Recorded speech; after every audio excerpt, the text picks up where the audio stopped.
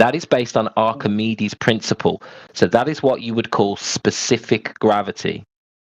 So if you're asking us, do we believe in specific gravity? Yes, that's what governs buoyancy and density. That's exactly what we would expect and what we can prove.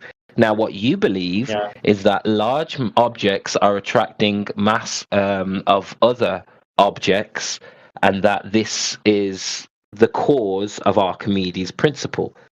Now, that's where you have a problem.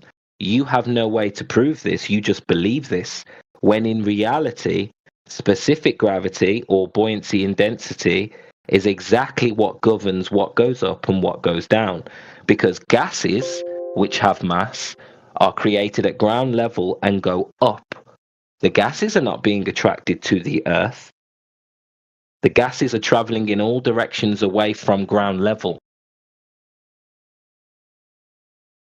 We're also not seeing any horizontal mass attracting mass when it comes to large objects like the pyramids, like large heavy mass buildings are not attracting dust and snowflakes, etc., etc. So you have no Yeah.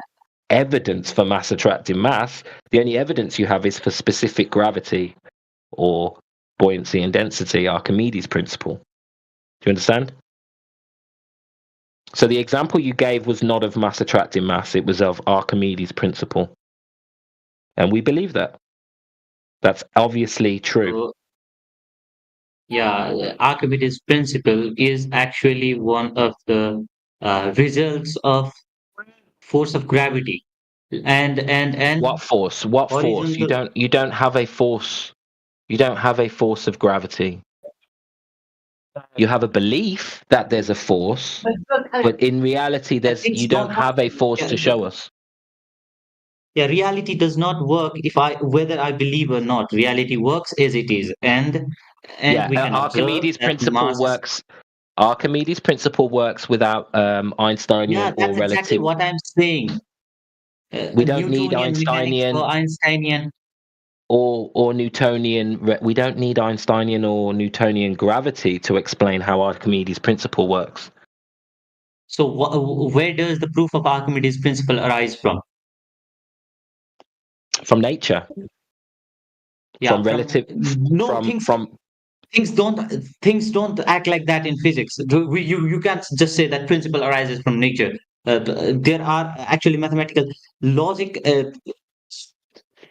Archimedes' principle, as we know it, only holds on the surface of Earth. If we move slightly up, or if we dig down, it will act slightly differently, because the force of gravity will be altered. And so another You point, can't prove horizontal any of mass that pulling stuff. horizontal. You can't prove any of that stuff. Yeah, that's why Any you're of this gish stuff. galloping. That's why you're gish galloping because you believe this, but you're struggling to actually explain it in something coherent. There's no logic behind what you said. Archimedes' principle is the buoyant force, right? And we understand the buoyant force to be related to the density of an object or the background medium. We know full well that things go up and down due to its buoyancy or density. So you trying to link Einsteinian or Newtonian gravity to this is going to be futile because we don't need it. We know exactly why things go up or down based on the buoyant force, based on the medium. The atmosphere is the medium. So that's what governs what goes up and down. No gravity. If it was mass attracting mass, then gases wouldn't be going up, would they?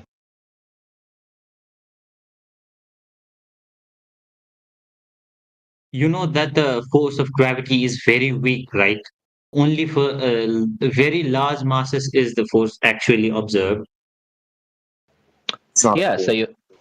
so you're invoking relativity and you're basically saying we have no way to prove mass attracting mass. I agree. That was my point to begin with. You don't have any way to prove large masses are attracted to other large masses due to mass attracting mass.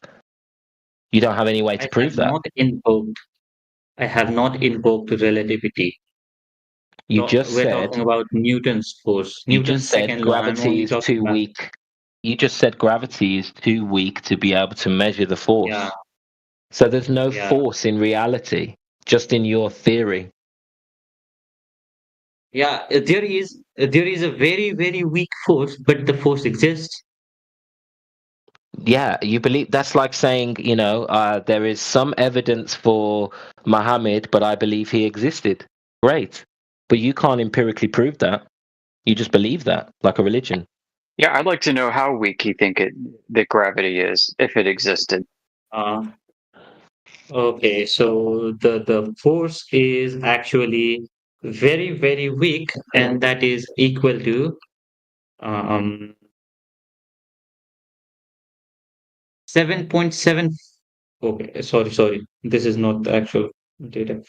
Mm,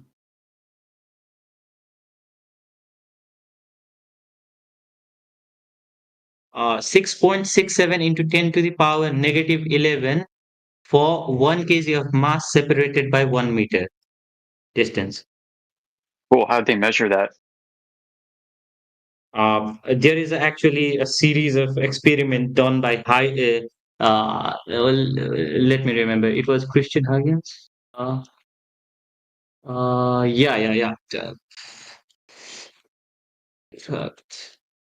Great poster. Huygens, I think it. Yeah, Huygens, I think. I'm confused on the name here. I mean, if you got data to support it, I'd love to see it.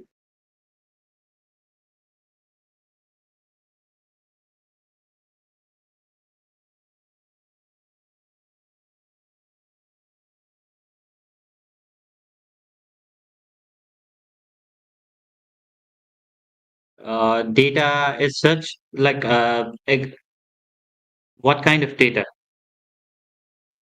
Henry Experimental Cavendish. data. It was Henry Cavendish in 1798, and he's yeah. Actually, you can look for the experiment.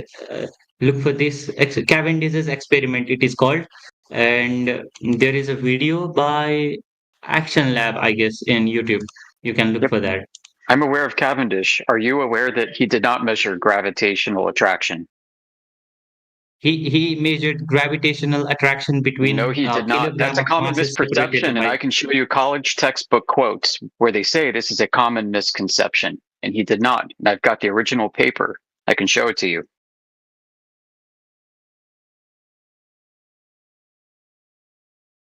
Would you be interested to learn, Uh, or yeah, just nah? yeah. Okay. I would be interested in that. Yeah. Okay. Hang on.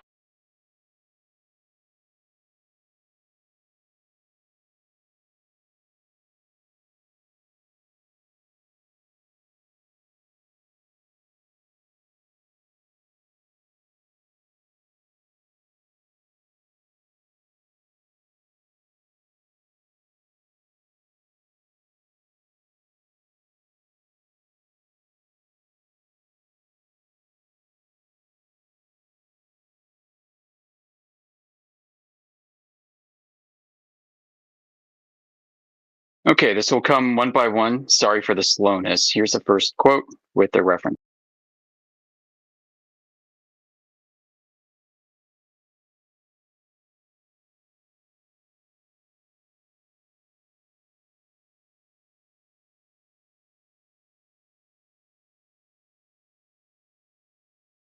All right, so what does it say? It says authors of all revised textbooks continue to repeat erroneous information claiming that Cavendish measured the gravitational constant. You can read that on ProQuest there in the link. Let me go grab another.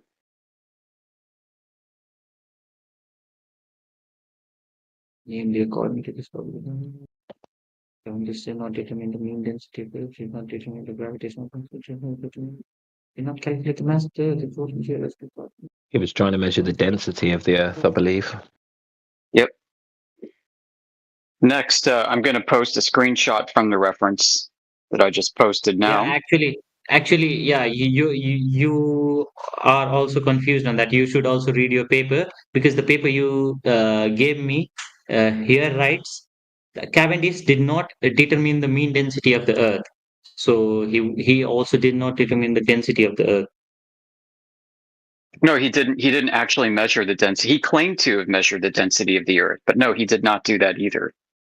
So the next link, okay? Repeated denounced error. All right, in the blue highlight.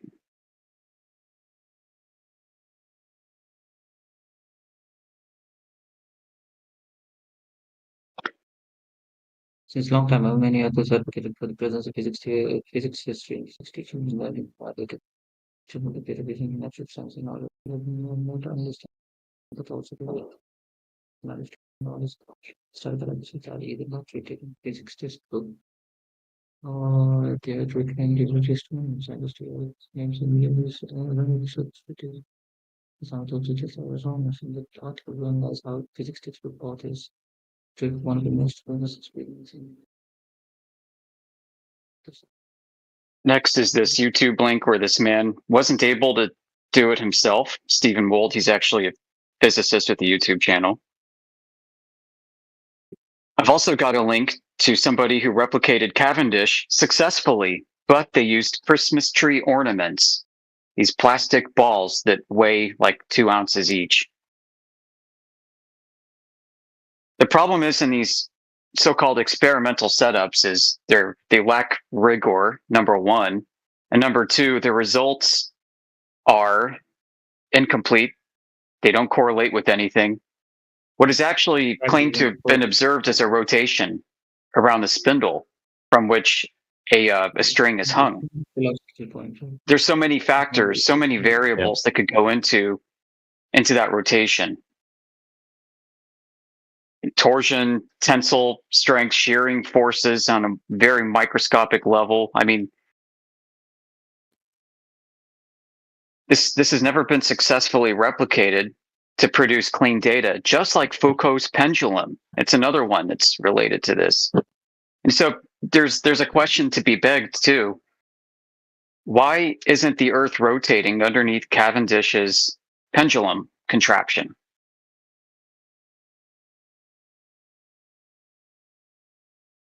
It's claimed to do it underneath Foucault's pendulum.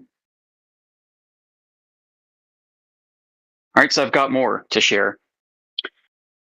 Let's see. This is from, grab the link. I'll post a screenshot.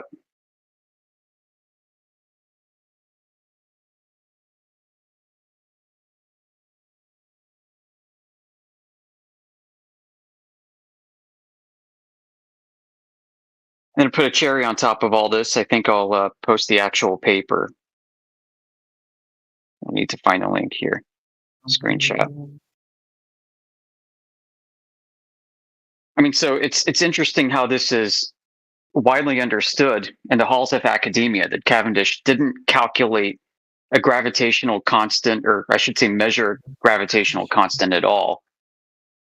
You know, but everybody who's learned about Cavendish in high school thinks that that is the case, and they go about repeating it. So you can determine the level of education of somebody who comes in here based off of the things they say and what they claim so boldly to know is true. It's just like when you learn about gravity in high school, they don't really teach you about relativity. They teach you about Newton. And then you get into college and you start learning about relativity, and the script, it gets flipped.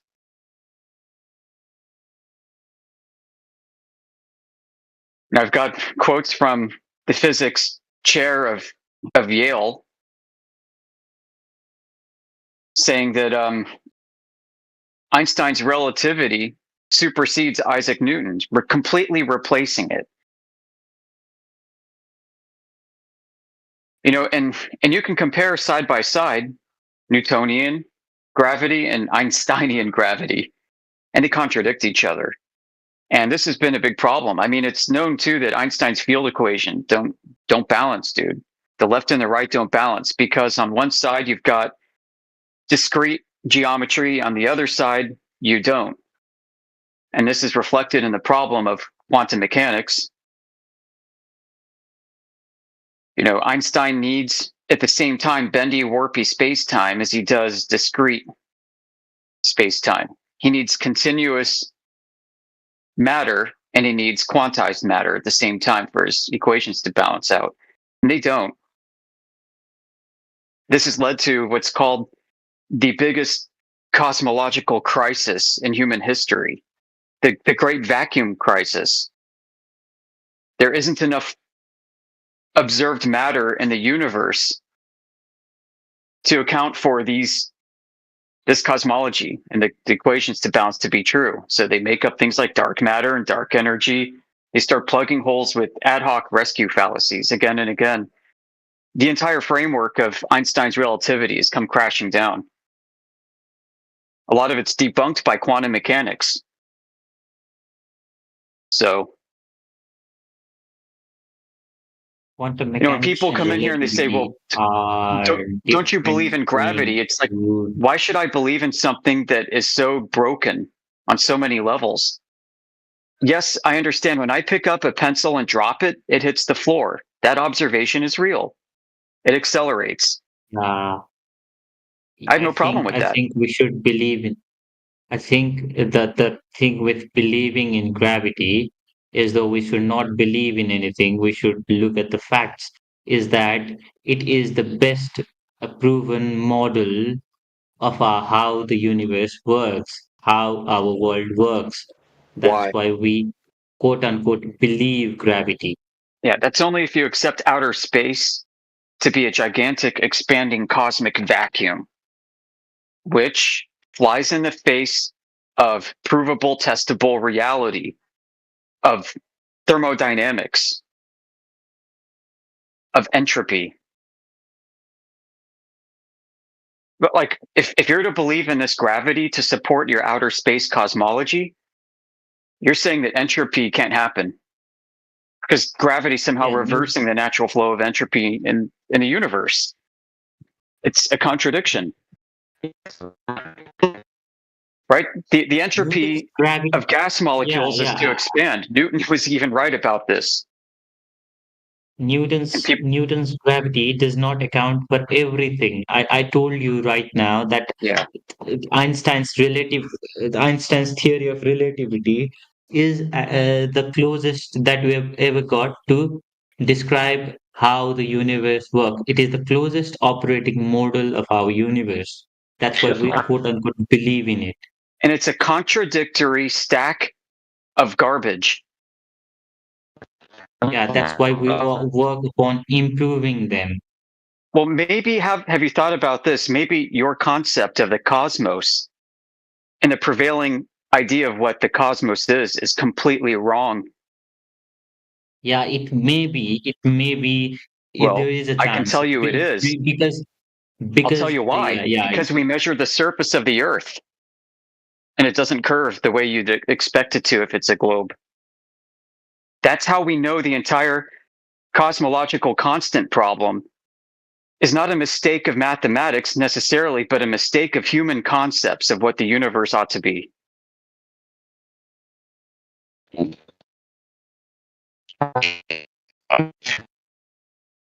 Roots are roboting. Or maybe I'm roboting.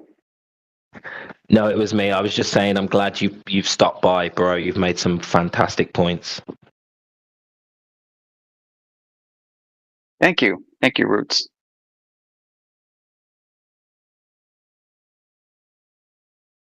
Oh, where do we go from here? Like, That's a good question, isn't it? I've been wondering that myself, my friend. Where do we go from here? I don't know. I mean, we're trying to talk to people, as many people as we can on the internet and in real life about what we know and what we can prove. I mean, listen, our community's been around about 10 years. Most of us here have been around much less than that. So this is an awakening of sorts. This is potentially the start of a new movement. And this is just the very beginning, and this is the grassroots that hopefully will spring forth new ideas and a new cosmology that is based on fact and evidence.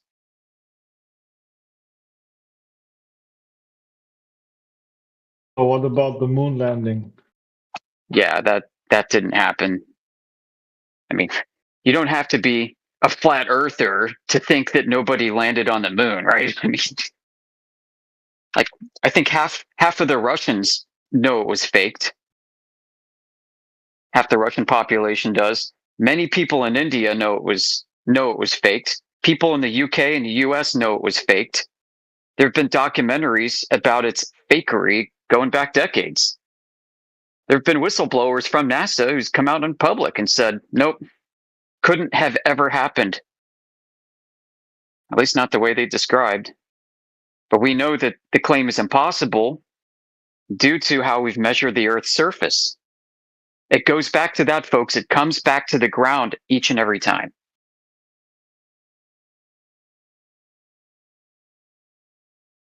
It's about logical necessity and consequence.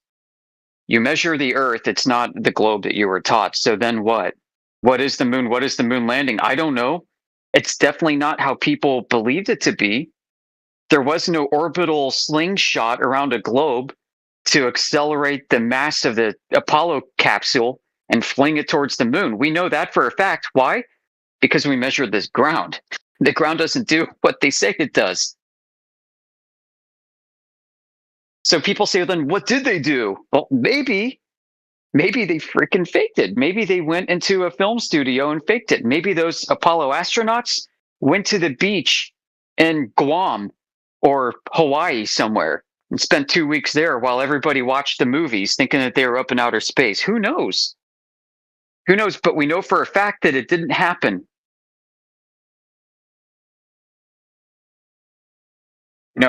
We don't have to provide an alternate theory to falsify another.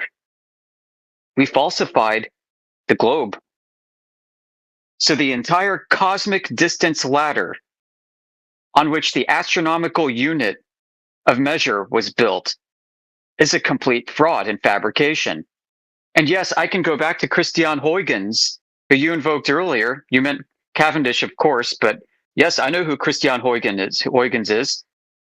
I mean, he's done a lot of accomplished work, most notably in the behavior of light and optics, I think. But I mean, he was also an astronomer and a mystic, and he basically derived the distance to the sun and to Venus using witchcraft, using mysticism, using an assumption too, and a flawed one, a failed assumption that goes back to Greek astronomy days, back to the day when Hipparchus gazed up at the sky at night and imagined that the stars were of effectively infinite distance away and had to be immense in size, and imagined Earth was a gigantic sphere floating in this mystic void. That's the genesis of all of this. The wonderment of the Greeks and their philosophical ponderings of what could be out there and what this place could be.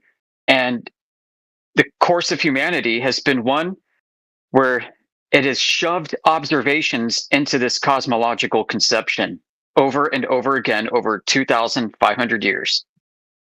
And it's been wrong the entire time. How do we know it's wrong? Well, again, we measured the surface and it doesn't do what they think it does in order for all of that to be true.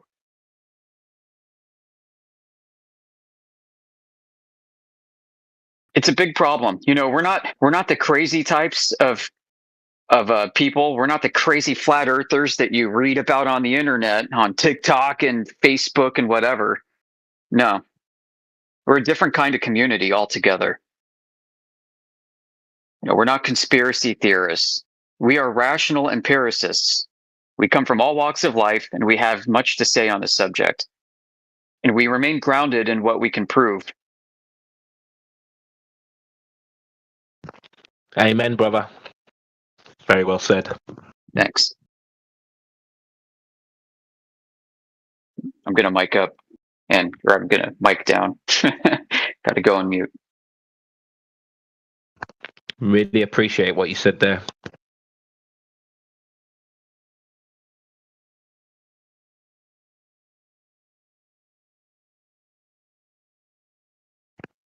So what do you So boys why say does to it that? matter? Why does it matter if we live on a flat or round thing? What's the Why does it difference? matter? Yeah. How did it get here? If it's not a ball that came from an explosion and it's a flat contained system, I'll ask you the question, how did the flat contained system spring into existence? What created it? I don't know. How many choices do you think you've got? Regarding what? To answer the question, you said you don't know. Now, how many choices to answer this question do you think there are? Yeah, maybe so. I just joined this channel, so I maybe God or like AI, overlords, aliens, or Okay, so all of those things are intelligence. So AI is artificial intelligence. Aliens, they would be intelligent. God would be intelligent. So the first answer is intelligence creates. Second answer is nature springs into existence all by itself, just like magic. You've only got two answers when you answer this question: how everything was created. yeah, and then you have to answer what created the creator, right? That's a No, ever no, loop. no, we're not going to go into a regression fallacy. We're just answering a question how the earth was created, right? That's the question. So you're asking why it's important. I'm trying to point out to you that, my friend, first of all, if you don't know where you are, then people can control the narrative and give you ideas that are false. Second of all, God obviously creates, my friend. One of the reasons why they potentially lie about the shape of the earth is because they get to give you a new creation story, either devoid of God or God isn't necessarily needed.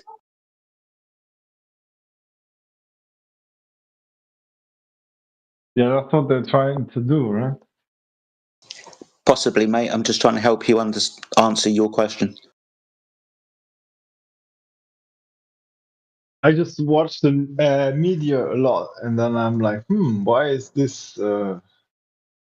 Why is nobody saying anything? Or why is it everywhere in the media? Like just be a little bit more evil or more animalistic. Media's Like control. that's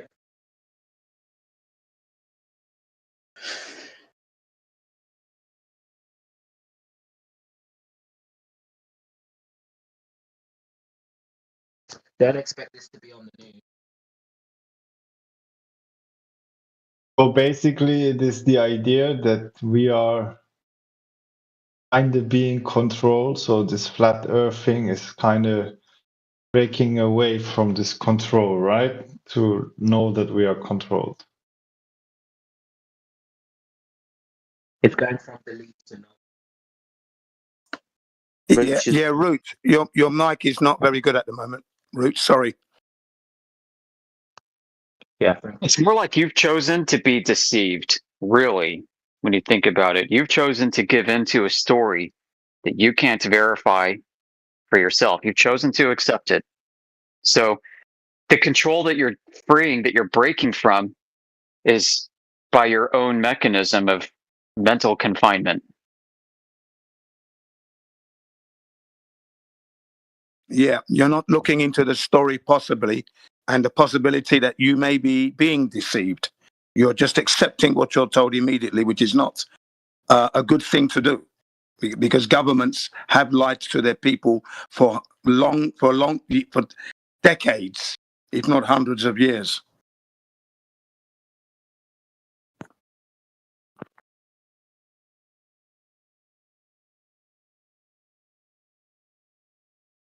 And also, go ahead. Is my mic better now? Yes, Yeah. it is, Root. Yeah, much better Yeah. now, Root. Carry on, please. Just responding to what he asked earlier, where do we go from here? Well, what we do is we get off the belief and the faith element of believing we live on a spinning ball. and we find a foundation, something that's rooted in reality. And flat Earth is that foundation. Flat Earth isn't a replacement cosmology. It's just the acceptance and the understanding that now you're going to use your own logical discernment to make decisions. You're not just going to believe what the news says. That's the foundation we start from.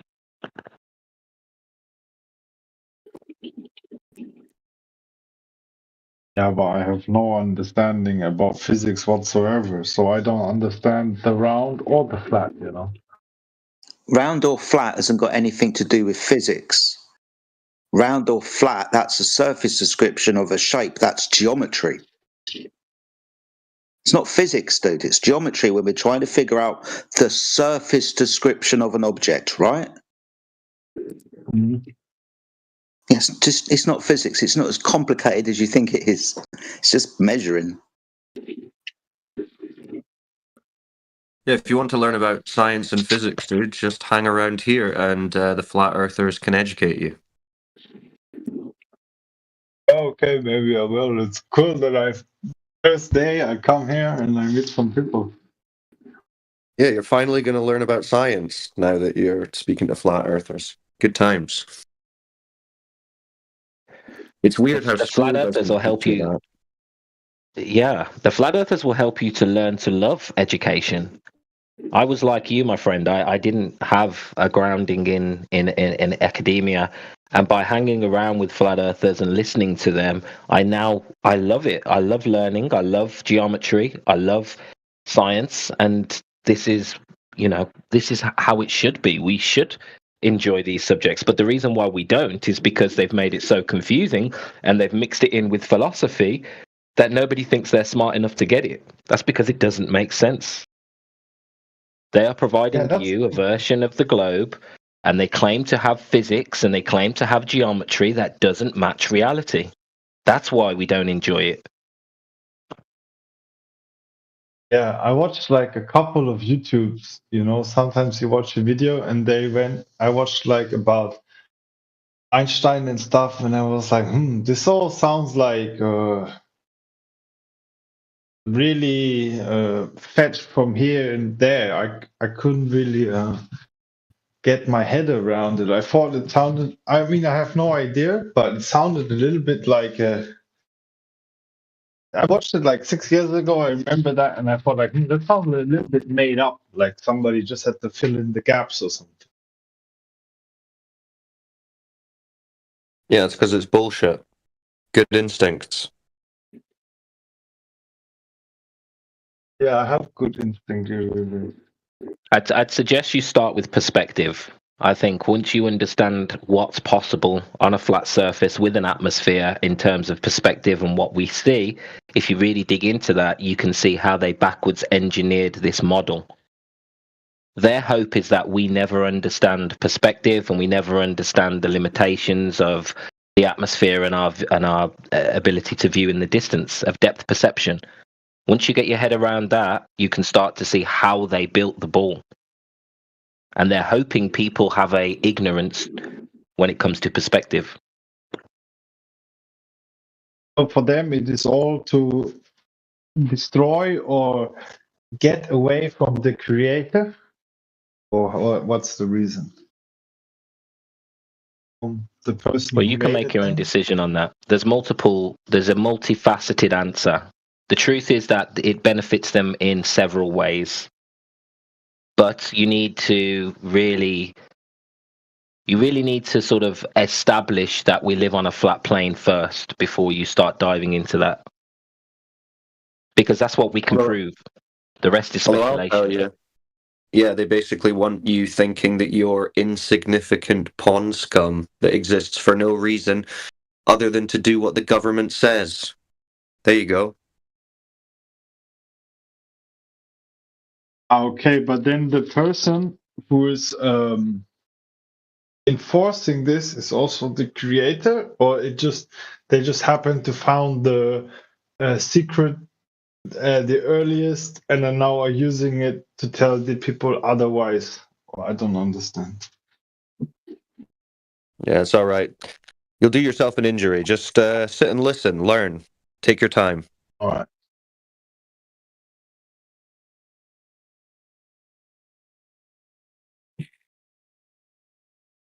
Yeah. So basically, those who lie, they lie for a reason.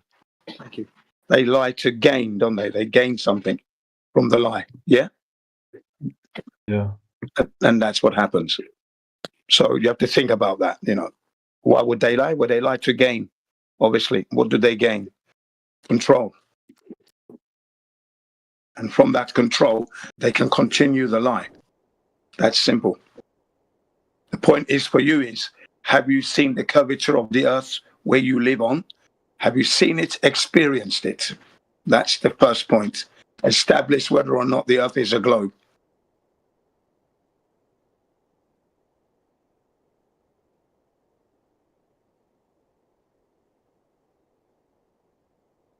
And the more you dig into the subject, the more you'll hear flat earthers' perspectives. Wolfgang, I think it's Wolfgang.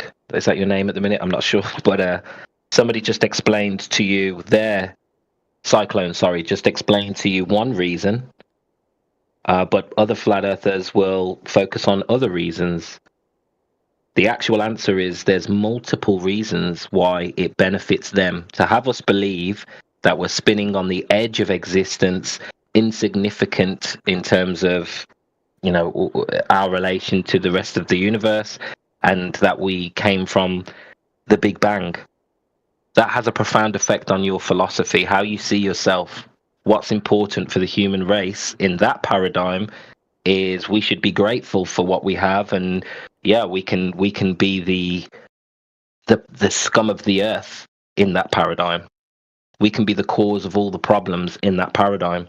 Whereas in a world that was created for us, that revolves around us, we hold a bit more significance in that paradigm. Or what about dinosaurs? Are they real, or are they also like why is the world not that old? Well, they found giant bones. Nobody's denying that. Do we have proof and evidence that there was a reptilian race called the dinosaurs that were extinct by a comet and we evolved from them? No. We don't have any evidence that a Brontosaurus or a T-Rex looked the way they did. But they put the bones together and they all sat together and agreed that could be a dinosaur. So we've gone with it and we've moved forward with no validation or verification. And if you dig into paleontology, they'll tell you, most paleontologists that are honest will tell you that they've never seen a real dinosaur bone. They only get to deal with replicas. So we're presented a story that fits the cosmology. It has to work in that sort of fashion. There has to be some sort of progression story to account for millions of years. Can we prove it? Nope. Do we know that a T-Rex existed and looked the way he did? Nope. But people think that it's true because of Jurassic Park and movies. Yeah. That's the first time I saw them in Jurassic Park.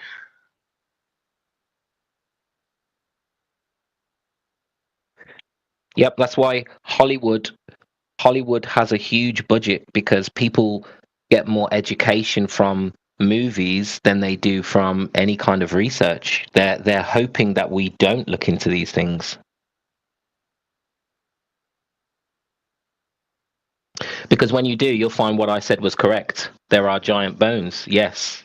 Do we have evidence of T-Rexes? No. We put those bones together in a certain way, and we don't even have paleontologists here to confirm they've ever seen a real dinosaur, or that the archaeologists found those dinosaur bones in anything like that arrangement. Not to mention all the fraud and hoaxes, the fake dinosaurs that were put together and presented and debunked, the fake pictures you see at archaeology sites. There's all sorts of fraud going on within paleontology.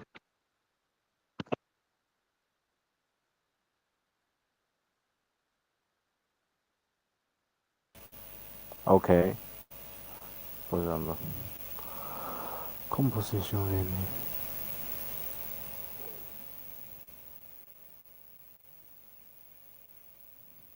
So let's bring it back to what we can prove.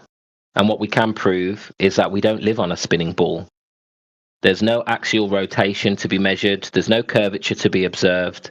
And the idea of space violates everything we know about the laws of nature. So why should we believe it?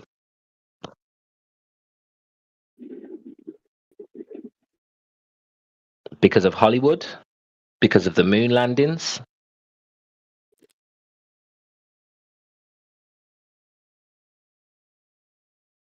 That's not empirical, that's not verification, that's not logical.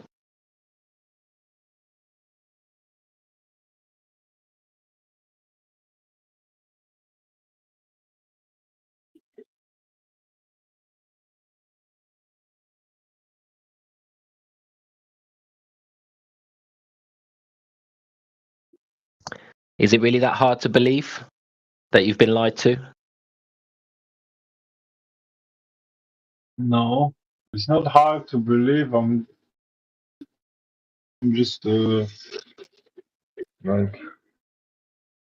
I'm still sorry, English is not my first language. Hindering or hathering on the why? Like, what's the difference if I live on the, like, I'm being lied to anyway, aren't I? If I'm living on a flat earth or a round earth, that's like where I'm at.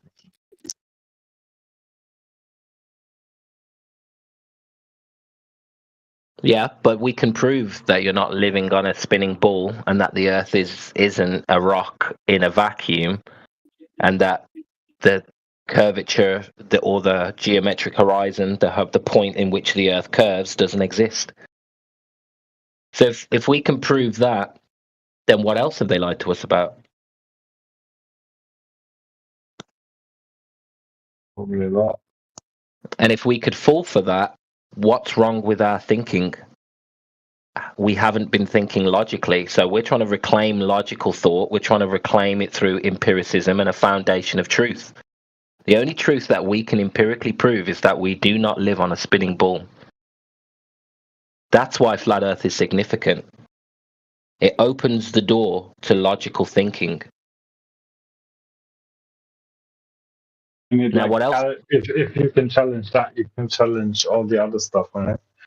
The Big Bang cosmology is gone, which means the story we've been told of how we got here must change, which means there isn't existential threats of comets and aliens and all these fear-based stories they push on us, global warming. All of this is now thrown into question. Evolution, the whole story is different to what they've told us. That's the purpose of focusing on flat earth, because it's empirical. We can begin there and we can root the logic, the foundation on that. That is true.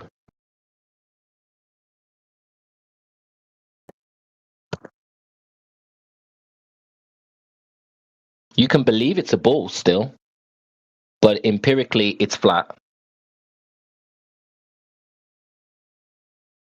That's knowledge.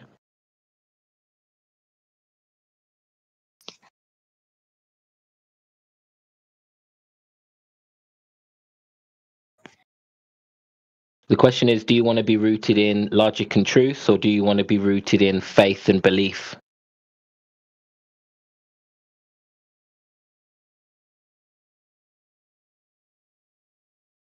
To be honest, it would be good to have a healthy mix of both, because I cannot explain.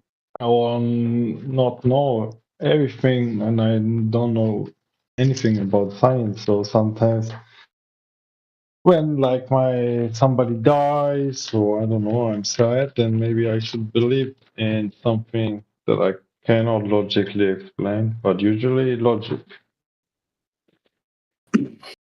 Yeah, you don't want to go down the road of trying to hold on to beliefs and then hold on to truths and try to keep it like that. No, that's not going to be healthy, because then you won't know your reality properly, will you? You won't exactly understand your reality. You're seeding yourself with lots of confusion. That's not good. You were given your brain and your senses to understand things. And like Root has just been saying, deal with what you can prove, throw away what you cannot prove. That's going to make you lighter on your feet, lighter on your brains, and you would just be living in the reality most of the time. Because you know it's not possible to go to space. So when they talk about space, you know they're lying immediately. You don't even have to pay attention to that. That's not reality. Switch off. No need. Or listen and laugh. It can be a sort of entertainment for those who know the truth. Yeah, we're not So telling what you you was this? can't speculate. You can still speculate, but you need to be rooted in truth to begin with. You can't start speculating from an assumption or from faith. You can speculate from a foundation of truth. At least you have something tangible to work from at that point.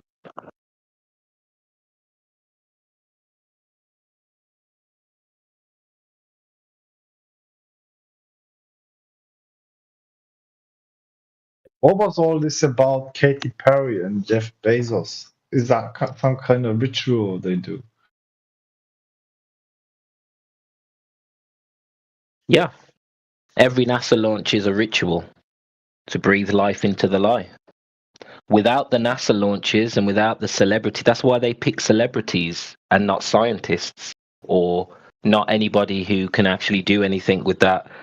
They will pick celebrities so that it makes the news, so that people's awareness of space is reminded that, yes, space is a thing. Without that, people wouldn't believe it. Without NASA, we wouldn't have this mess. I'm telling you. Well, there would. There'd be another space agency like SpaceX or whatever. But my point is, without that, there is nothing tangible to hold on to.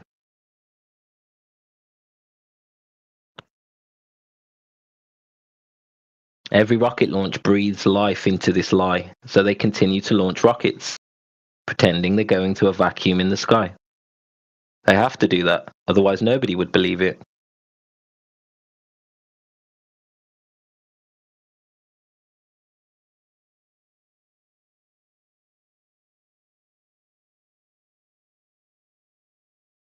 If I lied to you and told you that I worked for a certain company and you were my neighbor, and you saw that I wasn't leaving my house to go to this office that I supposedly work in, would you believe me? No. You'd have evidence that I wasn't going to work. But if I left my house every day at 7:30 and returned every day at 4:30, that makes it more believable, right? You just assume I'm going to the place I told you. Well, that's it. They're just pretending to go to work and returning from work.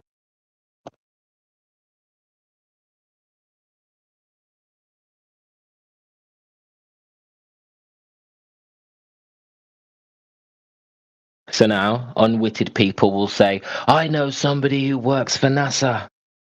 He goes to work. Of course, they go to space. Of course, there are galaxies billions and light years away.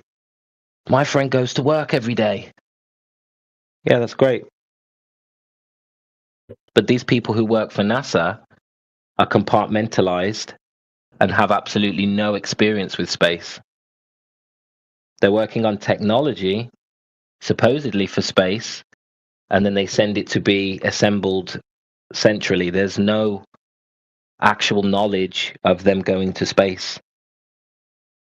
We have 23 astronauts, I believe, that have been to space. The rest of them have been in low Earth orbit. So what infrastructure, what network? 23 people have been to space.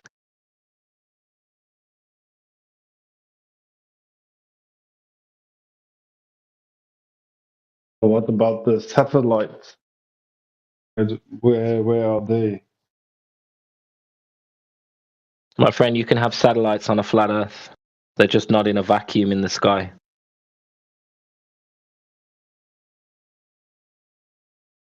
You don't need outer space to have a satellite system.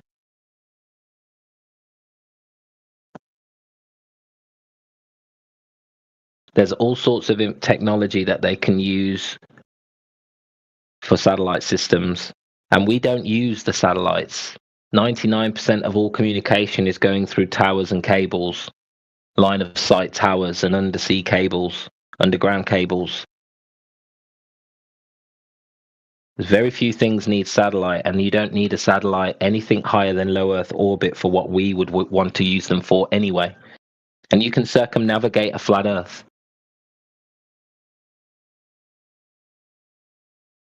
So my question is, what about the satellite system?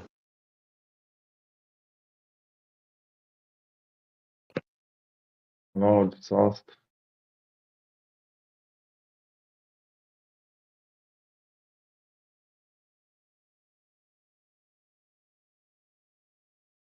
There's a good documentary to watch called Level, The Next Level, I think Another Level.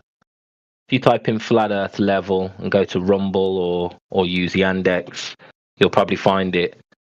That's a very good introductory documentary outlining some of the things we've told you, and a lot more. That might be a good place to start. Watch a few documentaries. So you don't use Google? Well, if you use Google, you'll be presented with the anti-flat Earth material, and it can be very hard to find good flat Earth material. But there are other search engines that will word search rather than regurgitate a selection of videos that are pre-approved. Yeah, yeah, Ruth. I've posted that image of the circumnavigating the flat Earth. Okay, show him that so he can understand. And I'm going to get him the other image of all the different types of devices that they use, like satelloons and drones. I'm getting that other image. Maybe you can help him understand that. Okay, so if you look in the side chat, I posted that flat Earth where you can go around a flat Earth without being on a sphere. He'll understand that. Okay, so you can understand how easy it is to move around the world without being on a sphere. Flat surface. Yeah, does that make sense? Yeah. Okay, good. I'm going to post another image just shortly. I'm just scrolling down to get it in my library. Yeah, but you can understand it's easy to go around the world and you don't have to be on a sphere to do that. Okay?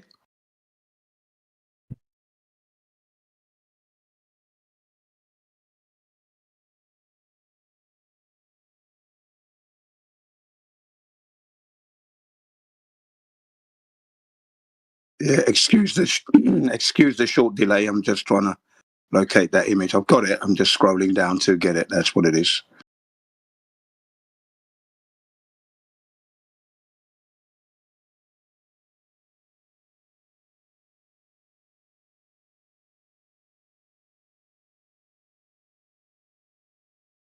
Ah, here it is. Good. This next image shows you the kind of equipment that is used in the sky that people are calling satellites. Okay, here it is. There.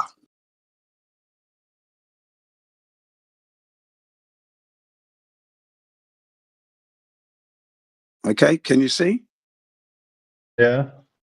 Okay, that's this technology exists right now, has been around for a good 20 years, maybe a little bit more. Okay, maybe even longer in some cases. So they've been doing this a long time.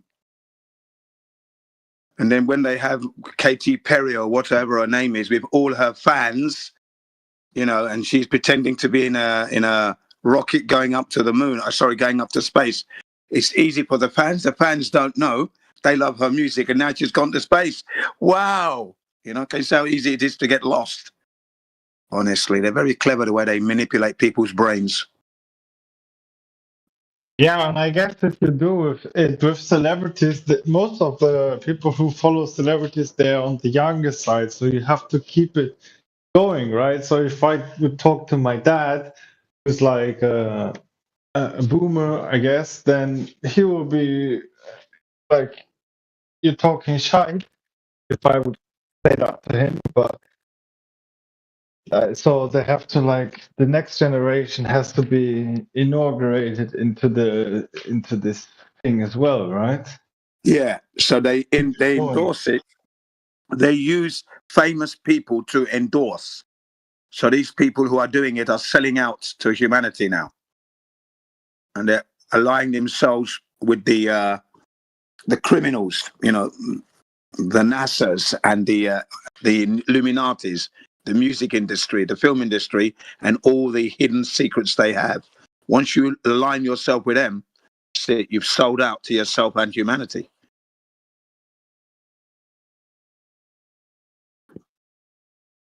And eventually, it eats away at the actor, the artist, the musician. It eats away at them. That's the thing about when you lie like that. It will eat into your psyche. You will go crazy because you're lying every day of the week. You can only lie every day of the week for a short while before you start to go mad. Such is the way God has created us. The truth is clear like glass. Yeah, the truth is clear like glass. And once you dirty your glass so much, you will want to see. You want to clean the glass so you can see the true direction. That's what's going to happen to these lies in the end anyway.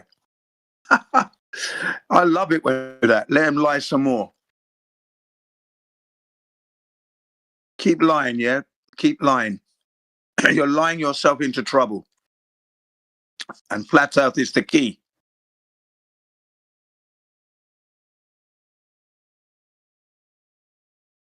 Yeah, I'll try and get you that film called Level because I've got it anyway in my collection. Okay, so hang on a second. Yeah, I'm going to put two in there for you. I'm going to put in Level and the other one, which is Flatten the Curve. So Flatten the Curve looks at the military aspect, the Air Force, the Navy, the flight instructors, jet fighter pilots, and they're all telling you a flat earth. They do not fly upside down when they go to Australia.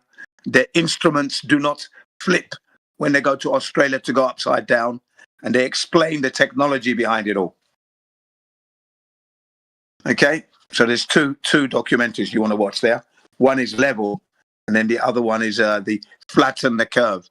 Both of them very good. Excellent material. Well, that would mean like north is the center, right? Well, north is the center at the moment, yeah. That's right. We are the center of creation. Everything rotates above our head. Everything. We are the center. We are the only thing with life on it that we know. We are the center. That's how God created it. That's important. Because when you realize that the stars and everything was created for you, you know there's a God. And when you know there's a God, you start to live life just a little bit different, a little bit better than you're living currently.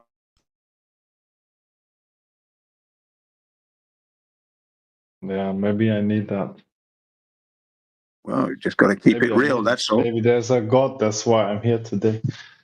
Exactly that. There has to be a God because this earth wasn't created by a big bang. We can prove that. And then you look at the seasons and the way the earth is regenerating itself. It's going to be here longer than you. His families are going to enjoy this earth, provided we don't ruin it. That's right, Jim. When you want to build a building, you don't get a bunch of supplies, put them in a pile, and set off some TNT. Yeah. Great point. Yeah.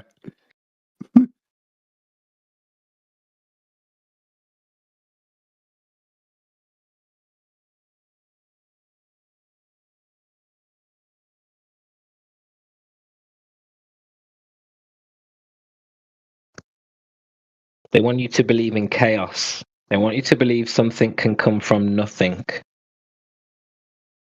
They're pushing chaos. That's what they want.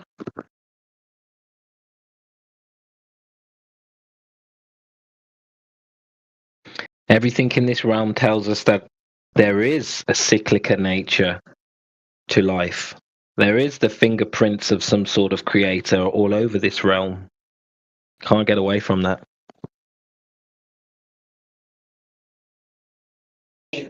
Kaçın.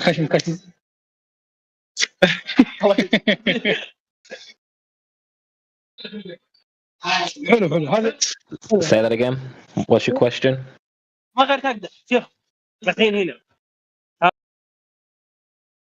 I think you're hot micing, whoever that is.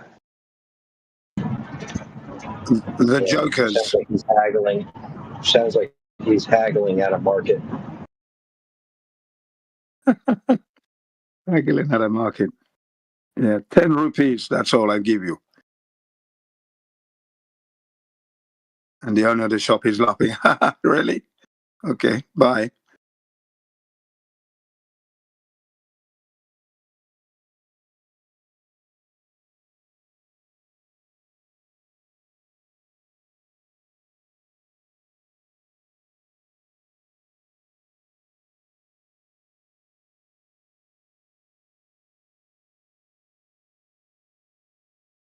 Here we are. Well, that's the sequel. Oh, never mind, and that'll do.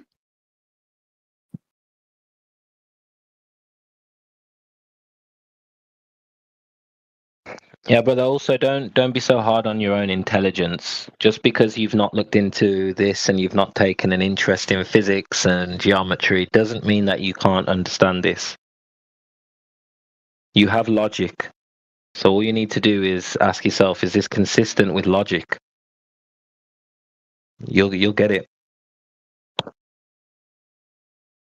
Yeah, I know it's a lot to take in because I never thought about it. I just create the Discord channel, look for English server, joined here, and heard you talk.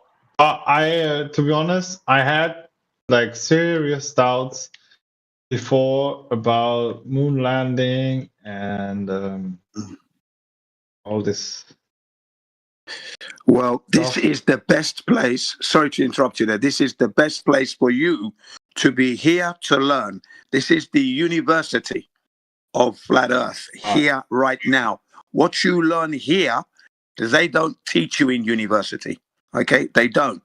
So when we give you these videos to watch, you are to watch them and then save them as a bookmark, so you can go back and refer to them and send them off to other people, because you never know how long we're going to be here for. So every minute you spend here, treasure it, and every piece of material we give you, watch it, because you never know when it might be removed off the internet. Okay, this is the best place. You can't go anywhere else better than here. This is the number one place. Flat Earth Central. This is it. You know, there isn't anywhere better than this. Go ahead. Did you always hear this channel? Yeah, we're all here. Yeah, 24/7. 24/7. That's every minute of the day. This channel is operating every day of the week, 365 days of the year. We don't close down. There's also other channels as well. We're in other servers as well. Yeah, but this is the best one. Oh, you mean, yeah. We're in other servers, yes. But this is the best one. Flat Earth. 24/7. Sometimes it gets very heated and stressful. People are being shouted at. That's only because they don't seem to, maybe there's, a little bit of a language barrier. So that could be my fault, let's say. But sometimes it's the most simplest thing and they're not getting it, or they're deliberately not getting it. And then that gets frustrating. But in general, the delivery is generally smooth and easy to understand. And the secret is, look at the material you're given, ask the questions, and keep asking until you understand. It's as simple as that, really. I'm putting in the documentary, 15 minutes long, about the communications cables that Ruth was talking about. Okay? That's a very good one. It's very short. So everything with Jin CBR1's name on it, watch. Otherwise, you're wasting time. Boom.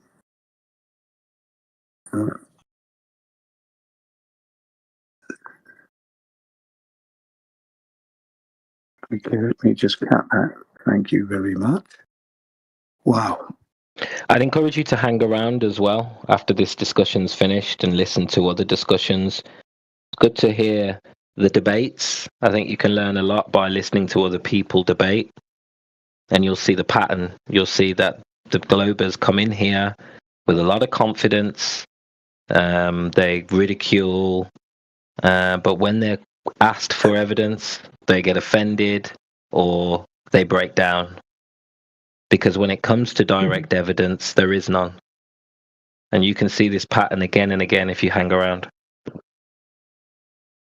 Yeah, to be honest, I had like a scenario like this with my dad. I can't remember what it was about, but I really believed in something and he believed in something else, and got into really, he was like, you are. I think at some point, I don't know if it has to do with age or with like how the person is wired, but I feel like some people, maybe they are, because I'm quite open. I'm quite an open person, open-minded person. But some people, they are like, they just flat out refuse to see the other side. Yeah, sorry to interrupt you there. I think when you're younger, you're going to be open-minded in a way because you are looking for information, knowledge, you're acquiring knowledge. Your dad has gone through a few decades of acquiring knowledge. Now probably he's getting set in his mind and his way, and he's starting to probably be closed-minded. Probably, I don't know that, but that could be a thing, age thing, could be. Okay, and then what we have to remind your father is that we must follow the facts, not your emotional content, and you've lived a long time here. What are the facts that you can prove? That's what you work with. That's the foundation, the facts.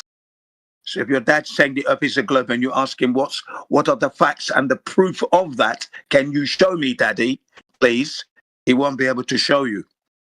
And then that's when the possibility of going into cognitive dissonance is a problem there, right there. If he does that, starts to shut up and fight back, push back against the fact that he can't prove his own globe. So we have to be very careful. It's tricky. Very tricky, that one, but you've got to always stick with the facts.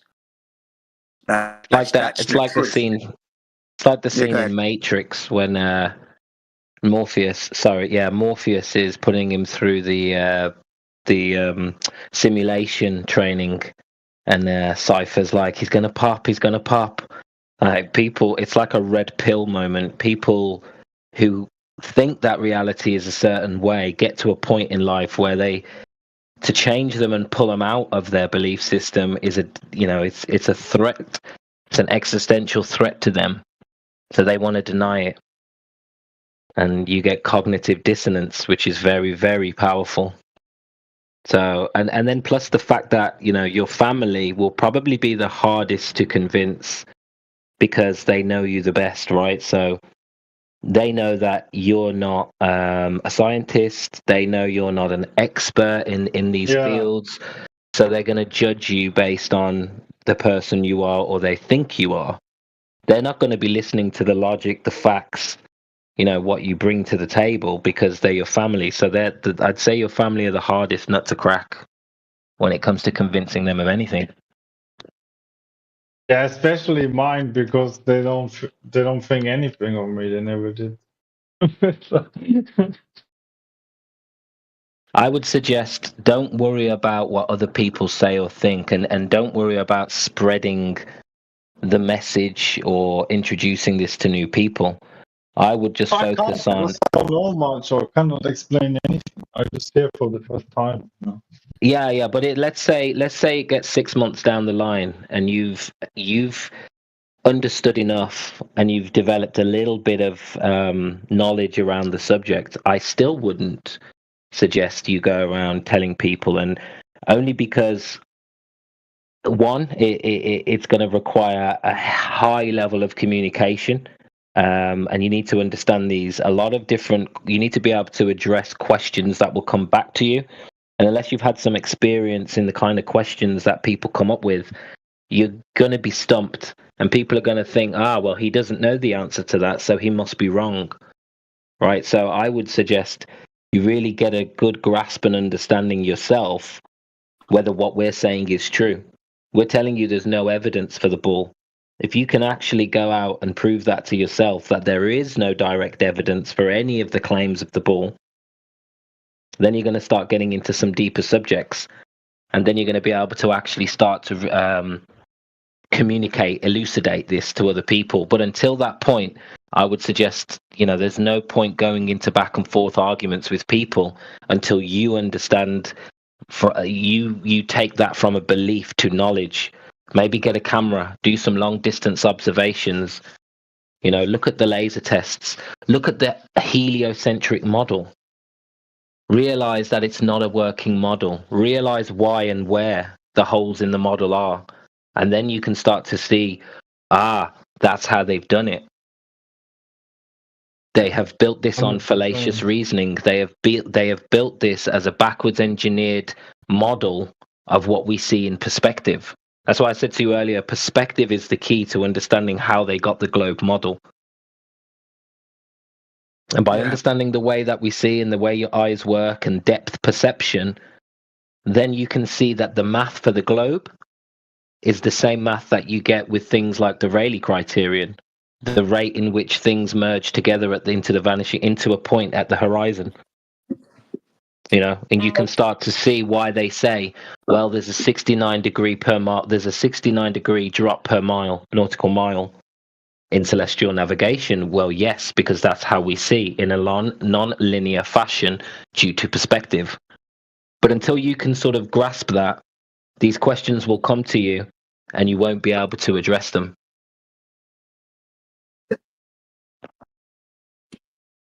Oh, yeah, I have a question. My mind's a bit all over the place when I listen to you. Because there's so much that before I saw, I once saw some channel, and there was a guy, he said that, for example, the Jewish religion, that it's based on the rings of Saturn, because apparently on Saturn there's a hexagon, I believe it was. I can't remember.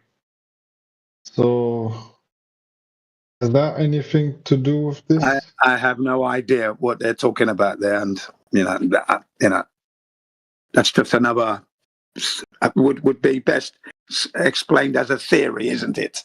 Really, the creator is only one creator. They talk about the cube system or something, and then I didn't watch the full video, but there's symbology. There's a lot of symbology when it comes to Judaism, trickles down to a little bit of Christianity and Islam as well. But there's a lot of symbolism around worshipping the stars and worshipping the sun, and it's another part to.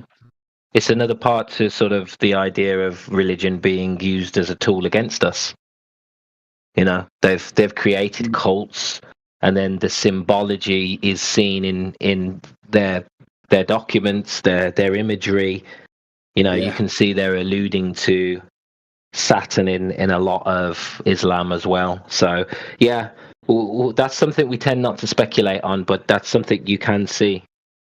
You can see the symbology. Yeah, they're letting us know that they're in control. That's all they're doing there. They're in control. They're very emboldened. I suggest that you just concentrate on trying to understand that you are not on a ball earth, and there's a system in place that's devaluing you, your family, and the earth. And you are a slave in that system. That's what you've got to wake. Stop voting for the government that is lying to you and your children. I was lucky with my children. By the time I became a flat earther, I had 4 boys. First one was born in the year 2000. Last one was born in the year 2009. So we've had 4 boys. Period, though, the children were exposed to nature's best. Canoeing, camping, mountain bike trekking, snowboarding, traveling around the world. So they had some experience of nature out there. And I did that deliberately because I felt that the military training that I got exposed me to nature in a positive way, even though I missed the flat earth clues there. Yes, but it exposed me to such a positive way. I wanted them to have that experience.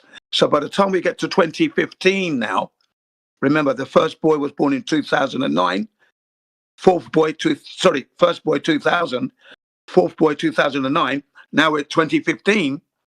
Yeah, 8 hours of watching flat Earth videos. I was upstairs like a bullet to tell the family, and the children got it immediately. The children understood. My wife wasn't really interested. That was the thing. 8 years later, she finally realized. 8 years. But the children, they knew immediately. Yeah. So I had an easy time, you know. So even though my wife purely, the reason for the 8 years was no interest. She didn't think it was important. Okay.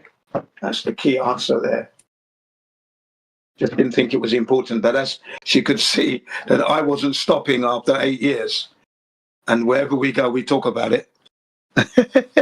In the end, she came around.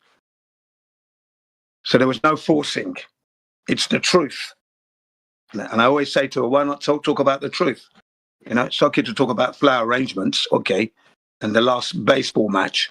Yeah, but also, what about the life that we're living that people don't even look at all your Japanese people, look at them. They all think they're living on a ball when they're not. Come on, man. Let's do. Japanese? And that's what I do. Yeah, I know. I'm an African. My wife is Japanese, yeah. And I'm living in Japan, yeah. Oh, okay. Born in, I was like, so I was born in London. Got to do with it? No, that's my I'm in Japan. So at least your brain is working. So I'm glad to hear you say that. So your brain is working because you did pick, Japanese, what's that about? Good. So you noticed something odd there. I'm in Japan, that's why, good. So I was very lucky to get this message across. But I'm having one problem with my youngest brother. Okay, my youngest brother, he's a devout Muslim. And even though I show him the verses in the Quran that states that the earth is flat, he's still adamant that it's not. So that's his own ignorance now. Okay, his experience should be telling him he hasn't experienced globe, but he's adamant, and that's fine. He's still my brother, mind you, and I'm still telling him about the flat earth because that's what it is. He's got to accept that. But there you are. But anyway, I posted 6 items today for you. You know, the 2 images, you know, the one with all the drones and the satelloons and the circumnavigation, and then 4 videos for you to watch. You should watch those and then put them in a save them, because they're some of the best materials on the internet at the moment. I've got better than this. You're not ready for that yet. Thanks. Yeah. I suggest you watch this stuff, because this is the stuff you're going to need from 2016, 2017. I've got all that stuff. Okay, when Flat Earth first hit the scene, there was some really good videos out there. Really good. I have those as well. They took them down, or? No, they're still available, but most people don't keep them. I've noticed that some of these flat earthers are not keeping them. They're in the archives here, luckily, but individuals don't have them in their collection. But Jin does. I'm like the keeper. I like to keep all that stuff. You are Jim. Yeah, Jin CBR1, that's me, yeah. I like to keep everything. Hold on to it as long as possible. And even when they take it down, I've been successful in finding it because somebody else is uploading. So I just search. Sometimes it takes me an hour, maybe 2 hours, but I find it again. So yeah, sometimes, yeah. I'm that guy. Yeah, that's good to have that nowadays, because everybody says, everything on the internet is forever, and then suddenly, oops, all the content for something that somebody doesn't like, who's powerful, doesn't want it on there, suddenly it's all gone, isn't it? Yeah, that's right. Yeah. Yeah. That's why I say to you, watch it and then save it, and then you've got it there. and then pass it on to other people.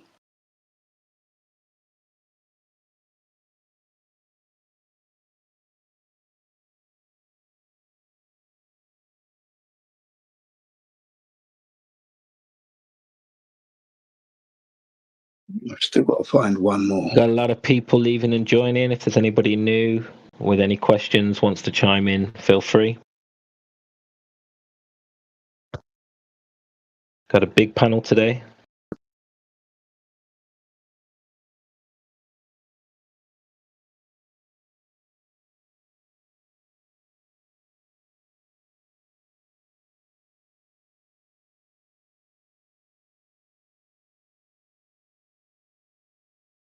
The topic of the room is, can you cook a flat earther? So can you win a debate against a flat earther? That's what we want to know today. Are there any winning globe arguments? That's what we're looking for today.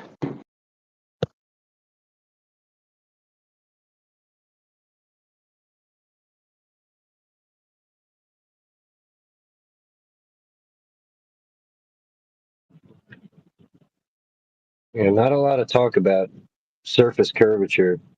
A lot of talk about other stuff. So, yeah, thanks for being here, everybody that's listening in. Thanks to all the members of the panel for taking time out of their busy schedules to be here to converse with the Globe believers, either in a verbal manner or in the text chat.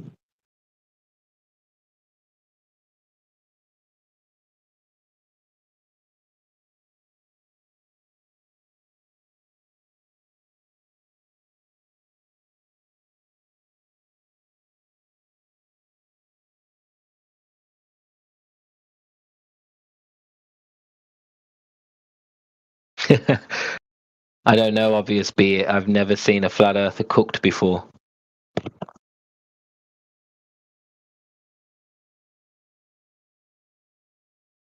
Not a real one, anyway.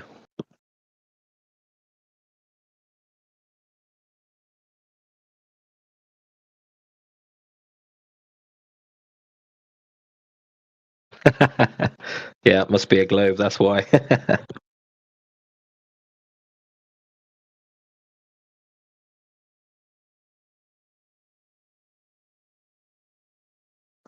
People who we haven't spoke to or I'm unaware we've spoke to, we've got Lurker in the chat, Lurker6609. Welcome to the channel.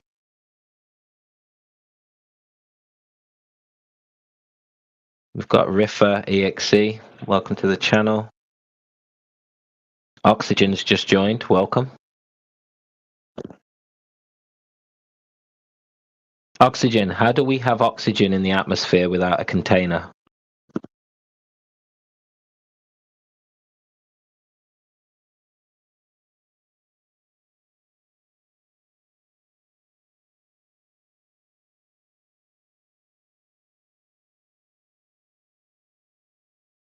Yeah, we need your participation in order to forward the conversation. So if you've got any questions, don't hesitate. Just don't be shy in that. Just ask the questions, because that's how we all learn. You know, you might have a question that we haven't thought about. You could be the one. Okay, Jen and everybody else, I'm here to cook a flat earther. What I need to.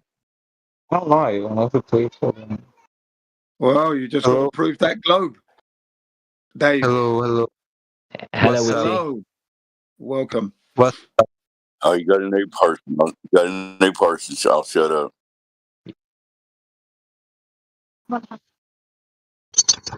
Witty, you've got Dave, Jen, and myself actively speaking on the mic at the moment. Did you have any questions? Yeah, I have a question.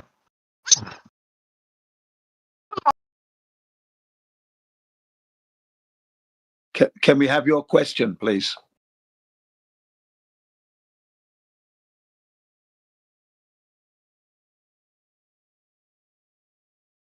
Say your question, sir. We're listening.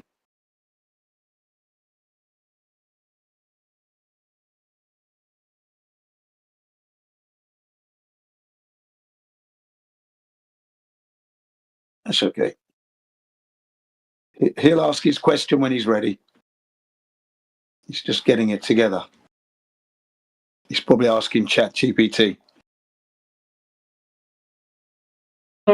So to cook a flat earther, all I need to do is prove. Oh, he's back. Go ahead, Z Carrot. What's your question? Oh, I don't have a question. I laughed because he said he's gonna ask ChatGPT.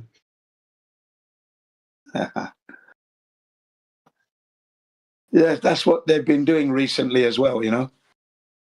They've been doing that. Inquiring from ChatGPT how to ask the questions.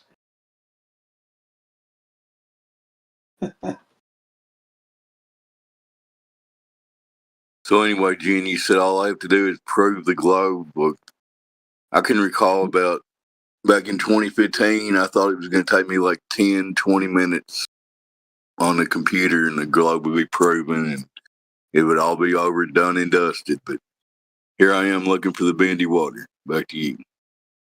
Yeah. I thought the same thing. I thought, well, this should have been done by the, you know what I said? This should have been done by the military. All they've got to do is fly from the south to the south, back to the north again, and that's done. Why haven't they done that yet? I checked. That's got to have been done. So I'm checking on the internet. It hasn't been done. What? I was shocked. The military, and it's all about world records. That should have been done by now. They haven't done that. Wow, they haven't done that. Yeah, we're definitely not a ball. Definitely not a ball now. Wow, just lies. Yeah, because I thought they would have done that.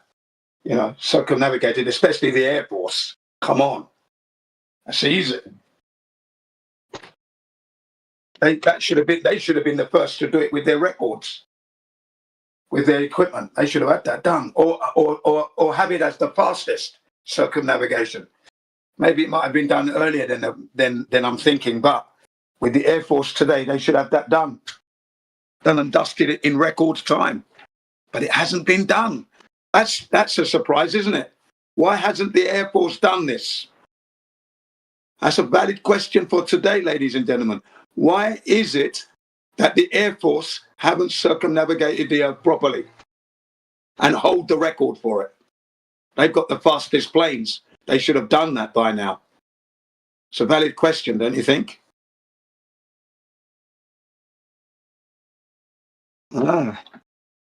Yeah, that's one of many valid questions that you come across once you actually investigate this subject. But, you know, there should have been stuff like the Navy going out in the middle of the ocean and measuring the drop over distance all around them in the water. Yeah. Doesn't exist, you know. But if you watch the documentary called Flatten the Curve, they speak out in that documentary. They say they can see their targets like 60 miles and beyond. And then they work out the curvature and say that they shouldn't be able to hit that target. But they see it, they say. So they do speak out in the documentary, Flatten the Curve, the Navy.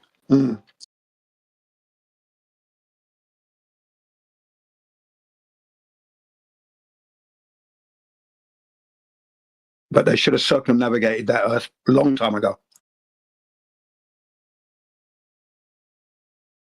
And it should be a yearly event.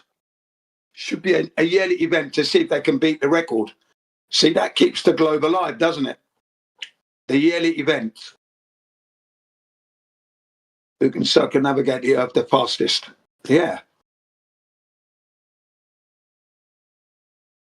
So do you think there is a coincider, or what it's called, like coincidence, that like Jules Verne and like John Locke was probably earlier, right? But that at the time of like talking about this heliocentric model, people also kind of started to move away from God in the Western world.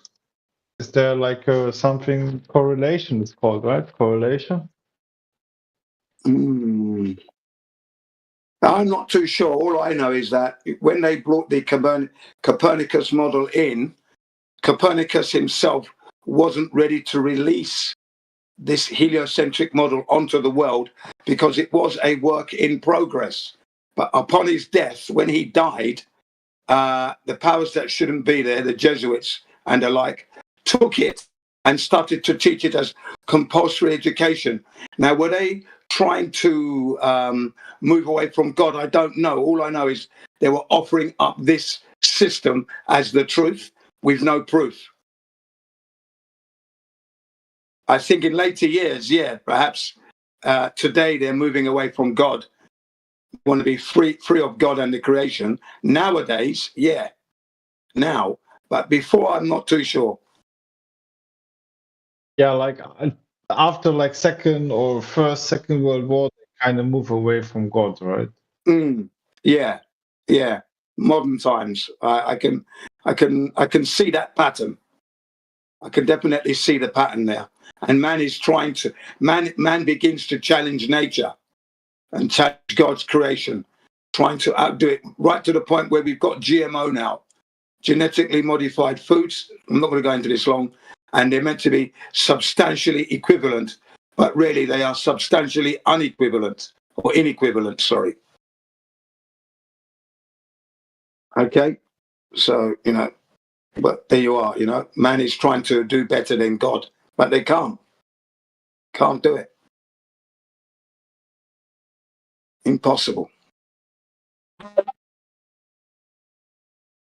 So yes, that very thing you mentioned, the idea of man moving away from God, and there are groups that are organized to dissuade people. Yeah, I agree with that. That's definitely a thing, and it's happening now.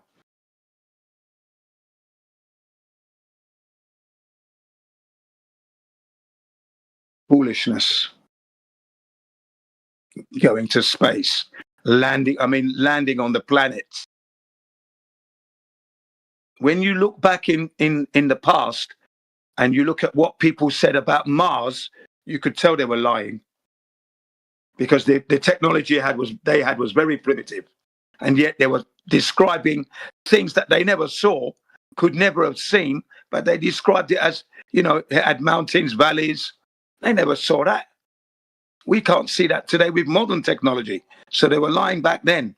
Okay. So man's ego was always there lying. And now that it's gone so far, now we're landing on these planets. Such is the lie now.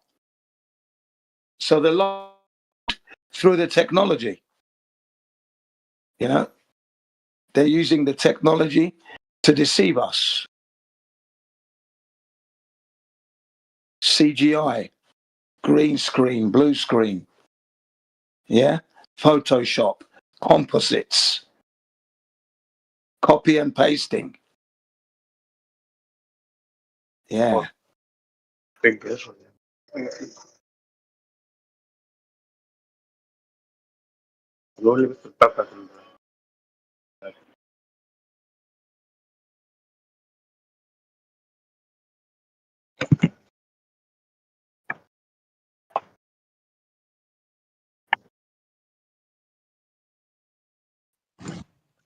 Yeah. So just to go back to what I said earlier on, yeah, I was surprised that the Air Force don't really hold the record for this circumnavigating the Earth. But another surprising one was that when you look across the ocean,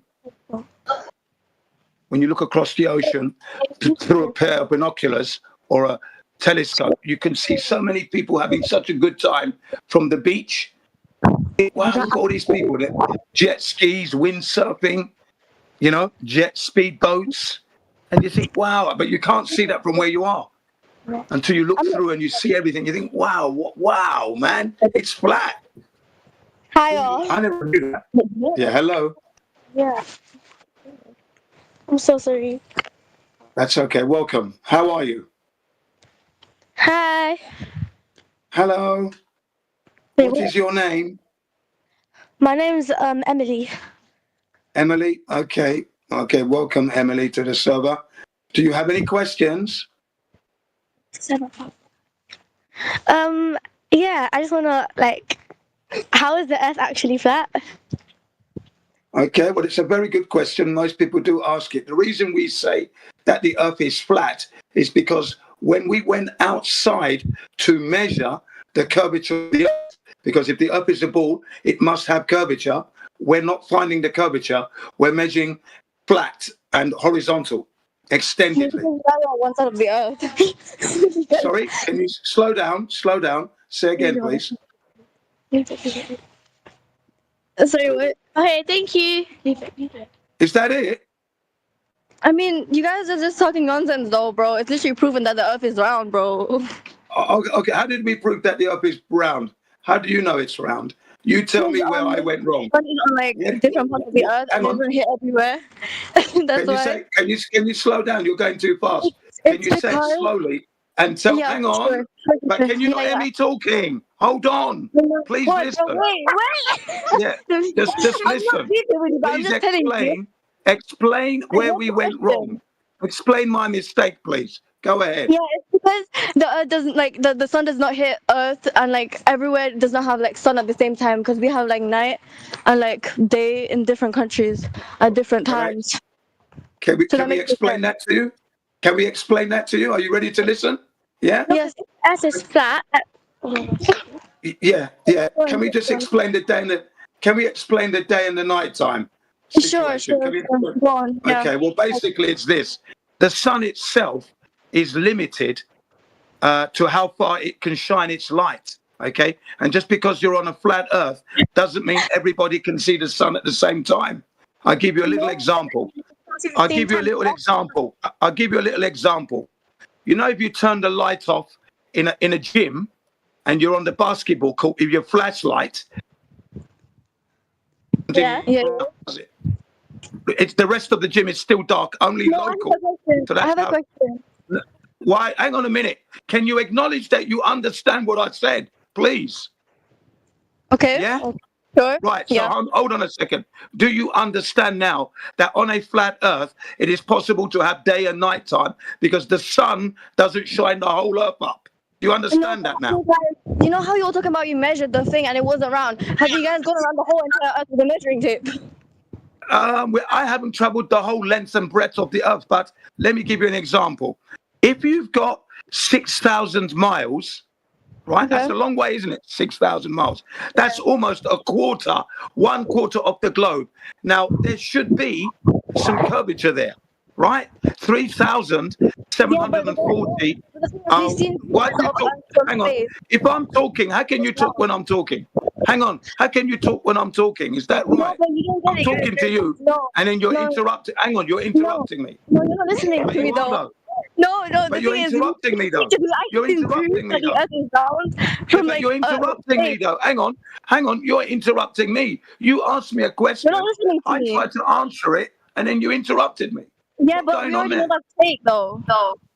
No, that's not right, is it? You asked a question. I'm trying to answer, and you've interrupted me twice to 2 questions. Yeah, I'm trying to tell you why I think that way. And why I know that's right. Can you not? It doesn't mean they deserve respect if they're disrespecting us. Like, if they're too stupid to close their mouths and listen, then they don't need to be here.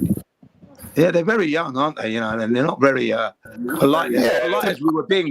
Fucking 15-year-olds, you know, you've been on the internet, so suddenly you know everything about the world. You've confirmed zero about it. I don't know why you're so angry about us taking over. It's not that deep. Shut the fuck up on about 15-year-olds. Look at how rude you're being. You're just rude. That's all. He's getting muted, dude. We're not speaking to 12-year-olds. This is an adult conversation. They're not speaking to 12-year-olds. Yeah, you can't come in and be that rude. That's disgusting, really. And we're being polite to you. We're trying to answer your questions, but you're interrupting because, you know, the answers are damning to your position. You're trying to defend it, but you don't even know your model at this point. Very rude. So, you know, I wouldn't even bother going there with him, Jen. Yeah, but it's the youth worker inside me. You know, I've done this for years, so I know these youth. I know how to get them. You know, because in the end, they've got to succumb to the truth, and that is they're being rude. You're not allowing me to answer the questions. Give it like 15 to 20 years of major mistakes through life. They might be ready for this conversation. Yeah, of course. Yeah, they're very young at the moment. They think they know it all. But I always quieten them down by, you see, here in Japan, right, when I'm talking to the youth, I say to them, I'm 63, you're 10, you're 15. So in this short time, you can know more than me? Is that what you're saying? And then they calm down. They just calm down like that. Just levels them out. Okay, yeah, you cannot know more than me. Exactly. So let's try again, yeah? Bearing in mind that you don't know more than me. So just stick to what you know, what you actually know. Okay, and what do you know? Nothing. No, we're just going to keep them on Yeah, mute. they don't know anything. They're carried by the smartphones in their pocket. If you took their smartphone off them, they're literally the dumbest generation to ever exist. Yeah, you're absolutely right. I would agree with that. Yeah, thanks, Wolfgang. Yeah, you're in control there. No problem there, mate. I understand what you're saying. Yeah, because they were being very rude, weren't they? Especially when they started throwing out F-bombs. Wow. Wow. Maybe they don't know how to have a proper discussion, because it's usually like, maybe in their group dynamic, it's like who has the better clothes or speaks cooler or is more fit. So they will usually listen to that person instead of like just, oh, you have this to say, I have this to say. You have this to say, I have this to say. Yeah, That's very usually how it works. pretentious. Very pretentious and very, very, what's the word I'm looking at? Pretentious and artificial. That's it. That's what they're doing. That's their behavior. Yeah, they don't have genuine interest, I think. Yeah, my children, I brought my children up not to follow the fashion trends.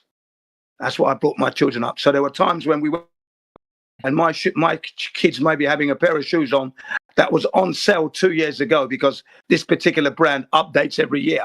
And one of the kids out in the park said, Daddy, that boy's got a pair of shoes on from 2 years ago. And then I said to the kid's dad, the shoes are still working, aren't they? And there's value in old things. And then the dad understood what I meant.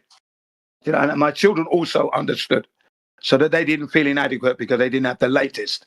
I said, there's value in old things, yeah? Okay. Don't throw away a thing because it's 2 years old. The thing has quality, has time. You've used it. It's still working. Do you need a new one? Is it broken? Right. So it's still working. Let's keep going then. When it's broken and your foot comes out the other side of the shoe, I'll get you a new pair. Well, the thing is that the only power that we wield today as people really is the power of consumption, since we live in a world where everything is owned by big companies. So if people stop like buying the latest iPhone, the Apple stock will go down. Or the same with like Adidas or Nike, doesn't matter really. Like if we stop, or if we deliberately choose to stop buying all the shit all the time, then those companies are going to lose money. But they want the young people, because they're the easiest to manipulate. They want them to like buy this stuff all the time. Yeah, I was aware of that from the word go, mate. I grew up that way. I had to make my things last. So that's followed me all through my life, and I've downloaded that to my children straight away. I said to them, when you grow up, need less, you'll be richer. Okay? Need less. Don't be needing, yeah? Reduce your needs and you're a rich man. That's what I kept saying to them. And don't use good money and buy bad junk that you don't need. Yeah, that's a good way of putting it. Don't use good money to buy junk. Yeah, that's what I said to them. Because you work hard for that money, yeah?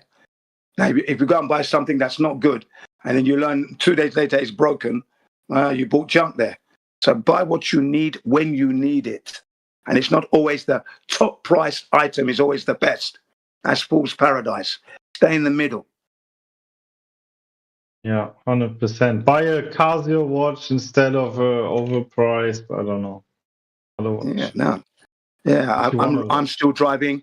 I'm driving a car from 1996. It works like a dream, right? It hasn't broken down. Do you know what I mean?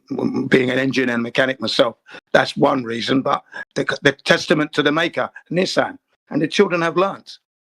You don't always have to have a brand new car. Even though we did buy a brand new one, we bought an L Grand. Yeah, we have that as well. But my car's from 1996. All right, you know, and they learnt a lesson. The newer car broke down more than the old car. So yeah, you know, it's just how you bring your children up and what values you install into them. But it's interesting that you are from like the boomer generation, which was the generation who has like the most capital to give after like Second World War. Like I guess your parents or my grandparents, they were it was quite easy for them to make money because a lot of things had to be rebuilt, right? Yeah, or like absolutely. Also the like industry took off, and my mom, she traded in her car for 300 today, and I kept saying to her, don't do it, like the engine alone is worth 1,400. But I think like that generation where their grandparents or where their parents got some money, they kind of have lost a little bit of sense towards the money. I think they've lost the sense of the value of money. Yeah And the value of items they have. I'm the man that will sell you your car. Yeah. I'm very good at that. I was so angry with her because I said, man, just give it to me, I can repair it. She said, no, you can't do it. I said, oh, find somebody or have a look at a YouTube video. That's how people used to do it, right? So she sold the whole car for 300, and I was really angry with her today. I was like, don't even trust me to do it. Why? Yeah, throw away money. Yeah, my wife is the same. Yeah. My wife is the same. That's what I said to her. Don't do when it comes to buying anything. Make sure I'm with you so you don't waste money. Fuck. Bloody annoying that is. Because the Japanese, they just throw money at it. You know, they just throw money. My grandfather would have never done it. He would have never done something like this. He would say, oh, we can repair it somehow. But the next generation already, oh, I got some money. I will just sell it and buy new. Yeah, that's what my wife likes to do. And I stop her every time. I say, no, we don't really need that. And then one day we get a thing to do that. Yeah, we got a dishwasher. A dishwasher came into the house. I didn't ask for it. It's in there. And it lasted 2 years only because 2 years later, we had the tsunami hit, right? And the machine, it fell down on the floor. Now, I could have repaired it, but I decided not to because I saw this dishwasher as a way hot water, and it wasn't cleaning the plates as good as me or my wife. Hand is better. So I didn't repair it. I just let it go out the door. Sit. Don't want that thing in the house. It was and you have to buy the special soap as well. So your outgoing has just increased. Special soap for this dishwasher. Then you've got to get the, put it all in, plug it in, electric, hot water, and it's using more water than you would use normally, taking much longer. What a waste. Just a complete waste. And it doesn't do the job better. It doesn't. Yeah, or do you know about it's like these plastic parties that the women used to throw together?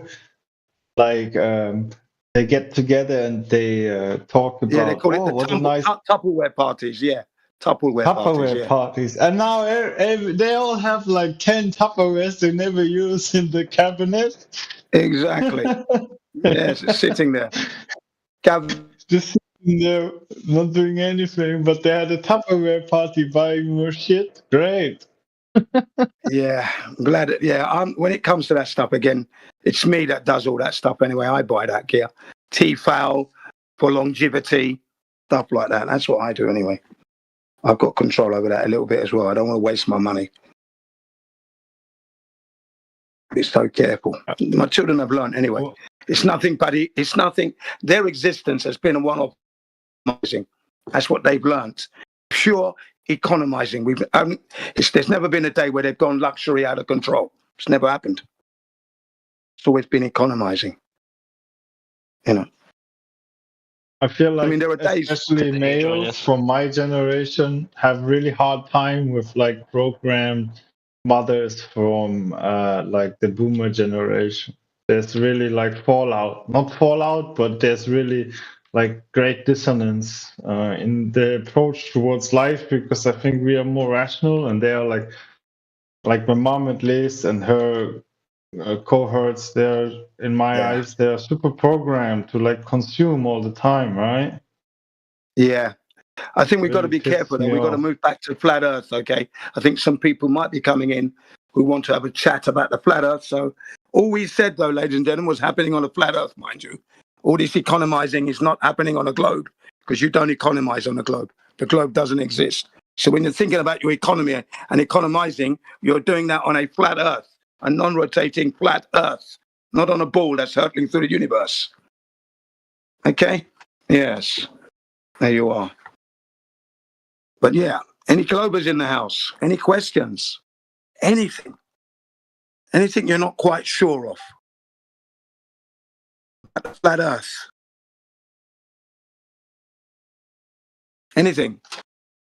Topic of the room is can you cook a flat earther? So do we have any globe winning arguments? That's what we're looking for today. Why do we know it's a globe?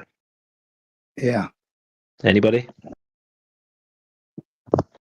Just one argument will get the ball rolling. Yeah, I did that 3 days ago. Yeah, I asked that same question 3 days ago on another server, and no one answered. I said, the fact that you can't answer means you don't know you're on a globe. Do you understand that?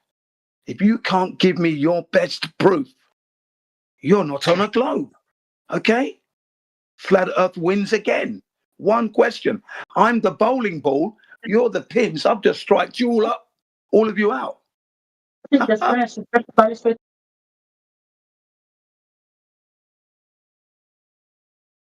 Yeah. Can you repeat that, please? All I go is, I didn't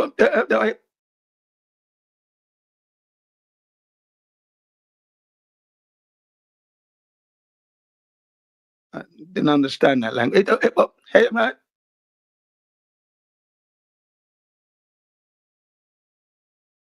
Yeah, technology is funny when it goes intermittent, isn't it? But yeah, I asked that question to the Globers, and they couldn't answer it. Not one of them. Different server, but they couldn't answer. It was like, yeah. So do you understand that? You don't know you're on a globe then. Yeah. Then one or two of them started to get a little bit lippy and cocky, but I said, that ain't proving you're a globe though, are you? Can you prove your globe now? Go ahead. After all that crap, can you now prove your globe? Still can't, can you? There you are.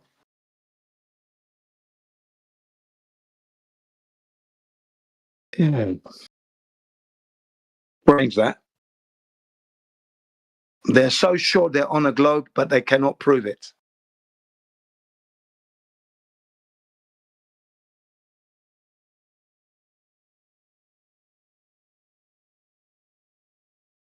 I think the biggest embarrassment is that they don't even realize they don't even know their own model. And yet they're defending it vehemently, trying to.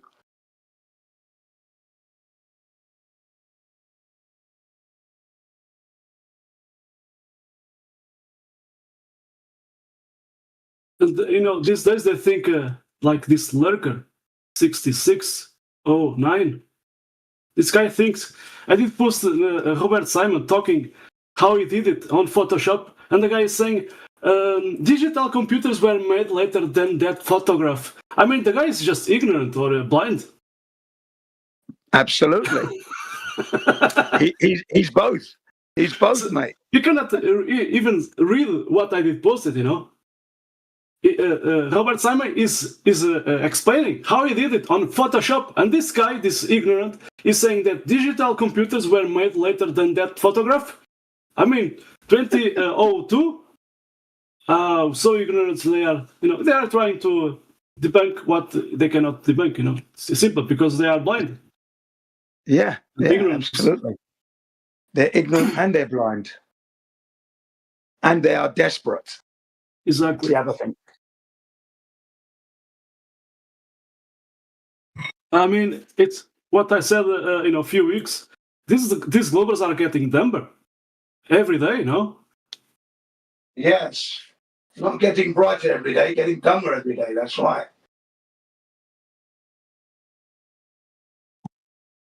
Yesterday, I was at politics with some of us here, talking, and Brenda did join in, She likes to, she or he likes to interrupt. And I was asking, can you prove that curvature? And she said, I don't have to prove anything. So she was making claims, but she can prove the curvature. I did post the Black Swan, and she was talking about refraction, and I was asking, yes, if you account until the first all rig, if you just want to account that, that's 26 times larger that radius.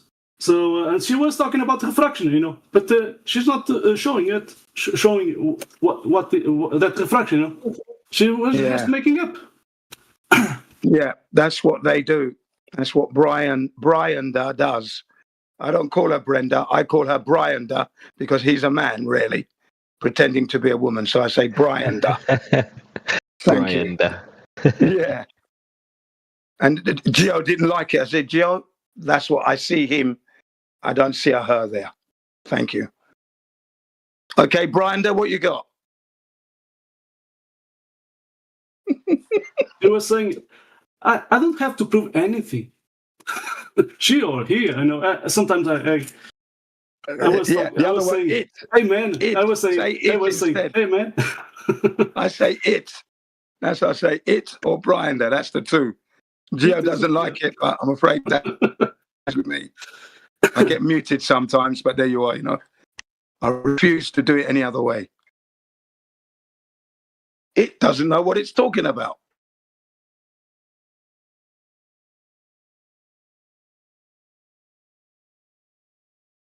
Yeah. And then I asked Brian, you're going to have children, are you?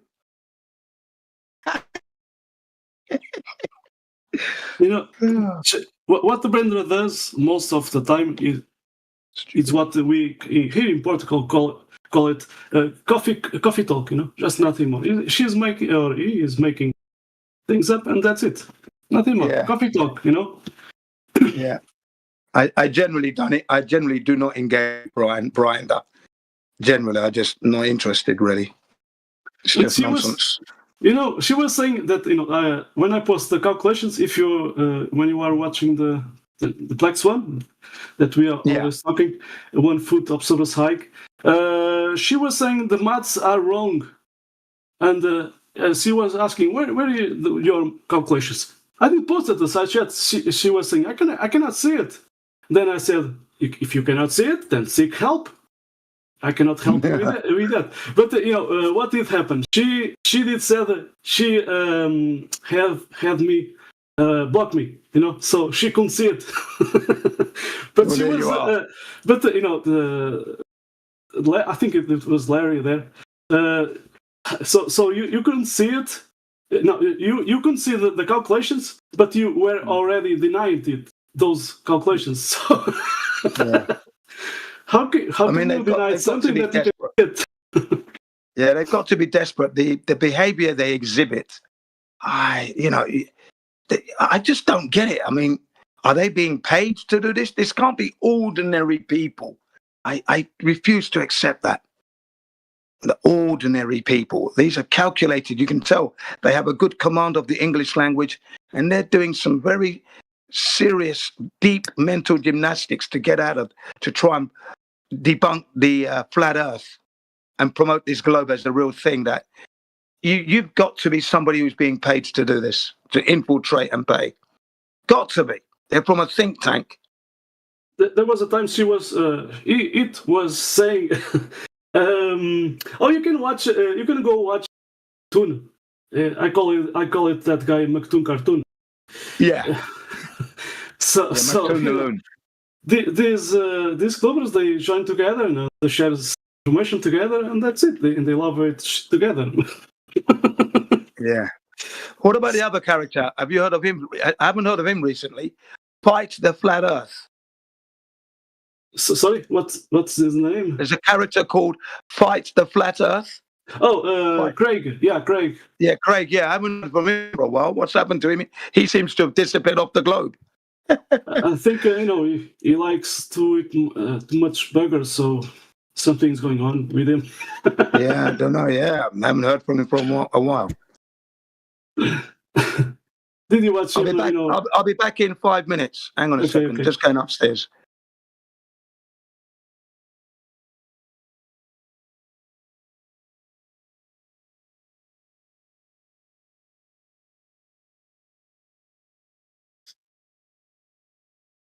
Where are you guys from? I am from Flat Earth, stationary Flat Earth, but I'm from Portugal, next to Spain. Yeah, I went to Portugal 1 month ago for the first time in my life. It was good. Awesome. Did you enjoy the weather? Good weather? Yeah, weather was super good. Only 1 day of rain. I did the Camino, Okay. It has to rain sometimes, the agricultors, they like the rain. Yeah, sure. But these days, August, it's too much hot going on. We are getting this. The hot people waves. were super nice. Oh, thank you. Yeah, They're we really try nice. our best. I remember obrigado. Obrigado, thank you. Good. Did you know that in history 500 years ago, we and the Spanish we were doing discoveries, navigation in the oceans, and those guys were flat earthers. It was normal, flat earth at that time. It was normal. It was accepted. It was the reality. They were dealing with it.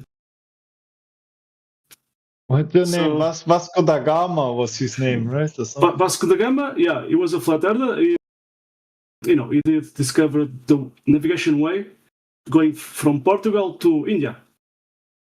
But the Spanish guys, and we were getting success with the trades, getting spices from India to sell to other countries here in Europe. But the Spanish, they were jealous.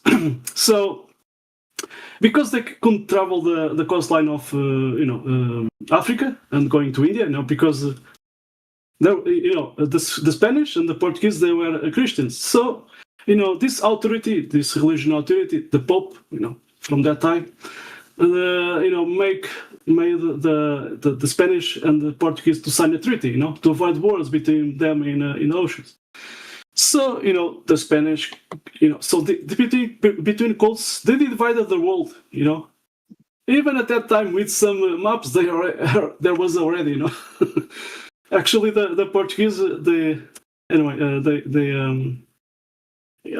were not. This is not from me, So this is from some historian guys.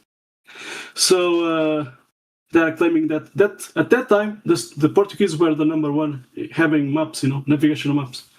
So so the Spanish guys, they couldn't go to India, so they have to figure out another way to go to India. So they did contract a flat earth navigator, Vasco da Gama. Fernando Magalhães. You guys call it Ferdinand of Magellan. So this flat earth, Ferdinand of Magellan, he was a flat earth. He did learn how to navigate on flat earth because he was a Portuguese navigator, but he had no job at that time. So the Spanish, they decided to contract this guy to figure out another way to go to India. Just go around. So yeah, the guy just found another way, and he had stolen some maps, So he had already some knowledge where to go, But he had to figure out, because at that time, even those maps, there were parts that were incomplete. But the guy just found another way to go around. That's it, like going around an island or a house. So that's it. Yeah, I know the Portuguese. They are really known for their seafaring operation. Exactly. But nowadays, not so much, I guess, anymore. Oh, we have a military wood ship. It's called a Sagres. Let me get some information. So they, they take students and they go navigate in this wood ship. Let me see, Sagres.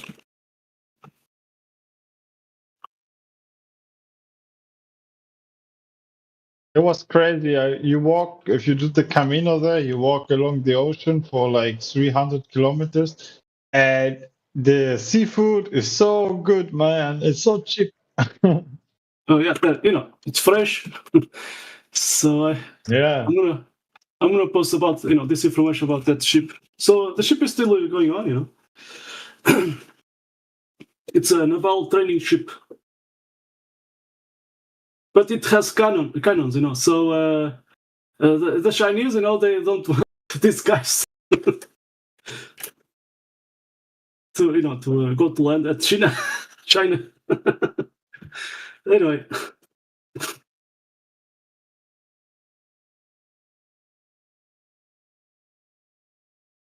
So they are still, they are still teaching, all the navigation way in this ship. I would love to, to go there if I have the lucky sometime one day. They are teaching people how to use the sextant and astrolabe and other old techniques, navigation techniques. Mactoon, now we have a global. His name is Mactoon. I call him Mactoon Cartoon, because it's a joke. The guy is claiming that celestial navigation is not possible on a flat Earth. When in history we have flat Earth navigators doing that, doing navigation according to flat Earth. So the guy is just an ignorant in history.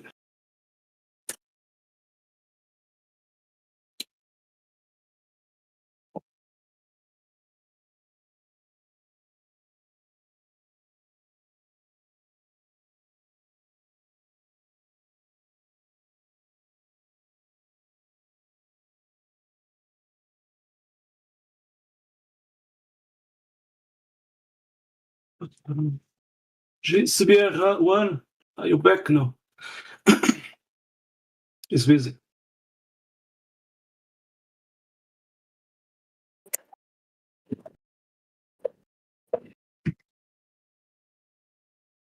Hello, bro. Hello. Welcome. Where are you from? I'm from Portugal. South of Europe, next to Spain.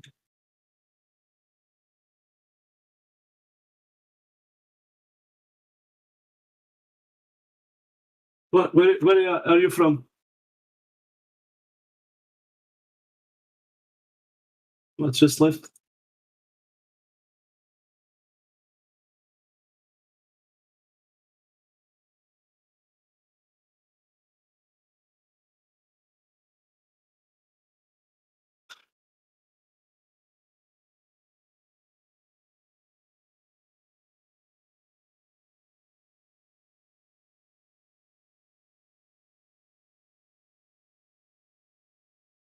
Who's the flat Earth mods? I don't even know. Let's see. We have let's see. Flat Earth mod, yeah.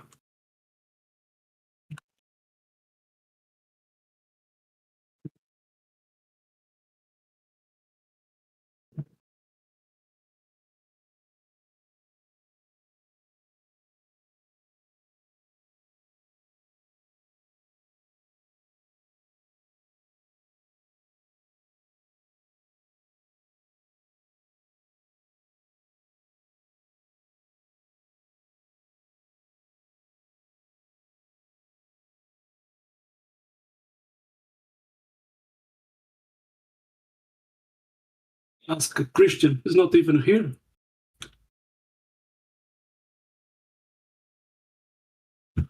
That guy.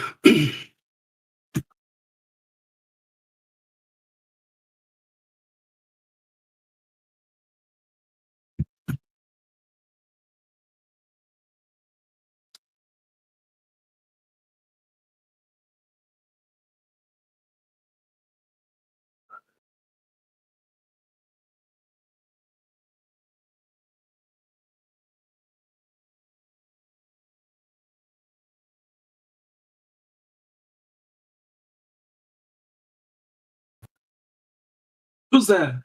Welcome. Shell? Don't be shy. I don't bite.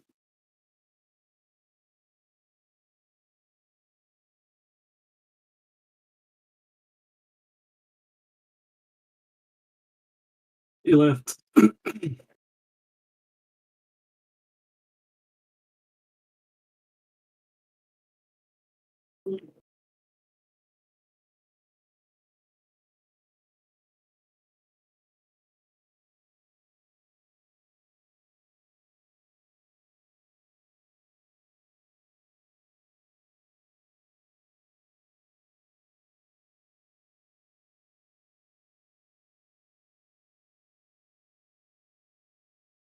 The other guy's gone, has he?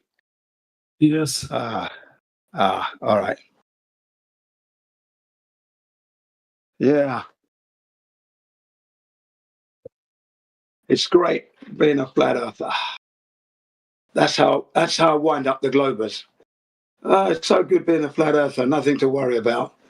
No need to worry about the comets, the asteroids, and the meteorites hitting Earth, ending our lives. That's not going to happen. Yeah. It's never happened.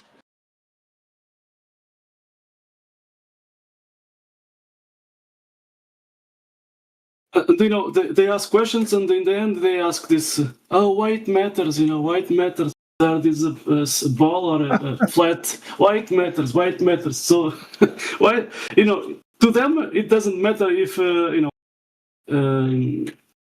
if they wake up to a truth, Yeah. Maybe they prefer to living a lie. So.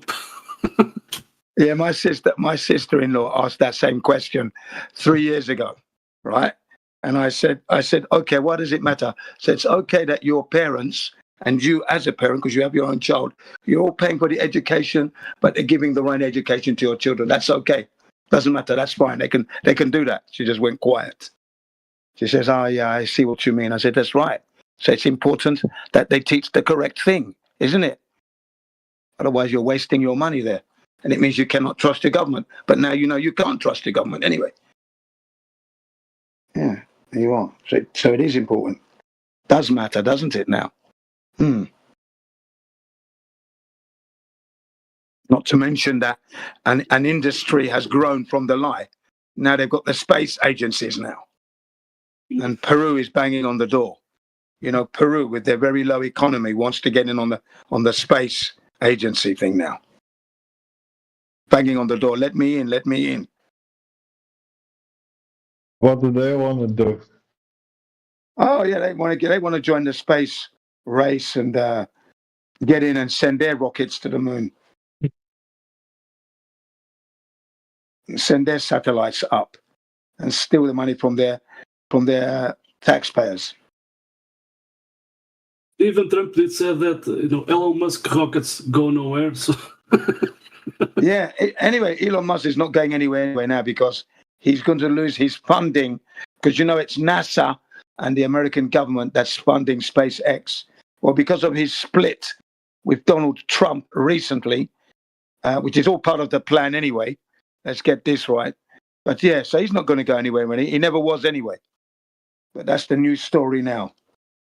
That he might lose the funding, so there's not going to be any moon landings or any Mars landings from Elon Musk. So we got Zakarat 123. Welcome. Timbo Loco. Nick is back. Welcome. Welcome, Nick. AJ, Welcome. Yeah, we got Bulbasaur. Yeah. How y'all doing? How you doing, guys? Do you have each one of you have a question to ask? You must have a question.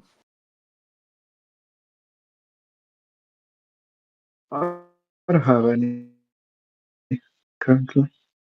Okay, so you're a flat earther then, yeah? Because if you don't have any questions, you must be a flat earther. You must be a flat earther if you don't have any questions. Because if you're a glober, you've got to have a lot of questions. Yeah, I'm not interesting. And it, you don't say I'm not a flat earther, nor I ever will in my life. So you're not a flat earther? So then where's your questions then? No, I'm not. He's a flat earth server. I don't have any question currently because I'm not in the mode of debating right now. I'm just here to listen. You're not in the mood of debating, but you're here. But you're here, you see. Yeah, just for, we're asking for your questions. Just to listen. How do you know you're on a globe when you haven't gone out to check it to prove it to yourself? How can you spend all the time in here and you haven't even gone outside to check?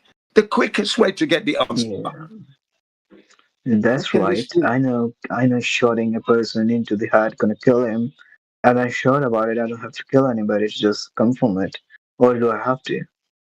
Sorry? What are you talking about?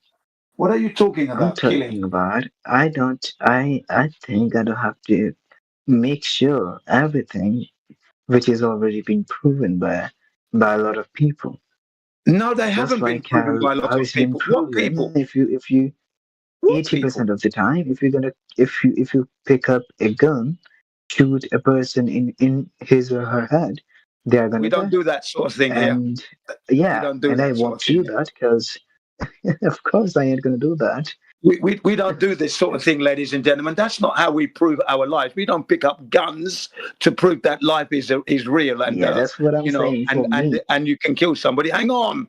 The question was, how is it you can be here when you can be out there proving to yourself that the earth is a globe? That's what I said. Okay, you're here. I'm not in the mood of debating, but I'll discuss to you how to use a gun to shoot somebody in the head. But I won't debate the flat earth or the globe earth, or I won't even go out to check. But I'll waste time talking nonsense about guns and killing. That's not what we do here. Your psychology is wrong.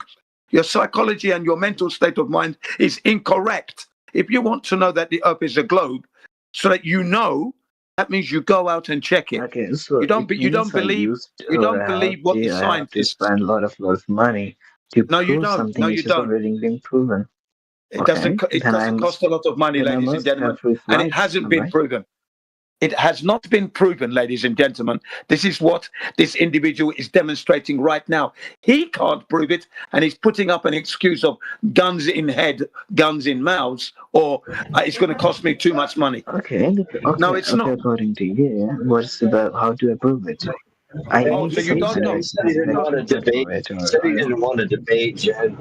It's okay if he doesn't want to debate. But he said some silly things. Hang on, Johnny. He did say some silly things, though, Johnny. He did say some silly things. But he started off and said he didn't want to debate. That's all. Yeah, he said some silly things. No one. I'm not debating him. I'm asking him. Yeah, no one's debating him. I asked him. Johnny. He did say he didn't want to debate. Yeah, Johnny. I asked him a question. No, do you hear me though? Do you hear me though? Yeah, I can hear you, but you're not hearing me. He said anything silly. No, before he said anything silly, you started grilling him, and that's kind of, if he said he didn't want to talk, that's respectable. I asked him a question. That's all. I asked him a question. That was a loaded question, though. I know, Jim. You got a style. It's okay. Yeah, it's just a simple question, and that was, how can you be here when you could be proving to yourself that the Earth is a globe? And he said, it's already been proven. I don't want to waste my time doing that. So then I asked him, how has it been proven? Who proved it? Yeah, I want to know who did prove to him when he was at school. Because no one did prove to me. I just believe it, But maybe this guy can show me or can tell me who did prove me the globe. Yeah, because otherwise we wouldn't be here, flat earthers, if it's been proven. That's all. He doesn't have to answer the question. He doesn't have to answer the question. He reserves the right to not say. That's fine. But we can still ask the questions. We have that right. What would make somebody be in a server when he or she could be out there proving to themselves so they actually know? Because the reason we know that it's flat is because we thought it was a globe, you see, but we wanted to go confirm that.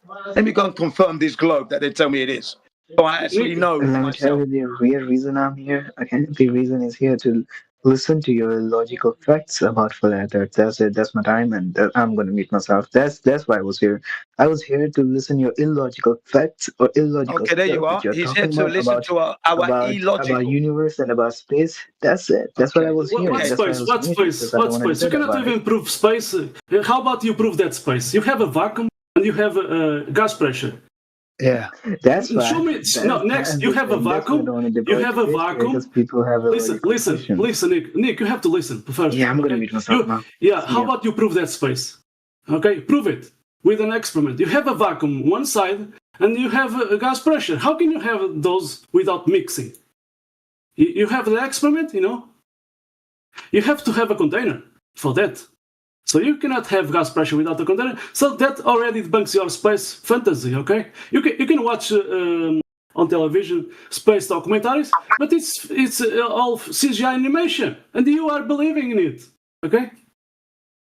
No one is proving to you the globe. Say that flat Earth is Yeah, I'm gonna post just this a PhD virtual geophysics. reality thing. Listen, Why cannot say the same look thing at for this your flat Earth? PhD geophysics. It was a glober. It was a glober, And then his co-worker was a flat earther. So his co-worker decided, oh, can you watch these videos? And the guy did start watching, and then. He had no more answers, So, and this guy did start thinking by himself, who did tell me there's a ball? Oh, my teacher, and so on. And then he went to check if that ball was real. It's not real, so it's over. It's a fact. When you go in the field trying to find that curvature, that ball that has curve. When you go into the field doing observations, I'm happy being delusional and yeah, listen then. Okay, listen. If you are happy, just let me finish. Okay, if you are happy to listen, yeah. Potato brain. If you are happy to listen, just listen. Okay, let me finish. So when we go in the reality check that fairy tale story they sell to us, it's a ball, it's a globe. When people went to the field, even civil engineers, surveyors, when that they were globers, when they went to the field to check if there was that curvature, there's not.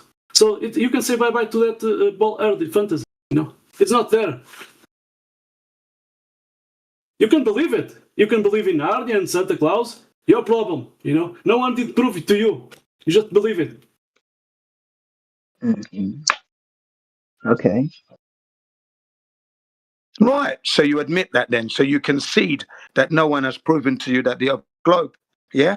But yet, Nick, you will come here, sit in the server. I'm not finished yet. Ladies and gentlemen, this is what Nick said. He comes into the server to sit down here and listen to our illogical statements about the flat earth, about space, about the heliocentric model.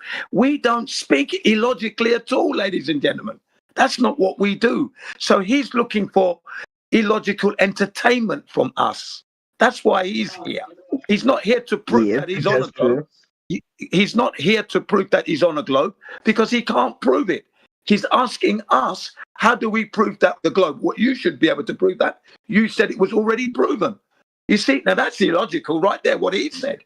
What he said was illogical. Maybe. But yeah, okay, if I'm illogical, definitely illogical. I'm totally, I'm good with my delusional stuff. That's good. Yes, you keep believing. You see, ladies and gentlemen, the thing is, when you believe, it means you know. Okay, when you believe something, it means you don't know it. I'm good with it. Yeah, no one's saying you're not good with it. All I'm saying is, don't be telling us that it's been proven when you can't even prove that fact and you can't even prove your globe. Okay? And don't be looking for illogical statements from us. We don't speak illogically. Thanks. You cannot have pressure without a containment. Okay? So when we look at the globe model in the solar system, that's illogical.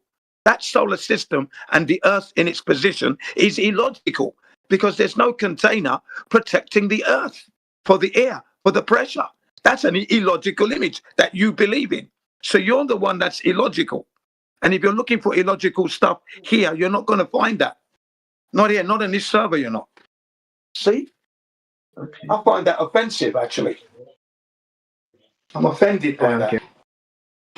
That you would come here, sit, not protect, not prove your case, because you're the one that said that the Earth has been proven. I don't want to waste my time when 80% of it has been proven and it's going to cost me money. And what rubbish are you talking?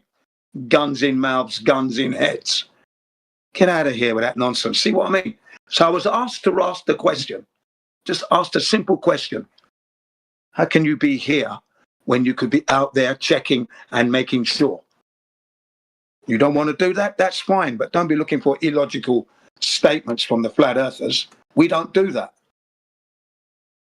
And when you look at the solar system, that is an illogical image. Doesn't make any sense at all. So like I said, your cognitive processes are upside down, Nick. They're not lined up properly. You're believing in illogical images. I'm fine with it.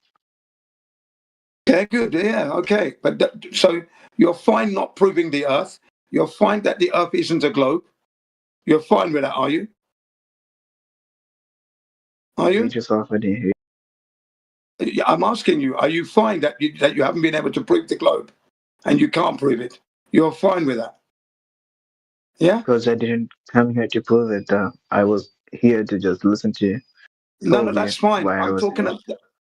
I'm talking about outside of the server. When you leave the server and you go back to where you go, you're happy not to prove the Earth is a globe.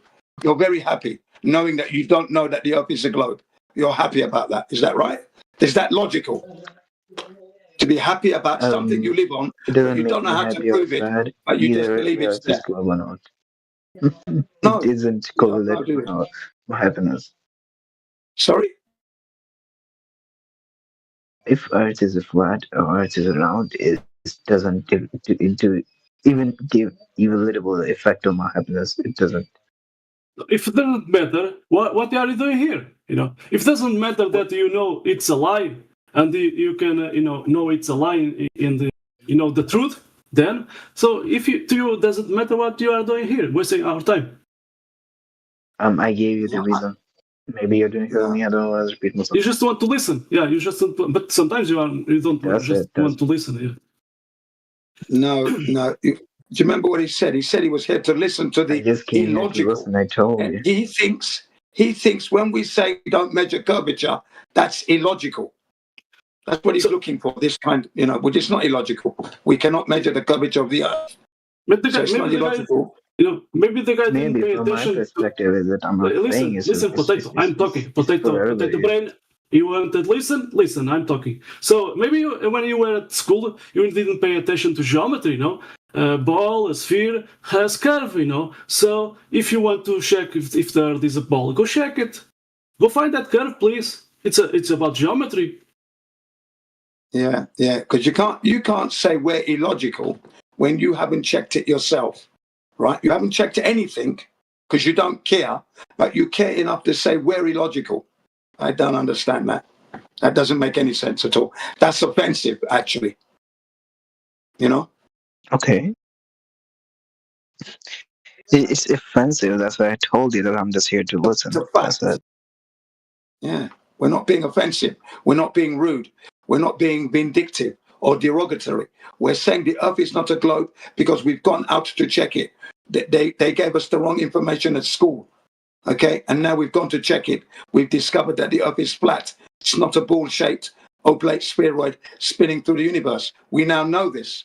That's not offensive. That's telling the truth. That's facts. But you, on the other hand, are offensive from your position. You're saying we are illogical. You're here to listen to our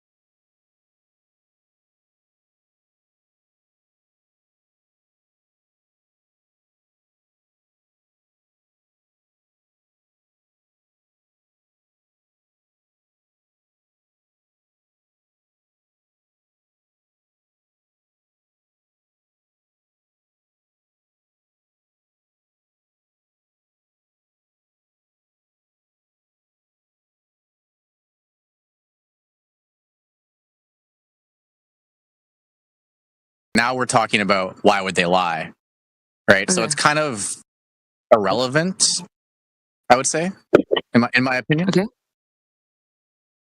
Why would they lie? Like, I don't know. Why would you lie? Why would anyone lie? Like, we don't know. No, but like, everyone has their own. More so, like, then how would they get it wrong then? Like, with the technology we have today, if the most common consensus is that the Earth is round, why is it flat? Basically, that's what I'm saying. Okay, well, why is it flat? That would be a better question that I could let's go with more readily answer. For me, why is it flat? Sea level and water, essentially. That's where I go with it. What? Okay. What? Meaning that water takes the shape of its container, right? And at surface, water is more level. Yeah, that's really smart. You're smart. You're trolling. Did you guys know that whenever you look around, you see straight forward? All right, thanks for that. So I'll repeat myself again. So water takes the shape of its container, correct, sea level, and the surface of all water remains horizontal with no curve whatsoever. Now, would you agree with that? Are you looking at, like, if you are standing on the beach and looking at the horizon? Yeah, perfect. Would you agree with that? No, I mean, from your what we can perspective, see, yeah, but our eyes are not that great, so we wouldn't be able to see. Okay, so I'll make it I'll make it more simple. So you got a bathtub, right? Is the water curving? No. All right, now we have a swimming pool. Is the water curving? But that's got nothing to do with anything, though, because from your perspective, yes, you're absolutely right, but that's involving gravity, right? Like, if I was to ask you, do you believe in gravity? Does it exist? The heck was that? Does gravity exist? Do you believe in it or not? Yeah, mute. Okay. Yeah, Well, do you believe in gravity or not? It's kind of a non sequitur, because right now all we're trying to do is get the surface of water, right? And according to the globe religion, water curves over a ball. Is that correct? The gravity down. No. Does water curve physically over your ball? I guess so, yeah. Okay, so then in reality, in real life,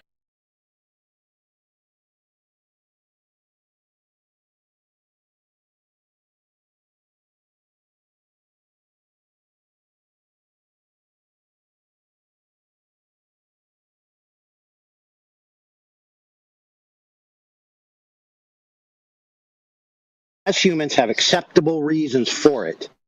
And if God has similar reasons or even greater reasons, and there's no reason to impugn God for doing something that we ourselves would do. I don't think you'd like where that ends you up, though, because that seems to get you into the ballpark of skeptical theism, by which you could say everything that you know, barring the existence of God, could have been a lie to you by the God by which they are justified. No, that doesn't lead to that. That absolutely follows. If God can allow a certain amount of evil in order to get to a greater good in the future, this could all be a big evil and a big lie and a big deception to get to an even better good in the end. What's the argument against that? Okay, let's assume that's true. That from God's point of view. No, let's stay on the Jericho thing. The morality here.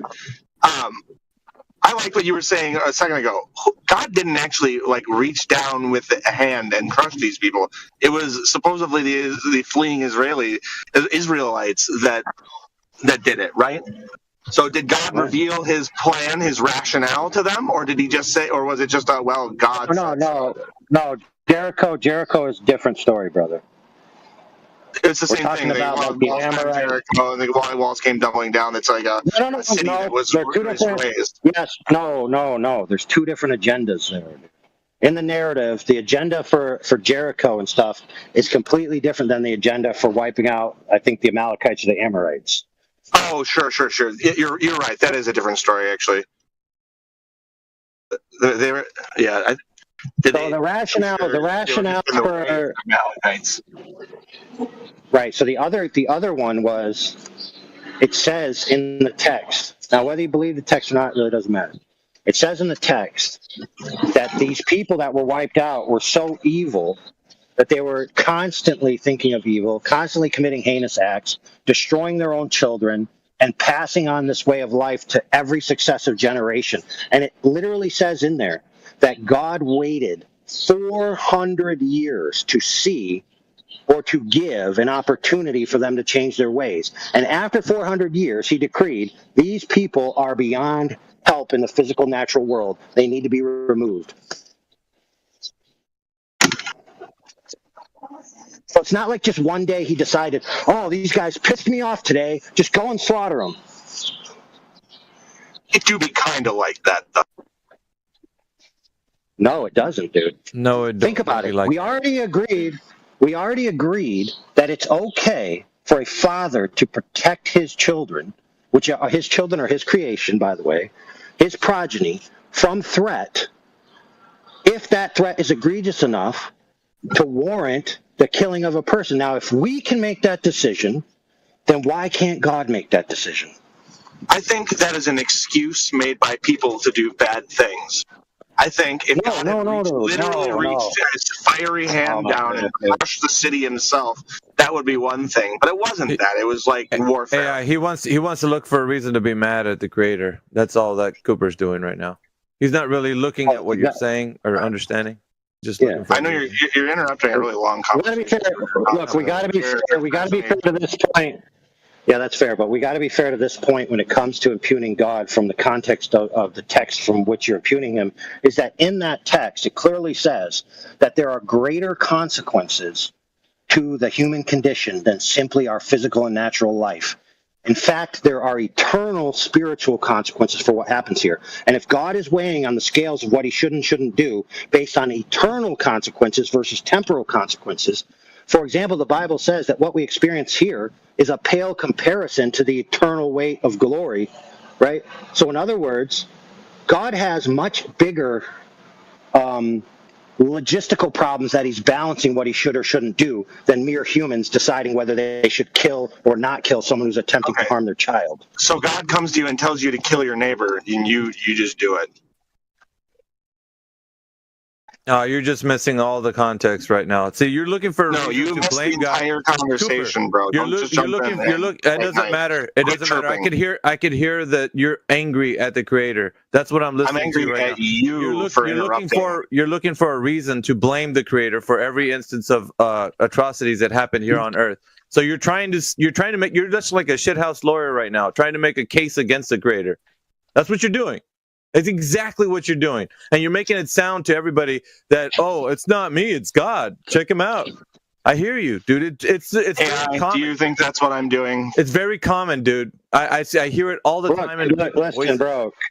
Cooper, Mr. Chef here, is a self-proclaimed Christian, right? So he's at least adhering to some form of specific theism, in which, if you're a Christian, you would tend to believe, and Cooper can correct me if I'm wrong, that a specific agent created the creation, and therefore it's his authorship of it and his rules, and it goes by his standards, right? Unless you have a different view of Christianity. So, Cooper, correct me if I'm wrong. I have like the humanistic Christianity bullshit. I don't actually believe in any of the magic stuff. I just adhere to Christian values and go to church. So I don't actually believe in like the stuff you're referring to. So Okay, so then you're adopting the Christian ethos without adopting. Basically, I grew up a Christian for all my life, and like my wife is a Christian, so we take the kids to church. So like it's a good. I like church. It's yeah. I got you. Kind of like Richard Dawkins and all the other, Four Horsemen of the Apocalypse and all those other dudes who, wanted to preach atheism. Then they saw the culture change and they're like, oh crap, atheism sucks. Yeah. Can I run a hypothetical by you, Cooper? So there's something about people that are attending church and the way they live their lives. Absolutely. Too. So I want to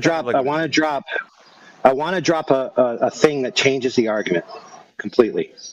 If it's the case that we're only limited to the physical and natural world, then that does limit certain moral is's and oughts. But if it's the case that there's actually supernatural consequences for what occurs here, and there is an agent that is aware of those consequences and is acting in our best interest despite our wills that go against his interests, he is in the only position to make the decisions of what should and shouldn't happen because he is thinking about eternal consequences when he's making his decision, not simply whether or not you get to have a car.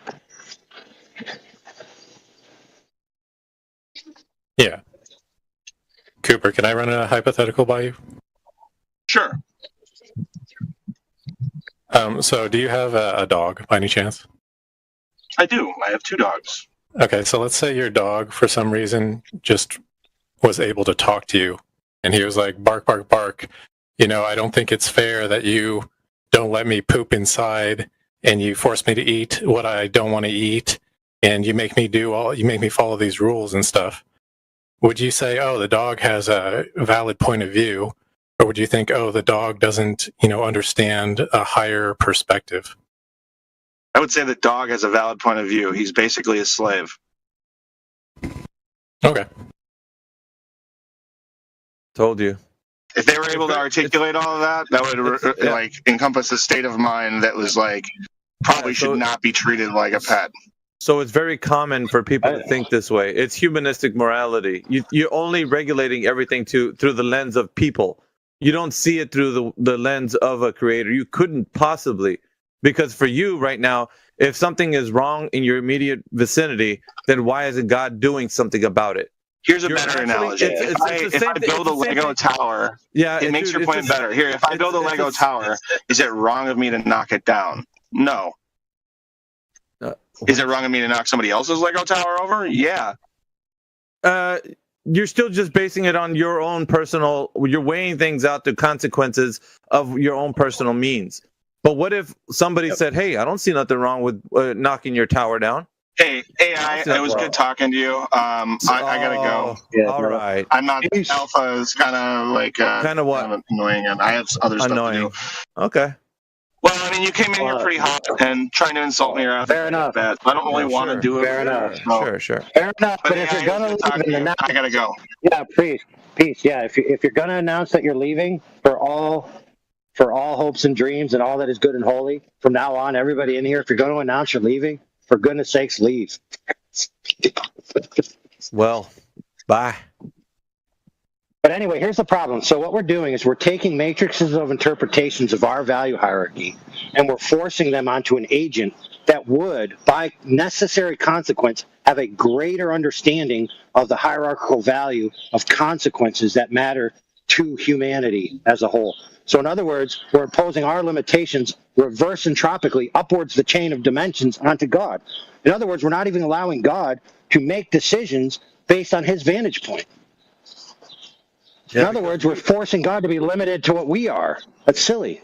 Yeah, and because we're dealing with things God doesn't understand. Why is all these bad things happening to good people? These are the common questions that people usually say when they're upset with the Creator for some moral reason. Yep.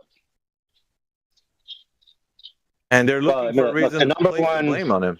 That's just what it is. Well, the number one impugning of God is that if evil exists, God did something wrong. Yeah. Or if somebody was born with an illness, or just you name it. Yeah. You know. Name it. And then I did get one contention is that, well, if God knows that if he creates the world there will be evil, but him creating it and knowing that there's evil means he's allowing evil tacitly, and therefore his motives and purposes are suspect. Yep. Because if he's allowing evil for an ultimate greater good, then that makes him suspect. Now I would submit that you do things that are unpleasant to others, knowing it's for the greater good, but you yourself don't judge yourself as doing evil because you see the grand scheme. For example, some things you do to your children perceive as evil from you, and then when they're adults, they realize, oh, dang, I should have listened to my dad. Yeah, discipline. Yeah, that's what it is. Now, what if it's the case? No, to be fair, this type of word. What if it's the case that the allowance of the exercise of imperfect will, which is ours, creates a contextual framework in which we can understand certain truths that if we didn't have access to that, we would never understand. And the quality of understanding these truths makes life, and I don't just mean life here, I mean life in general, eternal life, makes it infinitely more valuable. Having understood evil and good and the differences, and then being able to transition into good. So for example, some people might say, well, God should have just created a perfect world from the beginning. And if he didn't create a perfect world, he can't be God. Well, what if creating a perfect world ontologically requires that the people in it understand perfection? Because if you're born perfect and you don't know anything but perfection, how can you truly understand what perfect is? In other words, the exercise of evil is necessary for the context for you to understand what you're actually enjoying. Otherwise, it'd have no real weight or value to you. So what if God, knowing that, understands that the only way to get to a perfect creation with subordinate creatures, which, by the way, if God is God in the nature of ultimate, he can't create another being like himself. It's impossible because then you'd have two ultimates. That's a contradiction. So he must create inferiors. So he must, in some way, communicate to inferiors qualities about reality that can't be communicated with simple, oh, reality is blue. No, it has to be experienced. It must be experienced. It can't just be spoken about. Because without the experience, the speaking has no content. It has no meaning. So what if this world is a semiotic language that's practically communicated through experience, to which God is teaching us things that he knows that without this, the ultimate goal of a perfect creation can't be reached. Now, if that's the case, then yes, as skeptical as people would be, then that makes everything he does not only excusable, but correct. And even if you say, oh, well, he's just the strongest, so he gets to decide, well, let's say that's true. You still end up with the same conclusion, that it's his way or the highway. So either way, you end up with the same result, that it's his way or the highway. And if you already believe that it's okay to give people consequences based on your own subjectively created objective framework, and God is the greatest being that cannot be thwarted because no lower dimensional energy or weapon can hurt him in any way, shape, or form or thwart his purposes, then you end up with this. You either do it God's way or you're screwed. There's no other solution. Now, you could shake your fist till eternity come. I didn't want to do it God's way, but it isn't going to change the fact that it's going to be God's way or the highway. You may not like that, and I get that. Most people don't, because they want to be God. They want to be the one who decides what's right and wrong. They want to be the one who decides what they want and what they don't want. That's right. Usually people towards the end of their life, when they're taking their last breath, they start realizing something's wrong. Those who are in opposition to the Creator. Once those flames start reaching their toes, they start realizing, wait a minute. Hey, wasn't there a famous atheist? Yep. Or something who was dying, and as he was starting to die, he said, something's wrong. Yep. That's correct.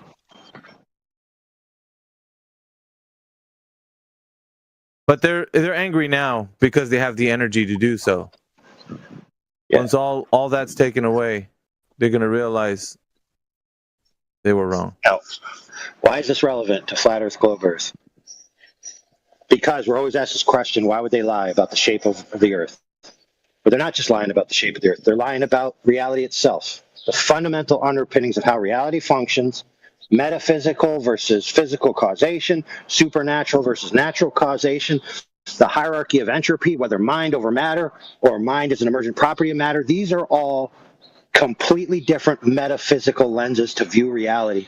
And if you have a particular metaphysical lens about reality, it's going to change the things you believe about reality and about cause and effect and about consequences. So if you can divorce yourself through a materialistic paradigm, like this other guy said, where he's a Christian, but he doesn't believe in the supernatural stuff of it, right? He's founding that, what it appears from our conversation, on the quote-unquote scientific paradigm that he believes in. So if it's the case that there are metaphysical, supernatural, eternal consequences for what we do, say, think, believe, right, then if there were people who wanted to change that, then they would be in their best interest to lie to you about reality, wouldn't it?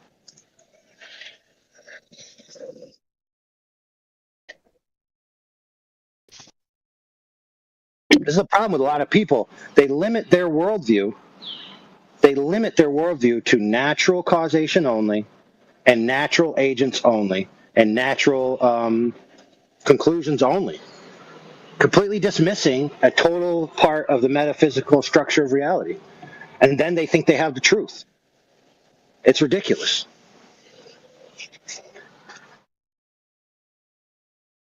Yeah, we got a lot of people in here right now, AI. I don't know. That other gentleman left. Does anybody in here want to talk about, if you think that the Earth is a globe, any evidence that you have to put forward?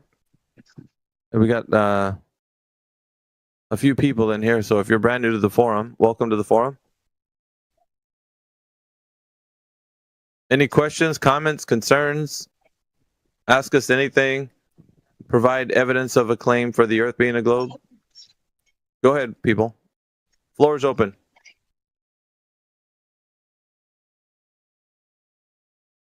Yes, no? Is this thing on?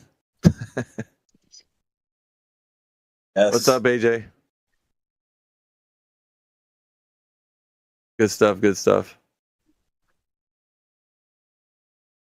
AJ, I have to apologize. I didn't watch your whole debate because I realized very quickly that the other guy wasn't going to present anything of value.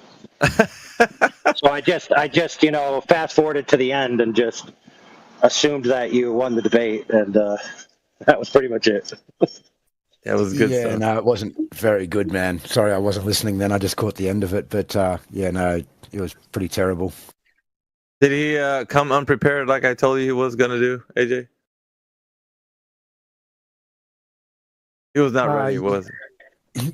Well, what he did was the day before the debate, he sent me the citations he was going to use himself, just a couple of them, and then he demanded citations from me.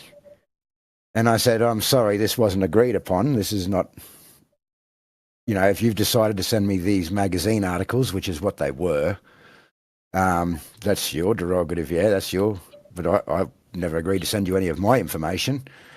So when he turned up to the debate, he basically just dropped these magazine articles into the chat. I did my opening statement first, which was water being level, laser tests, and the black swan, 3 dot points. And I wanted to invoke refraction out of that. Then he got on and we asked for his positive claim and evidence, and he basically said it's in the chat. He wouldn't tell anyone where it was in the chat, wouldn't give us timestamp. I ended up finding it for him and put it back at the start and gave everyone the timestamp. He was basically losing it about my opening, saying, is that it? Is that it? It's just, whatever. And then he just wouldn't put forward a positive claim. His opening was that basically I had to explain sunsets, I had to explain gravity, I had to explain about 30 different things. I wrote them all down. And the first thing I said was, well, dude, I'm not here to explain anything. It's not a Q&A, yeah? we're here to debate, not to give explanations. Bring your positive claim. What do you got? He wouldn't do it, so I went forward with my first one with water being level. He refused to rebut it. So then I just rebutted his first one. Then he produced the 24-hour sun. I gave him the fallacies, etc., and then actually clipped the transcript and showed that the video was cut in the transcript. They admit to it. And then from there, I just descended into all hell. So he didn't have a point after that? He just couldn't control himself? No, he got That kicked sounds off the like stage. every day. Yeah. Could have just did that in here. But he wanted to actually do it in a moderated debate, I guess, for his whatever reasons of thinking that he's got a point. Well, he just ended up abusing the moderators as well when they were saying, come on, man, like, put your evidence forward. Where is it in the chat? And he'd tell them to fuck off. Awesome. It went pretty much the way expected. And then he was the one in here saying, I could take you and Alpha. Who was that? Yeah. The guy AJ debated. His name is forgettable, trust me. I don't even remember. How did you go alpha with that Iron Man or whatever? Explaining the celestial sphere. Did he come around? The guy last night? Yeah. Yeah, he actually had a really good... Did you leave before he left? Yeah, I think I missed the end of it, but you were breaking it down well to him. It seemed like it was sort of coming across to him. It did. Yeah, we talked about the origin of like the conceptualization of it. So we went into a little bit of like how it's been presented to all of us, why it's an abstraction that was used for the idea that the terrestrial sphere being another abstraction was conceptualized as well. So it's not too far-fetched that people are thinking or made up the idea that the Earth is a globe from this particular reverse engineering. So this is kind of the reason why I was telling him, from the plane of... Well, we got birds in there. From the plane of the... Or is that a dog? Oh, random guy. You're hot micing. Yeah, micing, bro. Yeah, so basically... We got like the plane of the horizon being spoken of in the celestial sphere, either being concentric to the Earth or the observer, as per the description.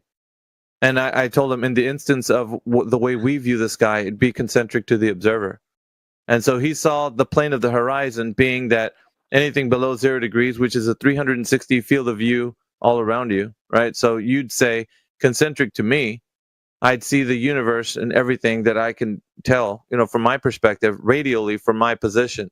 So it looks like I'm on a topographical plane and I'm seeing the sky above me like a dome, basically a dome of vision. So the dome of stars, a transparent dome that I see, is all the stars that are affixed to it. So the predictable movements of the celestial objects are being done with this particular conceptual model. So the model of the celestial sphere has been already projected onto the way we think about the predictable movements of the heavens.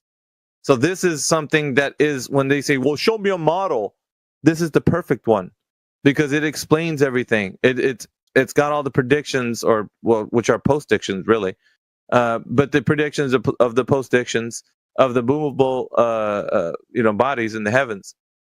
It's already been discovered. All these things have been known.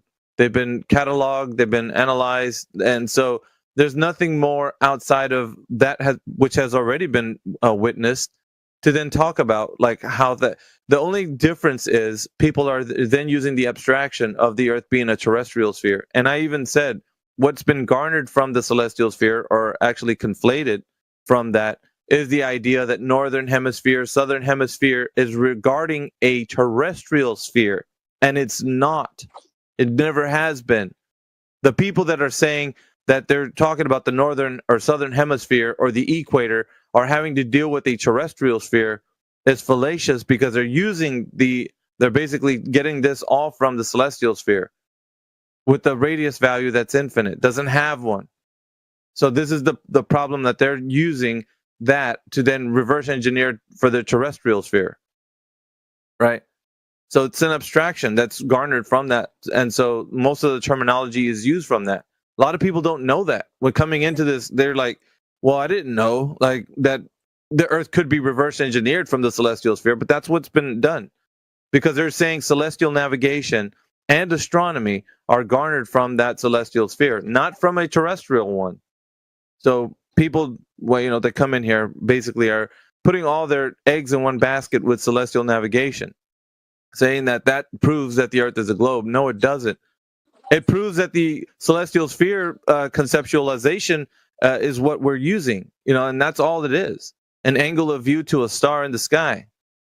I put a model in there last night to kind of exemplify what I was talking about, and it really helped him along.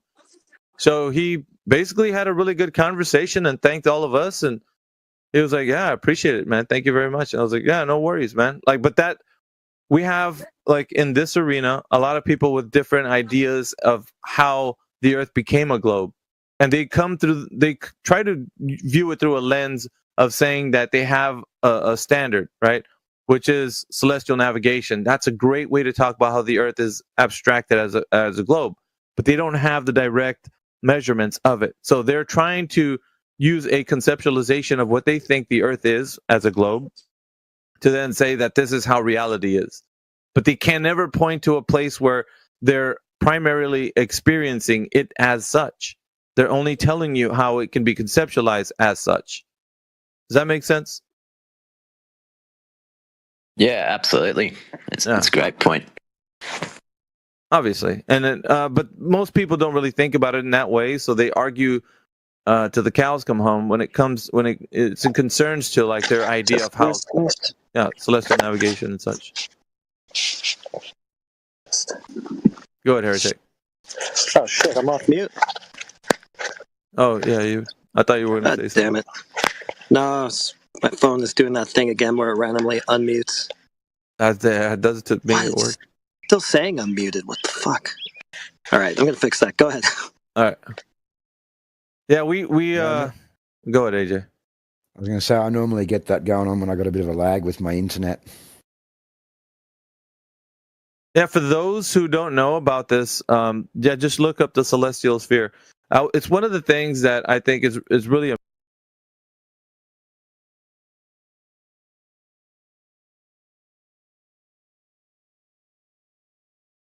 Yes, they will always see flat if there are less. Well, he was interrupting when I was trying to make a point. Can I ask something? Well, can we stay on that for a second? So, if you want to take over. If I show you a picture from the Chinese space station that shows a flat Earth, would you be a flat earther? The Chinese space station. Yeah, so there's a Chinese space station. It's 23 kilometers lower than the ISS, and it shows a flat Earth. Oh, okay, no problem. All right, I would like to see that picture too. But not that it proves too much. Even if I have a ball and I'm looking at an angle. No, that's way convenient, isn't it? Okay. Convenient. Now the pictures don't prove anything. See, this is the fun. Let me actually look at. Is that when you have a double standard, brother? You have no standard. Okay, pictures Indio, from space. I have a question. Here you go. Look in the chat, brother. This is what it shows: 24 hours a day, 7 days a week of flat Earth. Indio. So is the Earth flat now? Oh my days. Okay. I can also post an astronaut that claims he's on the ISS say the Earth is flat and beautiful. So do you want to me to post that too? The quote.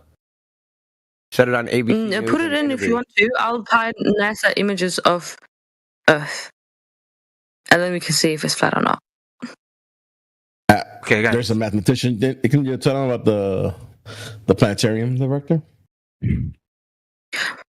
Albert, I have a question. If you guys believe the Earth is flat, why is there time zones between the? No, we don't believe. Yeah, I asked that earlier, and then they took it back to the curvature and the math, but they never answered why there were seasons and why we have night and day. Yeah. Why can I not put pictures? If you believe it or if you know it, why is it there's time zones when the Earth is flat. If the Earth was flat, why doesn't everyone not have like the same time zones and stuff like that? Because I didn't get an answer. Are you gonna let me answer? Go ahead. Are you gonna let me answer? I'll answer. Time zones are man-made. They're political constructs. For instance, China has one time zone. Okay, so check this out. There's 19 time zones in the north, 24 in the middle, and 32 in the south. Why is that? Can we talk about something more? If that no, fair enough. I didn't we're not gish galloping. No, I believe you. Listen, I we're believe not you. gish galloping. You know what? This is called No. You're right. You're right. Listen, you're absolutely right. Time zones are. You're muted. Shut up. Okay. Okay. You're not the one who asked. This guy is. So answer why there's this variation of time zones. Why there is? Because the Earth is. Yeah, there's 19 in the north, 24 in the middle, and 32 in the south. I cannot give you the scientific reasons. The reason. The scientific reason? Yeah. Whatever it is. Oh, this would be funny. Man. Yeah, it would be funny because you said time zones are man-made, bro. Okay? They are. So if you've never left America, let me explain for you, okay? Because there's one time zone in China. The Earth is circle. Let me explain. The Earth spins. He's confusing time zones with day and night. Jamesy, just let him finish. Let him finish. Go ahead. Oh, no. Earth spins. I'm not confusing time zones, okay? So 32. So there's 32 hours in a day, because there's 32 in the south. 32 hours in a day. Since when? There's 32 hours in a day. Okay, you're muted, dude. You're just trolling. Fucking dude said 32 hours in a day. Okay, Sapphire, go ahead. I think he just repeated what you. Thank you so much. Okay. You know what? Time zones, man-made. Fair enough. I don't really care about that. Tell me about seasons. How you just said? Hold on. You just say? No, it's so funny that they ask a question and then answer their own question. I'm going to answer it. Right? Ask a question, I'll answer it. If you answer it yourself, dude, I'm going to mute you, dude. How did I answer? I don't know how I answered myself, but I said. Because after you asked me the question, what are seasons, right? You kept talking. No, I said, like, I also elaborate. I said, how do we have summer one place and then Australia, they have winter, for example? Because day length varies depending on the position of the sun. Okay, so when the sun is in the sky longer, when the sun is in the sky longer, it's summer. When it's in the sky shorter, it's winter. Pretty simple. So there's something called explain to you, because I don't think you even know your own paradigm. So there's meteorological and astronomical seasons. They're two different things. So the astronomical seasons are like June 22nd and December 22nd and the equinoxes, right? So those are the astronomical seasons. Depends on where the sun is against the background stars. But there's meteorological seasons. That's what you're talking about. The hot, cold, right? The hot, cold stuff. Yeah. Okay. So those meteorological seasons weekly correlate with the astronomical seasons. For instance, in San Francisco, it's hotter in the winter than the summer. And the reason is because of flows of water that come into San Francisco. Because you have an idea of seasons and the way they work, and I'm trying to tell you how they actually work. Okay. Next. Before you go, just out to something else. Here we go. Was it eclipses? Is it the edge? Is it fucking? No. It's the same. It's the same. I'm just elaborating on like what I wanted you to answer. Okay. I said I made the example Australia. I made this Australia. They have winter. In Europe, they have summer. Like the factual with the meteor, what you call it, doesn't matter. That's a good example. That's a good example. So in Tasmania, which is south of Australia, it snows in their winter, or in the summer rather. Yeah, it snows in Tasmania in their summer. Tasmania is the same, is the equivalent latitude as Detroit, Michigan. It's never snowed in the summer there, ever. So it's like 42 and what north does that and 42 south. What do you say? You don't even understand your own model. Okay, so... No, I do understand. I'm just you're talking about one single place. The temperature, the variation in temperature is only weakly correlated to the astronomical position of the sun. There's other factors like terrain, geography, upper level airflows, water currents, all these other things, which also affect the variation of temperature. Okay, so oh my days, I'm trying to word it so that you can't twist my words because I feel like you keep twisting my words. Do you know what weakly correlated means? Oh my days. See, okay, I don't get. Why are you debating like that? Do you know what weakly correlated means? Why are you trying to undermine like what I'm saying? I'm asking you a question. How do I undermine you by asking a question? Do you know what weakly correlated means? I feel like you are. You have a condescending. Okay, one more time I'm going to ask you. Do you know what weakly correlated means? No, I don't know what it means, but I also don't think it's relevant to what I was asking you. It is because what you think of the seasons. You're confusing the astronomical and meteorological seasons and supposing they're the same thing. They're not the same thing. No, it doesn't matter for me. That wasn't the question. That's what I was saying. At the peak of summer, during the longest day of the year, is that the hottest day of the year? It doesn't matter. Oh my! You don't. That's understand. It wasn't what I was asking. You're a stud, bro. Oh my days. It is. You're asking about the seasons. So I told you. Do you say wait? Are you saying the sun stays in one position at all the time? I'm saying how can we in one place? No, the sun moves. Listen, I told you. While in the other place have winter. What causes summer? Okay, you're saying the sun moves around the flat Earth. Yes, moves above the surface of the Earth.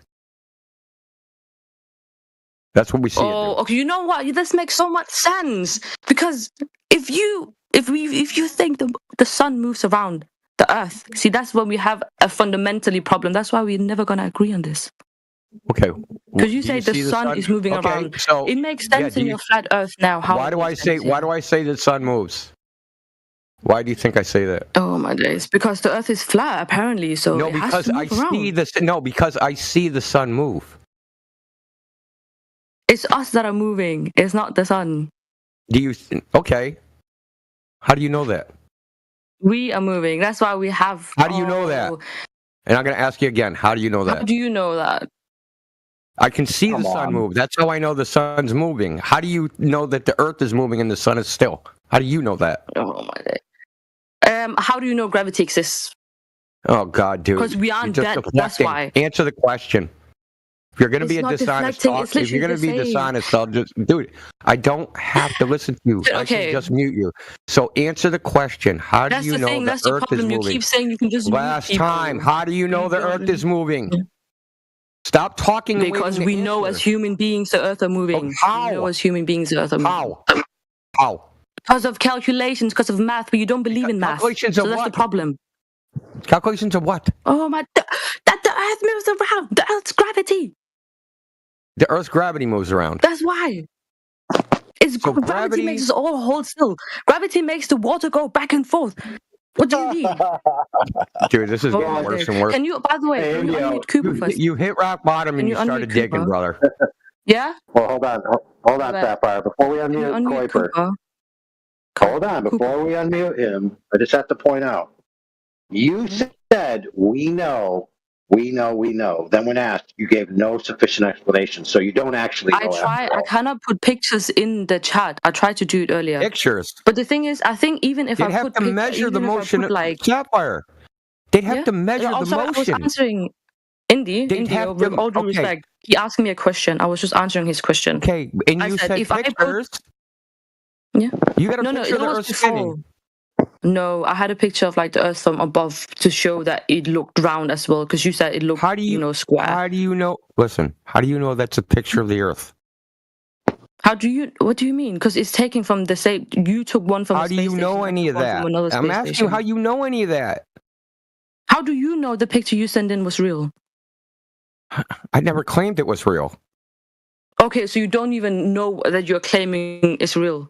Like you can't even back it up. No, you just listen. You missed the point of the exercise. The point of the exercise was that pictures don't prove anything. Because if I show you a picture of a flat Earth, you'll reject it. Prove? No. You made a really good point. What can prove? Measurements. Yeah, math. Measurements of math, and we said everything. Not measurements of math. Measurements of objects with devices. Okay, I can ask you something. Okay, you said, how can I know that like the Earth is moving? Because you can see with your own eyes, you know? You can, okay, from where? How does a blind person know that they're moving in a car? They can't feel it. From where? But then it's still moving. From where do I go to see the Wait, what did you ask from where? Okay, I'm going to ask you again. You have a real problem answering questions. From where can I see the Earth moving? No, from where? So you just like interrupt me again for like the 15th fucking time, bro. You're going to stop. I'm going to stop you because when you interrupt me, you're muting me. And I'm not going to be muted. I'm going to mute you. Okay? So I'm going to ask you. You said we can see the Earth moving. From where? Where do I go to see this? Endo, you're having an ego. No. You earlier said we can't see the Earth move, but you said you can see the sun move with your eyes. That was like your that's right. argument. You said I can see the sun move, you cannot see it. Yeah, that's the I said, evidence how does a blind person know that they're moving in a car? They can't see it. Well, they have a vestibular system in their ears. It's still moving. They have a vestibular system in their ears? Oh my days. They're saying they're moving.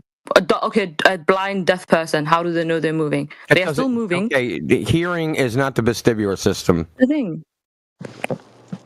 You can be deaf I know and what you the still have balance, system is. bro. In your ears, You is still have basically a balance, gyroscope 100%. called the vestibular system. There's a fluid, and when it moves around, it moves it. Listen to him fucking flap, dude. You're muted, dude. I know what it is. Listen, you need to get control of yourself. Get control of yourself. Go find the evidence of the Earth is moving and then come back. After you get control of your mic and your emotions. Okay, moving on. Okay, Wham song. You unmuted me. Yeah. Okay. Let's go back to the seasons and the time zones thingy, okay? Uh-huh. So the season thingy, how is it? There's like how Safi asked the question. How is it like there's 4 seasons? Yeah, Australia, there's winter right now, there's summer for us here in Europe and stuff like that. How is it like that for them? And the Earth is flat. Okay. What does it mean to be winter? When you say it's winter, what does that mean? Yeah, the sun is far away from us. Isn't it? Okay, that's not the cause of seasons in your own paradigm. In your own paradigm, the cause of seasons is a 23.3 degree tilt of the Earth, not distance to the sun. So you might want to go check back and go read up on your own religious belief and then come back when you know it. Okay, hey, we might have to put out the event, bro. What's the cause of seasons? Teach me. I told you the 23 degree tilt of the Earth is the claimed cause of seasons. Yeah. Hey, let me put up an event banner. Teach you the globe. Fuck, bro. Okay. Yeah. Okay. It's worth 0.0000001 Bitcoin.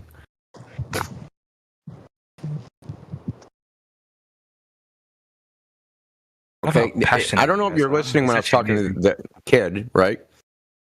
I told you that there's 2 types of seasons: astronomical, which is position of the sun and day length, and the meteorological seasons, what everybody, the laymen think is the seasons, right? Gets hot, gets cold, all that stuff. But that is not uniform throughout the Earth. In some places, it's reversed. Okay? Because the local geography, topography, and flows of air and flows of water and different factors somehow invert what you would think would be the seasons. Okay? The astronomical seasons never change. Okay? It's the longest day of the year in the summer in the north, and it's the longest day of the year in the winter in the south, and it's supposed to be, half and half on the equinox, even though it actually isn't. So that's astronomical seasons.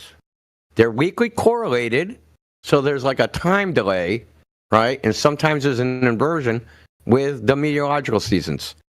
So how do seasons happen on a flat Earth? Well, what causes the seasons, period? And how could anyone ever know that? All we know is that the sun is in the sky for more or less periods of time. And when it's in the sky for a longer period of time, then it gets to be summer. When it's in a shorter period of time and lower on the horizon, then it's winter.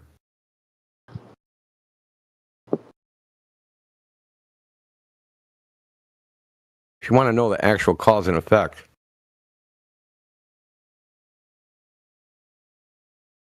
You reading your DMs, Warm Song? Is it Professor Phil? Or is it who's the other one? Oh yeah. Who's the crazy dude from the other server? John Hawkins. Oh, Cooper, I'll unmute you. I should have unmuted you before Warburg. Sorry about that. I only muted you because it was getting to be a shit show when we record this, and we don't want like 5 people talking at once. That's okay. Okay. Am I talking to you, or like it's just you that I'm talking to? I mean, whoever, anybody you. I want to talk to you. Talk to you. Someone special? Okay. No, I want to talk. Yeah. Is that okay? That's fine. Yeah. Okay. So, are you a flat earther or no? Yeah. Okay. I'm the last boss. I'm the final boss, bro. You're the final boss. Amazing. Okay, cool. So there needs to be like a fundamental understanding first, yeah? We need to have some sort of groundwork before we start talking about stuff, yeah? Okay. So I asked this guy earlier before. Okay, I'm off. Let's just ask this, yeah? If you're in a car or whatever, you carry on going down, just down, straight, yeah? Mm-hmm. A slope? Going down a hill? No, just down. No, like you're going straight. You're just going north. You're just going north, and that's it. You're not moving. You're just going north. Yeah. Okay.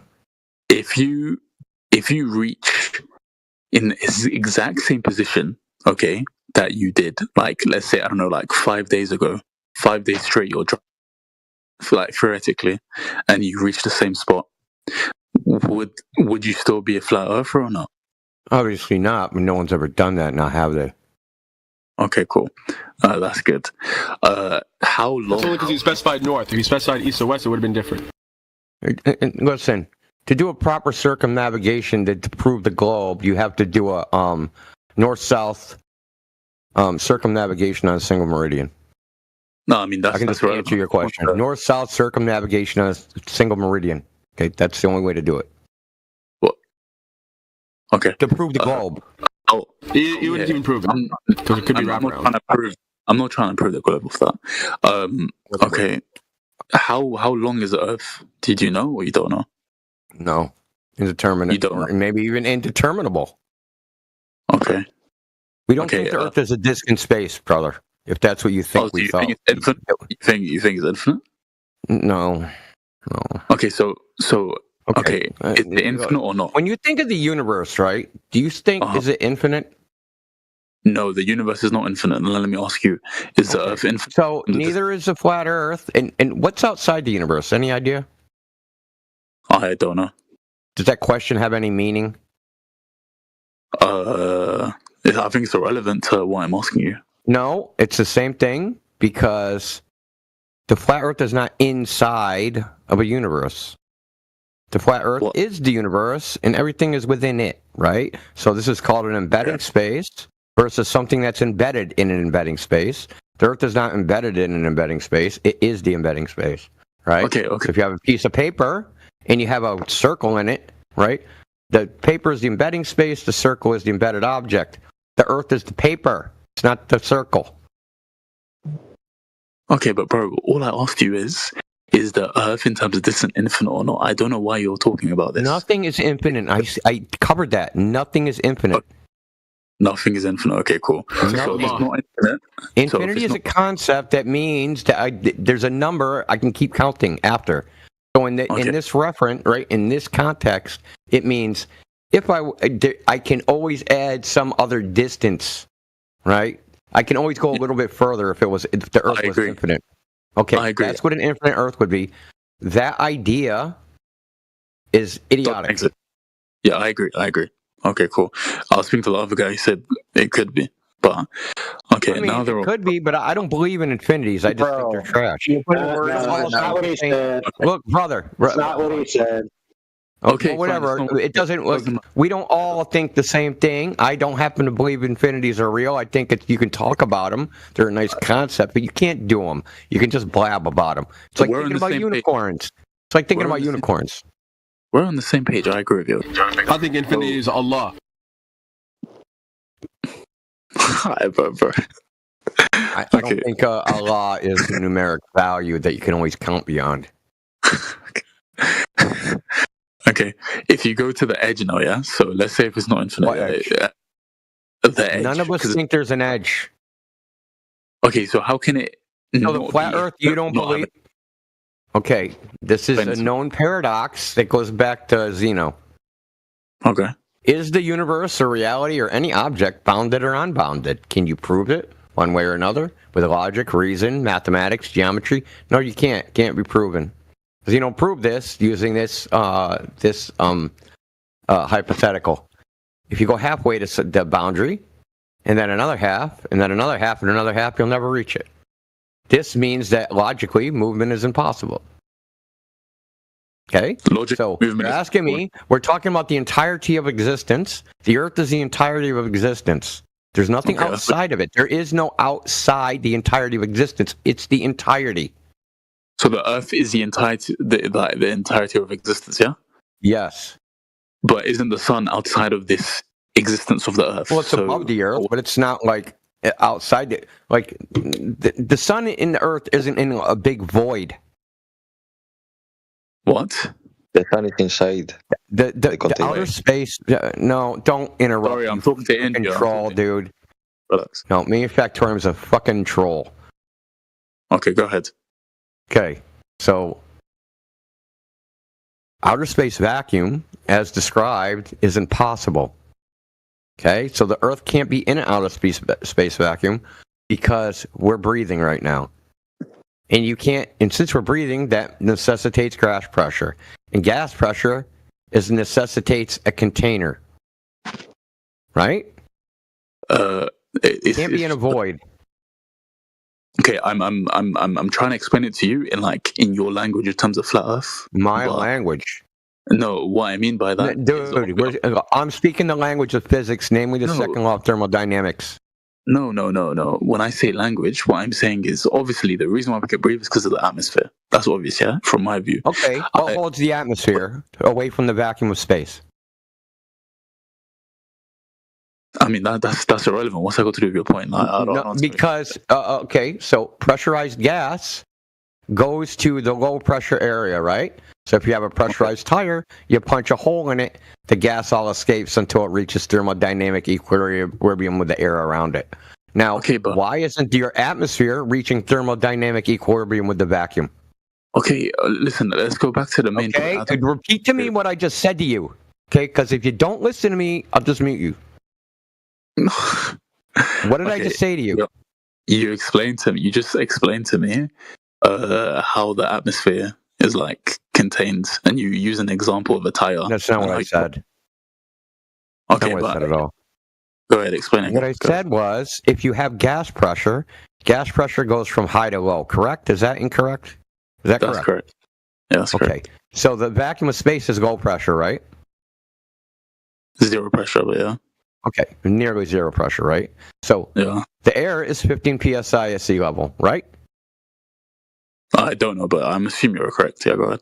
Okay, so why doesn't the 15 psi air pressure go up into the zero air pressure? I don't know. Okay, well, because the only way you can have air pressure is with a container, because the pressure is defined by the force exerted on the walls of a container. Okay, so outer space vacuum, as you've been told, can't exist. It violates the second law of thermodynamics. That shit that you've seen with spaceships and all, just like Star Wars, it's all Star Wars. It's all a TV show. Okay. No one's going to space in rockets. None of that shit is actually happening. It's a TV show. Okay. So it's hard to believe. But whatever. No. Look, you have a choice, okay? Just let me say one more thing. You have a choice. Believe that the second law of thermodynamics can't be violated, or the television is telling the truth. That's your choice. Okay. Where is the sun exactly? Is it I don't know. It's indeterminable. It's indeterminable because it can't be triangulated because there's no parallax to the sun, no matter how far apart you are on Earth.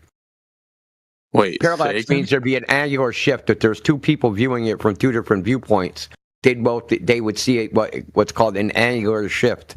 Okay, just like if you alternate, hold your thumb out, extend your arm, stick up your thumb, and alternate opening your eyes, you'll see your thumb shift back and forth. If you know the distance between your eyes, you can calculate based upon the angle, but based upon how much it shifts, how far your thumb is away from your eyeballs. Okay, now you could get the distance of the sun with this method, except for when we actually do this in real life, there is no angular shift, meaning it's either nearly infinitely far away, or there's different physics in the celestial spaces. Okay, so the answer to the question is because I should say this: no objects that in the sky exhibit any of the properties of what you would view in a terrestrial setting, right? So they don't show parallax. You can't get the distance. You can't get the size. You can't get any of this stuff from looking at it. You have to come up with theories and hypotheses and suppositions and assumptions to even begin to even address those things. Okay, but you still haven't answered the question. I haven't got an answer. What was the question? Where's the sun? I don't know. It doesn't. It's impossible. Nobody knows. It's not just me. It's nobody. You don't know. The people that claim they know don't know. They just they assumed something, right? So if they say we know the distance of the sun is 93 miles away because we watched Venus transit the sun and it took 2 minutes.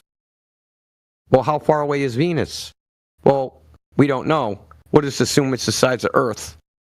Okay. This is exactly what was done. So the entire cosmic distance ladder is based upon assumption. Okay. Fine. Okay. The first assumption is that. But stop talking. So the first assumption is that Venus is the same size as Earth.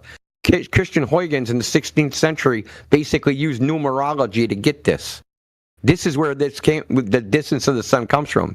Ain't that kind of strange? It's not me that says it, right? You can go on a website by a guy named Phil Platt. He's a NASA astronomer. He tells the history of the distance of the sun. This was the beginning of the quote-unquote distance measurements of the sun, was numerology. You think these things are figured out by science. There's a lot of not science in this shit. Okay, that's fine, but again, bro, like as I told you, you're doing a lot of derailing. Okay, I understand what you're saying. Okay, a lot of the stuff that you're saying, I haven't looked into with regards to like the size or like the distance of Venus.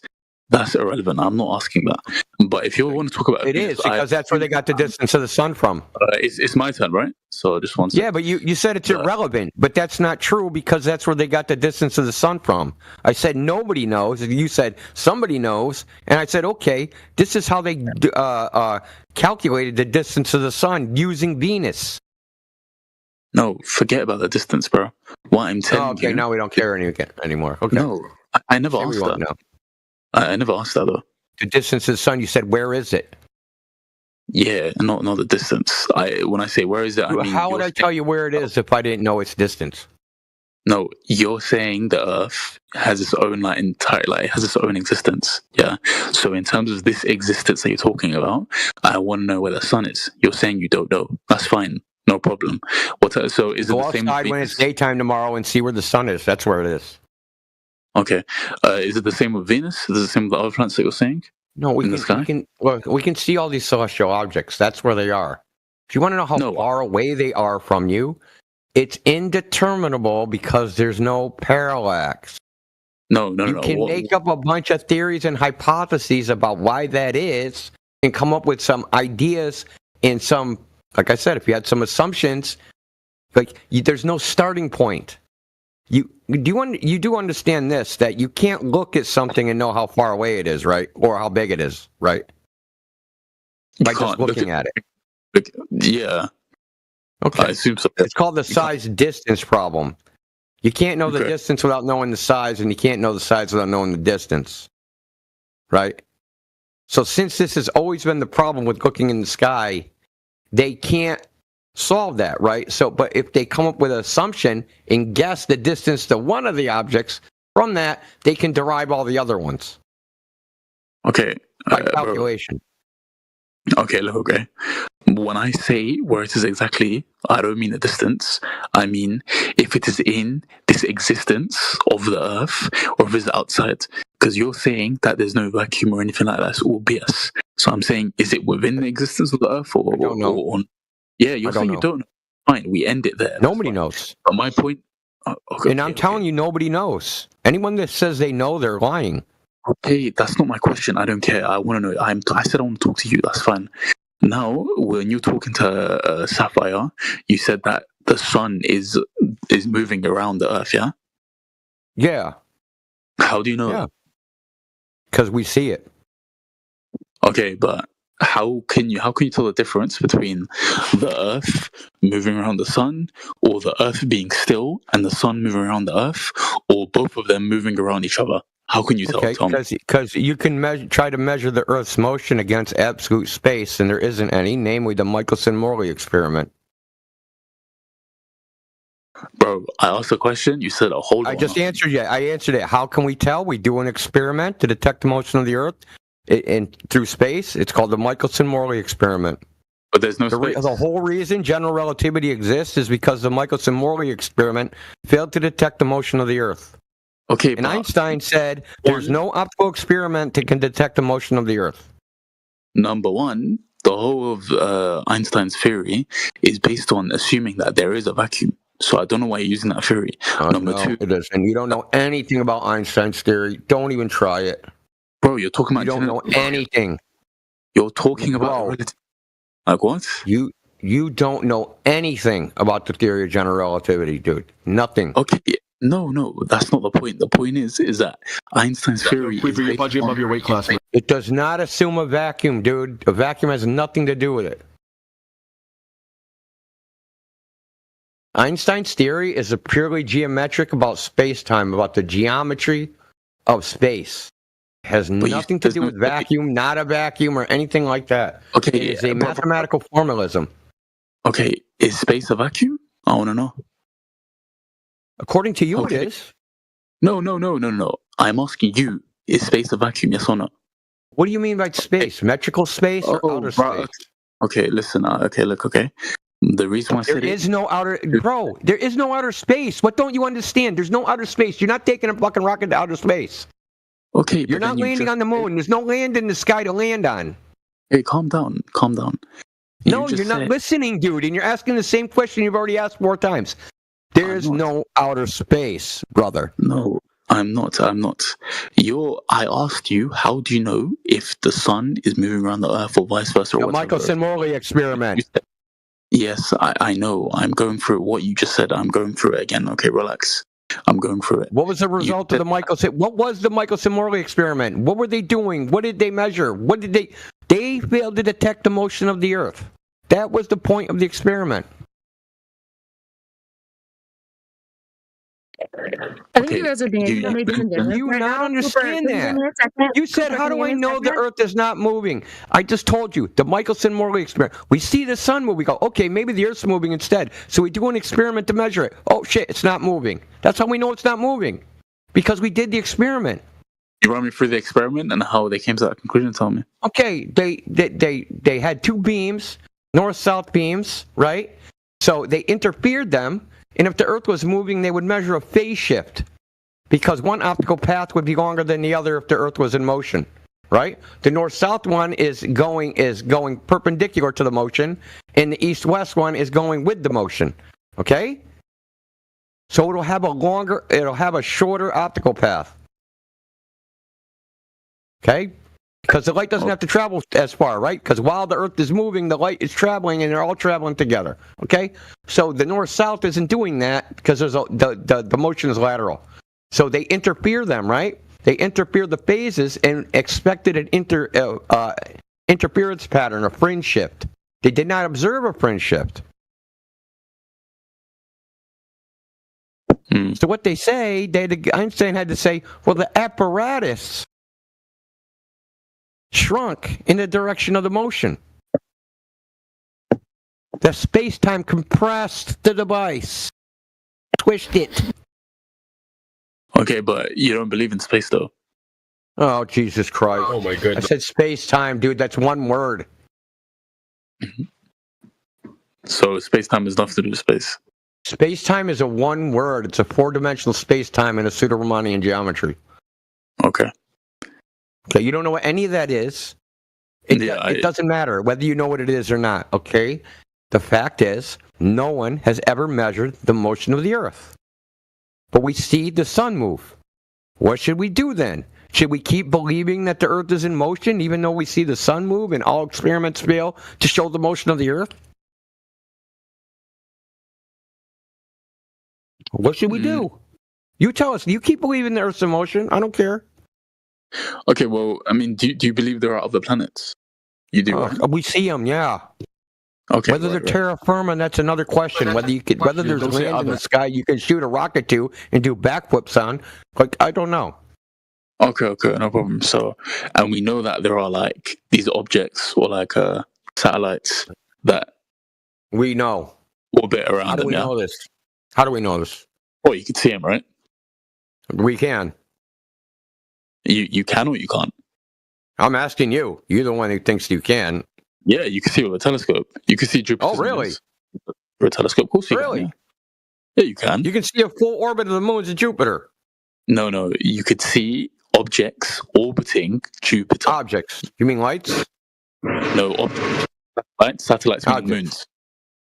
Moons. Oh, it's satellites. I thought you meant like artificial satellites. No. Moons. So how do you know they're orbiting? How do you know they're orbiting Jupiter when all you see is them go across the face of Jupiter?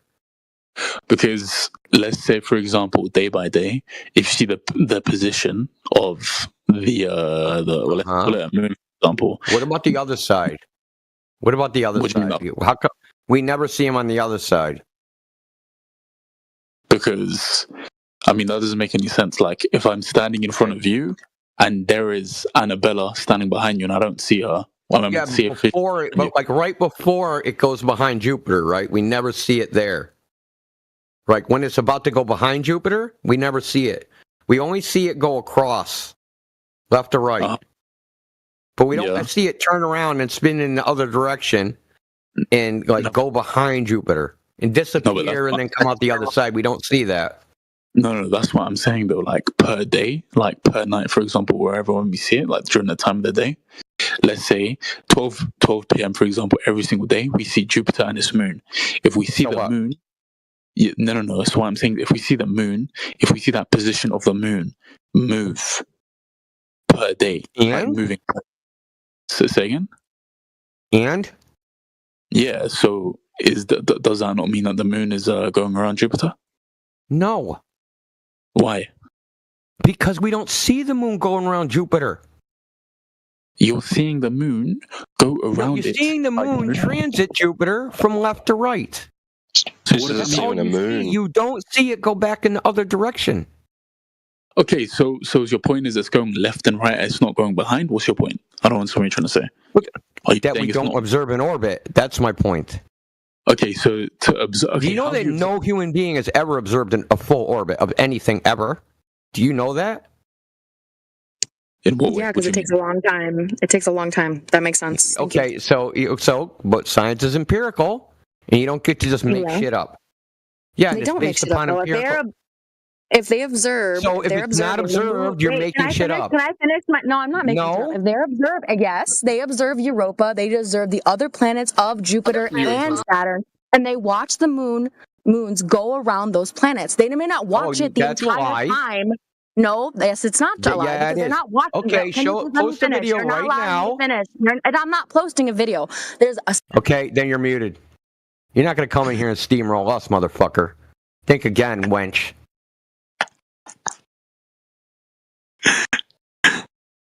Oh, is that your girlfriend? No, that's why she got muted last time. Oh, the same thing? So she's a repeat offender. No, she's not. Listen. No, brother, that's an excellent pun. She's a repeat offender. She just keeps saying the same thing incessantly. No, she's not. It's just when you guys say you want a respectful conversation, and then if she's talking and then you cut her off, she's gonna carry on talking. Shut the fuck up. Okay, I'm warning you. No. She came in here and she interrupted our conversation, and you're talking about respectful conversation.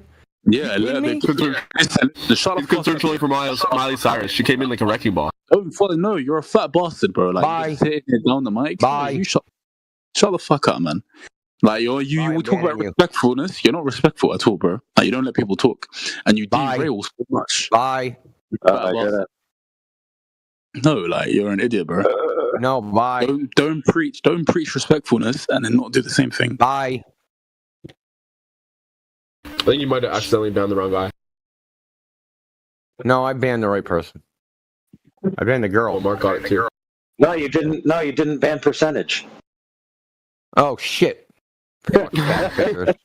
Mayday. No. Fucking white knight simp. Anyway, moving on to the next white knight simp. Hey, Sapphire. Hi again. Hey, Sapphire. How's it going? What the heck? Was that your girlfriend that came in here? She's awfully mad. Better give her a kiss. Who's my girlfriend? Anyways, you talked a lot about my Michelson's thingy and the experiment. She did stuff. Okay, let me search it up. And the first thing I found out, you search up this Michelson's thingy, and in correlation to Earth's motion, is what I wrote in the chat right there. So I think maybe we should look up. I don't need to look it up. I can look up what Michelson. What Michelson wrote himself is that they should have to conclude that the Earth is not in motion. He wrote that himself. Yeah, and when did he write that? The experimenter. No, yeah, I know. But like, what year did he write that? Who cares? No, I'm saying he wrote it in the 19th century. And do you think that we have... Who cares? I'm only saying. Okay, so you're not going to believe in gravity because fucking Newton was in the 1600s? Or the Archimedes principle because fucking Archimedes was in 300 BC? Stop it, dude. Make real arguments. Show the subsequent experiment that makes Michelson wrong. I'm saying... It was a long time ago, so it's wrong. I'm trying to say, but if you keep cutting me off, there's no reason. But I said there's no matter that he wrote in 1900. I'm saying that in smartest prophecy was found way before the math has proven it, and it's still the same it is right now. I'm saying with this guy here, he has to keep on. His theory, his experiment was real, and you make it the same. So like the same result. But it's been found that the result he got does not mean that the Earth is not in motion. Brother, you need to fix your inner. You've been roboting the entire time. Compared to the light of speed. Okay, compared to the light of speed, he said then. But this is not just a light of speed. Not getting better In general, and literally says right better, there. Dude, you need better than a future. Yo, your Brahmi internet is failing. The only thing I wanted.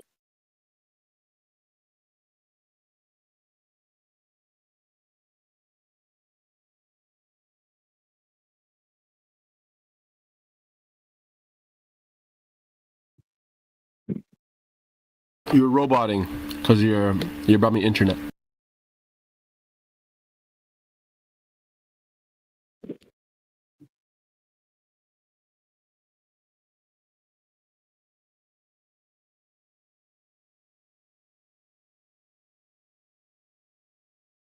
That might explain why he just keeps yapping while you're talking and he talks over. I think maybe that might be the reason, if I'm generous. Should I give another chance? I'll give you another chance if you can freaking control your emotions. If you can't, I'll just mute you again. You can control your emotions. Harry, whatever your name is. Oh, you're speaking to me. Oh, fuck, I'm back again. Wait, no, I'm not emotional. You just keep interrupting me and you don't let people speak. So, like, I don't know what else to tell you, bro. If I can't finish my point and you have to keep speaking over me, like, I don't know how we're going to get anywhere in a conversation. So, we want to talk about... I just counted 11 sentences. Because I speak a lot? I speak fast, though, so get over it. You'll be fine. I thought you couldn't... I thought you weren't being allowed to speak, though. You just fucking unmuted me. You're not talking. I just thought you weren't allowed to speak. Mute me again. Mute me again, bitch. Do whatever you want. Said now you want to have a conversation or not? And you said 15. Who cares? What does that matter? Why? Because you're claiming that do you want to have a conversation or not? You're claiming that you're being fucking muted and you're not being allowed to speak when you're speaking more than everybody else. Are you serious right now? Yeah, I am serious right now. Your bullshit ain't gonna apply in here. Go to one of the other fucking VCs that don't know better. Okay? She's so mad right now. Nobody lets me speak while they're fucking saying 20 to 1 word count. Shut the fuck up. I bet she's so mad right now.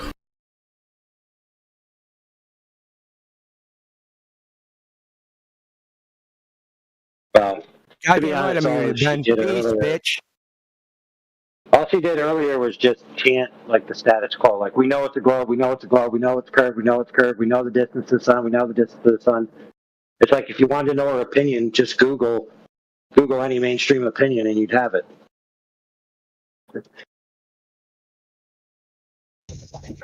And I told her to calm down. I can't see what the issue is. Well, she wasn't. She came in freaking hot, dude. She interrupted a conversation that I was having, and that caused that simp to fucking spiral out of here because he has to white knight for some freaking wench.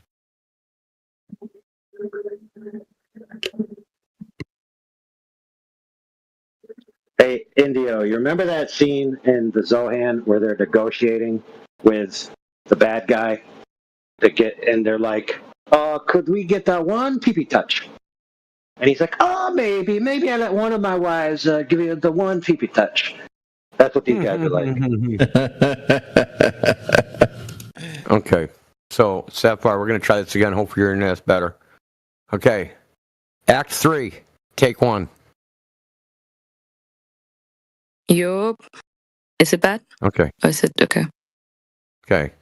Is it alright? So Einstein is mine said, okay? I'm asking you guys. Yeah, so Einstein said it in a conference in Kyoto, Japan in 1947 that there's no optical experiment that can detect the motion of the Earth. Okay? That's how I know the Earth is not moving, because there's no experiment that can detect the Earth moving. And the burden of proof isn't on us. We see the sun move. That's the default position.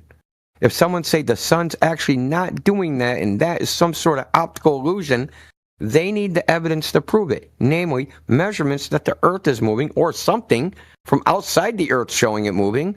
That doesn't exist. You're saying satellite images and satellite videos of the Earth rotating and moving is not proof?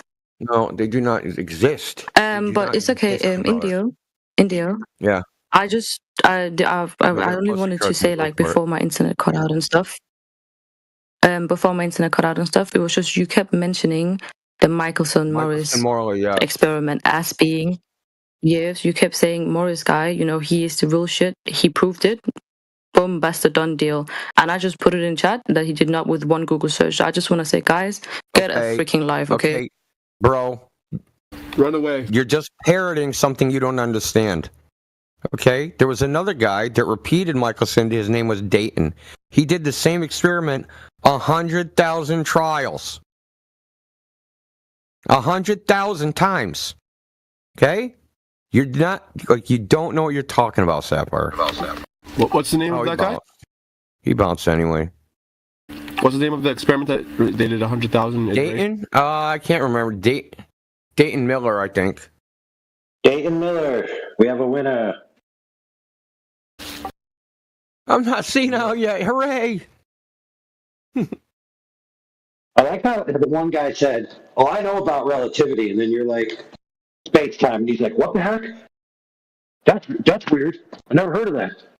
Oh my God. And you called him out. He's like, "You don't know a single thing about general relativity." No, he don't, man. Bro, like, I would never say that usually, but him, he don't know nothing, dude. He hasn't even watched a documentary on general relativity.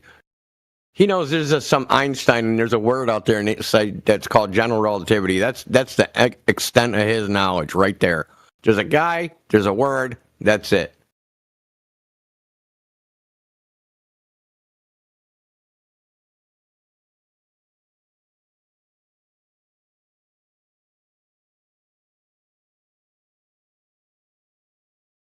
He thought space-time was time that existed in space. He said space-time, he's like, but you don't believe in space.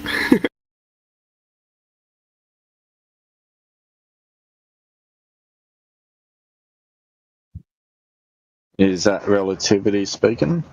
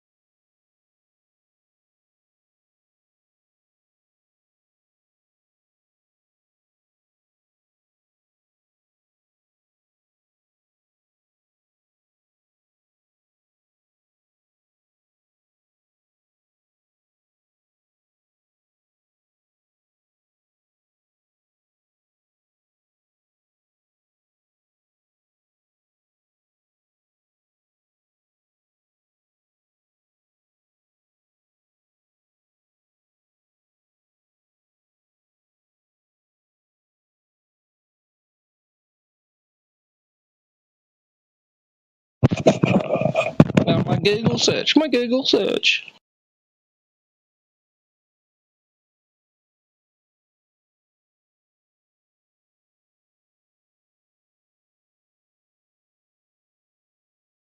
It's that instantaneous Google expert syndrome. Yeah, it's the Google expert syndrome.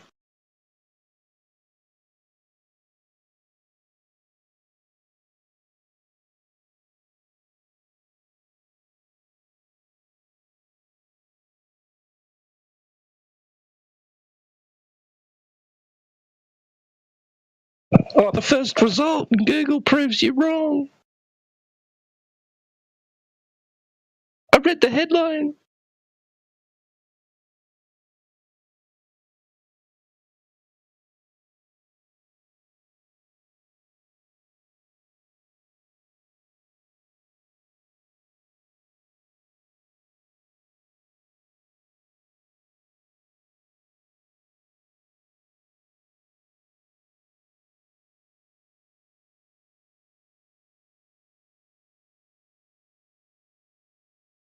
Dude, I had one kid try to debunk Coriolis and snipers or whatever, or prove it. And so we asked them for their evidence. All they did was Google like snipers and Coriolis, and then they screenshotted the search results. Didn't even bother opening anything, just screenshotted the search results and sent it to us and said, there you go, I proved it.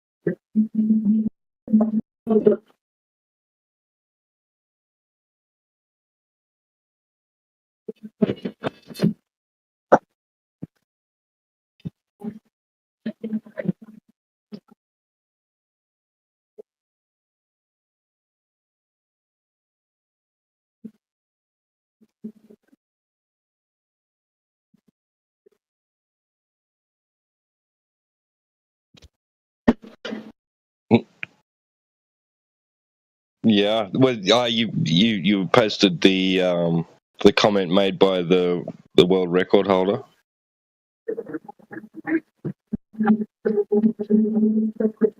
William? Is that what you mean? Sorry, I missed. You were talking about someone trying to prove you wrong on Coriolis, or trying to prove Coriolis. Yeah. Sniper. Right. Yeah, but it wasn't necessarily about that. I don't remember what initiated it. Just when they were trying to prove their point, they just Googled a phrase, and then whatever came up on their screen, they just screenshotted it and then sent it. Right. Yeah. So they didn't even, it was just the search results. It wasn't even like opening the links, sending us a link to a video. It was just a scrolling page, like whatever shows up on your screen. That's it. Right. They just sent it like they done something. Could have been a link to a novel or something. For all they knew. Yeah.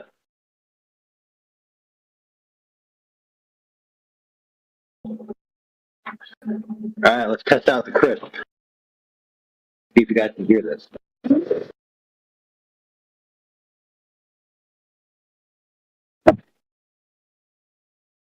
Dude, did you hear that? No. Oh yeah. Ah, that was the aim. Cool, cool. That was my circular saw. Now I'm attaching the 600-pound DeWalt clamps to hold up this truss. Then I'm going to cut the two ends off, and theoretically, it's not going to fall to the ground.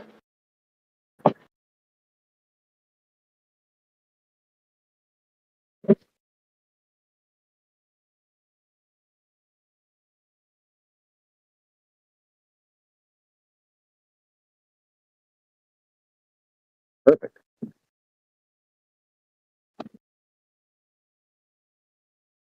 Perfecto.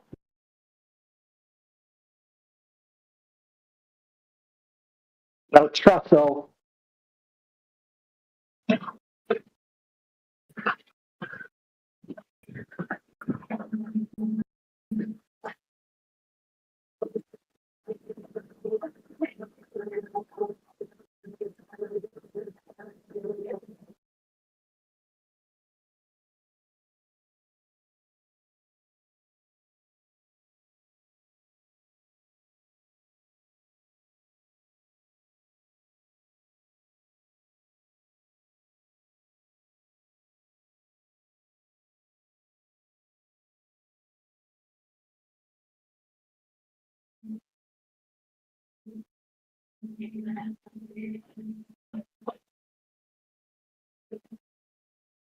Yeah. It worked. Yeah. I even walked under it twice, and it didn't fall on my head.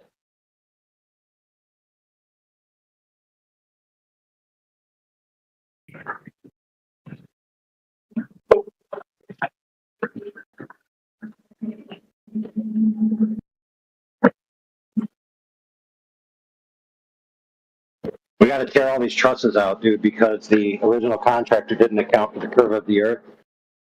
So the customer wants to make sure it's safe.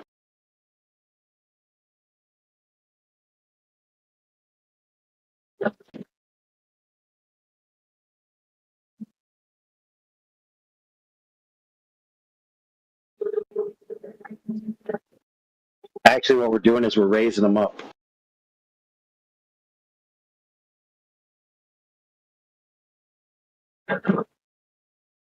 About 10 inches, so we can have a room where people can walk in.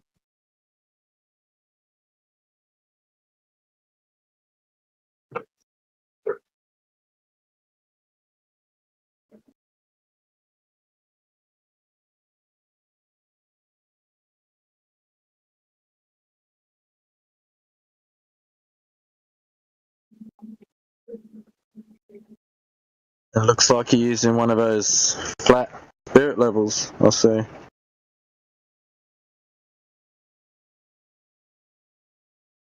That's an 8-foot level.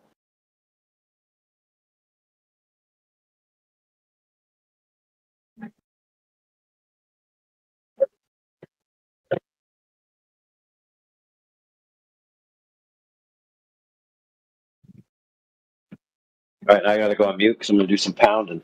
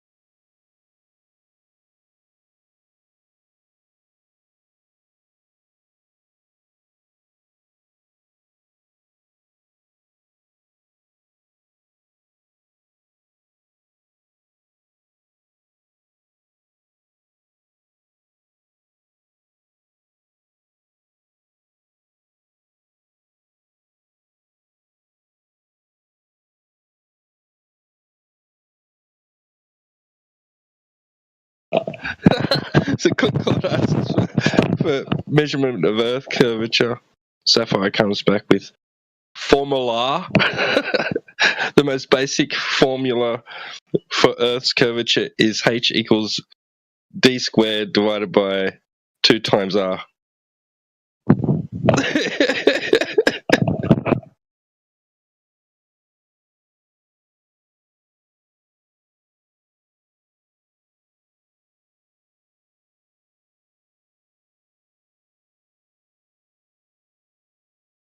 No, it's a formula. T-dub.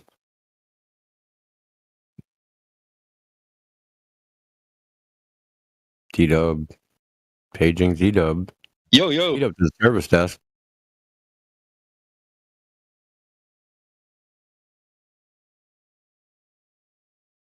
Is what's being claimed by these globers, that there's some kind of meteorological condition, I'll say it again, where potentially the ground has a change of temperature that happens to coincide with the curvature of the Earth.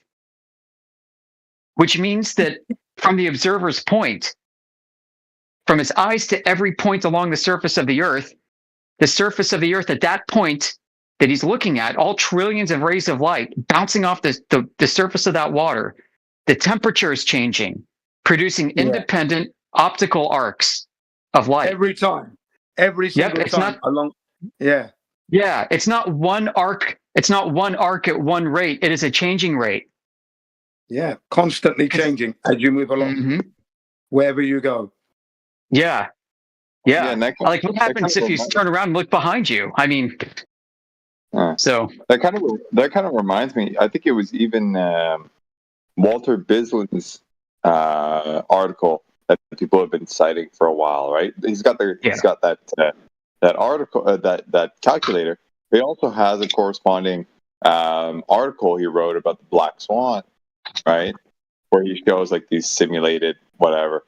In that article, there's a graph that depicts the temperature modeling to reproduce whatever he was reproducing. And in the graph, you see an extreme kind of variation in temperature over like 10 or 20 feet or something, like a really small amount, right? It's jumping like 15 degrees Celsius or something like that in that short distance. It's like, that doesn't exist. Yeah. When do you have like 10 degrees at 1 foot and then 25 degrees at 12 feet? Like, it's insane. So what you're talking about is reminiscent of that, I think. Yeah, so like what is refraction, right? I mean, it's a change of refraction index, which is a ratio with respect to a vacuum and then also with respect to another medium. Now, there are such things as gradient index media, right? You've got a steep index in one medium where the optical density changes. It dithers from one to the other. What is required? So it's going to be a ratio of 1 to 1 is a vacuum. Air is like 1.003 to 1. And at most, it goes to like 1.00034. So it changes by a meager percentage of 1. And I think like water is 1.4 or something ridiculous to give a sense of comparison, right? 1.3, I think. Okay, yeah. Yeah, these numbers are minuscule. You see, that it's hard to notice. You can't. That's right. The maximum minimum range of what is possible for atmospheric refraction doesn't even comport to what could be possibly explained if you believe you live on a ball. You're talking orders of magnitude different differentials required between the maximum and the minimum range. So the mathematics doesn't make sense. The physics doesn't make sense. Andrew Thomas Young, the father of 7/6R, even, contradicts himself in places regarding this topic. Like, at no point has ever 7/6R actually been observed. He's aware of this. That's if you're looking at a statistical distribution, right? Like a bell-shaped curve, 7/6R is right there in the middle, the mean, the tippy top.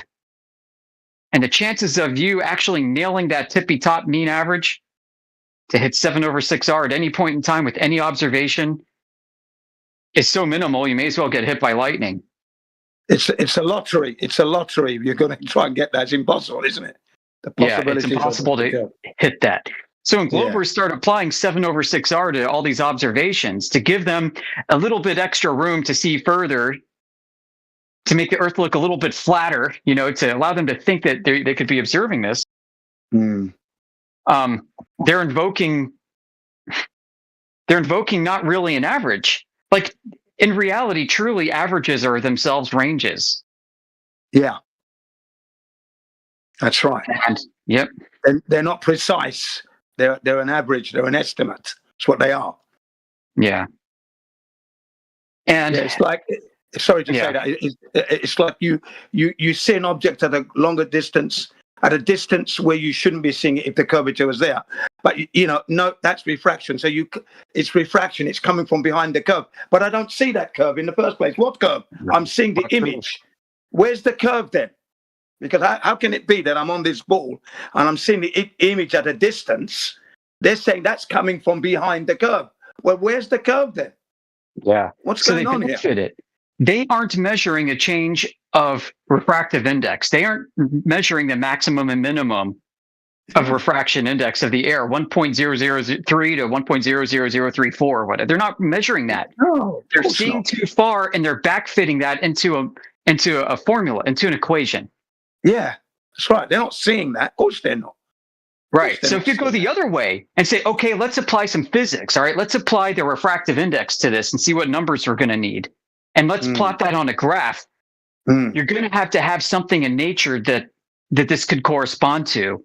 And the extreme steep gradient of refraction index and the gradient in the medium, the gradient change from one to the other in the medium just is not, there's no physical, there's nothing happening in nature that can support it. That's what I'm getting at. Right, because I have to go. The distance from the observer to the object you're observing that is being supposedly refracted up, that must disappear at some time. Otherwise, you're saying that condition is going to be there forever, like that, constantly. Because if we just stood there for hours on end and still see it, that shouldn't happen, should it? It would mean that the condition seems to be consistent, but nature doesn't work like that. Nature's it's like our fingerprints. Every human being has a different one. It's the same with the air and the time. The air is different and it's in flux. It cannot sustain an image and keep it there for hours on end. That's impossible.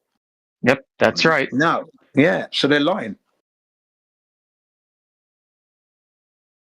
Yeah, see, when you start to break down refraction and you start to look through the air and become part of the the molecules, that's what you've got to do to understand what they're actually saying. You've got to become those particles. Those molecules that make up the air that you breathe. And you know that the air itself isn't doing the same thing. It's not at the same pressure. The pressure changes. The heat is changing. Thus, the image has to change. Has to. But when you look at the black swan images, they don't change. The horizon is where it's at. Unless the next day the weather has changed. And then you'll see the horizon may be closer due to bad visibility now. So I can no longer see the oil rigs. Heavy fog, and then that's clearly, obviously, it's not the same. So, they haven't got it. There is no globe. That's that. So welcome to the flat Earth paper. Gosh, I wish I had it handy to dig up, but I read this paper where they did a study on the refractive index of air, but they didn't actually measure the refractive index itself. They just looked at how far they could see throughout the day, different times of day and night, and found that they could see further and less than ideal, which would be for the globe in both cases. And they created a chart, and it went from so this is called the K factor, right? It went from a negative K factor to 21 or 22% at the max. And they weren't actually measuring the optical density of the air. They were just saying, I can see further today. I can't see as far. And they concluded that, hey, look, we could actually see further on cloudy days. and when the sun is further away. It's like, I wonder why. Sorry, I had a phone call I had to take. I gotcha. Yeah, and I came back, I accidentally went into the vegan channel. I'm like, what the hell is going on? Get out of here. I'm gonna take a shower. Yeah, I did that yesterday. By mistake. Ended up in the vegan channel.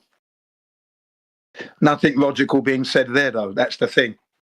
Dude, he was talking about something like animals should be allowed to die out or something. Like, what? Like, I thought this was a vegan channel. Like, I don't know.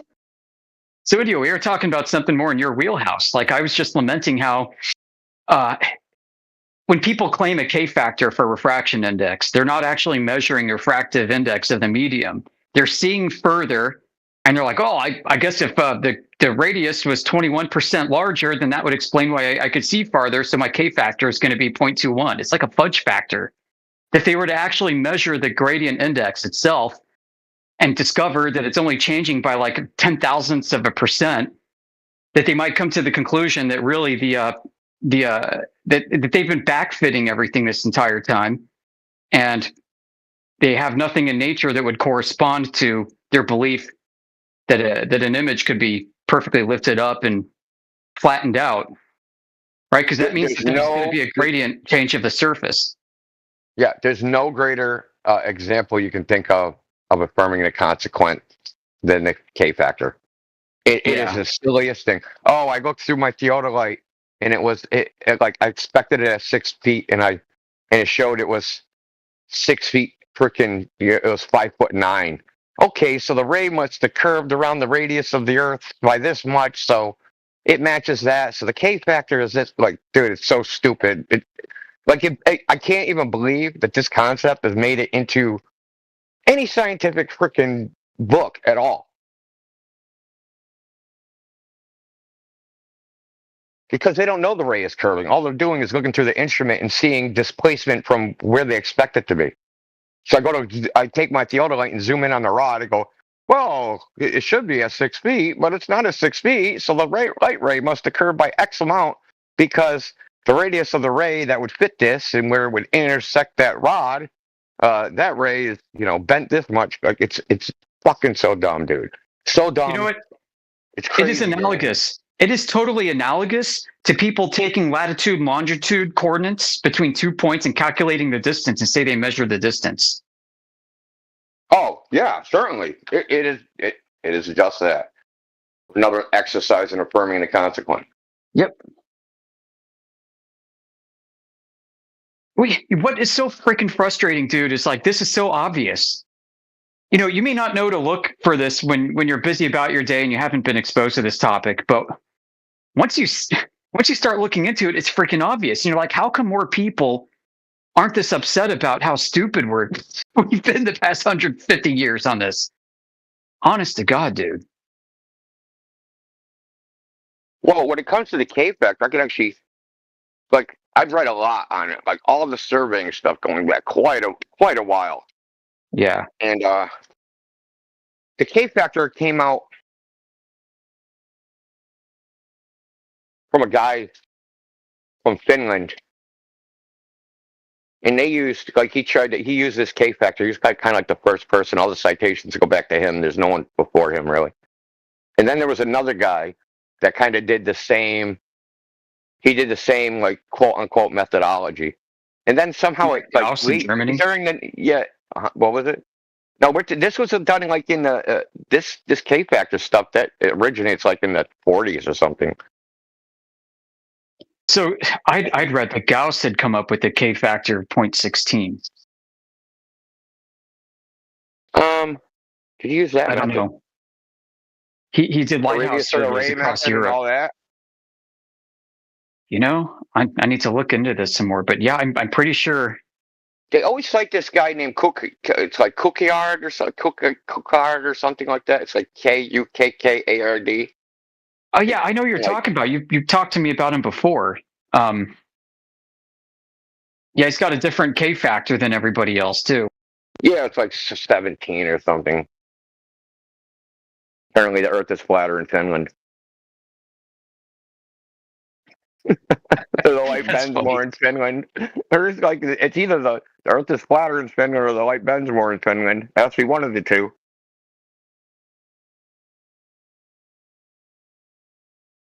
And then That's a good question. How do you differentiate between the two on a geoid? So there is a guy that tried to. The guy's name is remember his name. Brunner. His name's Brunner, Brunner. So in the 70s, he didn't like that formulation because he thought it was stupid for obvious reasons, and he tried to come up with an angle of arrival because they're using this for surveying, right? Like he wasn't assuming like the Earth is a ball or anything like that. Because he's actually trying to predict, right, how much it'll appear to something will appear to displace. So he came with like an angle of arrival method, where the angle of arrival is determined by, so he would go out and make temperature measurements of the surface of the Earth, and then try to model the heat flux, right? How much the gradient of heat that is, along the line of sight, and come up with a model like that. And he was kind of like ostracized or ignored because people cite him, but they don't cite that he used a completely different methodology than this K-factor nonsense. So they'll have a paper like the one where the reciprocal zenith angle paper cites Brunner, but Brunner's method, he didn't use any K-factors at all. He didn't use that crap. He used his like, I don't know, call it proprietary or like the method he invented. Oddly enough, he worked for the U.S. Geological Survey in the Louisiana area, where Lake Pontchartrain is and all that crap. Yeah, I kind of like the idea of something that's based off of heat flux. I mean, at least that's tied to something closer to something empirical than, seeing too far and then saying, radius. Then the arc ray different. Mm-hmm. Yeah, then there's a Swiss scientist, it's Ingnols or something, Ingnols, that the paper was about her coming up with a different methodology also. Because like in Switzerland, they're always building tunnels and shit. So they get like this sideways refraction because there's a temperature gradient left or right? There's a horizontal temperature gradient because the walls aren't the temperature of the center of the tunnel they're digging. Right? So they have a gradient that way. So she was trying to make a device that's basically like a dispersometer. And dispersometers exist, but they freaking absolutely suck. They're okay for measuring distances, but like measuring like vertical displacement. So her idea was to take two different wavelengths of light, right? And because each wavelength travels differently, you could measure the angle of arrival difference between, like, say, a 450 nanometer laser and a 500 nanometer laser, measure that difference in angle, and then calculate how much refraction would have to exist based upon the spatial difference. That sounds empirical too. I like the sound of that. Yeah, but mathematically, it's unstable due to difference in environmental circumstances between that range. Look, they're only trying to figure out the difference, how much refraction is in the optical path. That's all they're trying to do. And you can calculate it based upon, it'll literally hit the sensor at a different spot, right? So one laser will hit it, 1/10 of a millimeter higher than the other one. Then you go, okay, that means they traveled these paths, and so here's the difference. That's just how much the difference in refractive index would be. Oh, it's empirically based. It's not based upon models or concepts. Yeah, that speaks to me. That makes a lot of sense. And then you can deduce from that, or even potentially time it if you had a fast enough clock. Yeah, they have like radar dispersometers, but really they can only like measure distances. So they use the dispersion of the they're called EDM, electronic distance measurement, EDM. But they have a dispersometer. Yeah, EDM, electronic dance music.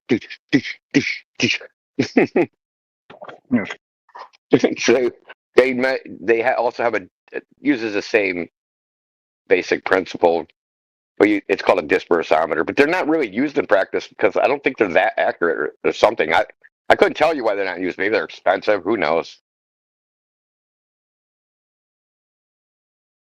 But those were developed in the 70s, and they still don't use them, even though theoretically they should be super accurate. No.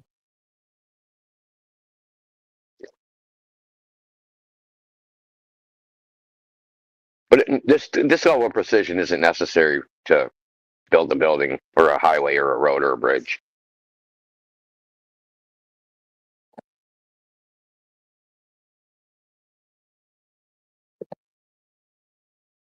Hey guys, I'm listening. I have to step away, but I'm hearing you. All right.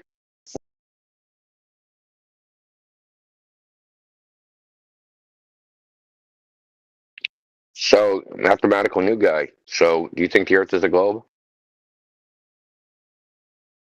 Are you talking to me? Yeah. You a globe earther, flat earther?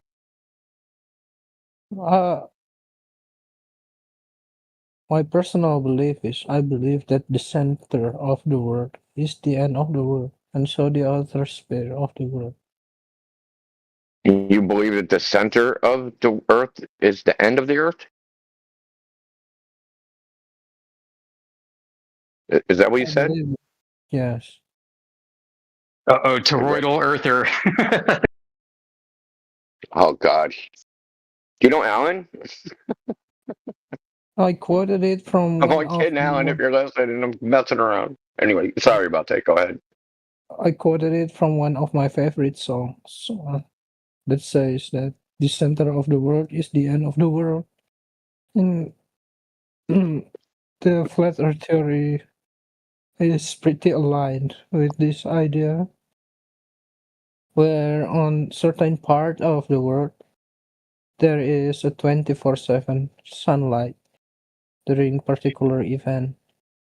So it's not completely globe shaped. Not sure what that has to do with the Earth, though. What has the sun got to do with the Earth?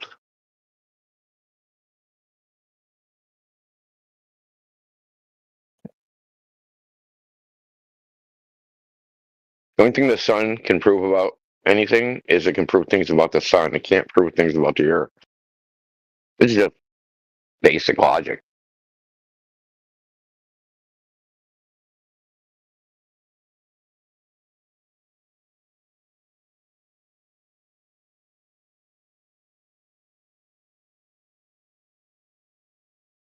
We have a another guy that I've been chatting with in the side chat, Neon. If you guys, he's keen to hear some of the 101 flat Earth stuff. So doesn't seem to know anything at the moment. Either Here's the Neon. quotation about the lyrics. It says it didn't say much, but it only confirmed that the center of the earth is the end of the world. Fantastic. That sounds philosophical. And that's not what we're doing here. At least not right this second. So Neon? Is that his name? Yep. Yes. What's up? What's up, Neon? So I'm fine. these What about conversations about this topic should last about 1.5 minutes because it's very simple. Yes. The surface of the Earth is mostly water, and water is flat on its surface and doesn't curve, so the Earth is not a ball. Pretty simple. I'm lost. Like the center of the earth is water, right? No, the surface of the Earth. Oh, okay. Sorry. The surface of the Earth is mostly water, and the surface of that water is flat, not curved. In a short term, yes. You think at some big distance that changes? My point is that because the Earth is a geoid, like water is attracted to the center, right? That's what gravity does. Am I right? So my point is that yeah, you're right in as far as that hypothesis goes. But wouldn't you need to go out into wouldn't you need to go out in the world and demonstrate that that's actually true with like an experiment or a measurement? Aren't you supposed to test it? Could you repeat? Sorry. Should you aren't like in science aren't like that would be your theory that water gets pulled to the center by gravity, but wouldn't you have to go do an experiment to test it? Okay. Or do we just like make things up in our mind and that's how science works? Or do we have to go out and verify the scientific claim with measurements or experiment? Yeah, I got you. Yeah, so that's what we've done. You can do this too. You've probably already done it and don't realize it. That the water actually is not curving. Excuse me, folks. I'll be back in about 45 minutes. 10-4. Okay, also, I got out. I will be here later. So, thanks, India. Thanks for the conversation. Yeah, but science is empirical, meaning it's based upon observation and experiment. So, if what you're saying is not based on that, then it's not science. Okay. Thanks. Like, say someone says, hey, he belted.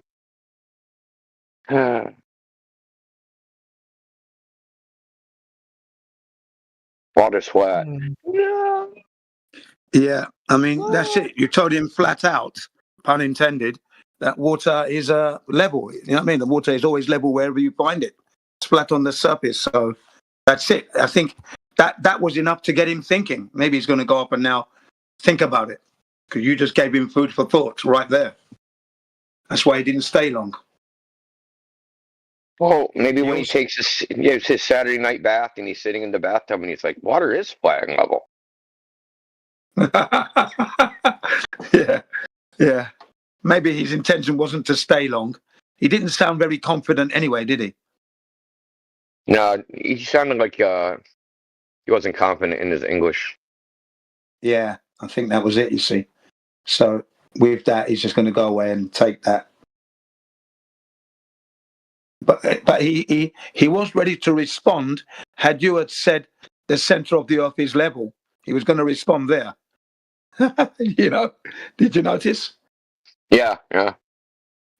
So he was prepared in some aspects to discuss it. Had it been the other, no, the surface is level. Oh yeah, I didn't think of that. That's right, water is level. And I should go and check it. I got to give credit to Heretic because the girl came in. She was like, "Yeah, why do you think the Earth is flat?" And Heretic said to her, "Because the water's not curving; it's flat on its surface." And she's like, "Oh yeah, well, I guess the Earth is flat." And she left. And he was like, "That's how all conversations should go. It should literally be that simple. That the water's flat and level, and because that's the case, the Earth's not a ball. It's pretty simple." Yeah.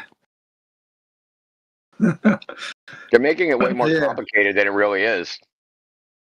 Yeah.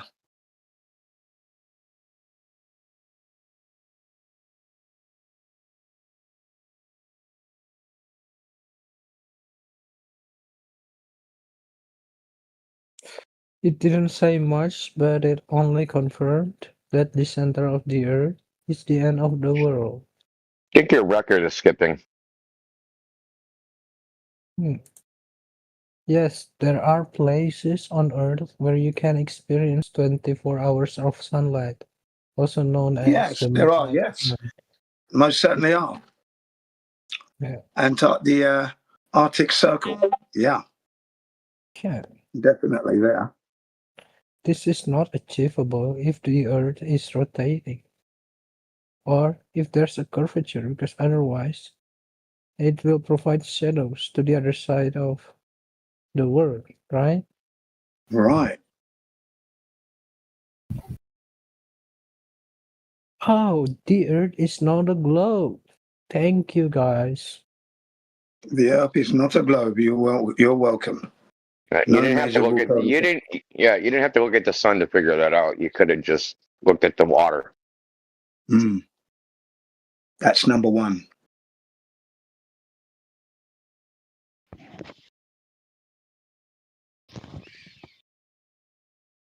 The surface of the Earth proves that.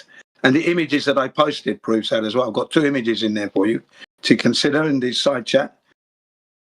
One is horizontal and the other one is what you see and then what you believe. Very simple. And I've got more of those.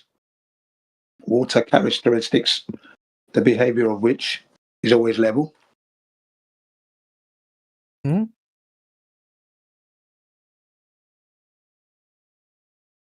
No, I said if you look in the side chat, you'll see 2 images there showing you the flat Earth. Shall we? Yeah, look in the side chat. You'll see 2 images that I posted. One is called horizontal. And then the second image is what you see, which is the horizon level. And then underneath that is what you believe, a curved horizon that you never see.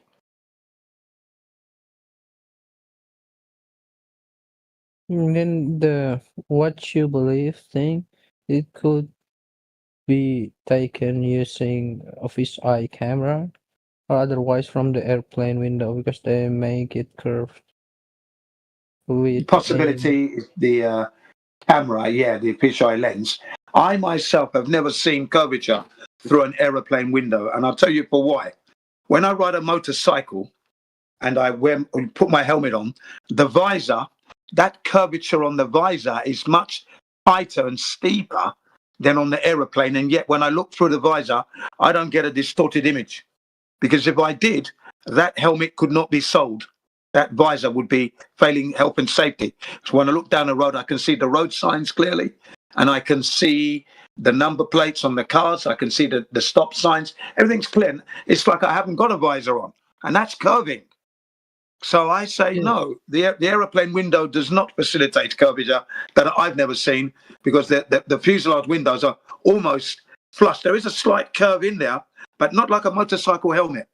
And I've never seen curvature through any window of an aeroplane, ever. Not once. And I've got lots of pictures. And I know what I'm talking about because I'm a motorcyclist. Taking it from a motorcyclist's view, looking through a perspex glass known as the visor, which the curvature of which is much steeper than you get on an aeroplane. Much steeper. Right. So I've never seen, I've traveled a lot, never seen curvature through any aeroplane window. I'm sure there are windows that do that. I haven't seen one yet.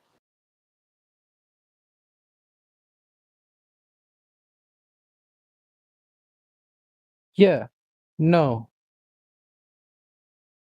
It's designed like that. Like the curve on the windows.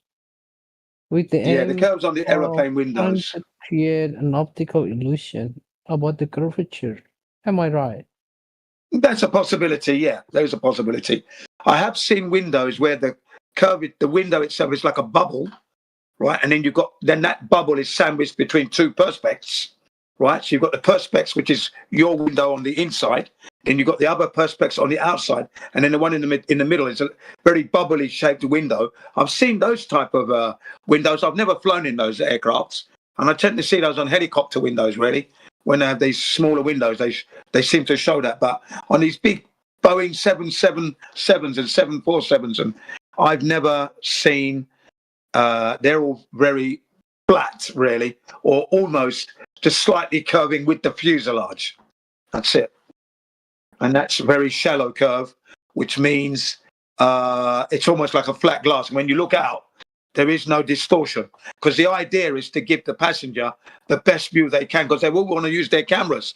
So there's going to have to be minimal distortion, to enjoy the view and to take some good pictures, Yeah. No. Yeah. Yeah. So that's in keeping with my experiences that I've never seen distorted images through the window of a fuselage from an aeroplane.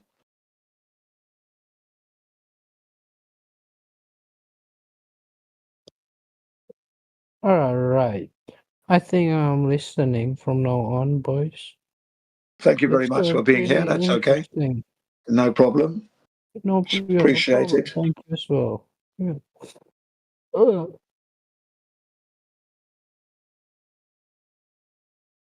Yeah, so there are some fuselage windows that do that, not that I've seen myself, but when the aeroplanes aren't moving like helicopters, I've seen them with a bubble type window lens kind of thing, glass, plastic, but I haven't flown in it to go up high to see through it yet.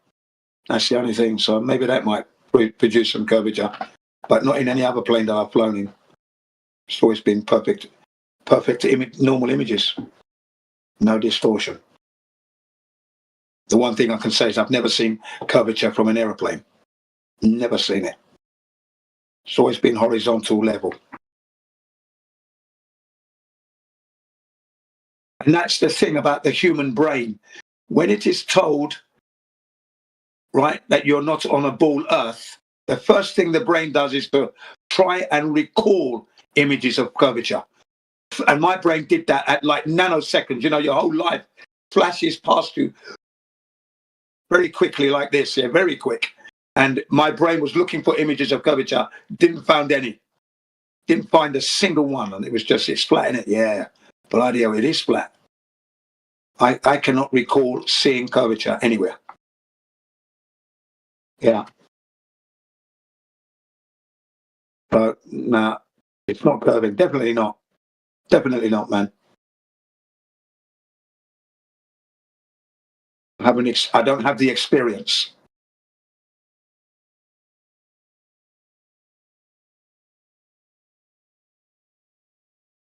And my children were examples of that, because back in 2015, and I introduced them to the flat Earth, the day that I found out myself, 8 hours later, they understood it within minutes as well. They were showing me how aeroplanes fly, okay, and it was level. And I put it in, shouldn't it be flying like this? Doesn't the aeroplane fly like this? Because we're on a globe and it flies like that. And then we get to Japan and then we land like, no, Daddy, it doesn't. All right, okay. How does it fly then? Show me again. And they're showing me level. How does it land? Bump. They're showing me it perfectly. So they've got the experience to know that they haven't flown over a globe. They know that now. Okay, they knew it then. Then I asked them to show me pictures of Earth, and they showed me CGI images. And I said, well, that's CGI. Yeah, it's computer generated. I didn't even know. I said, I'm learning that now. I thought that was real, but this is real, isn't it? And I showed them a picture of themselves. This is, yeah, that's real, isn't it? Okay, that's not real. That's a computer-made image. That's why it doesn't look quite right. Yeah, look at my picture here. Look, there's the Google Earth. That's CGI. Look, this is CGI. CGI, all CGI. Nothing is real. And then they learned what CGI was at the same time I did. Because right up until 2015, when I saw like the Discovery Channel, and they were showing us images of the stars and the planets, and I thought those were real images from satellites. I didn't know that was CGI. I didn't realize that until 2015, December 26th. But wow, so that was CGI image. Wow, man. Okay, well, at least I've learned something there. Yeah, so my children already had uploaded experience of horizontality everywhere. That's why instantly they knew they were on a globe. Sorry, not on a globe. They're on a flat Earth. They knew that day. My wife, on the other hand, didn't seem it important, so she didn't really pay much attention. 8 years later, she's agreeing. 8 years. Only because she just didn't think it was important. So she wasn't interested. And that's fair enough. I'm not going to ram it down anyone's throat, least of all my wife's. So that's that. 8 years later, she agreed. 3 years ago, that would have been. So I haven't had the hassle of trying to convert the children, and that their own experience is what I tapped into. And that made it easy for them to realize that they're not on a ball. And then only recent years that my second son, who's working for Honda, asked me, Daddy, why did they lie to us about that? Anyway, yeah. And then I started to explain other things about life and how they've lied. And then they understand. Yeah. I talk about this stuff when we go hiking or when we're snowboarding sometimes, having a ramen soup. They're the times I choose to talk about these things. I have to pick my moments. When we're camping. We've scheduled a hike this month on the 20th. So we should be going on a hike with the family. And we can discuss other things then as well. I've said to them, this time it's not a race, okay? It's not a race this time. I'll be at the back. It'll be a race anyway. But I always say that to them. It's not a race. No, you can go up front. I'll be at the back. Don't worry.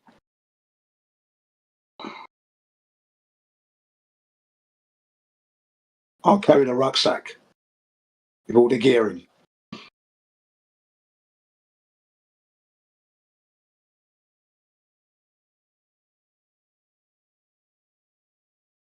And that's how we enjoy life on the flat earth. The closer you can be to nature, the better you are. The better off you are, man. In all aspects. You learn about the plant life. You learn about the weather systems. You learn about the different aromas of nature. You learn about the different sounds of nature. Yeah, it's all good, man.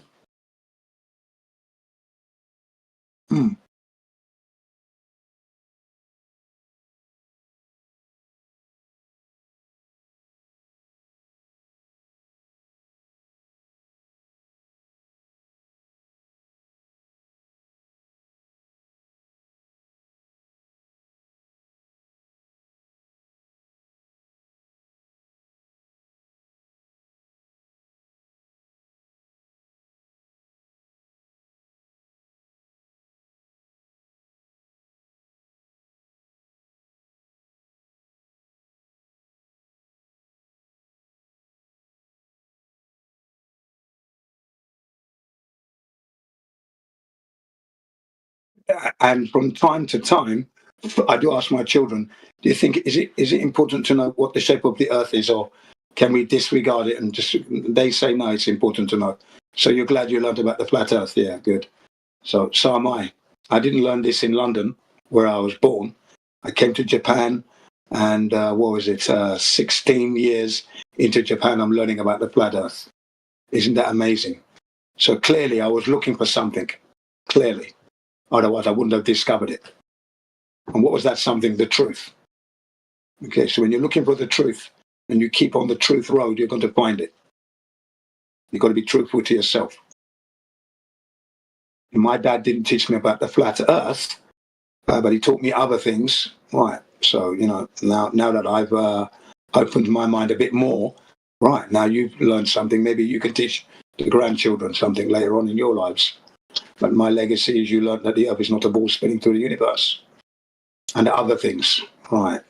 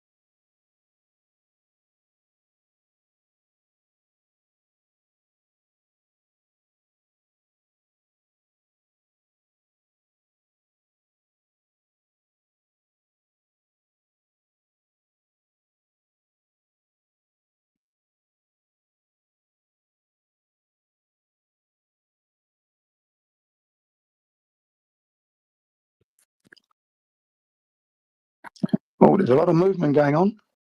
Welcome to those of you who have just come in.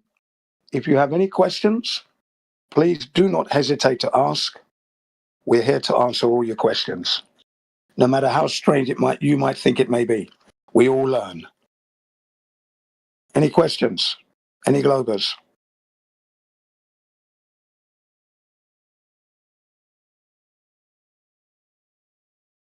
You look in the chat. I'm not looking in the chat. I always not do that. Let me check the chat.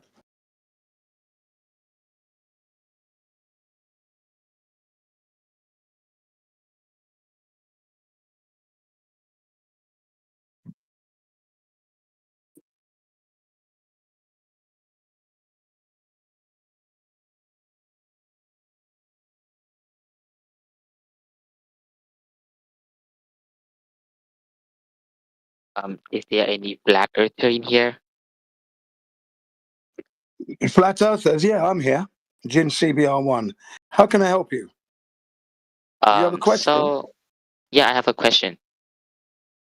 So, I've just I've seen a video of the guys. They use the laser, and like they do some research and find out that the laser, because the laser is straight and the laser is actually bent like 0.01 millimeters. I don't know, but yeah, it's bent. So can I please ask why are you believe in the earth is flat? And I need to have the answer to why am I believe the earth is not flat.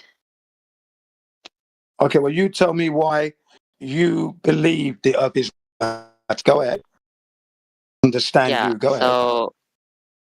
Yeah, I believe the earth is flat because, yeah, you see, that's experiments, because I know that the laser is straight. It's very, very straight. And the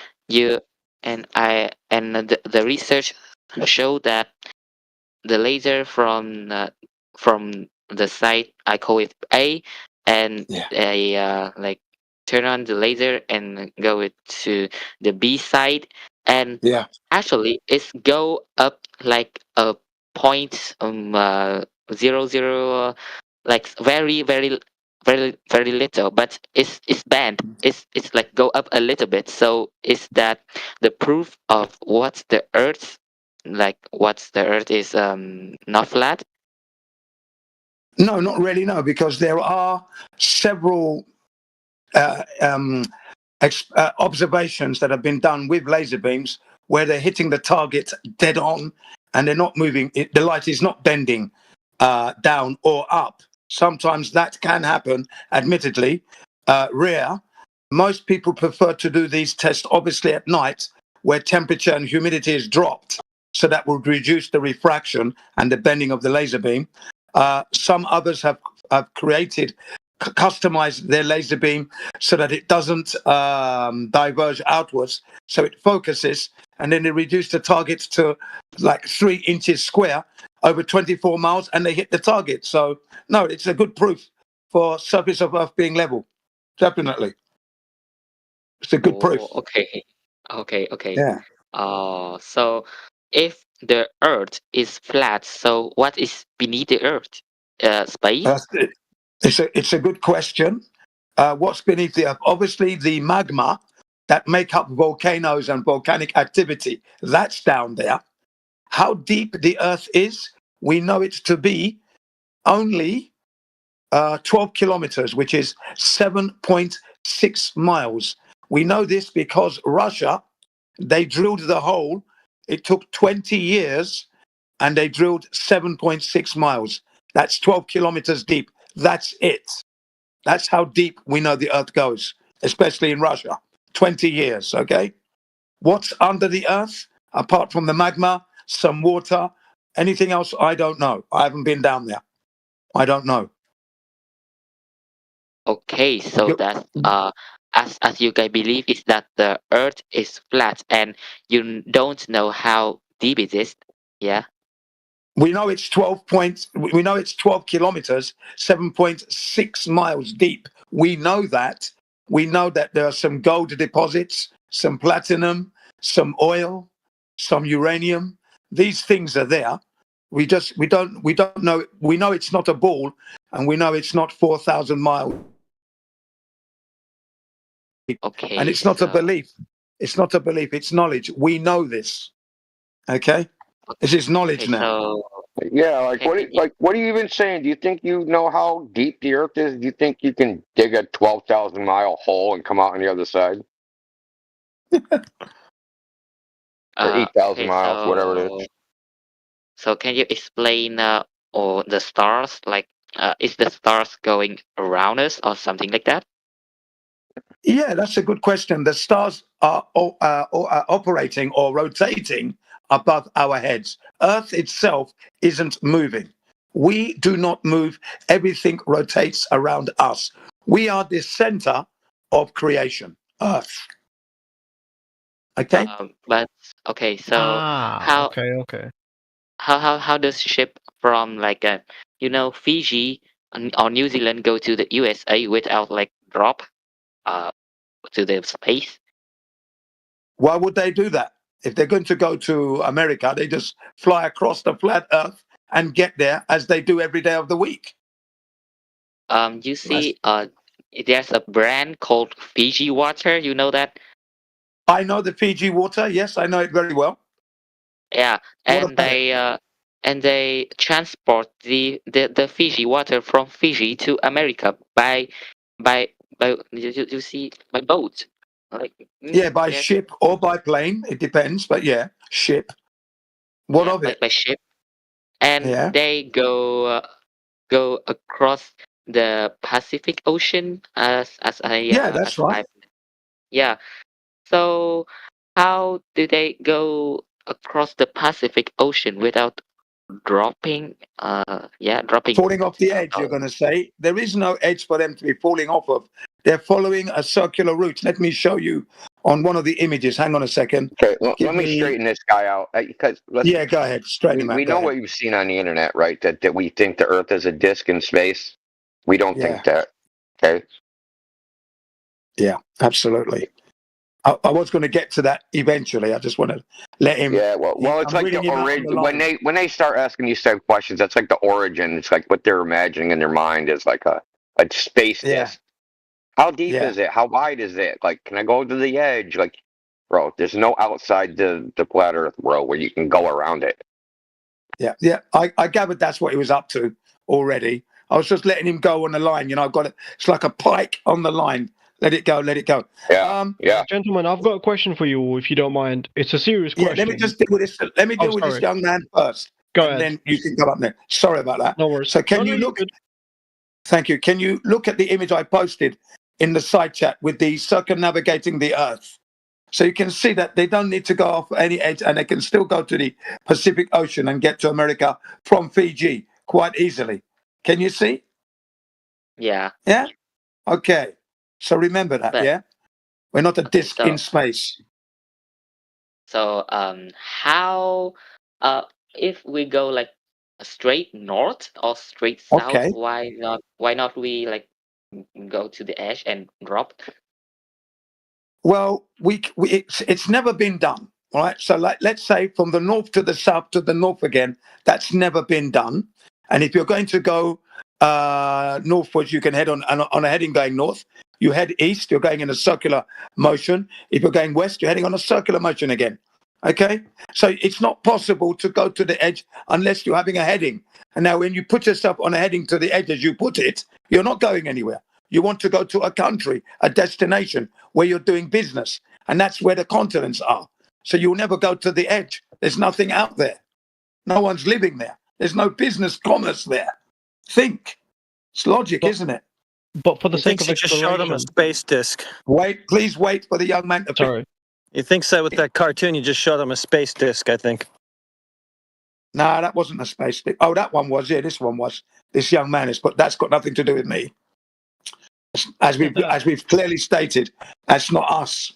Nothing to do with flat Earth. Nothing to do with us. That's imagination gone wild. The AE map with the east to west circumnavigation on it. I'm sure he has no clue what we're talking about. That's not a disc at all. That's not a disc. It's an illustration, is all it is. If you want to go beyond that, that's your imagination gone wild. So don't put that forward and don't put that on me, because I'll smack you in the jaw with another fact.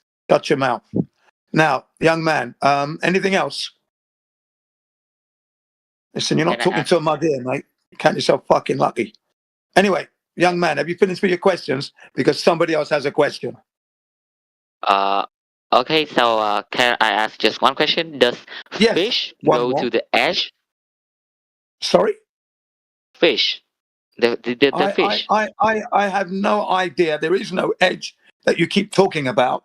Whatever fish do, they do. They're not suffering. They're not dying. They're enjoying their lives. Look, if you want to do that, if you want. Hold on, Jen. The flat Earth you're making up in your head, we don't believe in that flat Earth either. Why don't you address what we actually believe instead of just making up some nonsense about an edge? We've been told 5 times nobody thinks there's an edge, and you keep saying the same thing over and over. Now, either you have a hearing problem or don't understand the word edge when we say it, but you understand it when you say it. Yeah. My edge is like the edge and you fell off the space. So what's your edge? Why would you fall to space? Yeah.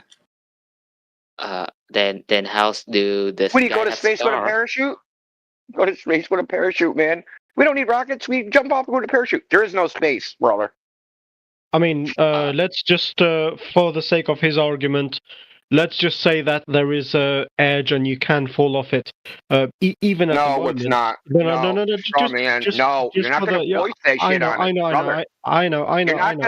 You're not going to force it on us. Okay. I'm actually trying to help you here, so just relax. No, you're not. You're not helping us. You're not helping us. Well, no, thank you. If you're trying to help, take the feedback. No, thank you. Your all help's right, not I'll needed. Sorry. You're not helping us here. I was just trying to end this whole fucking conversation because he's talking about fucking edges and edges and edges. Yeah, and we're explaining. Yeah, hang on. We're explaining it clearly. Clearly, you understand. Now we're trying to get him to understand, right? And it's just that he needs to understand that his image of Earth is incorrect. We don't believe that, and he needs to acknowledge that. He's competent enough to do that because he's being smart enough to put up these silly little ideas that he's putting up. So let us reach him our way, and then he'll realize it. Please, thank you. Thanks for your attempt, though. I appreciate that, and I mean that sincerely. I didn't know we had. Yeah, thanks, guest mod. I didn't know we made a guest mod. Yeah. So, young man, have you finished with all your questions? Because somebody else has a question. You've asked 5 questions, more like straw manning us. So if you finish there, I'd like to engage the other guy at least. Is that possible? Okay. Yeah. Thank you. All right, young man. Yeah, the guy with the question. What's your name, mate? Sorry. Pug. Just call me Pug. It's good. Pug. Okay, Pug. Right, go ahead. Right. I just have a very quick question. I tried to ask it the other night, but people thought I was being a bit like a sarcastic or nothing like that. But I wasn't trying to be sarcastic. I was trying to be genuine, like I am now. Okay, so the world is flat. That's fine with me. We did believe that for fucking, I'd say around 5,000 years at the very least. So there is foundation there. So it's not fucking nuts. So what's the point? What do you mean? What's the point? God created a flat Earth so we could live on it and enjoy it. No. Point. Sorry. What I mean to say is, okay. What's the point of lying about it? What's the point of covering it up? Why would they lie? Well, you think about it. What do they gain? They must gain something. What do they gain? Exactly. That's what I'm trying to find out. Like, I tried to find out from other people. I don't think they knew, so I don't think they wanted to answer. But I hope someone here, at least, Well, first of all, you have to admit it would be speculative because we're trying to read people's minds, right? Yeah, but I'm saying, okay, perhaps I'm. Well, wouldn't it be speculative? Does anyone have any insight? Is what I'm trying to ask. Does anyone have any insight? We can speculate. Give you that. Hold on. Just hold it. Everybody chill, bro. It's really simple. Like, you say, why would they lie? Like, who's lying? Like, when you actually go think about who has to be lying, most people just believe it, and when they say it, they're not lying. The same way, like, hey, man, I believe in ghosts. They're not lying. Oh, no. I'm talking about like this. If in order for it to go from flat Earth to globe, in order for that to happen, something, world governments and fucking scientific communities all around would have had to get together and agree uniformly. Mind your language, bro. That's all. Just yeah. I'm sorry. Who's just mind your language, please? You just used the F word, and I said it's uniformly. age appropriate. I said uniformly. No, but you kept using the F word since you started talking. Okay. Just a friendly reminder. That's I'm all. sorry. Yeah. Okay. Okay. No worries. Yeah. Can I just, before you go on, you have a faulty premise. So the idea that the Earth was a globe was come about around 300 BC. Now, no one would make the argument that there was that science was even a thing, much less a unified scientific community around the world. The Chinese were flat earthers into the 20th century. Right. So yeah, so it was never like a unified idea. It was an idea that arose in primarily Western. Hold on, it's an idea that arose in primarily in Western civilization, and as Western civilization conquered the world, that idea was foisted on everybody else. Right. And they came to believe it. Right. So that's kind of my point. Is if they knew that the world is flat, like they don't know. That's what we're telling you. But you just said that they had the foundation of it. They had the idea. They had the idea, but it's just an idea. They don't know. Right? It's just an idea in their head. But once again, like, how would they know? No. Okay, fine. But what's the point? What's the point of lying about it?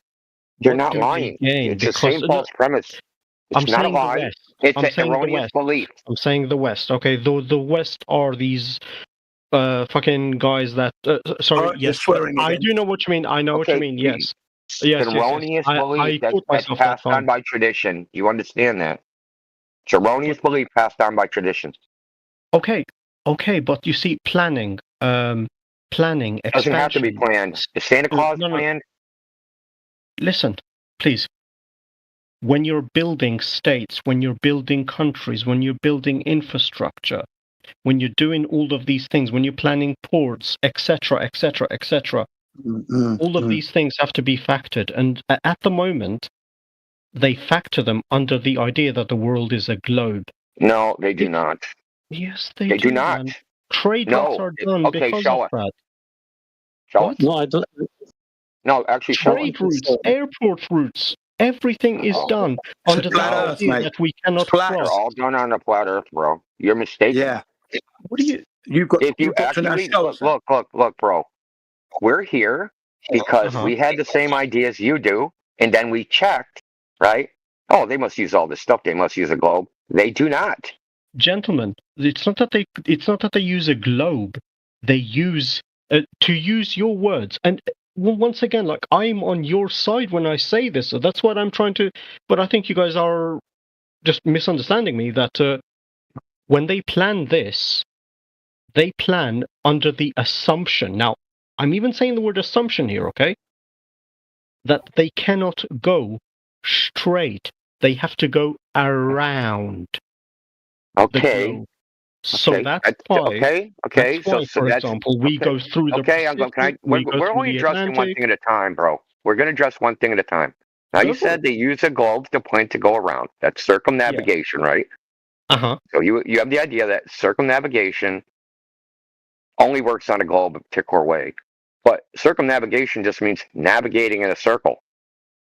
That's all it means. You can circle your house and circumnavigate your house that don't make your yard a globe. What? So I'll give you an example. So say I have a pole in the center of my yard, and I take my left hand and point it at a pole and walk. But I keep my hand pointed at the pole. I will go in a circle around that pole, right? And if that circle is big enough, it'll seem straight, like a straight path, but it'll actually be circling around a central point. This is how circumnavigation works. We circle around a central point. That is not how circumnavigation works. Yes, it's exactly how it works. No, it's not. How the latitude longitude system works. The whole point of it is that because of the way that the world is, it's not a perfect circle as such, and it's not all the bodies are not the same. That's why, for example, that they say that if you take America as a landmass and bring it into Europe, it would be much smaller, and so on and so forth. That's the Mercator map. Well, you're not educating us. We know all this stuff that you're talking about. You're not trying to educate you. I'm trying to get you to educate me in the fact that if that is the case... So you use the Mercator map? I'm trying to get you guys to basically tell me, like, what is the hidden treasure, the hidden secret, There is no secret, dude. Because at the moment... Okay, so check this out, Bad Pug. You can go down to the ocean. I assume you're in the UK by your accent. You can go down to the ocean. You can go to Dover and see Calais from Dover, right? Can they hide that? What? You can see Calais, France from Dover. Can they hide that? I've never actually tried to. Well, you can. There's plenty of photographs of it. You can see it the other way too. You can see from Calais to Dover. Okay. So that view should be impossible on a globe. They can't hide that. Why? So nothing is hidden. You were offered an idea, and people accept it. That's the way it is. It's not hidden. It's not a lie. There's just a bunch of people that believe an idea is reality, and it just gets passed on by word of mouth, and everybody believes it. I mean, listen, great conspiracy, dude. Your premise that there's some grand conspiracy, it must exist, is wrong. No. Listen, for that, I'm with you. Like, I 100% agree with you that most of the stuff that we take for granted is passed down from. It's the oldest rule of law. Like, we pass it down from generation to generation to generation, and so something that is completely a misconception is accepted as fact because that's the way it's always been. This is one of those ideas. And that's what I'm saying. Like, I even came in here with the idea that I agree with you, but planning-wise and stuff like that, it just doesn't make any... It doesn't work the way you think it works in practice. Logistically, it doesn't make sense. It doesn't work the way you think it works. I don't know how many times I can say that. It doesn't work the way you think it works in practice. They don't plan, engineer, build, or do anything based upon a globe. No, not on a globe. Like, they don't literally take a globe and like, hey, let's see. They use the ground because the ground is what I'm saying to you. If it was a flat Earth, there wouldn't really be that much of a fucking terrain shift. Not that much. And you wouldn't have to prepare. What do you mean by terrain shift? Literally the fucking tectonic plates that keep the tectonic plates over the place. What the hell? Yeah, you're dropping too many F-bombs, man. Can you drop the F-bombs, please? Stop dropping them. It's not our look. It isn't even our beef. I wouldn't care if you swore. It's like the owners of this Discord want it PG-13. So. All right. Yeah. I'm sorry, dudes. No, it's fine. It's not even us. No, dude. It's me. Don't worry. I'm sorry. I've got a potty mouth. I'm sorry about that. Because there's kids in here or whatever. So. I get it. Yeah, I'm sorry. I believe. That's what they told us. Because I dropped F-bombs like crazy. My fault. So, I'm I haven't actually come across any kids here, but in the server. I mean, but I do get your point. I'm sorry. That's totally on me. Yeah, so yeah, the Earth. This is covered because this seems to be like a recurring freaking theme today. Is the latitude-longitude system, right, of coordinates? That is not an Earth-based system. It's based upon the stars. So for forever, yeah, and you can't even find your latitude and longitude using the Earth. You can only find it using the stars. So they don't use a globe per se to even find these things. Like if I said, hey, you can't see the sky, now find your latitude and longitude. Can't do it. It's physically impossible. Just impossible. Because longitude is based upon the sun, and latitude is based upon what's called the celestial equator. So where you are relative to, when you look up and you see the celestial equator, where you are relative to that defines your latitude. And what time it is relative to Greenwich Mean Time defines your longitude. Right? If you know the time in Greenwich Mean Time, so you need a clock. So this coordinate system is what we use. We don't use any globe-based anything. So once again, like, I came here rather looking. I was hoping, but I'm guessing you guys don't, by the answers you've given me, that there has to be a larger conspiracy to this, rather than I'm just not going to admit that I'm wrong. Like in terms of the government, I'm saying. Please listen. Yeah. I'm not saying you. I'm saying the governments, the world leaders across the fucking. How would they know? Bro, pause. That's the last time I'm going to do it. This is what you're not understanding. To lie, you have to know the truth and say something opposite. How would Donald Trump know the truth? Okay. So once again, it has to be a coordinated effort to lie about it. Because I just demonstrated that's not true. You're not listening. Okay.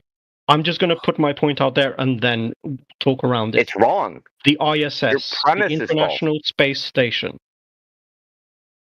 International Space Station, what about it? The International Space Station has sent us images showing us that the world is a globe. That's funny. That's a problem. So, if the ISS is sending us images to show that it's a globe, then it has to be a coordinated effort to spread misinformation. The Chinese one showed it flat. What about the Chinese?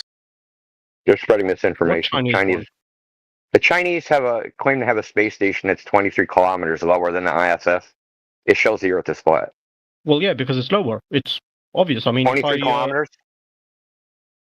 Yeah. So here's the problem. How much of the Earth do you think the International Space Station should see? A decent chunk. I'm not really sure to be. Actually, I'm going to look again. 3%. 3% of the Earth's surface the ISS should see. So the mathematics dictate you should not see curvature from the ISS. So if you had a beach ball that was like 6 feet tall, how high would the ISS be off the top of that ball?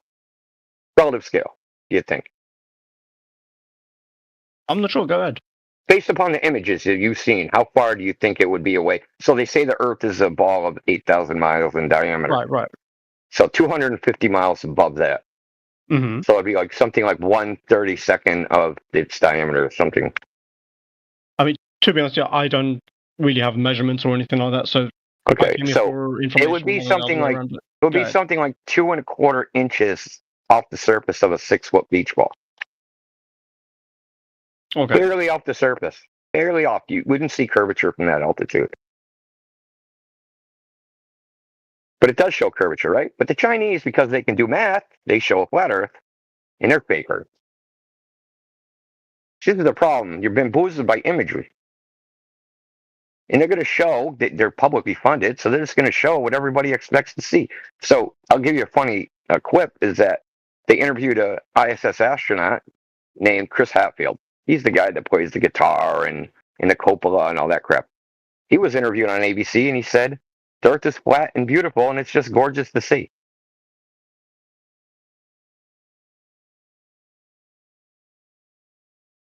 That's a quote. That's an exact quote. The Earth is flat and beautiful and just gorgeous to see. So, what do we go by? This entire idea about the ISS and what it looks like from cameras, it's totally hinged upon credulity about the claims of the people presenting them to you.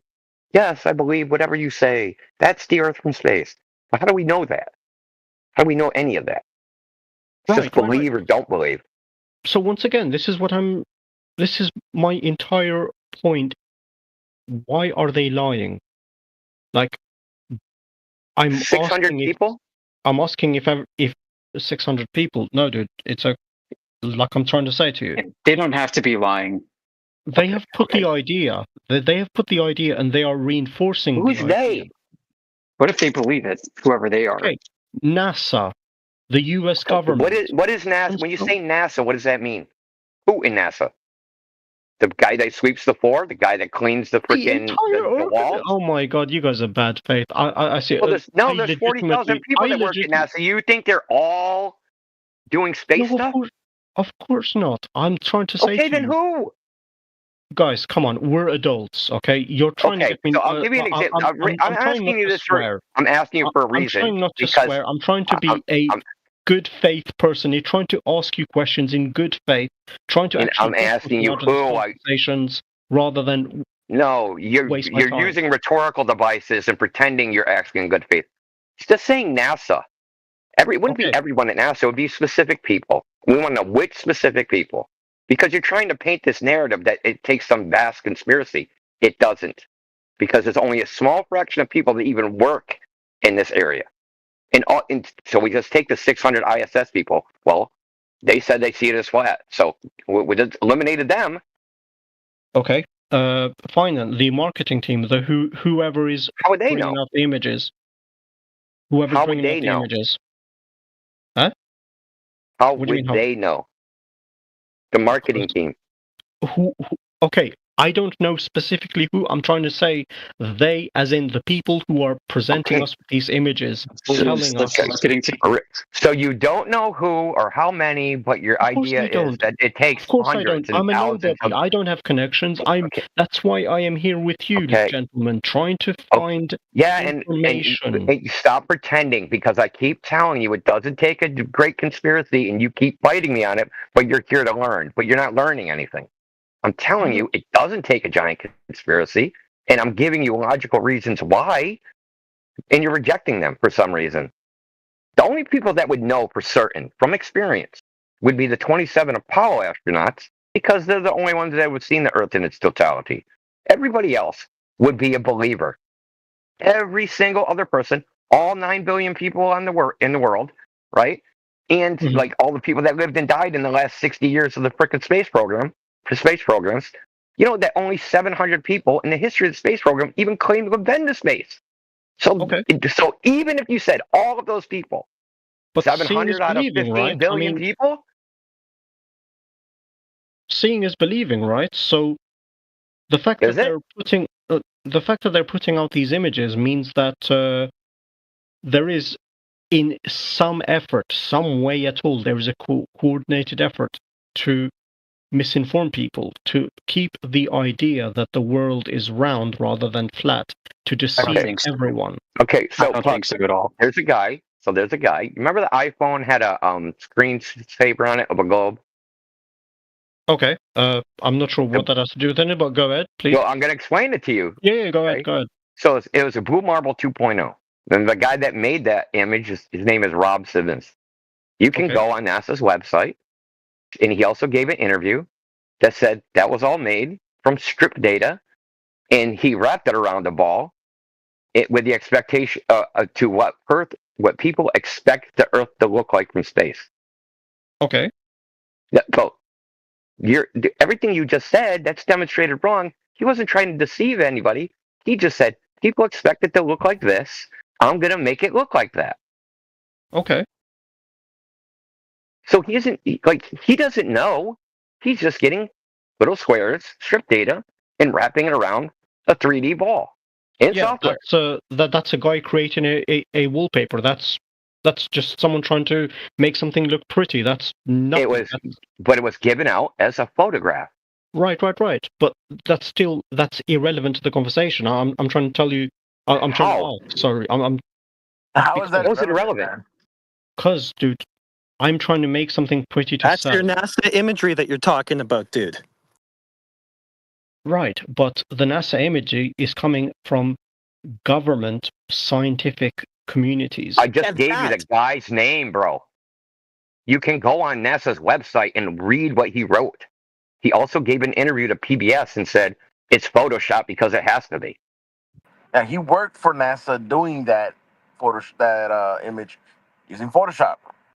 Right. You guys need to read the captions below these images where they say they're digital composites and renders and all kinds of things. Yes. Artist renditions and Of course, just like the Samsung phone did that thing with the camera where they tried to say like it was something like Super HD or some Super Duper or something, and then they put it on the nothing to moon. do with some company or technology. That was a government agency, NASA, doing that wallpaper for the phone, but it was supposed to be blue marble 2.0. In other words, the blue marble is supposed to be the one they took from outer space. The same image made supposedly. You just said it was iPhone. I'm Well, sorry, they I got a put little it bit on confused the there. iPhone. They put it on the iPhone. It wasn't iPhone that created that. It was Okay. NASA. I see. Okay. I It was missed that marketing, like you little said kind of- before. Yeah.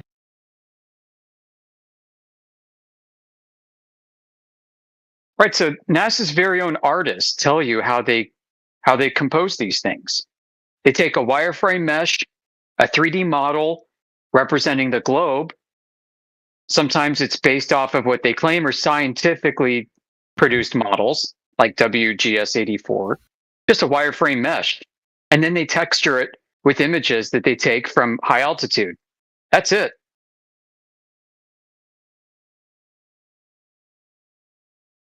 Okay.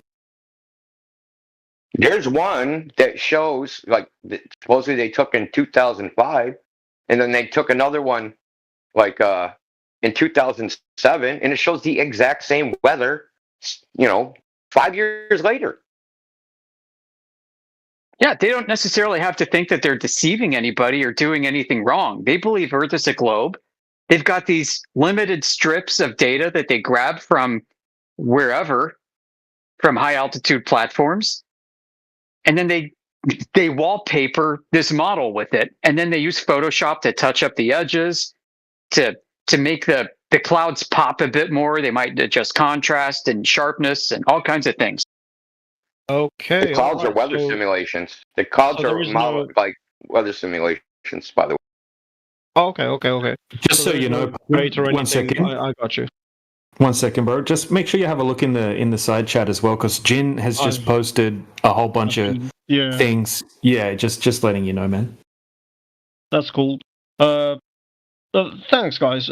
It's been informative. I was just under the impression that there must be something great, or otherwise, what's the point of harping on the same message, rather, Because, like, all of these little... Everybody believes it. Like, I use the Santa Claus analogy for a reason. Nobody told all the parents to tell their kids that Santa Claus was real. They just kind of did it on their own. Oh no, it's very much pushed onto the the Santa Claus. Yeah, but there's no conspiracy, right? There's no giant conspiracy of parents pushing this on their kids. Well, NASA, There is? Can I go to that meeting? Do you let NASA's in on it? They track, Santa Claus and whatnot. Oh yeah. Yeah. So are they in on it or they're not in on it? How many people there? Okay. Gentlemen, see, this is what I mean. Like, you need to get on the same page and sort of relax a little bit. Kind of. Well, actually, I take that back, because I'm sure you get a ton of trolls here trying to egg you on and so on and so forth. So I do take that back. I'm sorry. That's I'm not looking at it from your point of view, because you're here from on a daily basis dealing with this stuff. It always goes to meta every time. Yeah. Well, look at the meta trolls. He's gonna try to say stop being annoying. I mean, not being annoyed at people, and that's why he kind of took it back. Say, okay, never mind, because you probably get a bunch of these people trying to troll you, but he's not supposedly trying to troll. So let's give him the benefit of the doubt, man. I'm not trying to. I literally came in here trying to get information, and I'll give you the benefit of the doubt, man. I've had a little something dispelled a little bit, because I was under the impression coming here that perhaps in my view beforehand was that there is some mass conspiracy about it, because perhaps the Earth perhaps goes like deep, and deeper It's into because what you itself. read about flat earthers on the internet is that they're conspiracy theorists. Oh, Well, guess what? no, Oh no, you No. never read that before? Oh really? Okay. I promise you I didn't. The whole idea. Oh, you really, dude? I even knew about that before I was one. I had no idea. What I was thinking of was purely because of how the gas prices and stuff like that. What about I had this conspiracy of my Badbook. own that perhaps Badbook, what about this? What about this? Are you, Badbook, just 1 second. Are you coming from the idea that the Earth as a globe is being taught across all schools across the world? Because that would seem like a conspiracy. Every government school around the world is learning that the Earth is a globe, not flat. I mean, now it that kind would of make is. you think. No, That would it make kind you of think is. that. Yep. And then one more point. And then if I use the word industry, so from the deception, an industry has grown, because it has grown, and this is the space industry. We've got currently right now, we've got Peru banging on the door to get into that industry. Peru, with its low economy, wants to get into the space because they can make money. So in the 1 point, Padgood's position there, I can understand it a little bit in that could be a conspiracy there because they're all hiding that secret amongst themselves. They know they're not going to space. Okay? So let's try and get onto the same page here. This is what I was trying to say earlier on. Yeah, that's I know that's where exactly you what were I'm trying going. to say. That's what I That's thought. exactly my point, is that it must be some sort of coordinated There has effort to deceive everyone. Yeah, but they're not trying to deceive people on the nature of Earth. Okay, in NASA's own founding documents, they describe a space program that's to be used to psychologically leverage America's supremacy after World War II in its victorious state and its defeat of the Nazis and the Japanese, that no other country would be able to touch America's might when it comes to scientific endeavors, technology, and progress. They outlined, the Operations Coordinating Board set up by Truman and Eisenhower was a psychological operation that gave birth to the space program, which they said that they would use to project power and capabilities that they might not even have. Absolutely, which they did. Okay. Which we now know. That has nothing to do with hiding the nature of Earth, really. They could still believe Earth is a globe while they're doing it. That's what's going on. That's exactly what's going on, though, isn't it? That the industry has grown. It is. They're deceiving people. They didn't go to the moon, but other countries are now saying they're going to the moon. Some want to go to Mars, like Elon Musk and India. Right. So listen, they make these claims about these satellite launches, knowing full well that they haven't able to achieve it. But they still think today that they could achieve it, and they haven't done it yet. So they still believe in a globe today, and they're still trying to achieve it, and they can't. But they're projecting the capability. So now that I'm on this boat, the world is flat, and as I heard you guys mention earlier, it's the center of the universe. Once again, I'm not trolling. So what's our stance on the solar system? Like, it's above your head. Listen, the Earth you walk on is the floor of the universe. Right. That's it. Now correct that. Mars now correct and all that are real or not? Stop. Hold on. Let him correct that. Go ahead. Correct that because the solar system indicates that we revolve around the sun, and that's not what we see happening. Thank you. So there is no solar system. That's right. There is no solar system. That's my position. Hold on. I should say this. Even in modern cosmology, they call it the cosmological axis of evil. It appears that the Earth is in the center of everything. This is how it appears. Okay. That's right. We are the center of creation. Yeah, that's from studying cosmic microwave background radiation. Okay. Like I said, I'm there.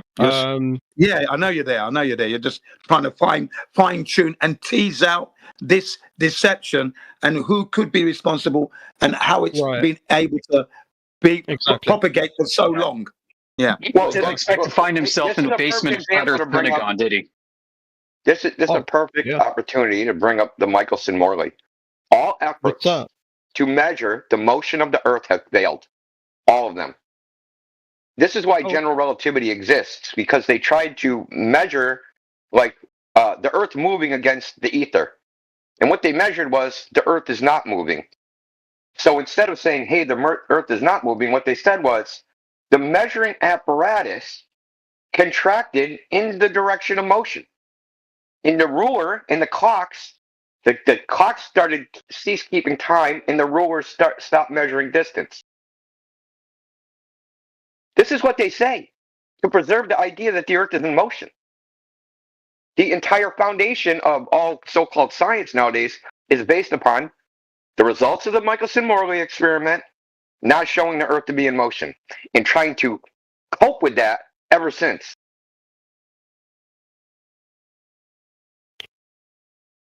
I agree, and that was my whole thing. That why are they doing this? Like, what's the big idea? But yeah, it all comes down to profit, I guess. It comes down to philosophy. They want it to be this way. Like, I mean, it becomes like the individual humans decide that they like this philosophy better than some other philosophy, like the Copernican principle that Earth is not unique and that the Earth is not in motion. And you have bendy space time and all these philosophical concepts.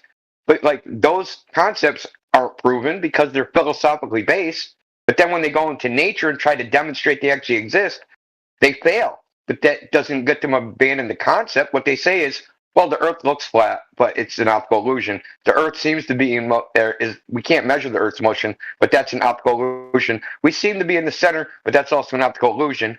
They say that everything is an optical illusion, that everything is just tricking us. All reality is tricking us. But if we write some equations on a chalkboard, we can derive that all of that's fake and false because we can mathematically imagine something else. I mean, to your point there as well, I mean, that's what they said about the A-bomb, that, it couldn't be done and blah, blah, blah. It was constantly, in theory, it could never work. In theory, it was impossible to produce. And then they took it and they stripped away from the theories and they actually made it happen. Because in practice, it was possible. But it's like you say, if it was left to theorists, nothing would be done and it would be the way it is.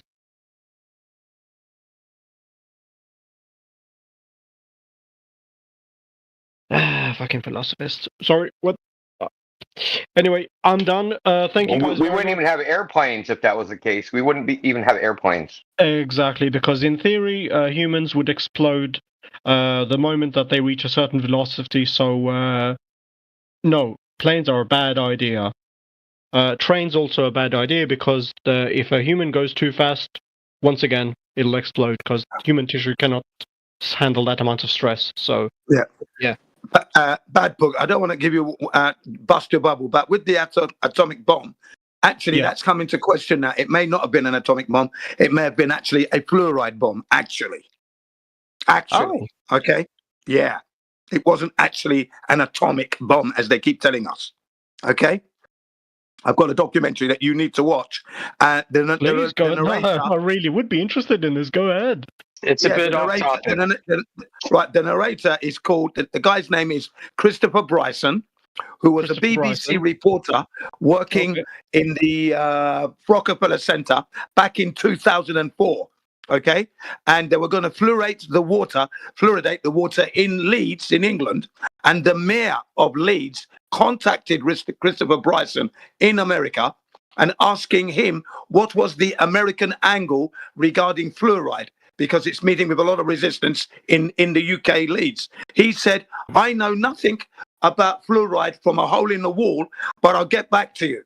That year, he produces a book called The Fluoride. And under that comes the atomic bomb and the Mellon Institute and everything else. And you will learn how the bomb that was called atomic bomb was actually a fluoride bomb. I see. Interesting. Never heard that before. Yeah. Listen, 24/7 Flat Earth does not endorse these side views. Yeah, it's an interesting bow to tie on top of a conversation about how no grand conspiracy is really needed. I know. I was thinking the same thing. Yeah, I can post my source for you. It's genuine, it's real, it's clean, not deceptive. Okay, I'll do that for you very shortly. Yeah, well, Jen, hold off, dude. The peroxide or hydrogen bombs, that's not the topic, okay? It's a whole different thing. Don't worry, that's just for me. Yeah, that's okay. Yeah, I'm aware of that. But it was just that it was mentioned, and I thought I'd clear that up. That's all I'm just doing. for me. Don't worry about that. That's just a conversation between us. It's just between you guys. Listen, our community 24/7, we're rational empiricists. You won't find another community like us anywhere in the world. So absolutely enjoy your stay. Come back. Yeah, actually, I've got to go, but I would love to chat with you guys again. It's been a pleasure. I'm sorry I riled a few of you up through misconceptions. I'm glad we got together in the end. But yeah, take care of yourselves. Have a wonderful day. Agreed. You've been very pleasant. Thank you.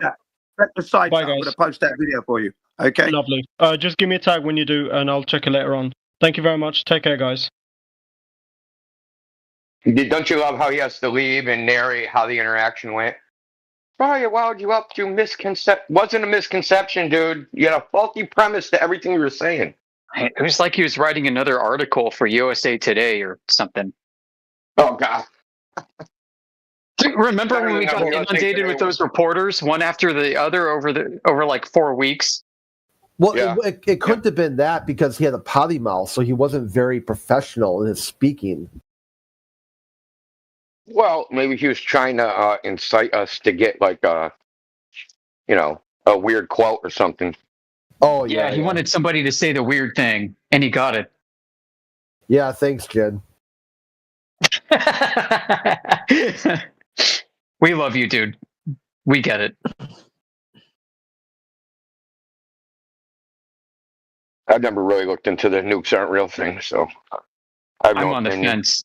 I did. I'm on the fence, dude. Better be safe than sorry. I'll just assume they're freaking real. Can't hurt me.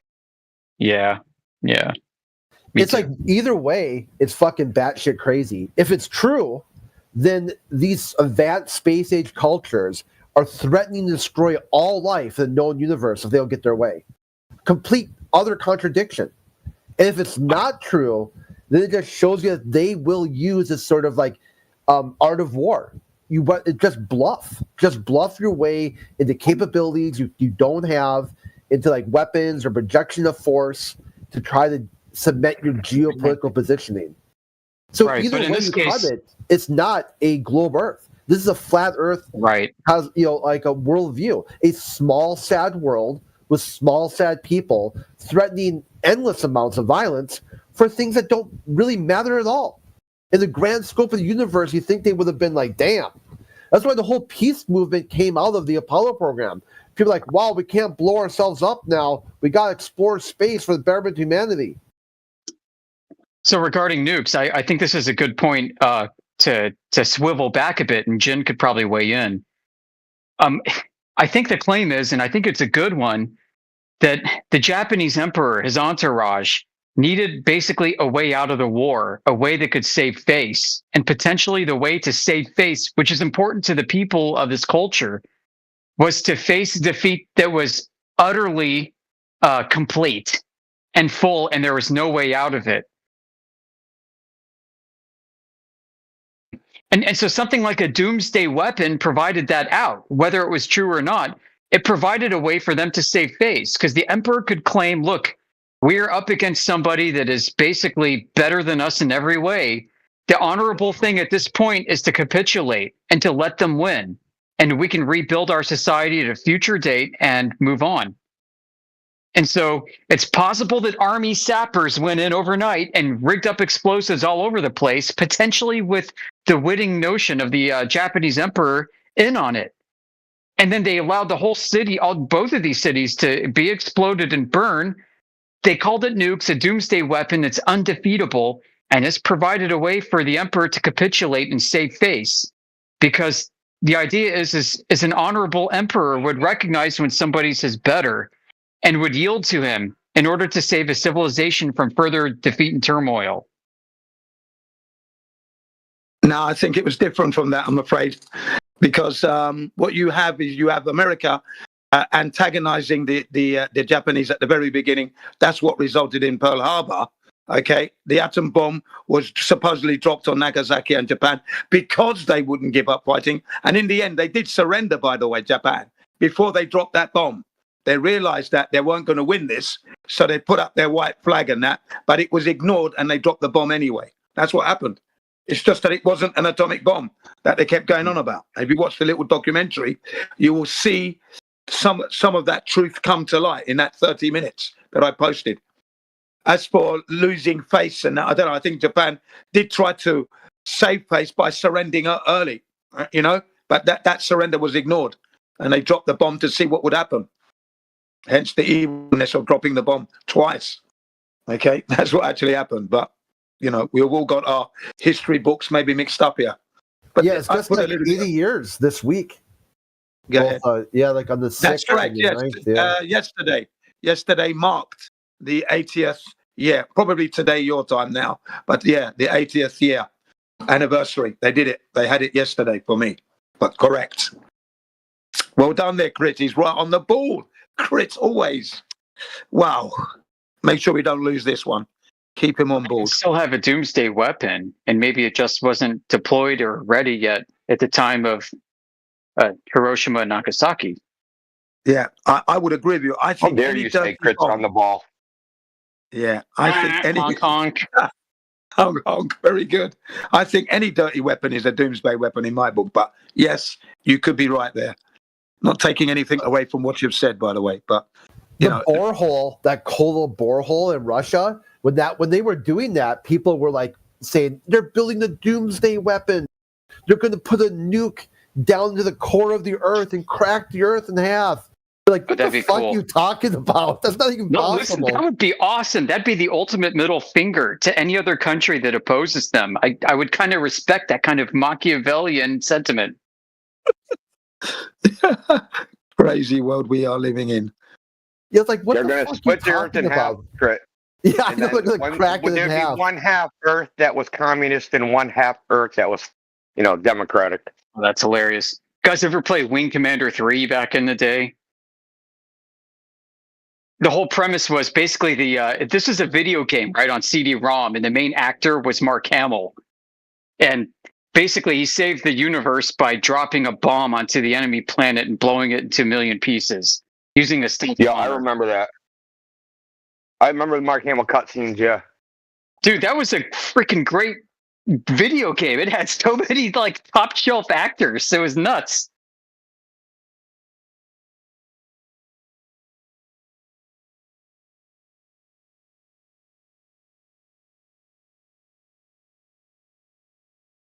Yeah, anyway. Yeah, good game, man. I love Wing Commander. I had friends who were into TIE Fighter. I'm like, look, I get it, right? Your nice little untextured polygon graphics.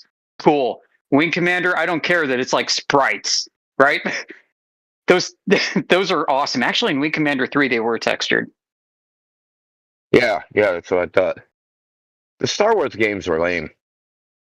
I mean, the sit-down Even Dark game, Forces was lame. The only good one is the sit-down arcade game. That one was pretty good with the X-Wing one. Play that the double paddle? Yeah, the X-Wing one. Yeah. Yeah, that was freaking great because the screen was so big; it was immersive. That's where I went. The aim was separate from the direction of the aircraft, so you could turn the paddles and stuff. Yeah, I remember that. Oh man, those were the days. So there's near my parents. I don't want to dox them, but there's this freaking awesome arcade where they've got like 60 of these old arcades from back in the 80s and 90s and late 70s even. And you can go there, pay like $10, stay all day and play. They got like a bar, you can order beer and pizza and stuff and just hang out and play these old games. They got the freaking Miss Pac-Man table that they used to have in Pizza Hut. Oh my God! Do you remember Mario Brothers? They had a Mario Brothers flat top table. And Donkey Kong on the other side too. Yeah, yep. And they had the POW button. You smash the POW, and then they all flip over. The POW button, right? That became a block in Super Mario Brothers 2. POW in 1942. That was the thing to get. If you never had a friend that got injured by a lawn dart, potentially that was you. You haven't lived. I remember that 1942 video game came out and people were upset, not because of video game violence, but that this Japanese company made this World War II game where the Americans can't win.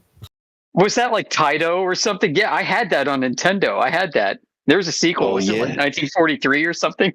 Yeah, like get the Give fuck me a out of pocket here. full of 20-cent coins. I'll show you who can't win. And like the plane you start off with is like a P-39 Lightning or something like that. Yeah, dude, I remember that game. Shoot. Ever played It would Tiger have been Heli? like a quarter for you guys, or a dime. What was it when you were kids? Was it a dime or a quarter, or what to play? I mean, I played dime games and I remember quarter games. So, Yeah, cool. like, Afterburner was 4 quarters. I'm like, screw that, guys. Huh. Here, look at this headline. Air Force wants to buy Cybertrucks for target practice. What? I'm not sure, That's expensive. Why not just use cardboard cutouts? I don't know. You might have to read into it. Like, what if they're at like White Sands Missile Base or something, New Mexico, and they're like, zapping it with 21st century laser guns? Yeah, it has something to do with because combat vehicles of the future will have batteries, like battery cells, like long lasting battery cells and whatnot. So they want to see what the effect of certain ordnance are on the these sort of batteries, like whatever the type crap or something. I'm trying to read the article, but it jumps all over the place. It goes in about stainless steel and durability and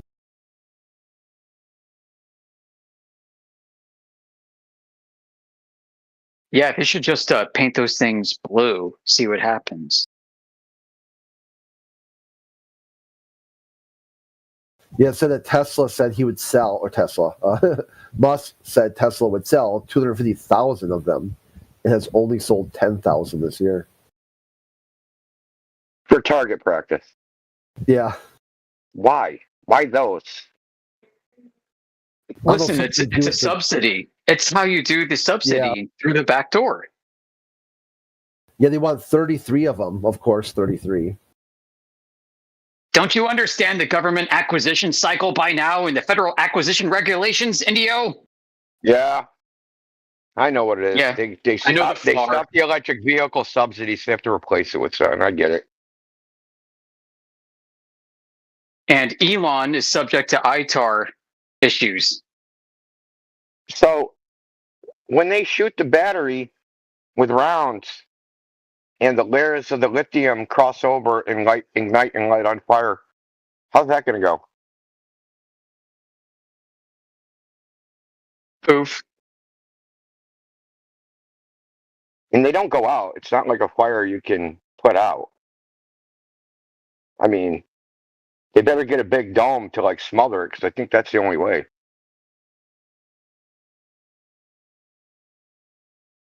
Yeah, there's so many articles on this. It's fucking hilarious. U.S. Air Force plans to use Cybertruck for missile practice.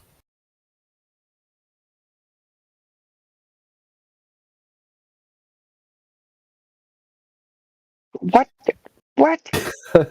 No, just I'm not even sure which article to post. All these different headlines are fucking hilarious. Which missiles? Sea Sparrow, Block 4. Yeah. There's even this thing about Musk talking about how they're have a low targeting ratio or something like that. It's gonna be low hard profile. Yeah. Yeah. Well, why don't they just use mock-up tanks that are basically just like a cardboard and have the outline of the enemy tank, so your optical system can run an algorithm and see if it's the same shape or form. They might need something with an IFF emitter.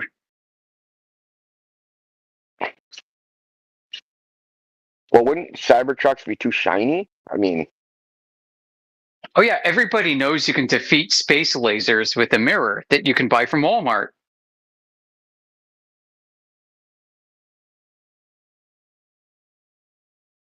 I'm pretty familiar with the U.S. inventory of weapons. I just don't see which weapon they would use. They have the javelins, so those work pretty much. I didn't think they were still in the development phase. Because essentially they're shooting like this is for land warfare. Like, I don't know what else you mean. I mean, you said it's the Air Force. Listen, don't the know Air why they Force would need- has land warriors, guys. They're called special operators, and they shoot lasers. Yeah, they do target elimination. The JDAMs follow the reflection and smash into the target. I don't know why you need a Cybertruck for that. I don't know. Where's a cyber boat? I want to see a cyber boat. Come on, guys. Do they make any all-electric boats? I don't know. Maybe for stealth. That'd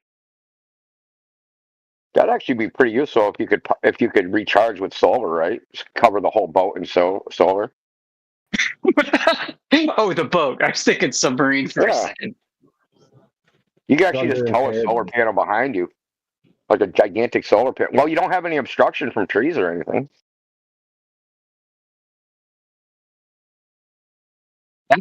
What if it's so absorbent? Right? It's so absorbent, it's also stealth.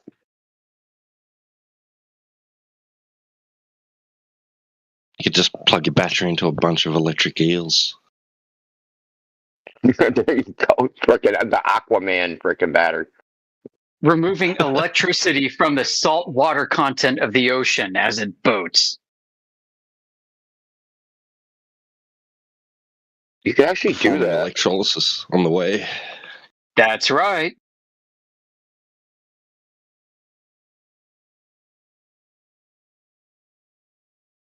I like T Dub's What if they method. can charge their You batteries get by Aquaman to make all the eels, like going like a school of eels, and then you just recharge from the eels. You could probably recharge from the ocean itself.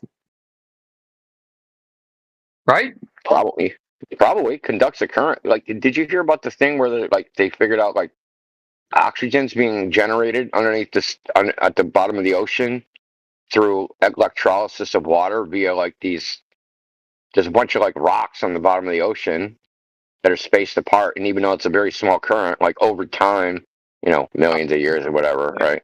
Just and they call it dark oxygen. That's what they've named it. Yeah, it's been like this massive pushback on it because deep sea mining, they just basically scrape all that shit off the ground and then create off the seabed and create this like dead zone where now there's like no oxygen. So like all the creatures die. And would that cause submarines to sink inexplicably? Yeah, I was reading about that too because this idea where the science goes back and forth. It's like one, environmental science says, "Hey, check this out. There's something weird going on in these certain areas of the ocean that create this like dark oxygen." Have you ever heard the methane hydrate Bermuda Triangle theory? What? So methane hydrate is basically frozen methane that's under the surface of the ocean. But when it gets exposed to seawater, it instantly turns into gas. So the theory is that there'll be like a landslide or something that disturbs the ocean. All the methane hydrate turns into a gas. So the local area of water loses its buoyancy because basically it's like bubbling methane gas water mix, and then the boat instantly sinks to the bottom of the ocean. Yeah, I've heard of that years ago. That's what brought to mind the idea of dark oxygen being produced, which would probably impact the buoyancy of a submarine unexpectedly.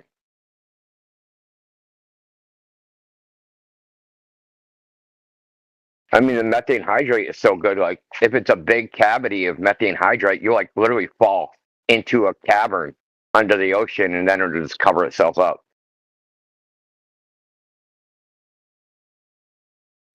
And then it goes into the atmosphere, creates greenhouse gases, and we all die.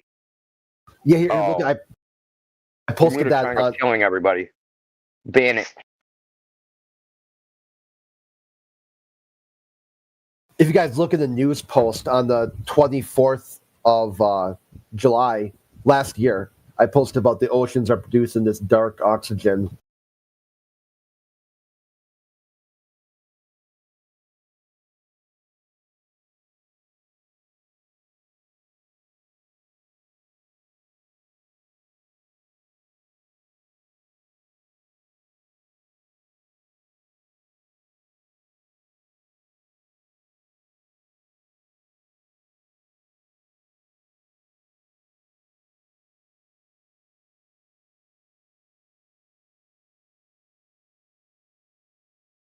Dark energy, dark matter, dark oxygen, dark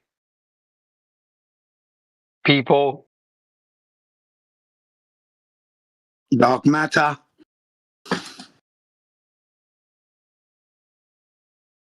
Black holes. NASA's budget. Hairy black holes. My bum. Dark plasma. The next day I posted about dark plasma.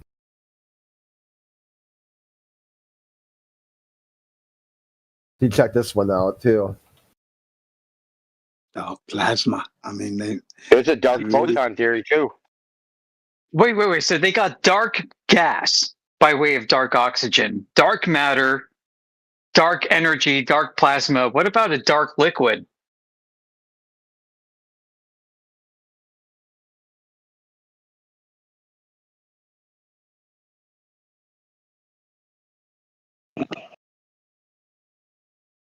Dark light.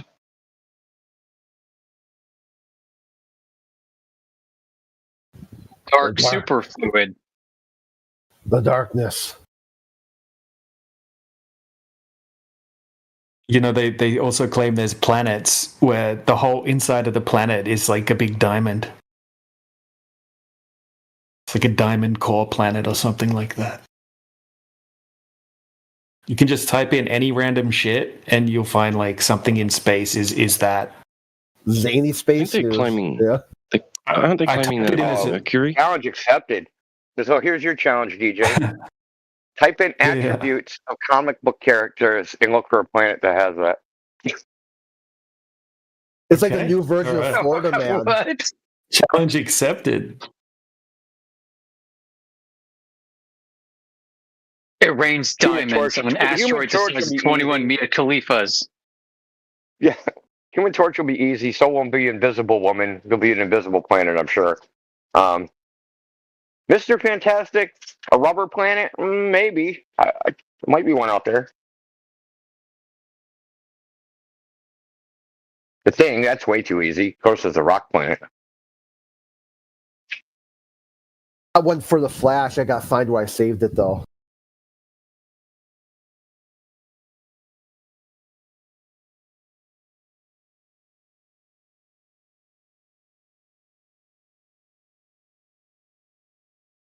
I know, guys, I often wonder, like, what are future anthropologists going to think about us in this period of time? This very narrow scope, by the way. It's only been like 100 years of insanity. What are they going to write about us? I don't know, but I can definitely come up with something. Remember Unbreakable, the movie Unbreakable with Bruce Willis and Samuel Jackson? So Samuel Jackson that's tells a that story series that, like, is awesome. Bruce Willis. Well, the story is like, so he says that this, like, comic book characters and like the gods of old, right? These were real people, and that they made these mythologies to tell the stories. And if you follow that train of logic, that means when they dig us up in 1,000 years, they're going to think we worship fucking Spider-Man and the Hulk and shit. And that they were our gods, right? Just trying to figure out who Zeus is. Is Zeus Superman?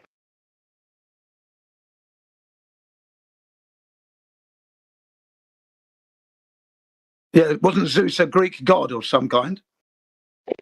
Yeah, well, yes, the Roman version of Jupiter. Jupiter. Yeah, there you go. The father of the gods.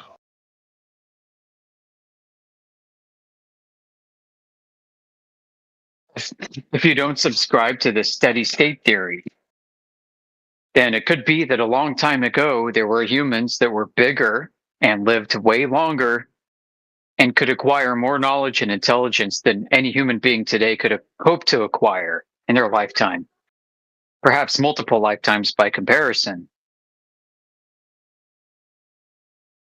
And maybe the last one of them, basically died off, and maybe it's been a chain of succession of these things degrading over time and dying off, and now we're left with a bunch of blithering idiots.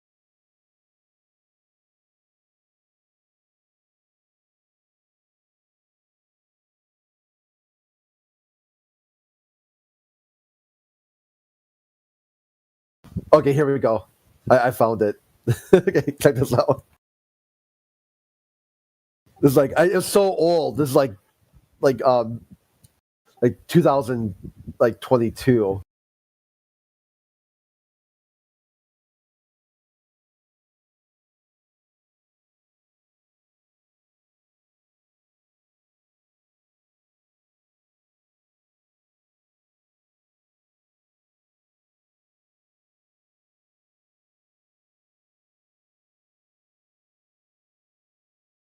That's funny. Did they have the size or distance?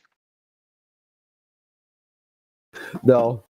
I mean, it was like one of my early, when I was doing this kind of early, so I just would grab little things to just, hey, why don't you guys talk about this shit? You backyard stargazers, did you miss it? Did you miss your chance to see an object moving at 1,000,000 miles per hour? Oh, bummer. You spent the day freaking over flat Earth instead. Meanwhile, if you look at your feet and believe in the globe, you should be moving at 1.2 million miles per hour. What is that? To the axis of the galactic center? Yeah, perpendicular to that.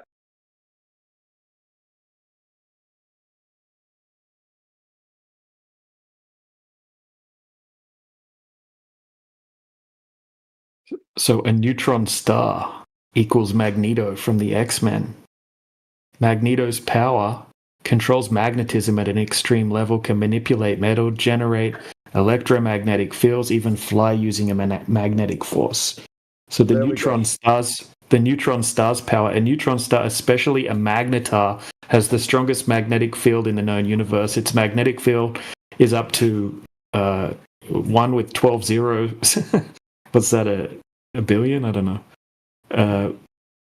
Times stronger than Earth. It can strip electrons off atoms from 1,000 kilometers away. If you came within 1,000 kilometers of a magnetar, the magnetic field could distort the electron clouds in your atoms, essentially ripping you apart on a quantum level. It's an electron vacuum. Is that Galactus or is that supposed to be Magneto? It says Magneto. Yeah. Oh, okay. It gave tons of examples, actually. Yeah. I remember in the 1990s, some Finnish scientists published their findings, and this was on the news too, that they said they achieved a state of anti-gravity because they put a frog in a chamber and turned up their electromagnet. And the electromagnet was so strong that it interacted with everything in the frog and levitated the frog.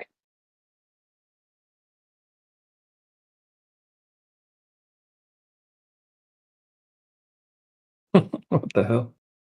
Yeah, it's called like the Podkletnov effect or something. I remember this clearly. It was on the freaking news.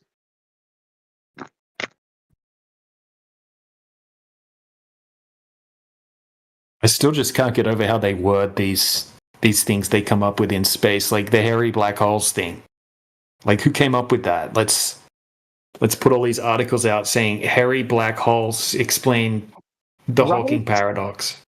And by the time it gets to that level for publication, how many gates has it passed through? How many points of, editorial criticism has it gone through to that?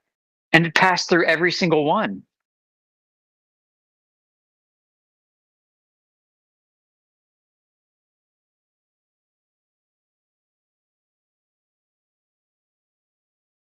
Guarantee it originated with some degenerate. Well, you've seen your Globers here in Discord. It's probably just the same type of people obsessed with dicks and balls, and you know the type. Dude, I've gotten so many offers of blowjobs, or to give a blowjob from Globers. It isn't even funny.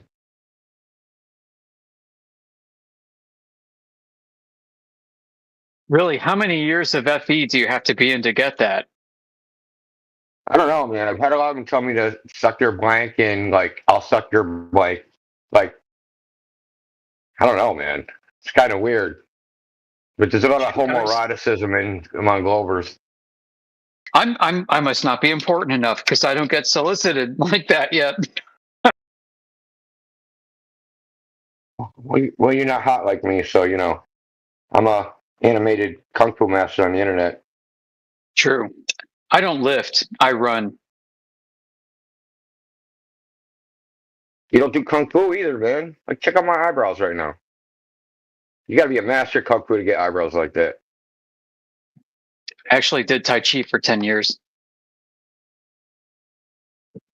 Chen style. Cannon fist. Yeah, boy.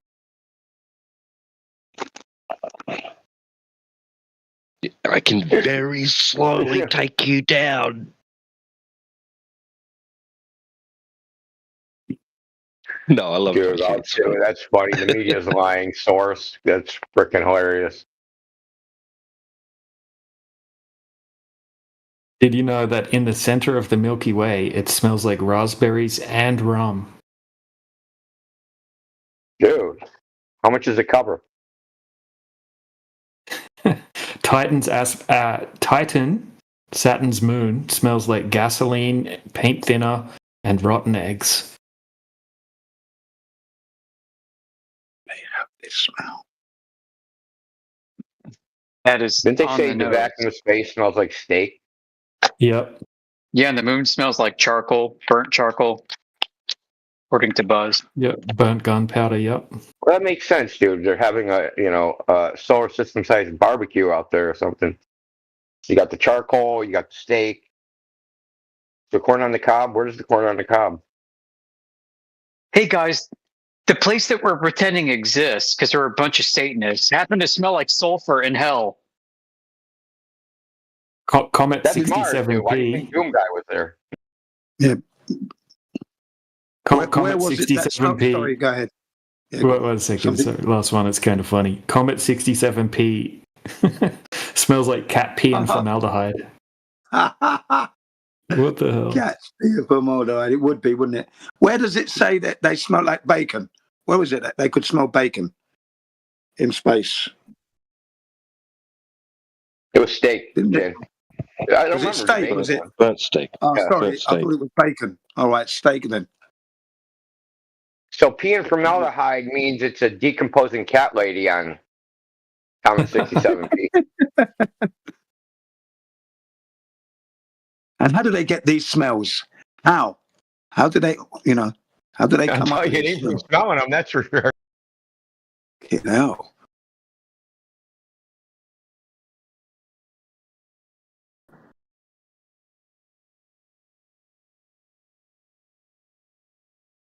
Smelloscope, man.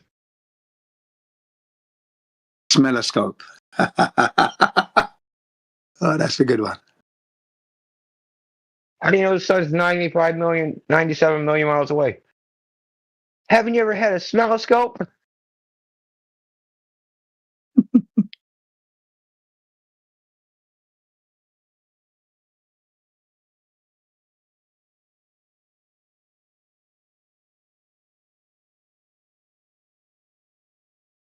Imagine It's if we were somewhere. claiming. You're gonna have to look for. Hold on a second. It's somewhere. That what the hell was his name? Whoever made that video, his YouTube channel got to be deleted, and he created a new channel. But I don't know if he like re-uploaded that video.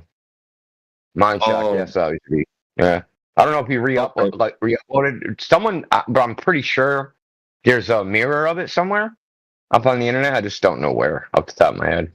Can you please, because my Discord just got disconnected. What was the name of the YouTube channel so I can try finding at least Because like? we're doing Mind Shock. Mind Shock. He's got a new one. Mind It's called Shock. I knew it was something McGuire. Mind.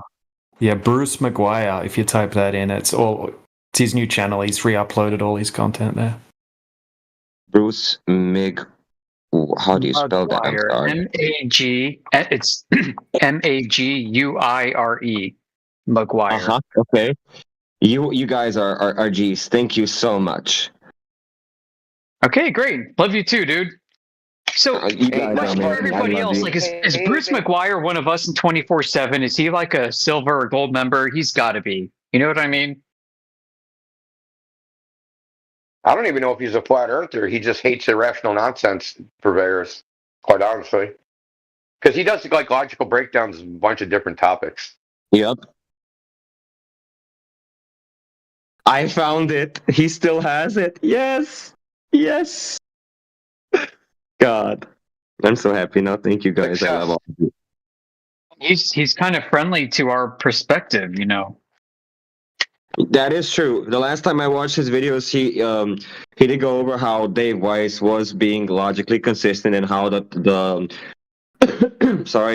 points and claims he's making are logically consistent and congruent and so on and so forth. So at least he understands that. And if he understands that, because I don't like David Weiss. You like or don't? I don't. I don't think he is logically consistent, and I'm one of those people. Well, at least in that debate he only got 5 logical fallacies for saying don't be a douchebag. He does a lot of non sequitur, jumping to conclusion, unjustified inferences. He does that a little bit. But I think he's good from the standpoint of newbies, like just presenting the idea generally. But then when he goes too far on some claims, he just especially the imagery. That is his whole gig as well. Like his whole that's his point, right? That's his way of doing it. Like not everybody's a debater, not even me, right? I'm not a debater. I don't like debating, firstly. But he just does the explanation and shows you the stuff so you can visualize it, and he explains it in a he's good at the intro level. But listen, like David Weiss needs to really come back to us at 24/7, spend some time, and get a software update for his brain. Yeah, his arguments are stagnated. Though he has adopted some, because I've been on X Spaces with him. He has adopted some of them, so it's not like he's completely static, but he's still like showing the freaking clone tool Photoshop images. Like we're way beyond that, bro. Like, because Goldbergs would just like go, well, they just did that once for convenience or something. Or they're trying to cover up, alien bases with the clone tool. Who knows? He'll freaking rationalize it some way. I think the issue is he has his presentations like it's his bread and butter, and he just blasts them out. Because he definitely does. Well, I mean, I haven't kept up with him in a while, but at his peak, he was doing a lot of interviews. He just needs to drop a few bits out of his presentation. That's all, like those crazy maps he pulls out, like that big giant map that looks like a patchwork quilt of all these different ponds, as he calls them. I think he is. I think he's actively trying to appeal to people's wonder and curiosity, just to get their foot in the door. Yep, and that's okay, right? Humans are curious by nature, and I understand that, right? And that's the first thing that got, after the whole, water secret level, right, and falsifying the curvature with long-distance observations and stuff. And that's what really got me into searching into it even more, and then going into other things that most people wouldn't even consider to look at. And that's the curiosity of man, right? So I understand why he does it. I guess it's just his way of doing things, right? And as long as he's helping the cause in some way, it's better than nothing. I mean... So I don't fully agree. I don't agree at all. Yes, what he's doing is useful, but if you're using the same methodology of finding truth that the Goldbergers use, you're not making any headway because you're not going to out-propagandize the globe. it's like we're not going to out propagandize them. It's everywhere, right? So we can't like, oh, believe us over them. We're just basically making the same type of argumentation that they are. We're just saying, oh, our argumentation of a bunch of non sequiturs jumping and assuming shit, and that leads to a flat Earth if you follow our assumptions. Like that's the same tool. You're using the same tool for the same problem and just reaching a different result. And maybe you can illustrate that, like, yeah, the globe has assumptions, we have assumptions, and it's just the same thing. No, like that approach is doomed to failure. I haven't watched his videos for a while now because I've been focusing on other topics and other fields. But from what I can recall, right, he does mention several times throughout his presentations, like, don't believe me, right? Do your own research. Yeah. So like, it's not like he's saying we think of this because we believe in it, right? He's just showing. So I think that's like a way of like saying, hey, it's not just belief and so on and so forth. So I get I that. don't know. The problem is what he shows. I understand it. Go ahead. It's radical. Yeah, like he shows a pizza Earth, right? The azimuthal equidistant map, and he's like, this is really not probably the best representation, but it's the best we got. Look at these flight routes, and that falls flat on its face every single time. That is probably the worst so-called proof that anybody could gin up from at least our perspective in 24/7. You're talking about the emergency flight routes? Yeah, bonkers. That's just garbage. Hey, I will say this, right? I've been using, like, from time to time on random Discord servers when I see somebody who is more open-minded and is like, okay, I just want to listen to it, right? I want to understand why you think that way. I do use the app and like screen share, and I use then all the images and stuff, and even those flight paths, it makes people stop and actually think for a second, which they usually don't do. So there is a benefit to it for the normies of the world, right? They don't actually know about logical fallacies, nor how to debate, nor so on and so forth, right? So I think he's caring more for those people, so they can get their foot into the door and start actually doing their own experiments and observations. Yeah, I understand all that. I'm not saying what he does is completely useless. Like, but as it was just said, like, he has a presentation and he just pumps it out like making sausage.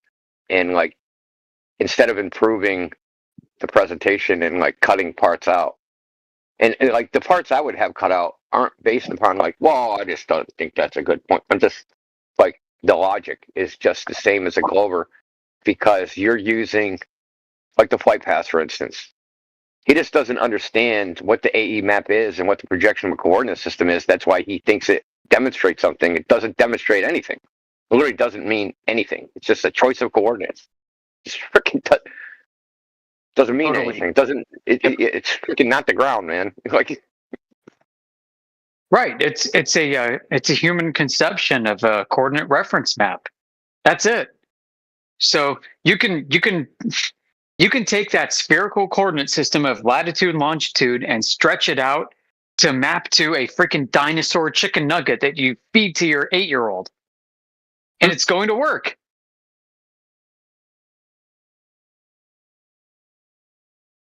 So for all you adults in the room that are married and their wives are feeding them dinosaur chicken nuggets, that doesn't mean anything.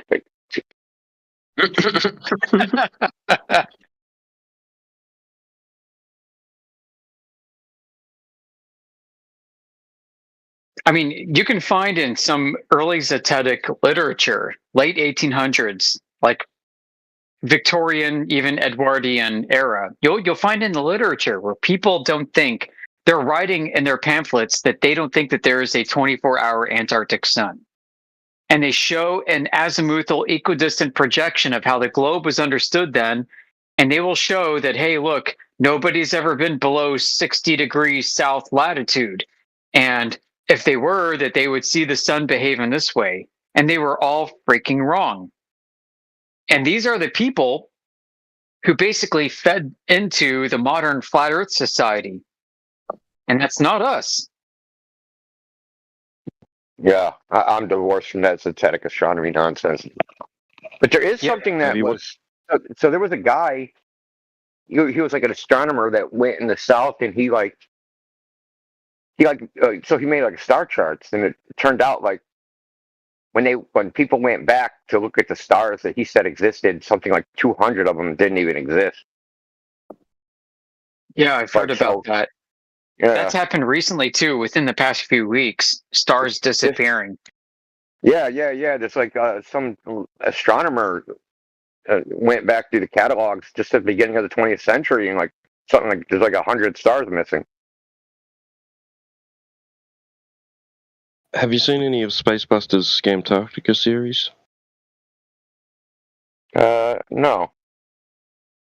So he's I wasn't claiming that convinced. he's read Gleason's book, and he's saying that in the book Gleason says strictly that no, my map is not a projection of the globe, but that's not how I made it.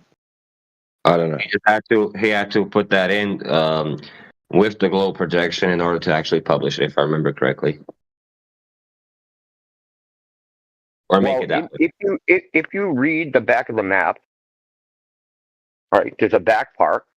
It says this is an extortion of a globe, right?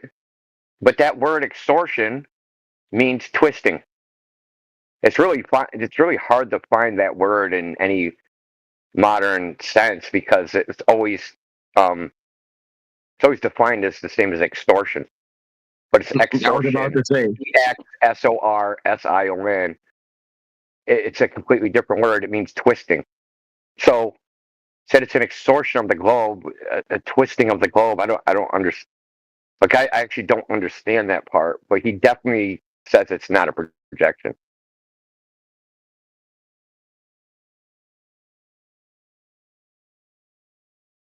So if you go on the Maps channel on our Discord, you can just scroll up, and I actually have the back page. There's actually an original one in Boston at the main library in Copley. That sooner or later, I'm going to go check it out in person, take some pictures.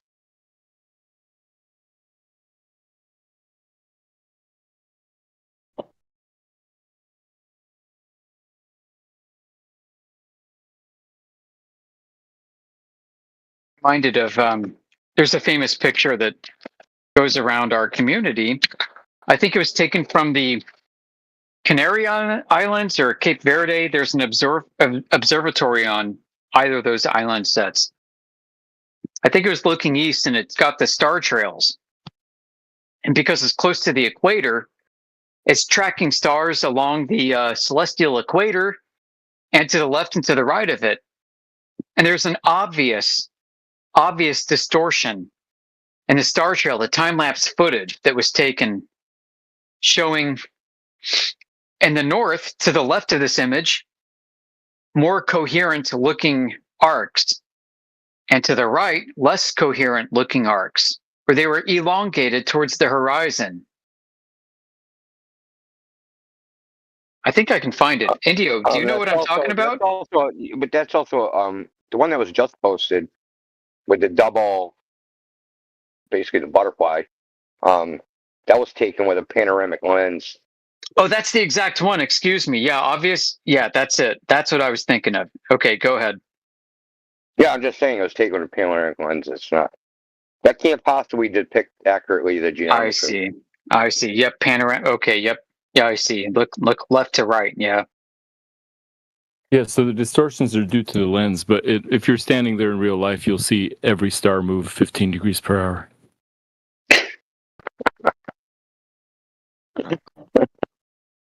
That's ideal, but stars don't move in uniform, lockstep. Well, sure they do. Otherwise, the constellations No, they don't. No, they don't. You can go to time and listen. You can take the nautical almanac and enter the angular displacement of stars over time, and they're variable. They're regularly variable, but they're variable relative to each other. Oh, you're talking about parallax? I mean, there's a tiny amount, right? I don't know about parallax, but the stars move at different velocities relative to each other. It's very small, but it's noticeable over the entire arc lengths. And don't they differ from the sun as well? They differ extremely. Yeah, the sun doesn't move at 15 degrees per hour from your visual perspective at all. Nope. unless you're on the equator viewing the sun at the equinox, but wherever the equator is. But wherever that is, let's say you can go there at that particular place and time and view the sunrise and the sunset. Then you'll see it do a perfect 15 degree per hour arc, which I don't think anybody's actually cataloged. But supposedly that's what you have to do. Otherwise, if you're at like 40 degrees north latitude, the sun is moving very slowly up at the horizon in the morning, and then it's hauling butt by midday when it's directly overhead in terms of angular displacement. Now, it averages to 15 degrees per hour, but if you go like every 15 minutes and look at the angular velocity of the sun, it is extremely variable. Unlike the stars. Unlike the stars, dude.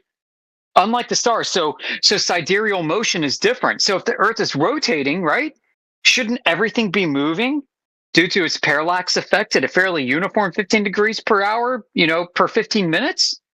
Yes. The answer is yes, but we don't see that in reality. Right. If you can show that stars don't move 15 degrees per hour, you can debunk the globe model.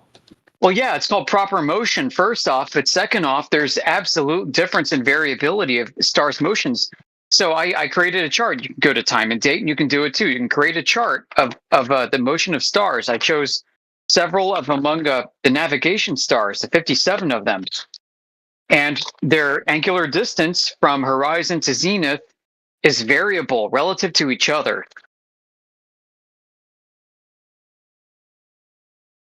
Yeah, I'm talking about the angle from an observer on Earth. Yeah, you're observer. You observe them moving at different velocities, dude.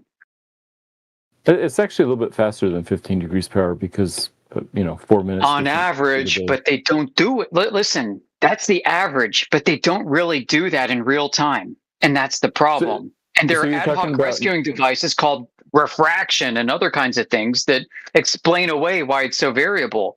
But for the sun is the biggest debunker of them all. Because the sun might move at like 9 degrees per hour on the horizon and then like 19 degrees per hour overhead. Did you hear the story of two physicists? Right. If you can show that the sun moves 19 degrees per hour overhead, you can effectively debunk the entire globe model. Good, I did that. Go to time and date, and you can look at this yourself. So, Matt, did you hear the story about the mathematician that tried to cross the river, and he said on average it's only 3 feet deep, and he got to the middle and drowned? Yeah, I like that. Now, maybe time and date is wrong, right, Matthew? Maybe time and date has it all wrong. Same with the nautical I think time and date has it right. Oh, okay, good. Because if you go, you're going to see what I'm talking about. What location, what time?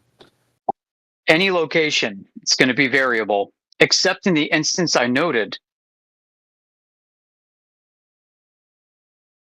The alleged equation. Yeah, we know that ancient mariners tried to avoid stars that are lower than 20 degrees to the horizon. So, I would say above 20 degrees, it's pretty much fairly uniform, right? Yeah, well, there goes the entire Aether Cosmology's Dr. Heffron's celestial theodolite observation, because guess what? They've got absolute precision at like 3 degrees or half a degree above the horizon. Arc second. There's an arc minute. Is it arc second precision or arc minute? So, yeah, Dr. Heffron, I've got this clipped out, actually. He says he claimed 5 sigma accuracy. Oh, so, I mean, we're in the millirads by that point, dude. Oh. Dude, my head is like spinning right now to even say such a thing. I can't listen. I'm in back chats with all these guys on a near daily basis about this, and they freaking hate my guts right now. Dude, would he stick the telescope inside a vacuum chamber? No, he's using stellarium now. Yeah, but I'm talking about for the precision of the measurement. Yeah, they're counting pixels on stellarium on a monitor. Oh my god! Not even joking. Not even joking, dude. It's that bad. So the bigger the monitor, the greater the precision? Pardon for the intrusion. I just have to say I'm leaving now. That's I got funny. something to take care of. Thank you for the video and for your time. Much love. Keep doing what you're doing. All right, man. Peace out. Peace out. Love you too, bro.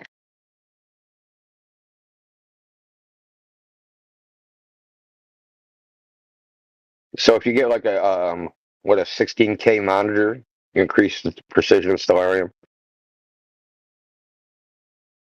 Yep, that's right. You can increase your angular resolution.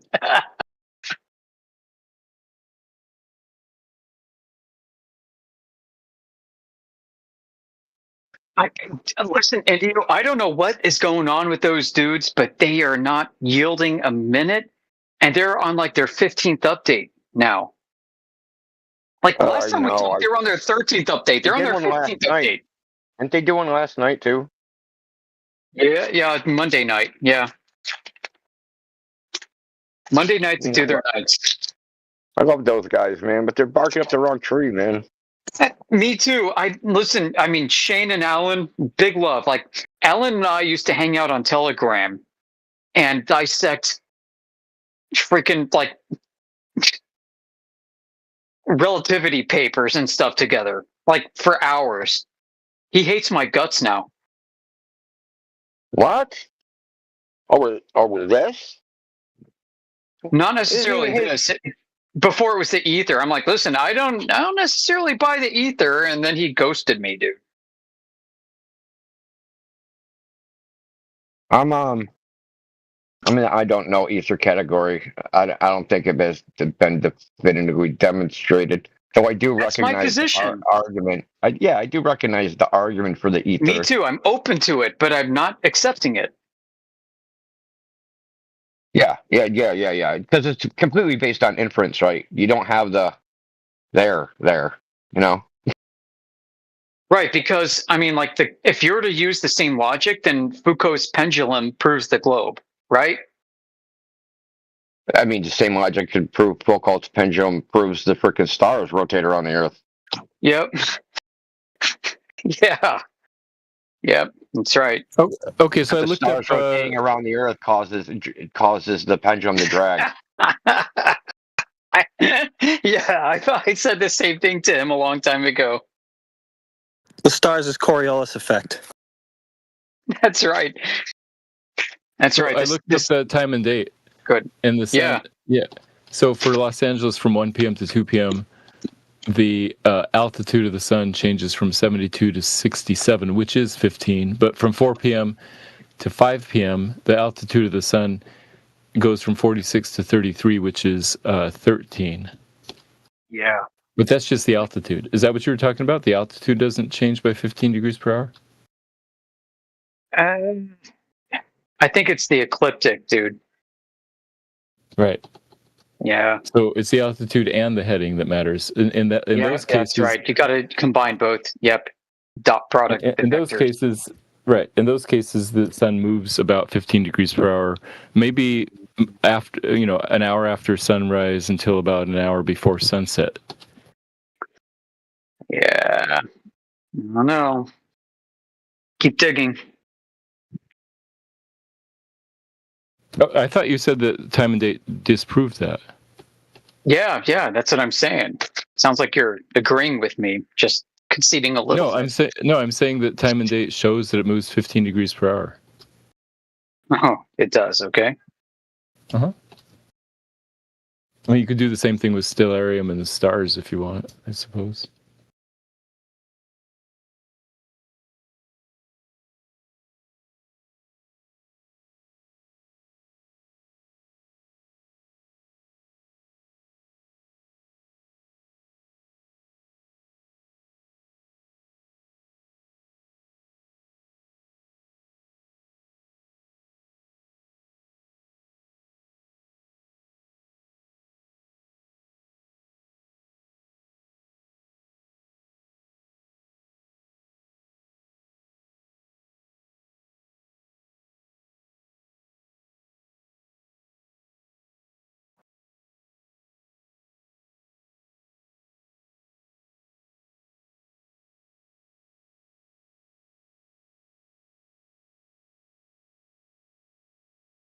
Brilliance of the sun is another point too. 23,000 times difference from above the horizon to directly overhead. And yet stars that are trillions and trillions of miles away don't seem to change magnitude by 23,000 times due to Earth's atmosphere. Big think. Thumb on your chin, index finger on your nose. Dude, the stars should disappear like 20 degrees above the horizon. Yeah, you seen that graph I posted, right? So, like, yeah, these like stars that are just at the borderline of visibility should vanish. Right, exactly. I mean, if the claim is atmospheric absorption, then yeah, of course, absolutely. So, like magnitude -1. Is it magnitude -1 is like the borderline of visibility, or is it -2? It's like somewhere in there. Mm-hmm. Yeah. With the naked eye, right? Yeah. Yeah. So, like, right, like as it like would probably start disappearing, not be visible after like probably at like 30 degrees, 40 degrees above the horizon. It's right at the borderline of visibility. And one of the reasons why there are 57 navigation stars is because they tend to come out at the lowest and blip out at the lowest over the course of a night. You can use them over the course of a night more than other stars that only appear at higher elevations and disappear at higher elevations. And stars appear and disappear at different elevations depending on the time of year. It's another weird thing. You ever look at the star trail photos, you're going to see these arcs, and not all the stars seem to conform to where you find atmospheric density the most. Because you'll see the arc form for some stars at a higher elevation and blip out at higher elevation, and other stars at a lower elevation and blip out at a lower elevation, and it's not necessarily correlated to magnitude. It's freaking weird, guys. Yeah, I don't know. I don't know why that would be. I know. I don't know either, Matt. It isn't at the same level, like above the horizon. Say they should start blipping out at 5 degrees above the horizon. It's not a line in the sky. It's more like a bowl almost, but like a very shallow. Like it's almost a line, but like with upturned edges. For lack of a better term. That's funny. Yeah, true.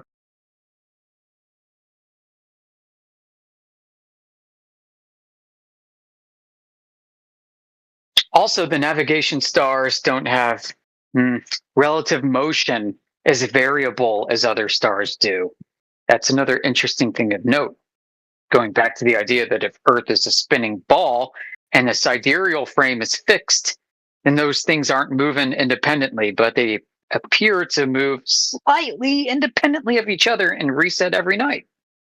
Funny. Oh, we'll call it refraction. We'll just paper this over, guys. We'll take some spackle, go over all the holes in the wall, and nobody will know. So, what do you think about the equation that the distance to the GP is 1 degree times 69 miles or 60 nautical miles? Cool story. I would like to see some validation of that. 300 years of navigation on the oceans. Great. Show me some surface measurements that were done independent of that to confirm that. Because you can do all the internal validation if you want, right? Right. You can take 2 coordinate reference points in latitude and longitude and compute the distance and maybe be close enough, but you'll never really know unless you do an actual survey of the ground. I don't buy it. I don't buy 69-1. So you don't buy celestial navigation then? Not entirely. I don't think it's as accurate as you think it is. Not 69-1.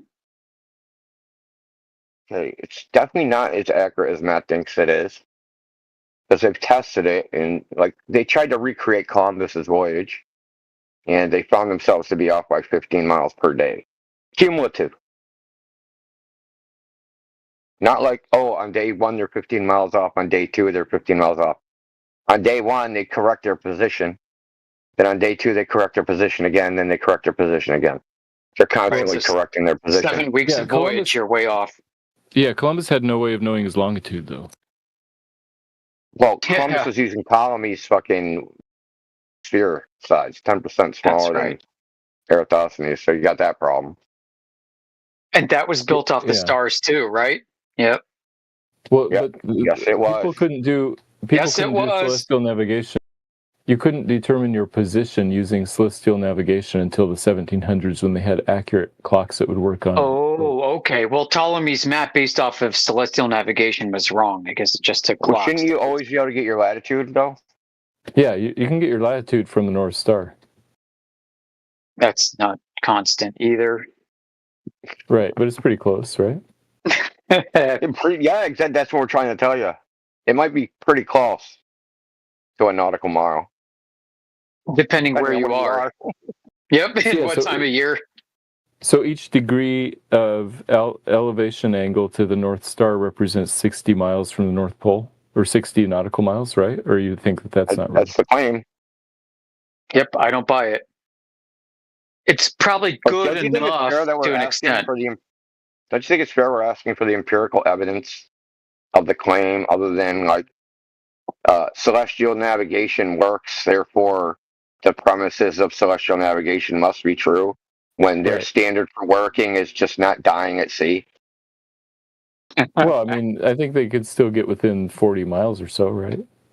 Over how long of a distance? A location within 40 miles of the true location. Yeah, over how long of a journey? I mean, that's where it matters, right? If it's 40 miles off for 1 mile a journey, you're kind of effed. You know what I mean?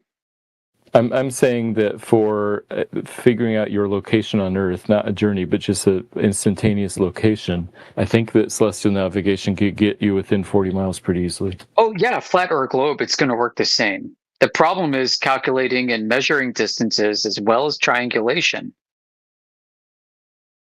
Yeah, Because the because coordinate reference system doesn't matter. and then Go you ahead, have the Indigo. problem of course and heading, right? Meaning, like, how would you even measure it, right? Your course is the direction you're traveling, heading is the direction you're pointed. And, like, you can also do dead reckoning, right? And dead reckoning has been shown to work for at least 2,000 miles when it shouldn't, according to the globe. I mean, we can make the same argument, right? Hey, dead reckon 2,000 miles, so it's not a globe. Right, and like geometry with topology, you've got if you've got a crazy meandering topology and a coordinate reference system that's not orthogonal completely, you're going to have issues. If you stay along a heading, you're going to have to change your vector in order to maintain that heading as the coordinate reference system dictates. You know, in geometry, you've got like things called Christoffel symbols that encapsulate the rate of change of vector of change over the coordinate system itself in order to maintain a proper bearing with respect to the coordinate system, but in absolute terms, you're deviating left and right and up and down all kinds of directions. So this is why we say when we measure the Earth and we don't find any curvature, we are simultaneously debunking any spherical notions of a coordinate reference system as being fully accurate. Now, the spherical coordinate reference. Go ahead. Yeah. Let me ask you a question. Yeah, I want to ask you a question. So the rumline navigation, my understanding is that was invented so that they are crossing a latitude line in the coordinate system at a specified angle. Yeah, and that's why it spirals if you maintain one heading, absolute heading in one direction. It spirals around to the north if you head west or something and you're deviating. Yeah, yeah. Yeah, yep. And then it gets worse as you go south. Like it was made for the purpose of navigating the North Atlantic, basically. Yep. And then, if you go south, you're gonna do one of two things. You're either gonna keep spiraling further and further and further, or you're gonna compress if Earth is a globe. Well, we don't have any indications that the latter happened. So now, if you kept this geometric relationship and you sailed south, does the spiral flatten or like rotate in some way, like in a internal dimension? I think the spiral imagine like it's a spiral, right? I think it turns linear on the surface of a sphere, right? Yeah. And that treble clef as you get toward the equator rotates inward, right? So it's parallel to the equator, and then it rotates back outwards as you travel into the southern hemisphere. Yeah, like ideally, if Earth is a globe, it's going to treble clef in the north and treble clef in the south. But I don't think the south has ever been shown to treble clef.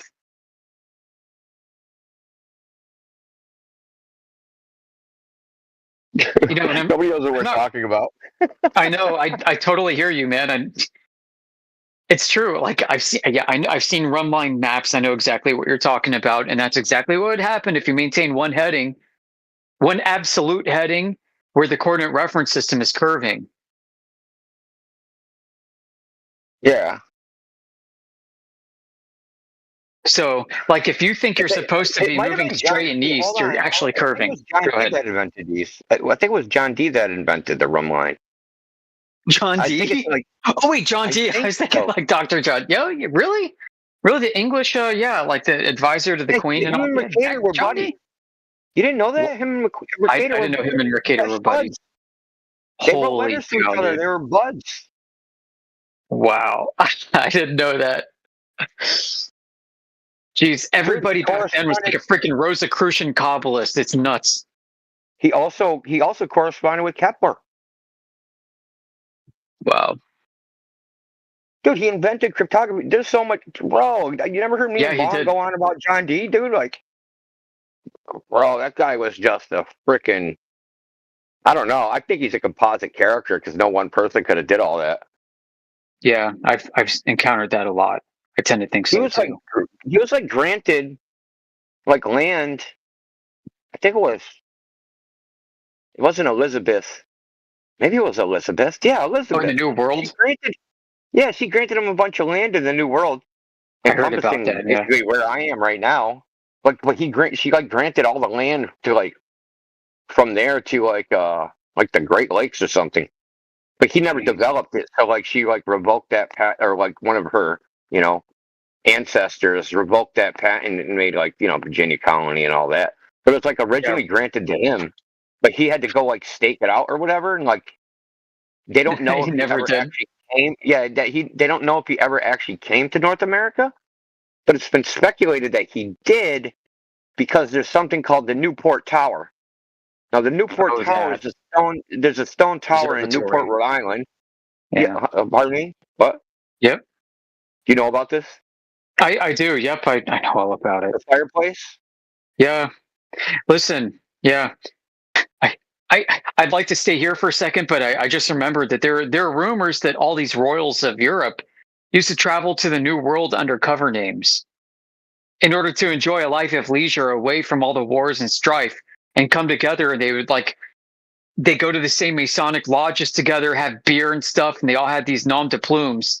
And that's one of the reasons why we've got in Pennsylvania, like King of Prussia, and why Freemasonry in Pennsylvania is considered very pure and very to the source. And it's because the King of Prussia was a Mason and got his Masonic titles and stuff going back to the Stuarts and all. And they used to come here under cover names and have their chalets and vacation houses. It's possible maybe John D came here too under a cover name. It's very familiar to something I heard about with the owl that burns, the burning of care, this owl called Moloch. Shut up. Shut the fuck up. Black dog. Bitch. Blah, blah, blah, blah, blah. Blah, blah, blah. You start pooping. Hey, look, your English is you just learned English swears. How awesome! You learned English swears. Flush your dirt. Flush your dirt. Hooked on phonics worked for me. Shut up, poop echo. I went on Discord and called English people poo poo head. Your poop is going. Oh, चुप कर काले कुत्ते. Okay, that's enough of that. Sounds like Bohemian Girl, but what I was saying. Yeah, that's what the owl Moloch owl is the frickin' from Bohemian Grove. My question is, did they use a real baby on that thing? When Jeez, they no. did the little coffin? Not. Probably not. I didn't hear what he said. You're super low for me, Bear. Believe you. Bear was like, "Oh yeah, Bohemian Grove. I hope they didn't use a real baby on that thing."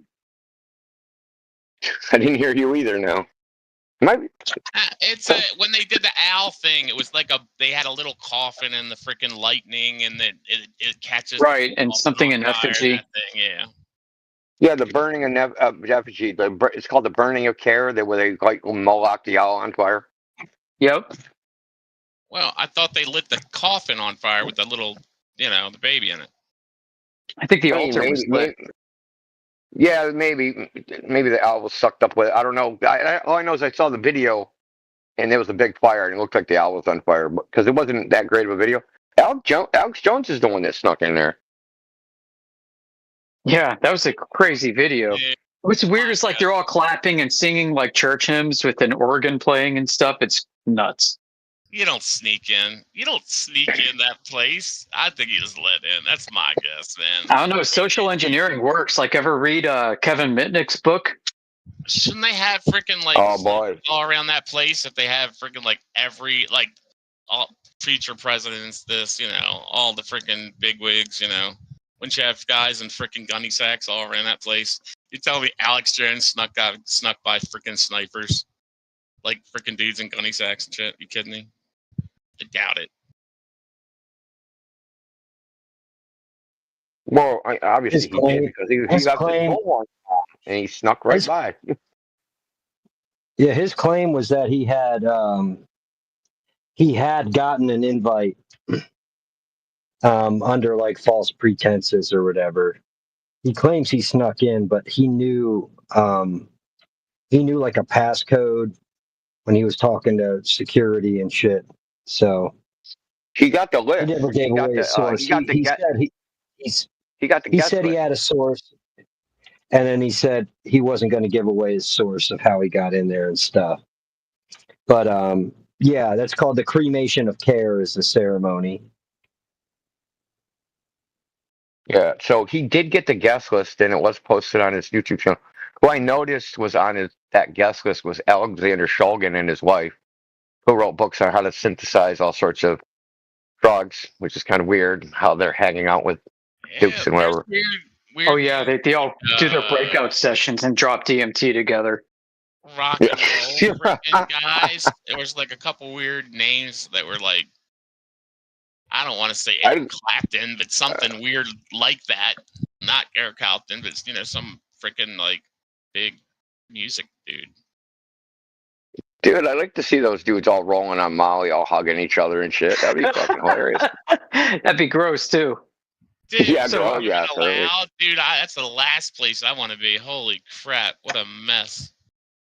You want to see something interesting, guys? Like why I think this was legit. There's a guy named Johnny Long. He used to work for Computer Sciences Corporation back when that was a company. This is like maybe 15, 20 years ago. I worked for them. I did work for them once. You know Johnny Long? Dude, No, I don't know Johnny Long, but I did work for I did a little work for that company for about 6 weeks. Oh yeah, CSC. Yeah, they were big where I used to work too. So he did penetration testing, and he was basically like Real Life Sneakers, the movie. He gave a keynote speech at one of the DEF CONs called Low Tech Hacking, LOW, Low Tech. And he went around BWI Airport outside Fort Meade taking, like, he had this crazy, awesome presentation. It's probably still on the internet. So he's like going through the parking lot, taking pictures of inside people's cars, of people's leave and earning statements and pool passes and all kinds of stuff. And he's going to the audience saying, what can you develop about this person that lives here based off of what you can just see out in the open? And then he goes into BWI, into one of the terminals, and he takes a picture of a guy sitting cross-legged. He looked like a total, burlap sack jacket wearing, tweed smoking nerd guy. He's got a satchel that says Nuclear Regulatory Commission on it. He takes a picture of this guy, a picture of the sack, and the guy's on a laptop, and he goes behind the guy and takes a picture of the guy typing on a screen. He's like, hey, look at this. Look at this email. He's sending an email to a lieutenant colonel, blah, blah. Here's a subject. He's like, couldn't this be interesting information? He goes on, and he has these amazing stories where he was contracted to basically break into top secret SCIFs and SAP facilities. These are like super highly controlled, like they will shoot you dead if you try to enter these illegally kind of places. Yeah, dude. Like, how are you breaking into a SCIF, bro? Yeah, so he's got these crazy stories and the receipts to back it up, because he was hired to go do this, to test the security of these facilities. And so he's like, yeah, man, just grab a clipboard, grab a hard hat, And he's like act confused, and he had these stories. He has a story where he actually got into one of these facilities. They let him in, and they actually he came up with a ruse to shake off of his escort, and he was able to get deeper access into a secure facility inside the secure facility by taking a coat hanger and putting a handkerchief on the end, shoving it under the magnetically sealed locked door, and waving it around to trip the motion sensor on the other side, and it unlocked. And then he goes in and he starts going and he's taking pictures of everything. I'm like, holy crap. Like, this is a dude that they hire to do this, and he does this for a living. And you don't think somebody like Alex Jones could just walk into the Bohemian Grove? Like, what kind of security is there, really? I mean, the security of Bohemian Grove is name dropping people. That's it. So, all that to say, I kind of believe that footage and testimony. Sneaking in with freaking camo on. That's basically what I was saying. No, he rode in like the back of a pickup truck with billionaires to get in. Yeah, he knew who to name drop and everything. So it's all about name dropping. This wasn't like going into a top secret facility like Johnny Long did with a hard hat and a clipboard and pretending to be confused. Like Alex Jones just name dropped people. Didn't he kayak in? No, he rode a pickup truck in. Kayak? He rode a pickup truck. I watched the video. I got a copy of the video. There was another one where he was either talking about it and he was in a boat. Maybe I'm just... Look, I think what happened was they canoed. Like, so there was multiple checkpoints. They did do a canoeing. Yeah. That was like day 2 or 3. Yeah, maybe. I've been watching a long time. My memory could be... No, so, I mean, I didn't even pay close to... Well, the canoeing is when he showed like all these platforms out on the water. He's like, yeah, so all those bankers go out on those platforms and bugger each other on them in the middle of the night. Okay. So he was telling the story afterwards, like, look at this and this. That's when he was in the canoe. He went right through the front doors, dude. So there was like a pickup truck, like a waypoint where they pick people up to bring in. And he just hung around with the crowd, and the pickup truck came and he climbed in with everybody else, all these billionaires. And he's still wearing his camera, and he's just talking to them, and they get all the way in and go through.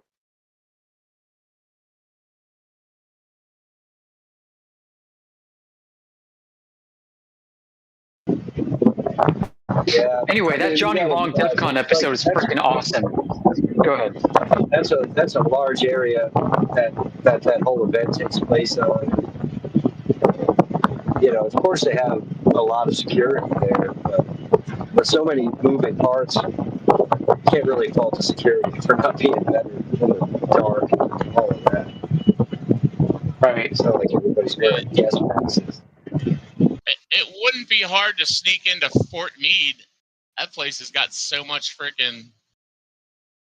Dude, I got stories like... Everything, dude. Oh my God, there's so much access to that. Go ahead.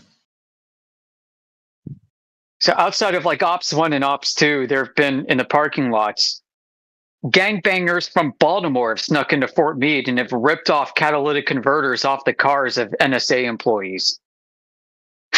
Dude, NSA was right across the street from BG&E where I worked for freaking like 4 years drawing. I was a CAD drafter. They've got multiple compounds outside Fort Meade too. Yeah. Yeah, Coca-Cola Drive is right across the Friendship street. Annex. Airport Square, baby.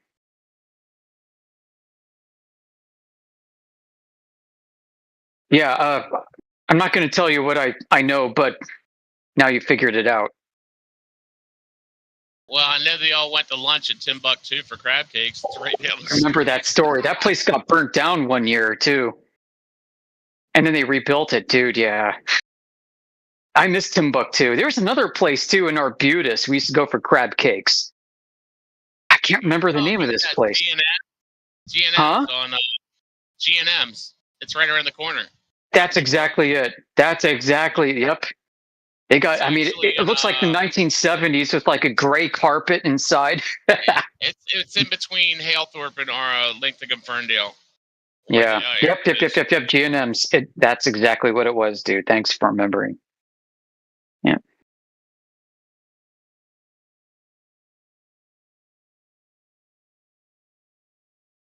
Enough about me. Let's get back to the topic.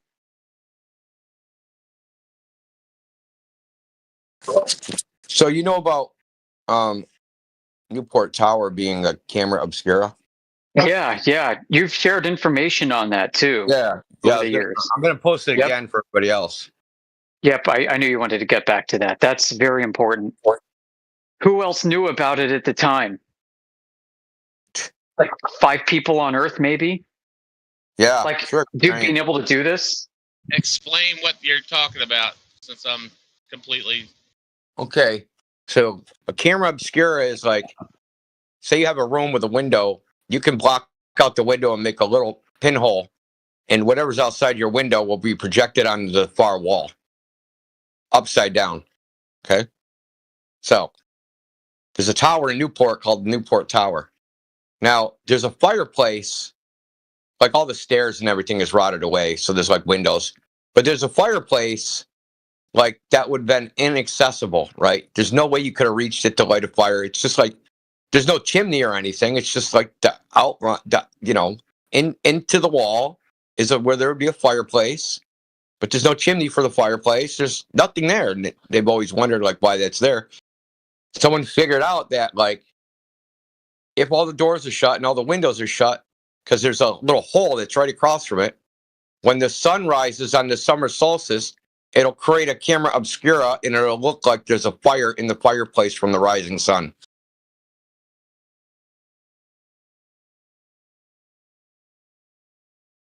It's really neat. I just saw a video of a guy who's like taking pictures with, he just uses a Coke can and like a piece of photographic paper, and he takes it up to some mountain and he takes off the little piece of duct tape, and then it just turns out like it's like a time lapse.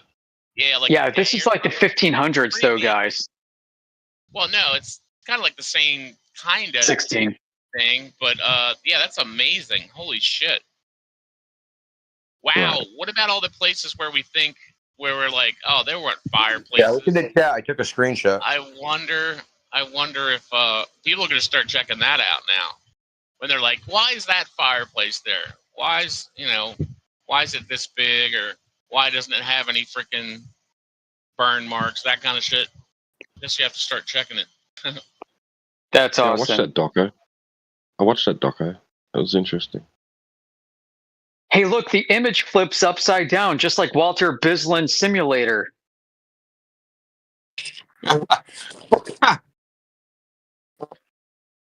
He knew he was onto something.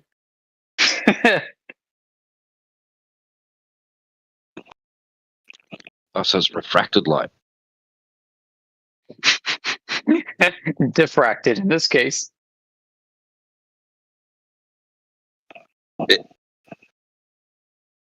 It's diffracted, refracted light. Yeah.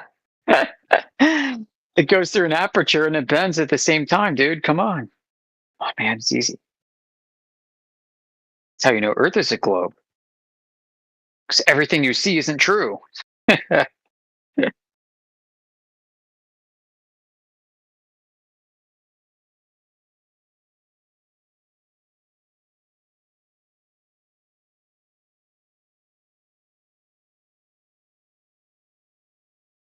I do miss Timbuktu's freaking crab cakes, man. Coca-Cola Drive, baby. Ain't gonna miss the price, bro. The price. I got a double platter like maybe less than a month ago. It was like, oh, you were there just recently? $78. No. $78 for 2, dude. But they're, you know how big they are. I mean, yeah, they're like softballs. Yep. 3 times the size of anybody else's crab cakes. Yeah. G&M's is just about the same. I like Timbuktu's a little bit better, but Timbuktu's cool. They'll just freaking they'll come out and bring it right to my van because I know them. But G&M's, those guys are dicks. They're like, we can't come out to the car. I'm like, Fuck Oh yeah, those guys, man. Yeah, like that. There's shitty parking around GNS. There's like no parking. This It way is. my ramp to come out and not get It's blocked. funny. Nope. Hey, do you know Parkside Grill? So that's on the other side. So if you go like north on Coca-Cola and go over the freaking Route 3, and then I think it used to be a Ramada. It was a grill there. That's where a lot of cool people hang out. Oh, you mean just like across Route 100, go on the other Oh yeah, that's what I meant. Route 100. I said Route 3. Yep, never mind. Route 100. Yep, the east-west corridor. 3 Snowden River Parkway. I don't know what the hell that road's called, but I never went over there. Yep. No, never been over on that side. That's the place to go if you want to network. Just saying. Is that where I go with a bunch of samples if I want to freaking... For coffee, yeah, dude, you will get. Bring your coffee samples there. I'm telling you. I'm telling you, you will get some high-powered people buying that stuff. If you just like randomly showed up and they're cool with it. Great, Johnny Long's my freaking customer, and then some freaking Star General. Wonderful. Yeah, who did CSC like got bought by SAIC or something, and they got bought by freaking Leidos, and they got bought by Lockheed, and they got bought by. That's the name of the game, man. Yeah, what's funny is in the 80s, when I was driving a lunch truck before I got shot, I would go around to a lot of places in near Fort Meade. We would deliver to the 195 when it was getting built. That's how long ago it was. You remember? Oh, wow. 195 wasn't built yet. Route 100 ended at Washington Boulevard. I'm sorry, Yeah. 166 ended at Washington Boulevard. And so when the construction crews were putting up those huge freaking like 300 foot tall concrete things that are holding up the highway that went over Washington Boulevard and all the swampy area on the way to the airport, we used to go to them guys every day. You know, you'd meet them a little bit closer till it was finally done. But I used to deliver to all the aerospace places out in Route 100 Industrial Park, out all the way in 175. There's Parkway Drive down there. Yeah. Yeah. Airport Road. Iron Mountain, where my buddy worked out at Iron Mountain. Yeah, remember Iron Mountain. Freaking shit. There's that huge. So like north on Coca-Cola Drive North, Parkway Drive North, or something. Now there's like this huge business complex that went up. Dude, it's gone crazy. I bet it's not even crazier. Yeah. If you drove back here, dude, like Route 100 Industrial Park. We used to take our guns back there and go shooting before all the building was happening. There's all kinds of freaking shooting spots back there. Yeah, people think Maryland's not very permissive for that kind of thing. It really depends who you know. Like, I had a connection to a sheriff who gave me a concealed carry license, and that's all you needed. Would have been nice. I used to go. I went out to Frostburg and got one actually, so never mind. I go to I shoot with a bunch of cops up at the damn it. It was up there past like York Road. It was a gun club. Mm-hmm. I would shoot there with the police on Tuesdays. Okay. Range. I used to go skeet shooting down by south of Goddard. There's like, what's it called? The Greenbelt? Freaking. Man. Yeah, there's a skeet shooting. I used to go there with the security guards. We used to. When I left. When I left, one of the security guards gave me a whole like shopping bag full of 223. I was like, yeah, I still have some. Oh my gosh, hell yeah. I had a cop shooting my freaking Glock one time, this old retired guy. He's like, I hate these things. He's like hitting this bowling pin from like 60 feet away, like popping this bowling pin. Holy crap. I hate these things. They're so accurate. I'm like, what are you talking about? How could it be you hate it for accuracy? Yeah, it's like a Smith & Wesson guy or something. You ever see that TV series Eureka? I think it was called Eureka. It's about a city. It's like in Northwest, like Eureka, Oregon, or something. I've heard. I think I've seen it, but I haven't watched it. No. It was like a city about a normal town of normal folks, but then at nighttime they all worked for like secret government agencies and stuff. I'm like, holy crap! That whole series is Columbia, freaking Maryland. Ellicott City. That's funny. Yeah. I mean, you'll never know who you'll run into out there. It's that place is nuts. It's not like Northern Virginia where you'd expect to find a lot of that stuff, which still goes on. But Columbia is just Howard County and surrounding areas just a bit different. It's just it's like everybody's cool and normal. Everybody's like act normal. Yeah. Oh man.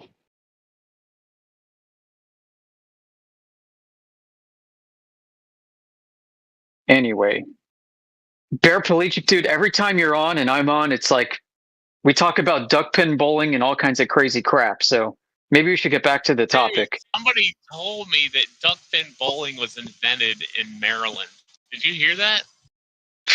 No, but the only time I encountered it. No, like literally, they were like, it's invented in Baltimore. Oh, and another thing I found out, Gun Road, that's right down there on Rolling Road, as you go around the turn and you almost hit like Sulphur Spring Road. Yeah, I know what you're talking about. Yeah, was named after George Washington because that's how he snuck the guns in to the army on the railroad down there at the bottom of Gun Road. Is really one area park is the park. Yeah, that's like Ellicott's. No, that yeah. Okay. Well, if you follow the railroad up, it goes to Ellicott City. Yeah. Avalon area, but yeah. I just found that out the other day. Freaking, Lamborghini. When I was down there, I used to do all kinds of crazy, fun stuff. Not that you can in a wheelchair, but there was something big down there, the Hash House Harriers, BAH3. So this was it's a worldwide drinking club with a running problem. You told me about the places where you'd have to drink stuff. That's so weird. We'd go through Patapsco the night before, right? We grab a bag of cornstarch or flour usually, and we would mark trails and false trails, and we'd leave caches of beer. And the next day on Sunday, we'd all meet and we'd go running, and all the runners who didn't know which way to go would have to follow the trails, and there are all kinds of commands you would shout. And the whole idea was to get to the end, but along the way you'd find like caches of beer and you'd have to drink them. We had like sheriffs, we had cops, we had federal agents, we had a former an ex like a mayoral candidate of Baltimore, like government representatives. Anybody ever get hurt from being too drunk and falling? Nobody got hurt. Like we'd be drinking beer out of stinky, sweaty shoes and singing dirty rugby songs in the parking lot. That's freaking horrible. That's the worst time ever. My God. You're like, you are not making me drinking beer out of a dirty shoe. There's no fucking way in hell. Yeah, man. You get your code name, you could say. Yeah, it's this crazy club, man. Some of the best times of my life was doing that. And then afterwards you'd all go to a bar together and get smashed even more and then drive home. Alcoholics with a running problem. That's funny. A drinking club with a running problem. Oh, it's good times. Yeah, there were so many crazy things. I mean, geez. I kind of miss living down there in a lot of ways. But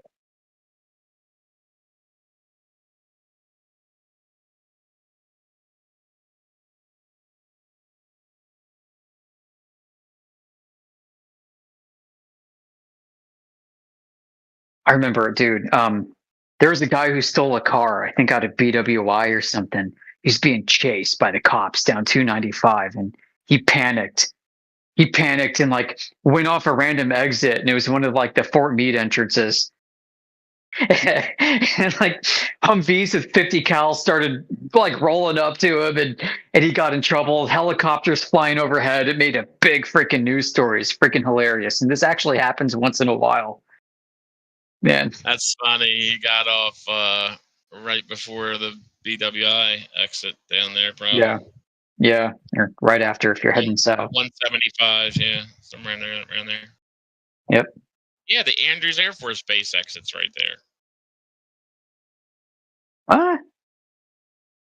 Isn't it? Is it some? That's further down to DC. I'm talking about like Jessup or something. That area, No, like that's what I'm saying. 32. There's some. Well, maybe it is further. Andrews Air Force. Yeah. I don't know. I'm not. There's an Air Force Base somewhere along there. Maybe not. Tipton Air Force Base. Tipton. I think it was Tipton. Is it Tipton? Freaking, what's it called? Is that the one up in New Jersey? Yeah, there was a. No, it's not an Air Force. Oh, there's an Air Force wing there. There's a runway there, and you can like go fly planes and stuff. Halfway from like 175. It's right by Fort Meade. On the right. Is that what? Yeah, that's what I thought. But you were. I know what you're talking about. That's not Andrews. Though. No, it's not Andrews. I don't know why I said that. I don't even know the freaking name. Let me look it up. Yeah, there it is. Tipton Airport. That's it. In Odenton. Dude, if you ever went to freaking the Hideaway. What's that? My buddy, he just came back for this like course that he had to take, and he stayed in Fort Meade for a little while. But there's this little restaurant called the Hideaway. It's right out there in Odenton. And it's literally hid away. It's freaking crazy. It's not even that good of a restaurant, but I haven't been there. Thought you might have been there.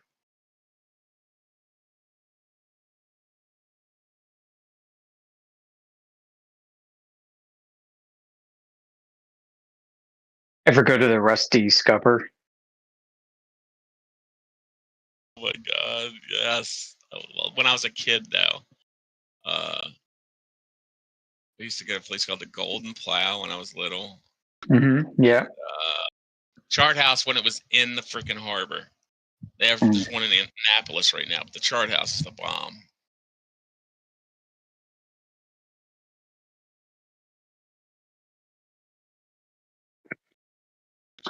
All right, so meanwhile, back on Earth.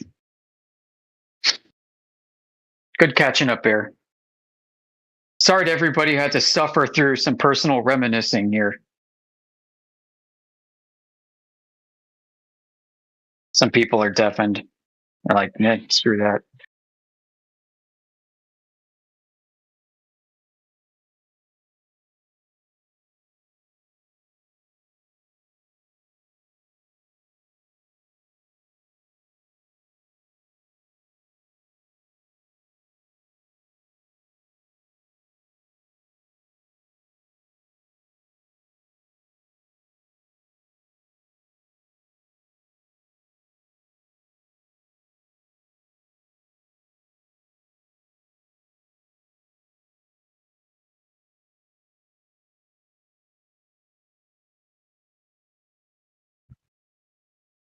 Didn't mean to kill the conversation completely, folks. Sorry about that.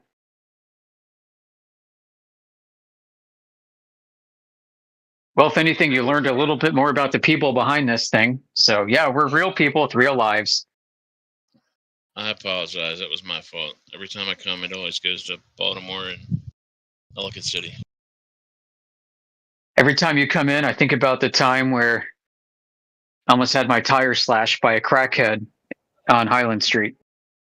I'm just working. Don't feel guilty. Anybody else who's not speaking up, probably other stuff going on, you know? That's where the self-consciousness comes in. Yeah. Good to see you both. Good to hear from you too, man.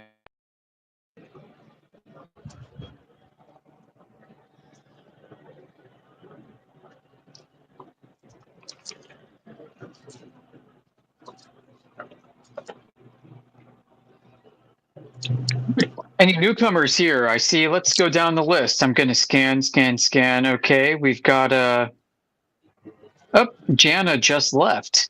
going to say hello, Jana, but Jana's gone. The rest of you guys are all normies. Normies to us, at least.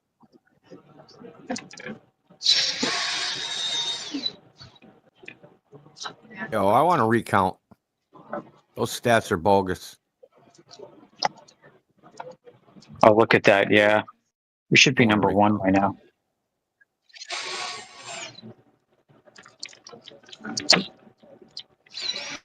We're close. I think we should be more popular than the Beatles, just saying. All right, go over why the We got better Celestial haircuts, so. Theodolite doesn't work. I was over there listening to that when they did that thing, and I don't know. You know, I'm not the brightest, so explain it to me because it sounds like it makes sense in some ways, but I don't know enough about it. So explain why it doesn't. And is there anything good that can come out of it? If anything, tell me that. But satellite tech? No, the freaking celestial theodolite, the doctor, whatever you guys were talking about earlier, where they get the stars being occluded at certain times and using the celestial solarium and theodolite? all that shit. Oh, God. Yeah, tell me. Just Don't make tell us. me about it. Roughly explain it to me. Oh, okay. Why it I'll isn't. explain it. I'll explain it very quickly. So they go in the stellarium. Well, first of all, dude goes out of his house.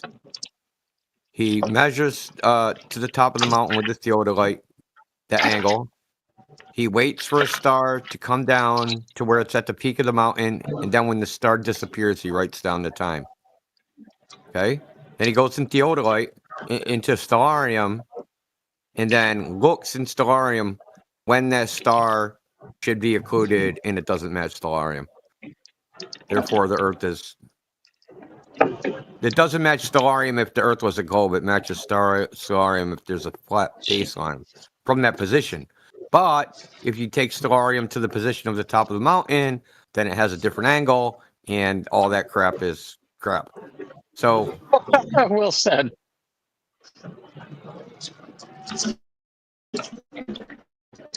And I know it's hard to understand, kind of, right? So imagine you have a flat baseline angle. Hold on, imagine it's a flat surface. You measure up from the flat surface to the top of the mountain in that angle. When the star disappears, that angle in stellarium matches the flat baseline. Okay? And it don't match the globe. That's the central part of the argument.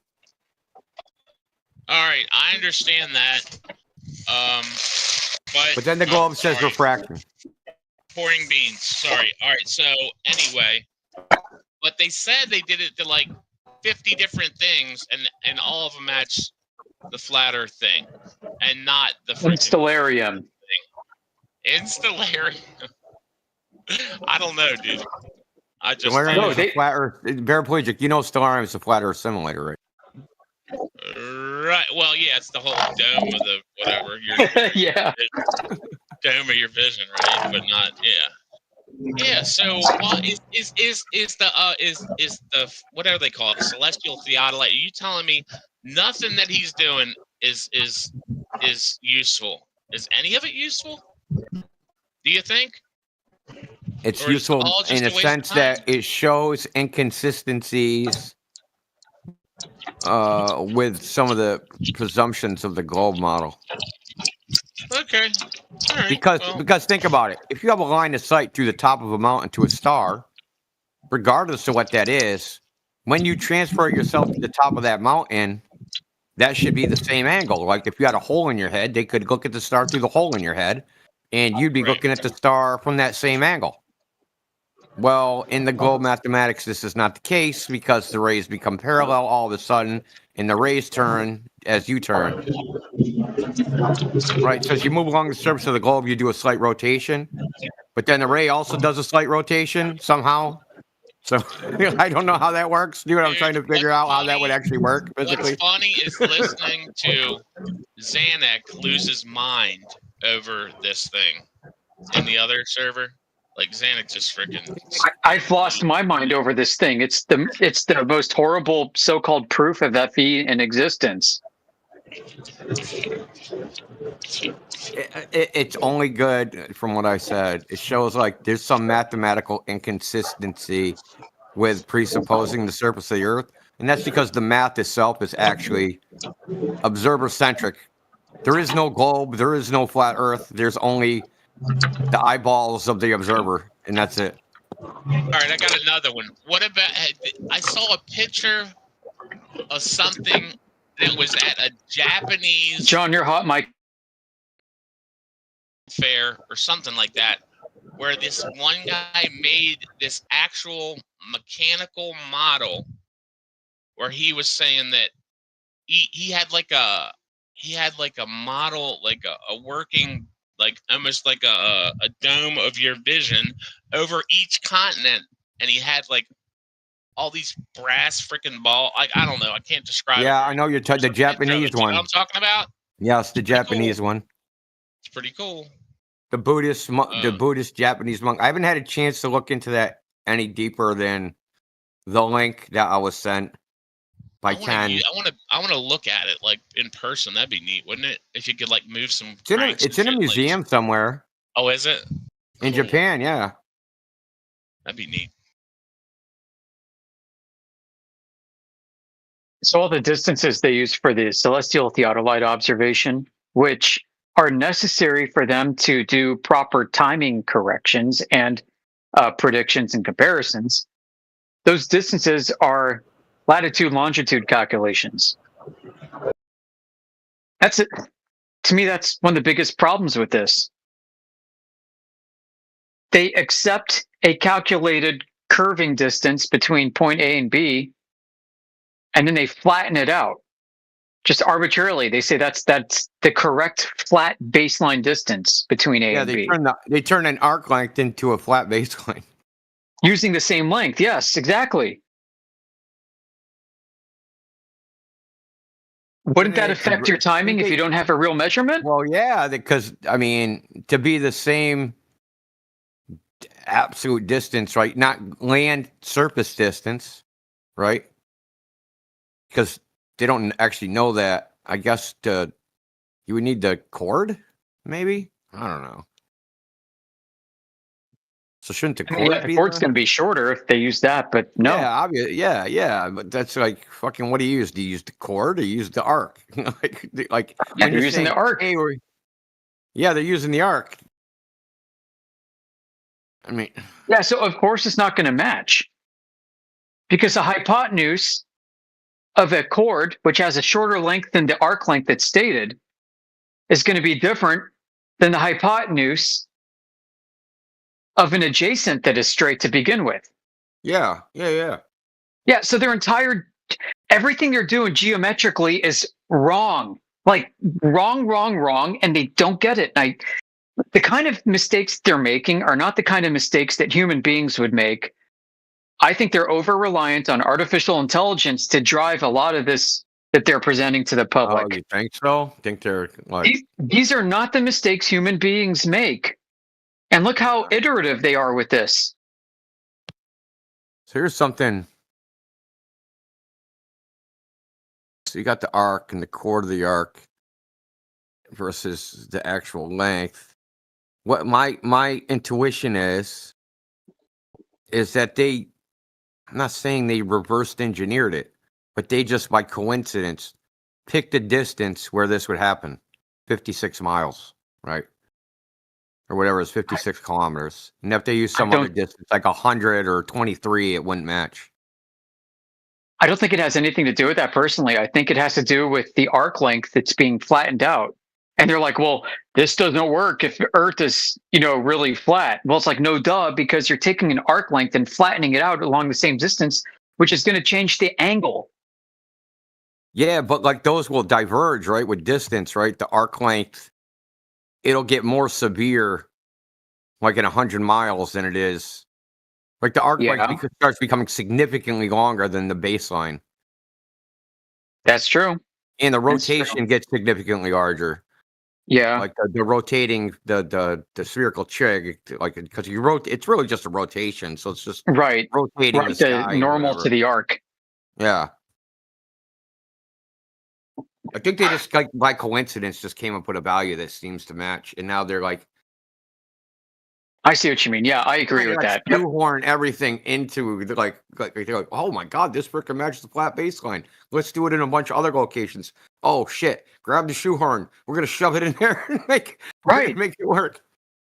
Right. I called it a scaling factor because this is they're doing basically a freaking back of the napkin, good enough shortcut to try and flatten curve calculated distances. You know, it's kind of like when you can convert like Fahrenheit to Celsius with that was like subtract 30 and divide by 2 or something rule, which works up to a point within a certain margin of error. But as you get to the extremes, it's not going to work for conversion, but it's just good enough for most practical purposes. They've got a conversion factor that's good enough for most practical purposes, but doesn't scale entirely with distance. Yeah, I agree. You know, but who knows what the real lengths are because nobody's actually measured these real lengths to begin with. So that's the other thing is the distance matters. The distance is how you make sure that the angle is preserved when comparing the curvature of the Earth to a flat Earth. Because if you take the same distance and you flatten it out, you're going to have a longer hypotenuse. You're going to change the angle of observation. And your timing's going to be off. No duh. Well, if you read that determination of the figure of the Earth, in the beginning of that, they measured distances using chains, and it basically says, well, they abandoned this method because it wasn't accurate. Well, it wasn't, huh? Are you sure about that? Yeah, with respect to the stars, it wasn't accurate, assuming a globe, of course. Exactly. That's what I'm trying to say. And this is where they came up with, they started doing deflection of the vertical because of this difference, right? They couldn't close the triangles, and then when they actually measured the distance, it wasn't matching.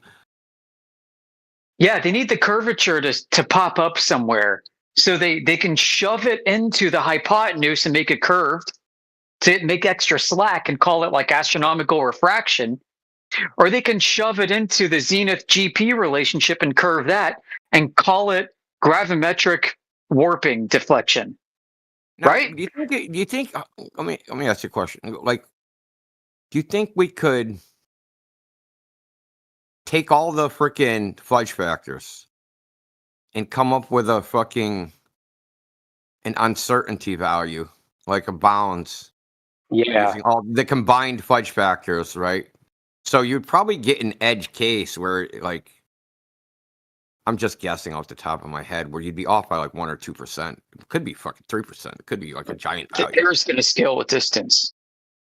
Well, I mean, I'm talking about you got the refraction fudge factor, you got the deflection of the vertical fudge factor. Yeah. You got the chains not matching fudge. They got all of these fudge factors. Oh, I see what you mean. Yeah. Fucking. It's going to be much bigger than the difference between a flat and a curved surface. The error. No, I'm just talking about the error within itself, within the model itself, not even an external error, right? The uncertainty itself is too big. Yeah, within the uncertainty within the model, because you're using these fudge factors where the globe quote unquote fits in, right? Basically a weighted mean that bounds that it would fit in. What's the max refraction? What's the min refraction? What's the max vertical deflection?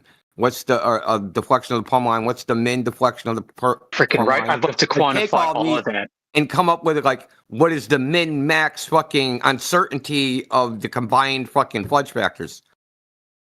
Dude, it's a confidence interval of 66% at that point.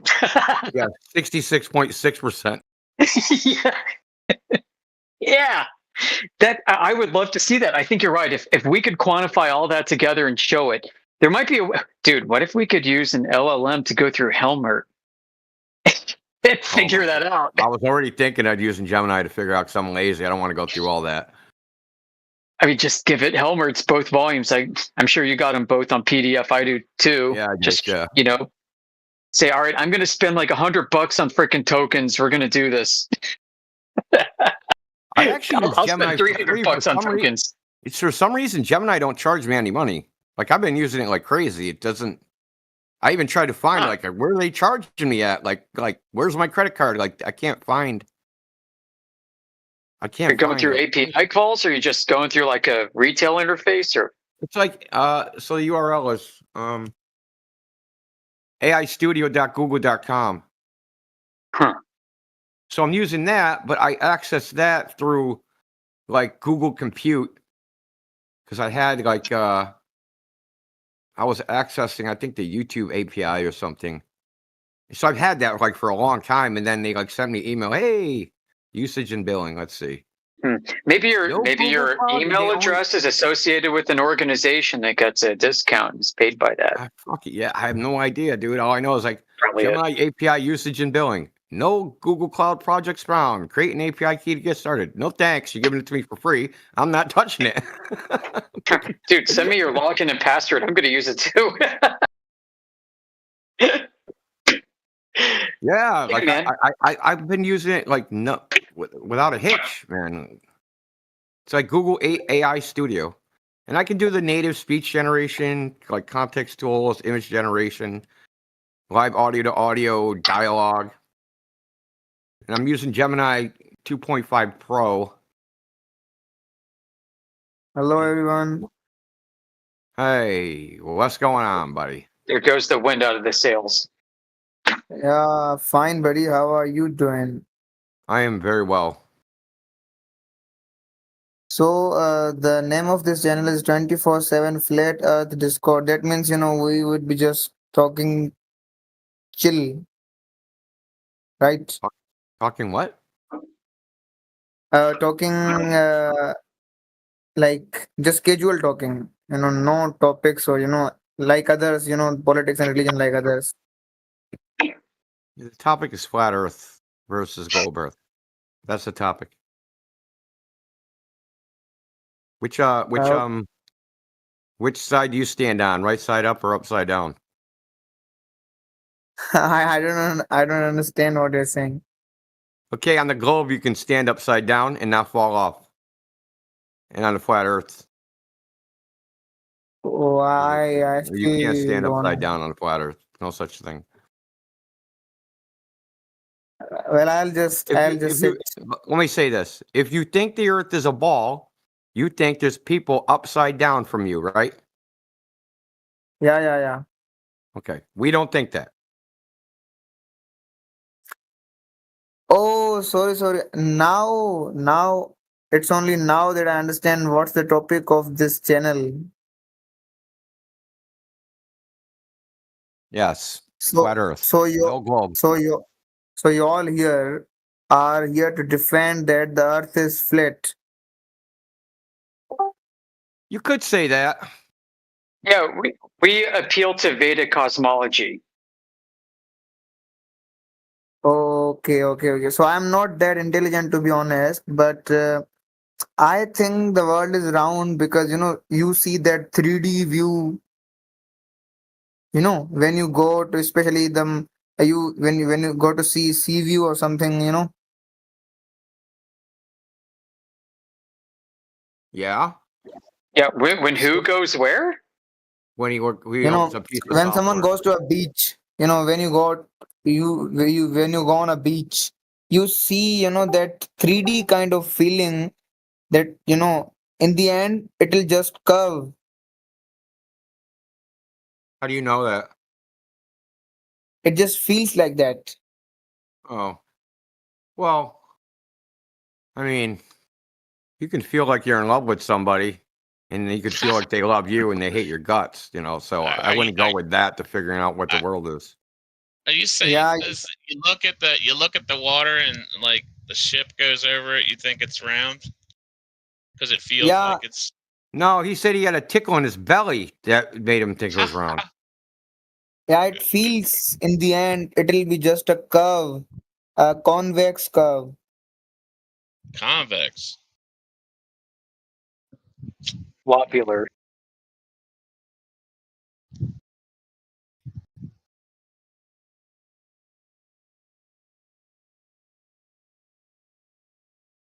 Well, the next time I'm here, I'll be prepared because I don't know anything about both the theories.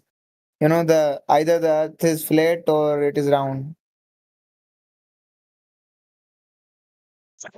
Well, go study how round it is and then come back to us. Yeah, sure.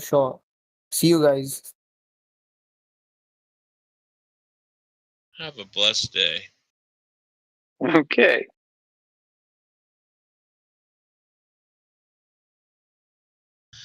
Brother. The earth is a sphere.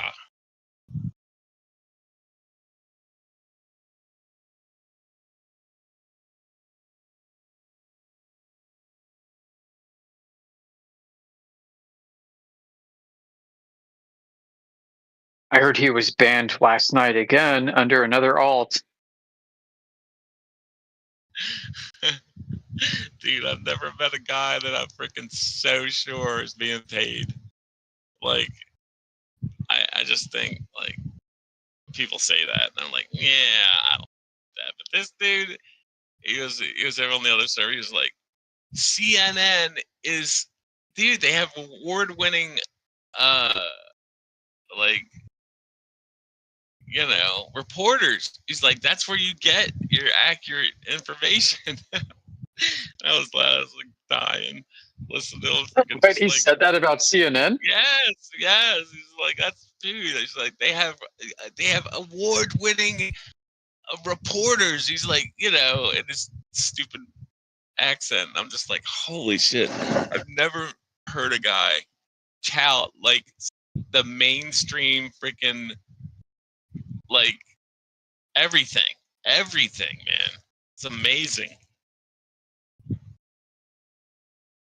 Told me that the first thing he does when he wakes up most days is watch Neil deGrasse Tyson videos. He actually said that. Dude, like, he's just so sure. Like, dude, the earth is a sphere.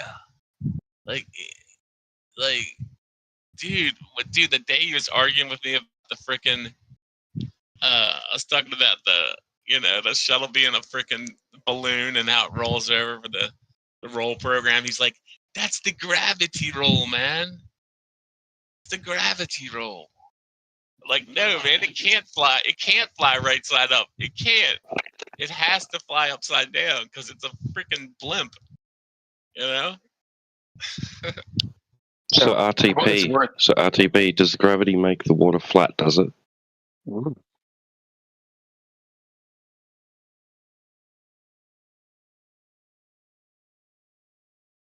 Well. Hello, RTP. Earth to RTP.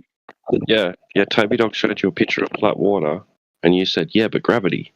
What, so you're blaming gravity for the water being flat?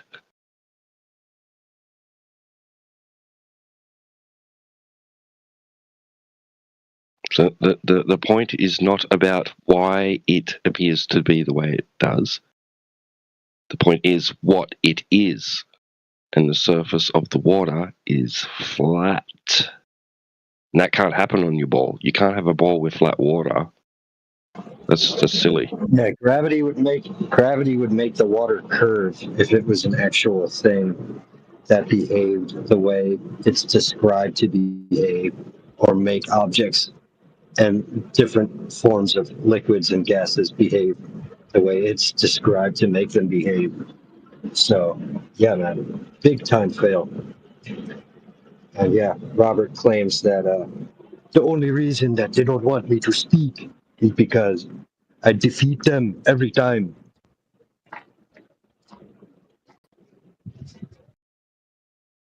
I think he might be from St. Lucia.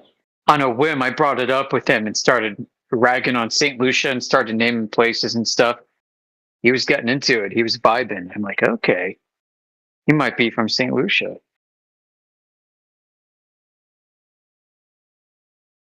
Well, all my family's from, a lot of my family's from Utah. So when he first came in here, he was Robert Utah. If anybody remembers that shit, he's had so many names since then, though.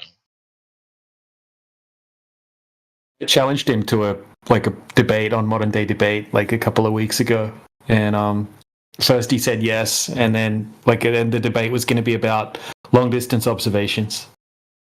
And once he realized he would have to show his face, he said, "No, he won't do it."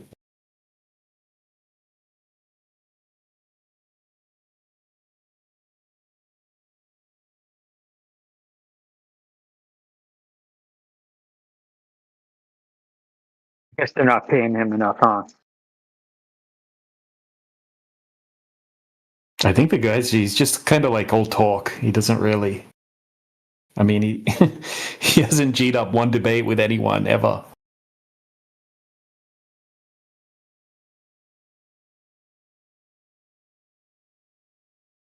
I don't know. I think he's in a mental institution. He's got access to the computer room.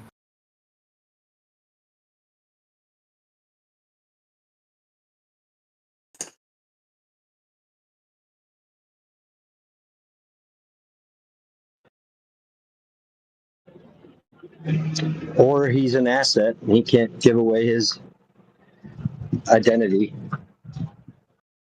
Yeah, but I mean, he doesn't do a good job at defending the globe. I mean, he's one of the worst anti-flat earthers out there.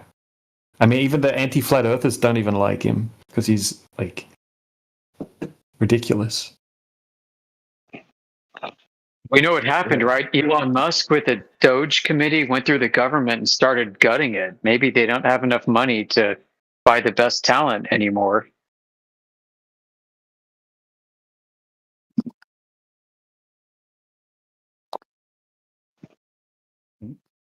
Maybe he's from the Globe Earth Society. It's just a parody. It's a satire. Oh, that's hilarious, man. He does a great job at saying and I won. You know, maybe you know how it is. If you repeat a lie long enough, some people will believe it. Dude, that's a hilarious idea, teed up. I should make a Discord server called the Globe Earth Society. It's just satire.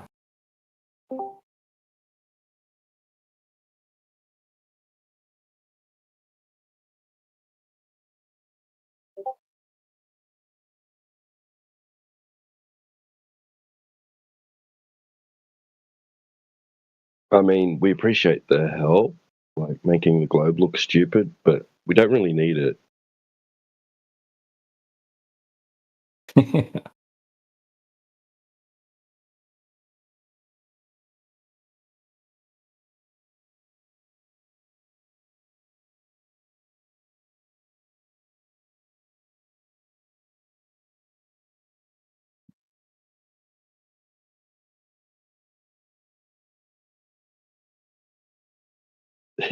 He'll be in here in a minute on another roll. He'll be all like watching on YouTube going, I'll show you.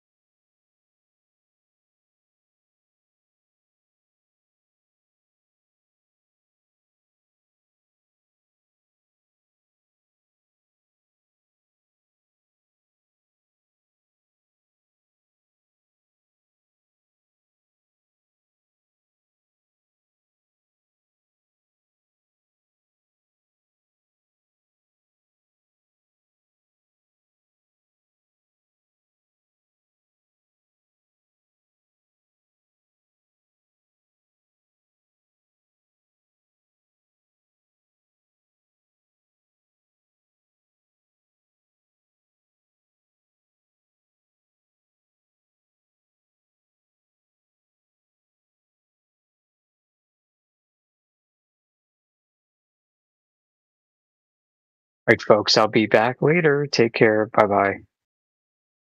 Catch you later. Here, dude.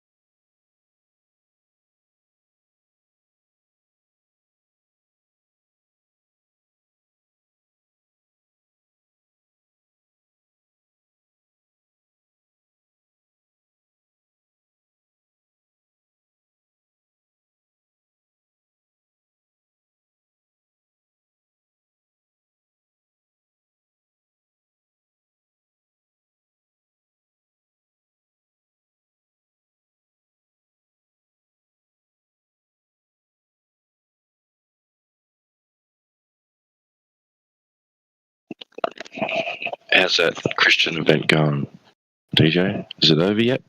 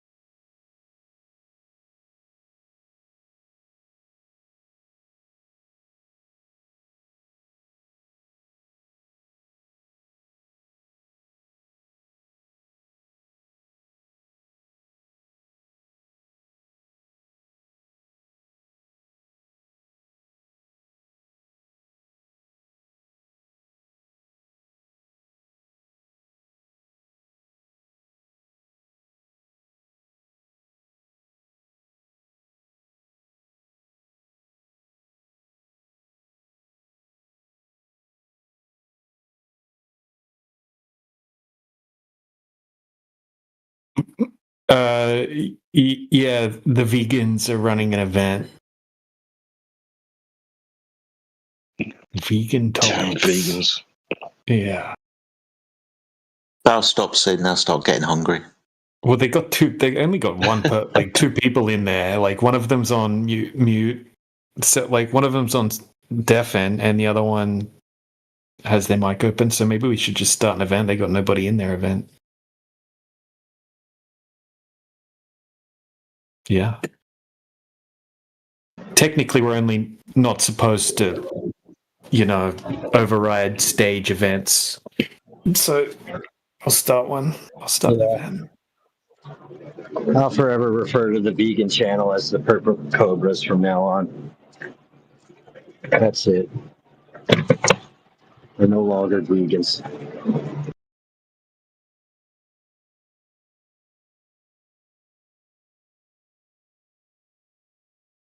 All right. What's the best event title ever?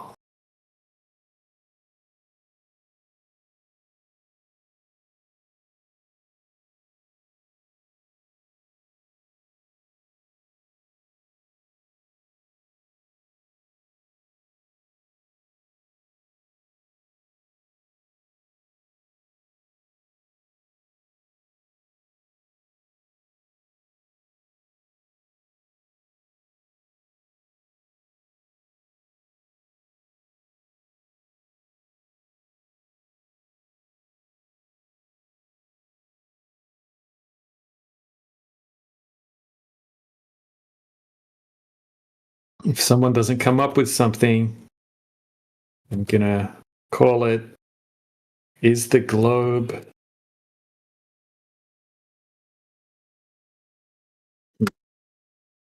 T-Dub, any ideas? I'm thinking.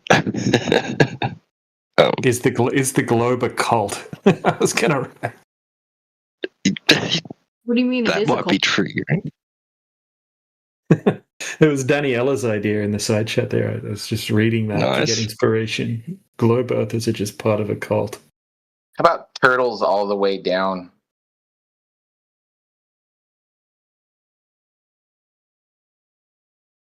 Turtles all the way down. I don't get that. Some people say the Earth is a disc and we're on the back of a turtle. So I think it might be a reference to that. I see.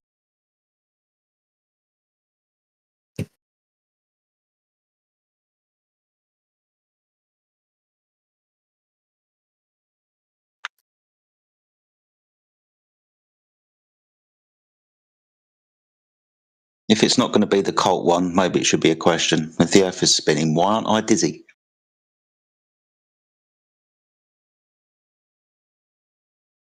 Yeah, the Turtles All the Way Down, I think, came from Flat Earth Society because people would ask, well, what's the turtle standing on? Say, well, it's turtles all the way down. It's a reference to a series of books, which has got some deeper references into like ancient mythology and whatnot. But there's a guy called Terry Pratchett who wrote a series of books called The Discworld. It was basically a disc that sat on the back of 4 elephants, and the 4 elephants sat on the back of a giant turtle.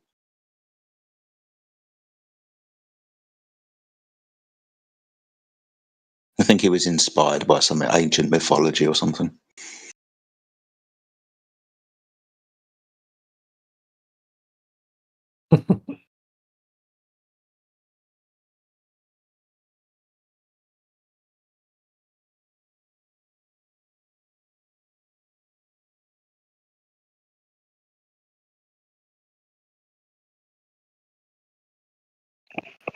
And what does the turtle stand on?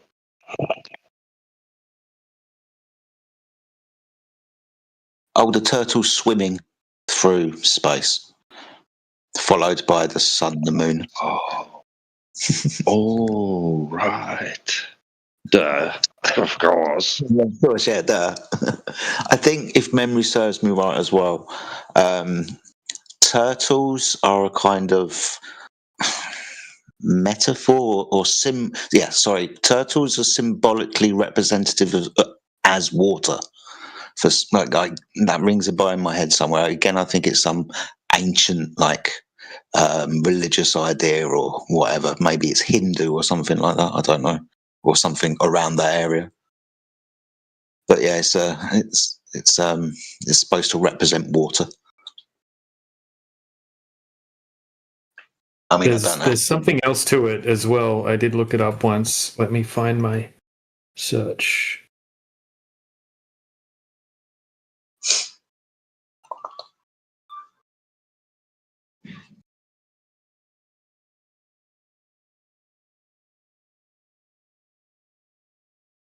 The turtle shell structure and symbolism.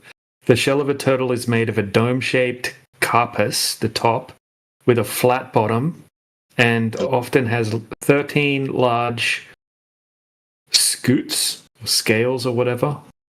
Yeah. In the center, surrounded by 28 smaller ones around the edge.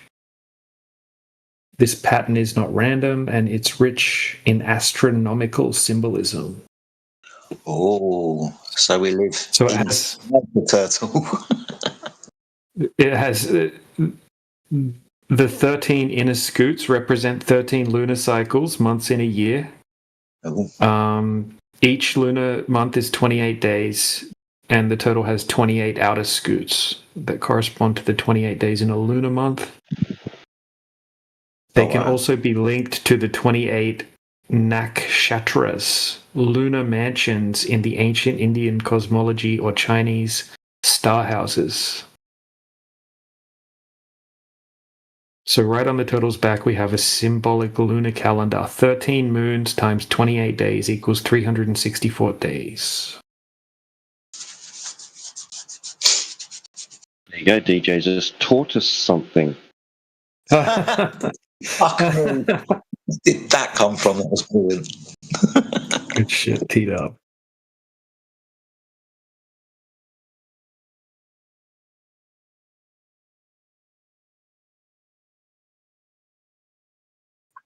Well, I can't think of an event title, so I'm going to have to go with the cult thing. Yeah, man. Is the globe a cult? Question mark.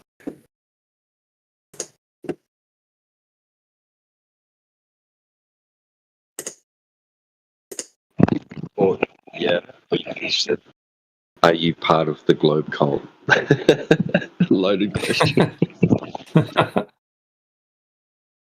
Yeah. Are you a member of the globe cult?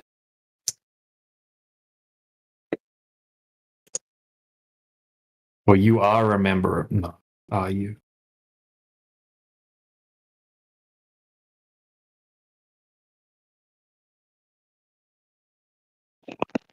It's no different to that woman coming in and saying to the other guy, this other glober, are you a flat earther or do you adhere to science?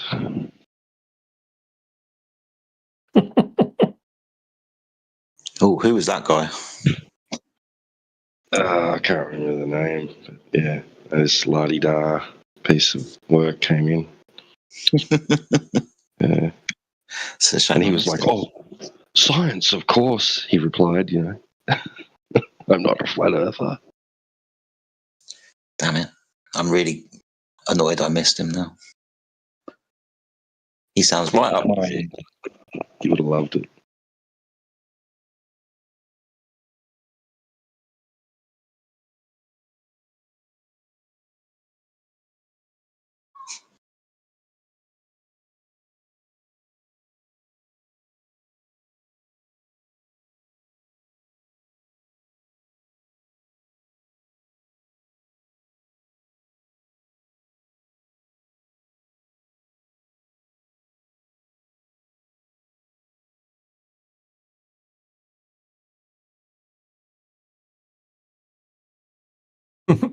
I found a hilarious image to use for the event title picture. Posted in the side chat. All right, event has started. Sorry, vegans.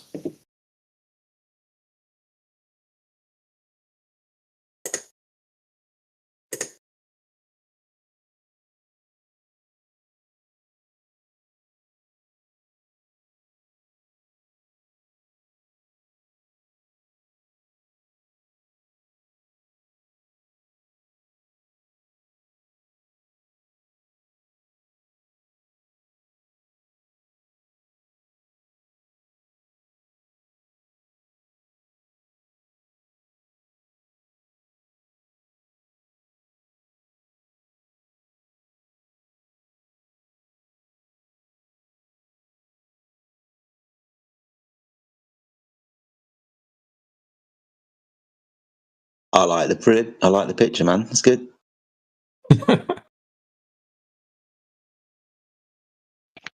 Wow, what a shot! What a moment! Yeah. It didn't work though, did it?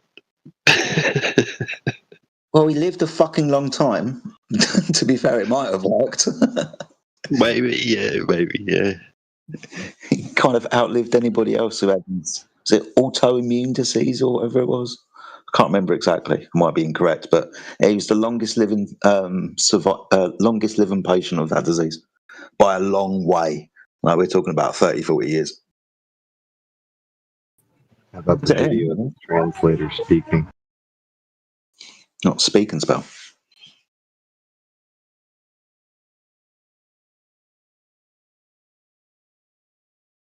Remember that translator video where he's speaking a bunch of gibberish and then the guy's talking as though he understands perfectly well what he's saying?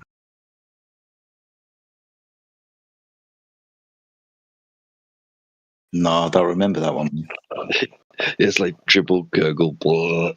Yeah, And he's like, it's a classic. Oh, Jedi, you've got to watch it, man. If you want a good funny laugh. at the same time. It's sad and funny at the same time, man. Has anyone got a link for it? Or Yeah, but I'm gonna find it for you right now. Everyone has to watch it. It's the funniest, the best unintentional comedy ever.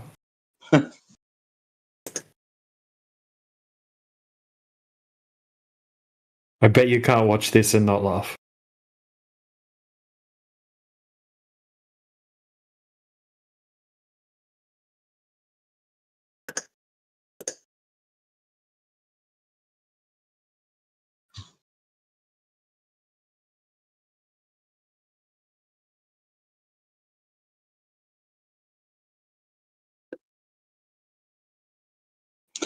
I'll have a look at that. Cheers, man.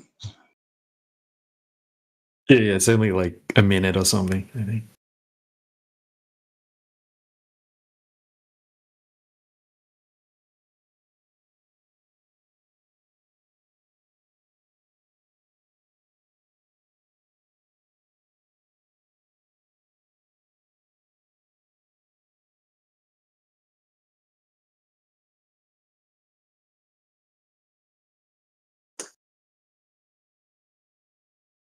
So I posted the event in the home server, but I thought CJ changed the rules so gold pluses could ping everyone. Is that not the case anymore? Doesn't seem to work.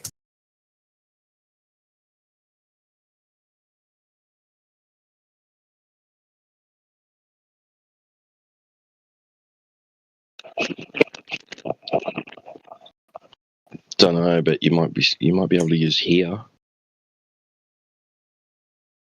Yeah, it doesn't seem to work either. I'll give it a try. Dang. I can't watch any fucking more. It's like Chewbacca's interpreter. There's no way anybody can understand what he's fucking saying. He's got something stuck in his throat. He's probably grunting because he's shit himself or something like that. Yeah, right.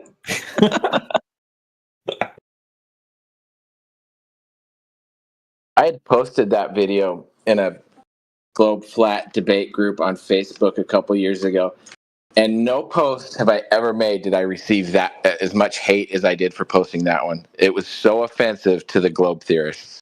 They were so angry about that one. Yeah. The globe theorists, they just act like a big cult, and they're just feeding into whatever the main people on top say what's true or not. God forbid you insult any of their priests or holy men. Like they could tell them anything. They tell them that it rains diamonds on Uranus and smells like burnt steak in space, and rains sideways glass rain on exoplanets. There are all sorts of crazy shit, and the sheeple love it. They just lap it up. They don't question anything. They could just tell them anything at this point.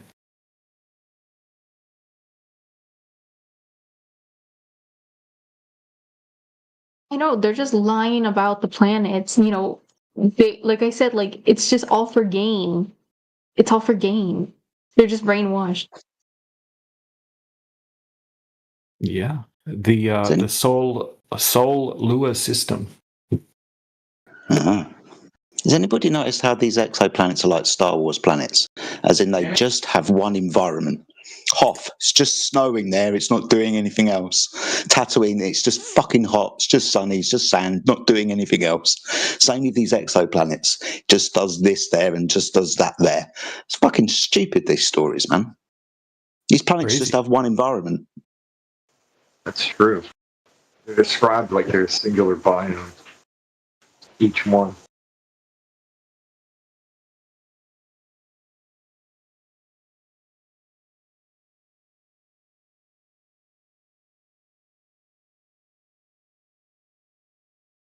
Weird.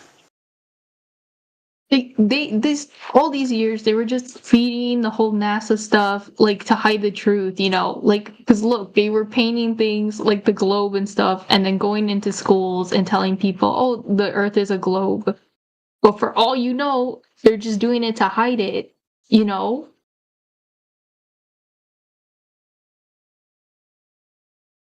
A lot of it has to do with tradition that's been passed down since the cult of Pythagoras and even earlier than that.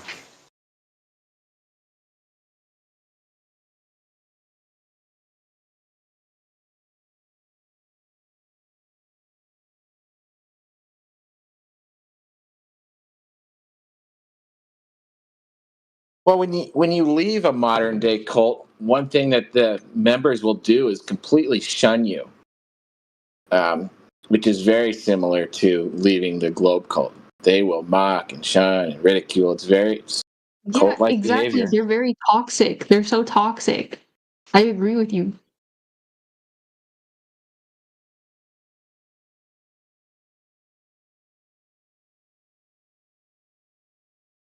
They'll go out of their way to ruin your life. Some of them. Call your work if they can get a hold of your boss. It's like if you're working for somebody else, they're trying to ruin your name, try and call CPS on you, whatever. They're toxic.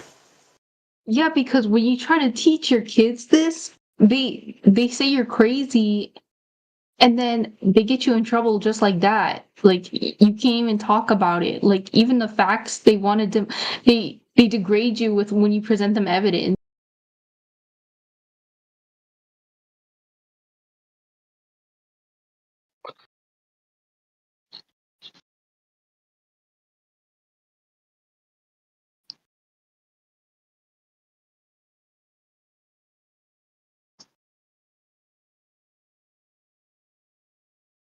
Some of these people basically dream of going to space and dating an alien or something, and you're effectively telling them that their version of heaven isn't real.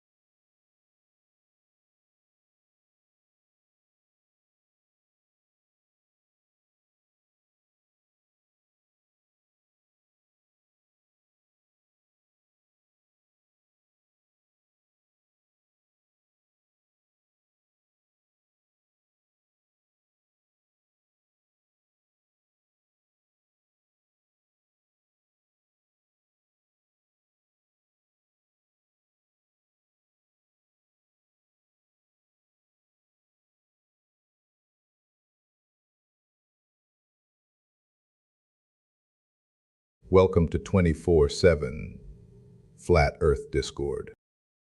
Gravity is not a force.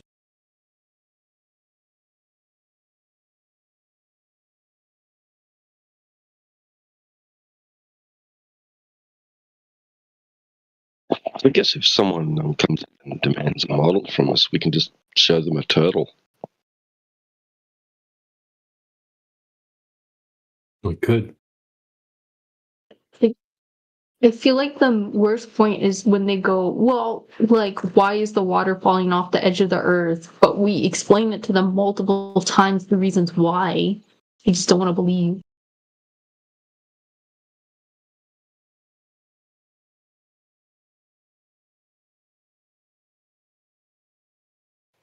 It's because they try and inject this like disc pizza planet space frisbee bullcrap into their heliocentric worldview. Daniela, how is the water not falling off the edge, though? Or the land, obviously. It could be the land that's surrounding it. That's why lakes exist. Why would there be an edge? Right? No, because that's what the Globers are saying. Like, no, because then the water would fall off. That's their reasoning. Yeah, that's what I was saying. They're trying to take this like their imaginary space frisbee version of a flat Earth and put that into their heliocentric worldview. So that's why they think there would be an edge that one could fall off of. Right, but like, they don't realize that like if it was a globe, like the water and everything would just fall off.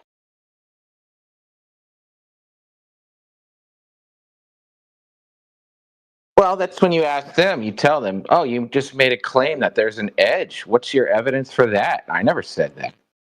And that should shut them down pretty quick.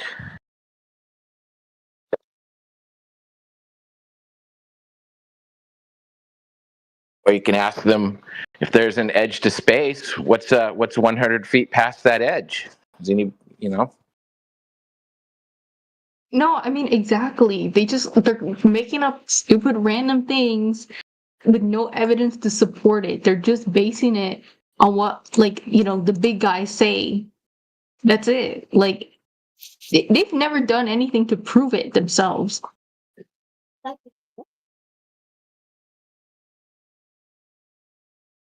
Yeah, they're going off the gospel teachings of Space Daddy Neil deGrasse Tyson.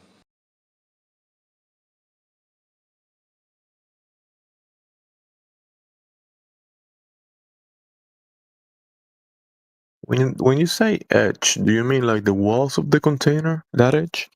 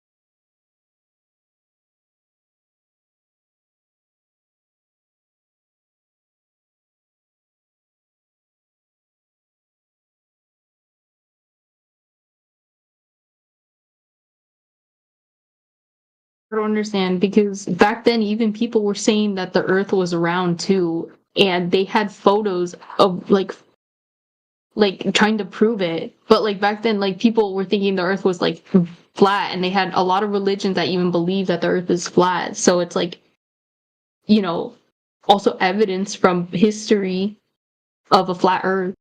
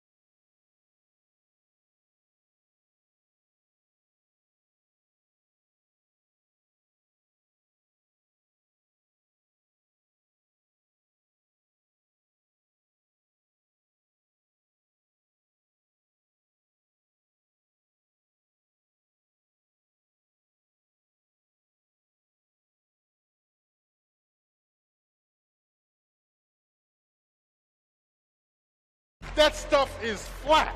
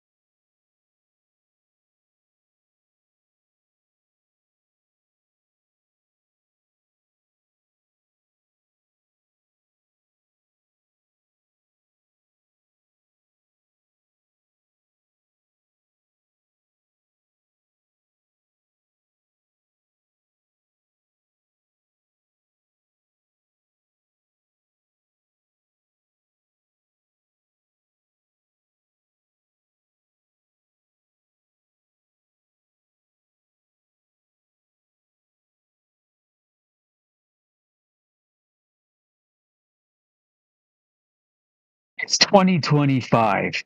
Do you know where your children are?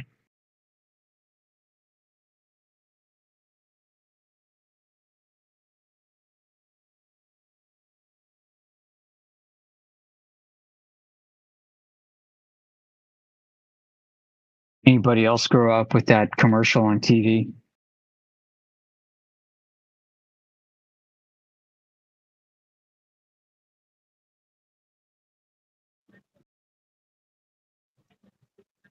Which commercial are you talking about? Well, they would like come in online. There would be like some newscaster. It'd be like, it's 9 o'clock p.m. Do you know where your children are? It's like some PSA thing. Like, basically, parents, do your job. Make sure you know where your Oh parents. yeah, oh yeah. I remember that. Yeah, I remember that like it was yesterday. Yeah. Almost as good as the Fuzzy. I think it was Fuzzy, or I don't know. That might not be his name. There's the one guy who was like Wuzzy, yeah. Wuzzy? Yeah. Yeah, that's right. That weird language learning beast.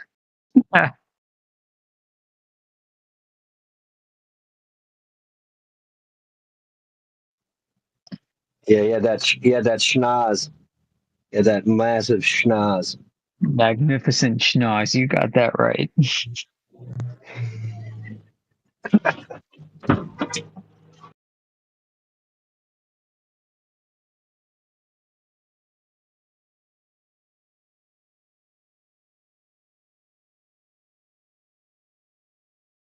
like at some point, cartoon writers went from normal human beings to freaking acid tripping potheads and started making cartoons.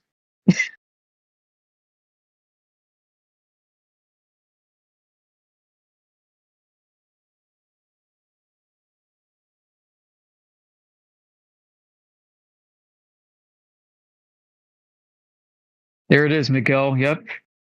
Do you know where your children are? Fox 5 New York. That's right. Yeah, you grew up in Jersey. You know Fox 5.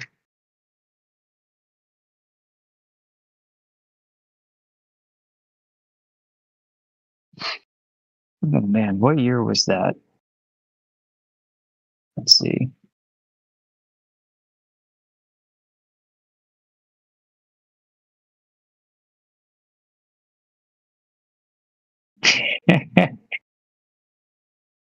It's 10 p.m. Do you know where your children are? It's 2025. Did you know the earth is flat? Most people just accept what they're told. But when you really start to think about it, why should we blindly trust everything we're taught? Like, have you ever actually seen the curvature of the earth with your own eyes? Seriously? It's always trust the scientists, trust the pictures. But where's the independent verification? And think about water. Water finds its level, right? It's basic physics. So how can vast oceans stick to a spinning ball? It just doesn't make sense. It all fly off. It has to be contained, and what contains it better than a flat plane? It's elegant, you know? So that annoying Sesame AI. Yeah. Website. Hold up. Sounds like Grok. Yeah, it's like this thing called Sesame, and there's like a dude or a chick that you can choose from. And they're Yeah, like very interactive chatbots. Yeah. They've been very good. Like, not gonna lie, they with some coaching, with some goading, they've done a pretty good job. But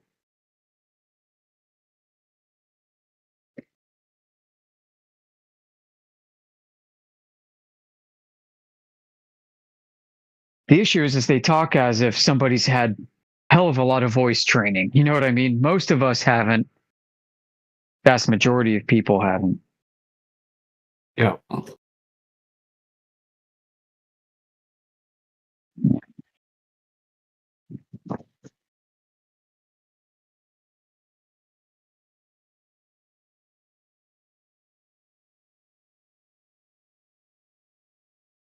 Now, does that thing come up with stuff to say on its own, or do you have to feed it scripts? Do you know?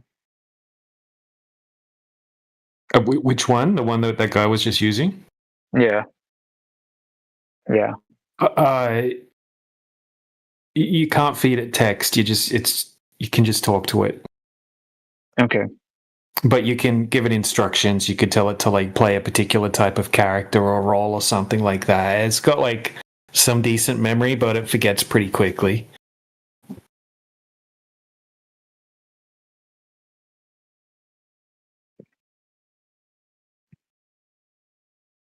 Right, gotta go on mute.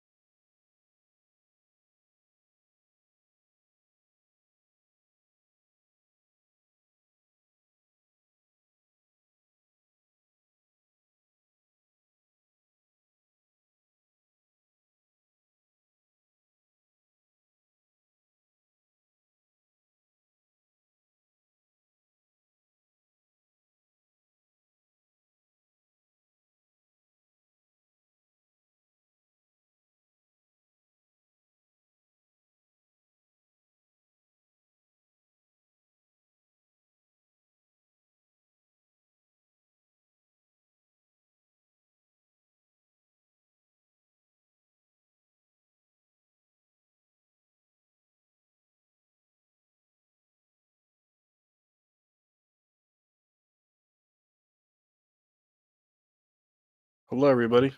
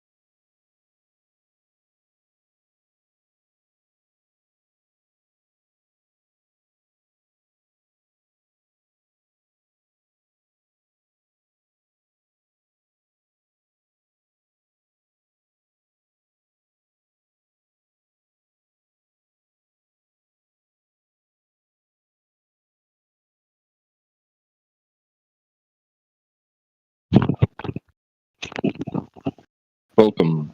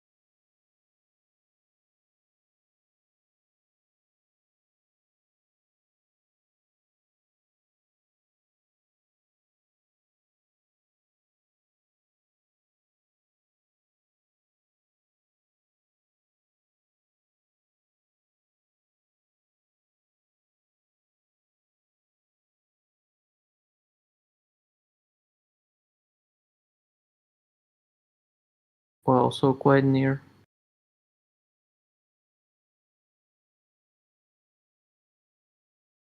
We're just waiting. Someone who says the Earth is globe.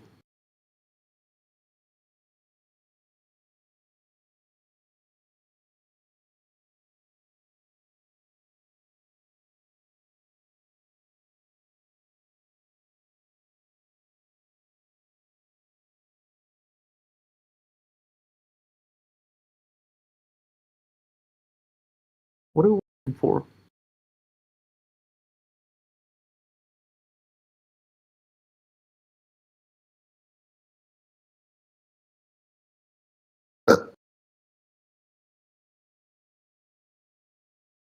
All right.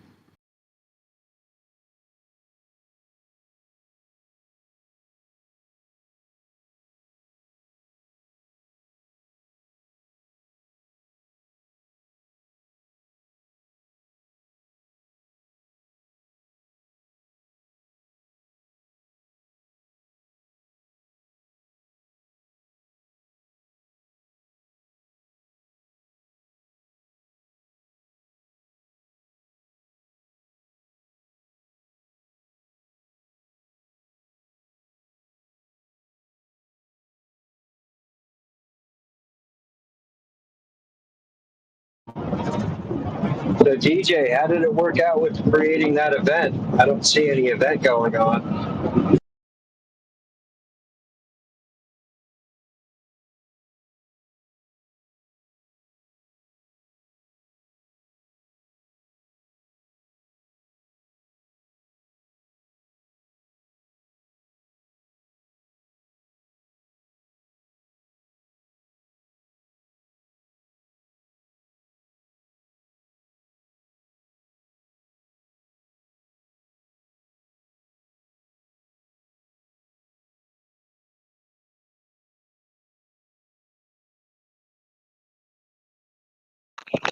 He had to end it because the vegans have a staged event going on that we didn't realize. So gotta wait till that's over.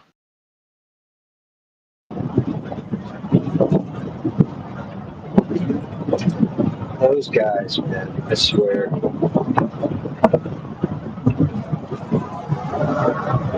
Waste of people's time.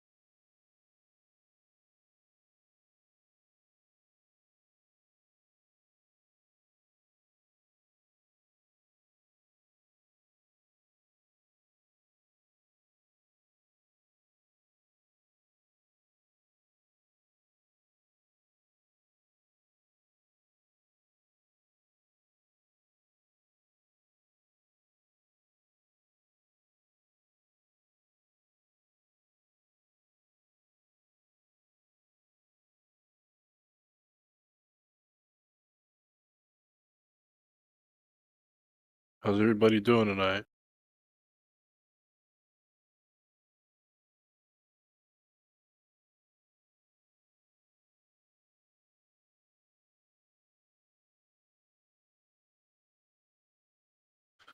Hello, can you hear me?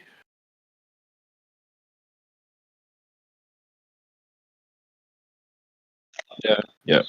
How's it going, man? What's going on? Who is that? Matrix? T-Dub. Not even close. How you doing? Yo, are you driving right now, heretic? A heretic? You betcha. What's going on? You already called it. I'm driving. Hey, heretic, you're from Canada, right? Unofficially. Okay, do you know anything about trade unions? Nothing. All right.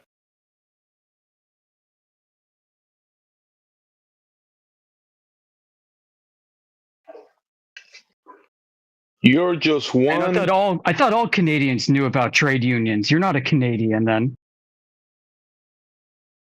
Canada's a small hole in the wall place. I can't confirm or deny. I'd be doxing myself if I said yes. All you need is a search, quick search, and you'll find out what trade unions are. I don't know shit Don't about you have trade. AI? No, like, dude, I have this employer who wants to give me an apprenticeship just to get me into the union for plastering. I have 3 years experience, but he doesn't want to give me like full pay, so he wants to. Oh, you're gonna get more paid in the union. That's okay. Get more paid. That's it. Yeah, but the thing is I called them. They said that I have to call a fucking union rep, and then when I called the union rep, he got really mad. He got mad because you started Yeah, asking about the globe. Yeah, no, he said I got 15 to 20 guys, dude, waiting for work, dude. Why didn't he just call me? And then I called my boss and I asked him, and he said because these union plasterers are terrible at their job. Yeah, yeah. That wouldn't surprise me. Fries are irresistible. So you should offer to go out to get gravy fries with them. It might work. No. Okay, just give me his number. I'll sort this out for you. Go grab him a poutine. Okay. You know? Let me talk to him. No, I don't think that'd be good.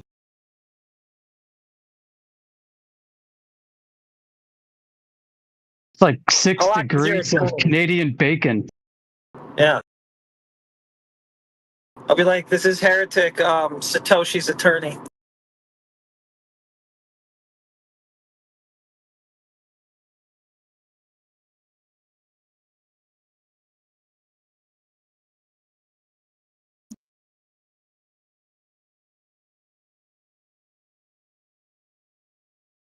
I don't know, dude. The guy was really mad. That's pretty wild.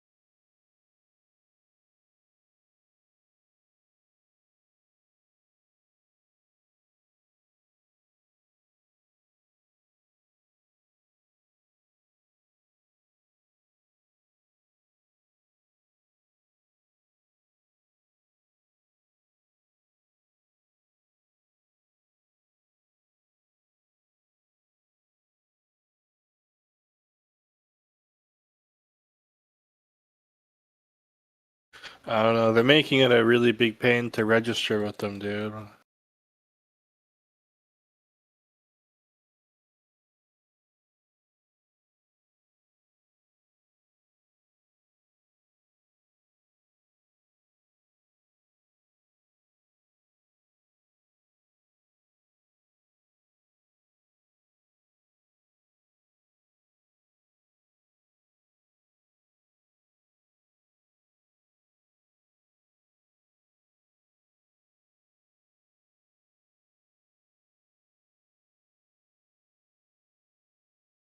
Never heard of a plaster union myself to begin with. It's not a red seal. It's not like a trade you need a license to do. It's just like an organization that helps you find jobs and gets you paid appropriately.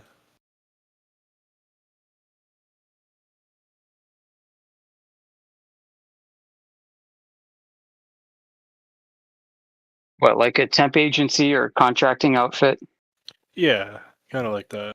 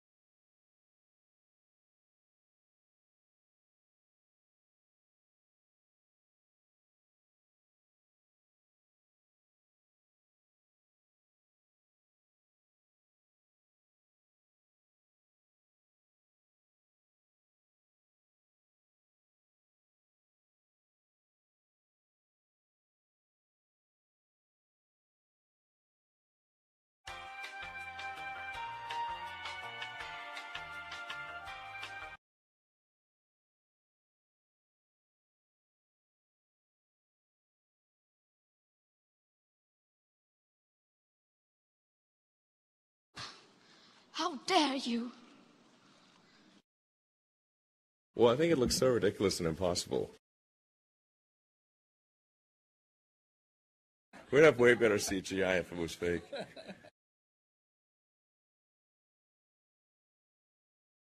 We've got a toilet that you use, and then a machine that goes chugga chugga chugga chugga chug. And then you go to the galley and you make yourself a cup of coffee. And that's exactly what you are thinking it is. How dare you fill my head with such loathsome propaganda?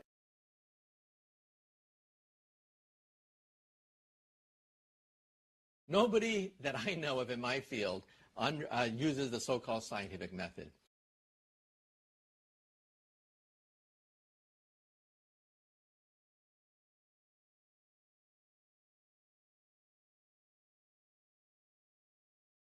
That stuff is flat.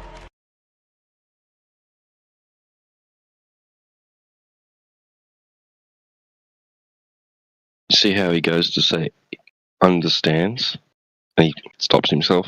He's like, nobody that I know of in my field knows uses. Sorry, yeah, he changes it to uses. You can hear him. He's like, play it again. Can you? Nobody that I know of in my field uses the so-called scientific method. See that? He was going to say nobody that I know of in my field understands. Yeah, you're right.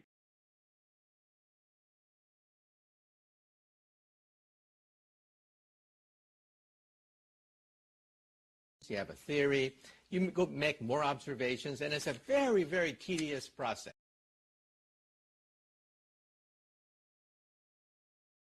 In our field, it's by the seat of your pants. It's leaps of logic. It's guesswork. Nobody that I know of in my field uses the so-called scientific method. Over in cosmology, we're off by a factor of 10 to the 120.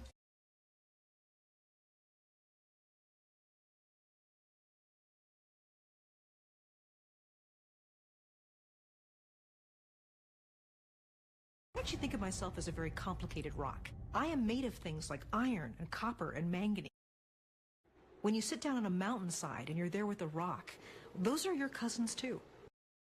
No such thing in my world as life, really, that we're very complicated rocks.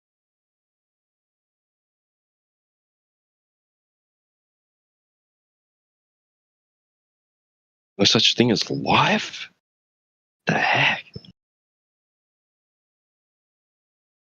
You can, and there's more than stars. You can see planets, you can see moons, and then you can see the zodiacal light. Whoa. You can see the stars. Yeah. It's not a which is black cool light. thing. It's black, but there's all kinds of little polka dots. Zodiacal lights? The problem is we don't have the technology to do that anymore. We used to, but we destroyed that technology.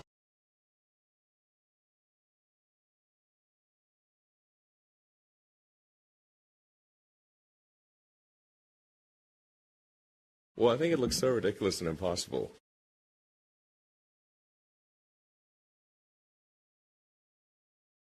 You can tell it's real because it looks so fake.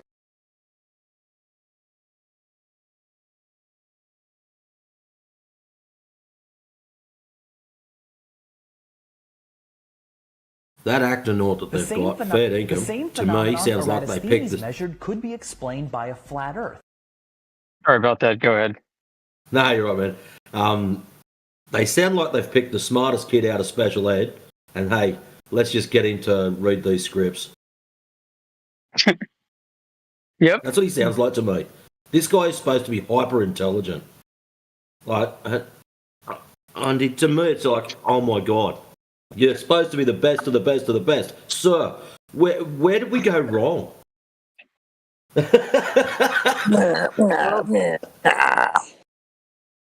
If you go to the NASA technical report server and take down some random scientific articles, it reads like the freaking Star Trek technical manual by the Starfleet Academy.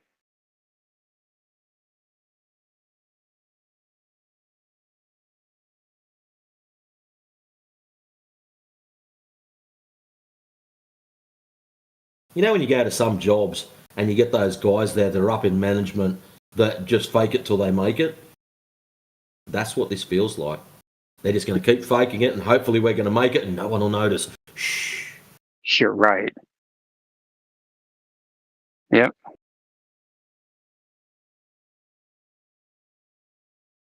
Well, I can Yeah, restart this event now the Okay. vegan thing's finished. Go for it.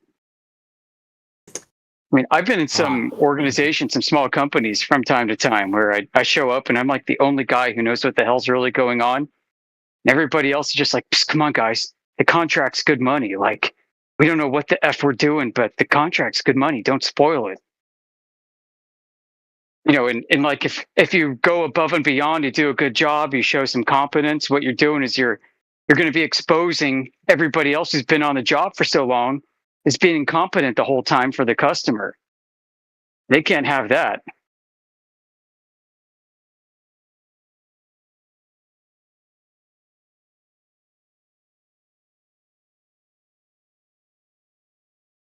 Oh, that's some good news I forgot to tell everyone about. Right. As you know, I'm on Facebook. Some people do, some people don't like it. That's all good. Anyways, my old boss, all of a sudden, out of left field, starts sending me FE stuff. No way. I've told him about it, but I haven't pushed it on him. When I was working there, it was sort of like I said, dropped a few hints every now and then. He knows I'm full tilt FE, but all of a sudden, I don't know if you've seen it. There's a video that's been made for Facebook. I don't know if it's deliberately for Facebook, and it explains laser tests over the salt flats and a few other long-range observations, which are just completely impossible. And that was the video he sent to me, and I sent a message back: "Be careful, because you won't sleep much."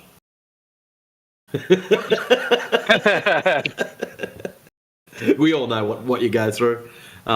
Yeah, so that just blew my socks off. So that was pretty cool.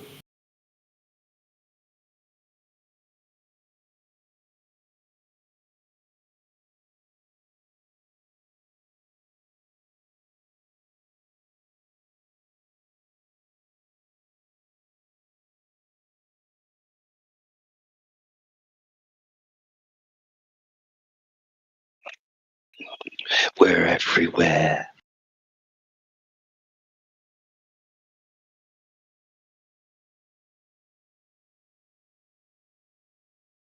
Look out for flat earthers, 'cause they're coming for ya.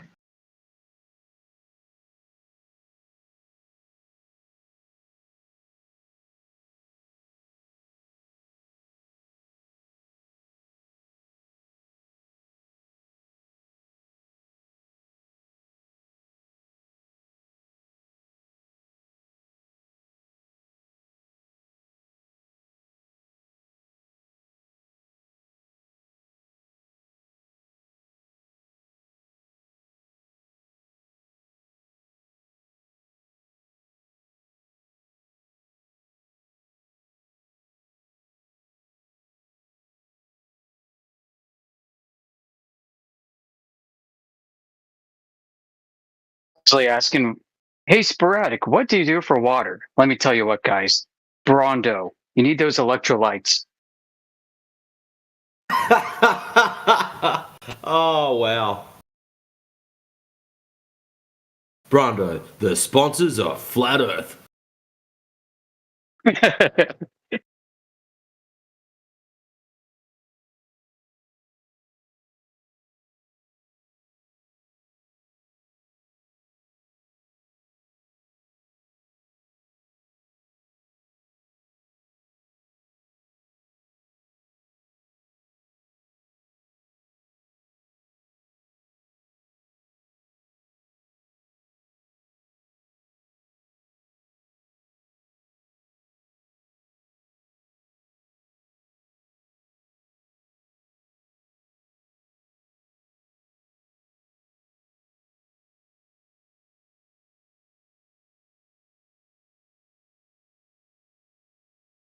Heliocentrism is a cult. It's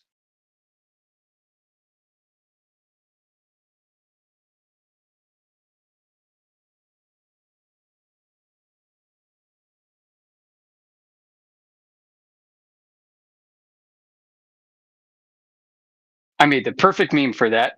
Stand by.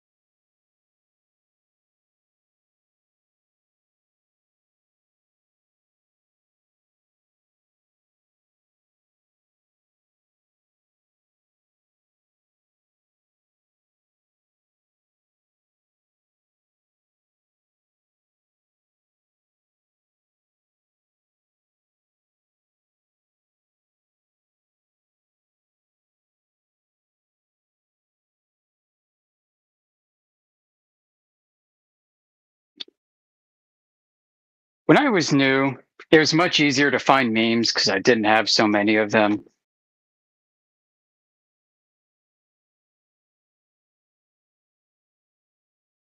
How many memes do you have in your folder? I've got over 1,000. You'd have to have a pretty solid collection. In light of the fact that I put my meme folder up so people could use, abuse.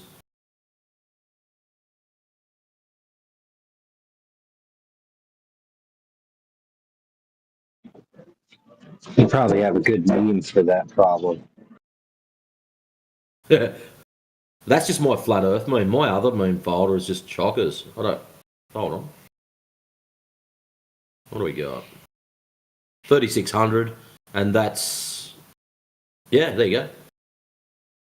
And one.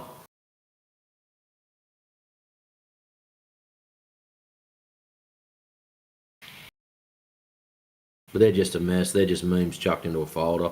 Here we go. Found it.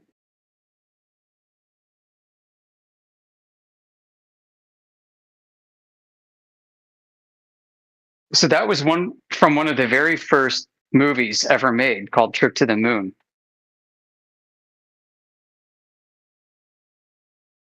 And that movie was made 66.6 years before Apollo 12 or Apollo 11 or something.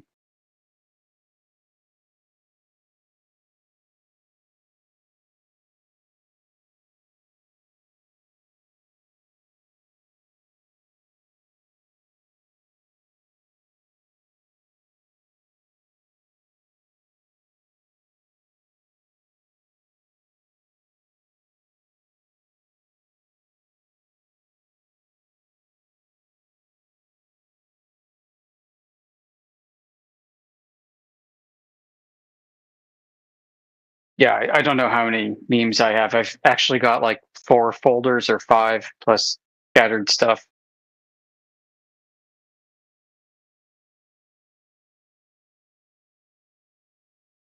Like when I was new, I started labeling the files, right, to alphabetize and make them searchable. And then I just got lazy, and then now it's a hot mess. Well, I do it the easy way, depending on what they're related to. So say they're related to gravity, I just call them gravity, and I might put other tags against them.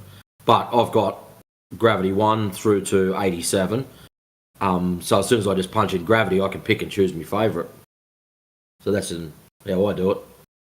So instead of having 4 million different names, I just tag what's in that meme and that's it.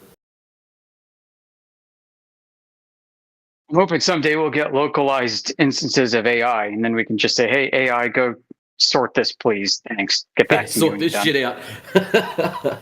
Thanks.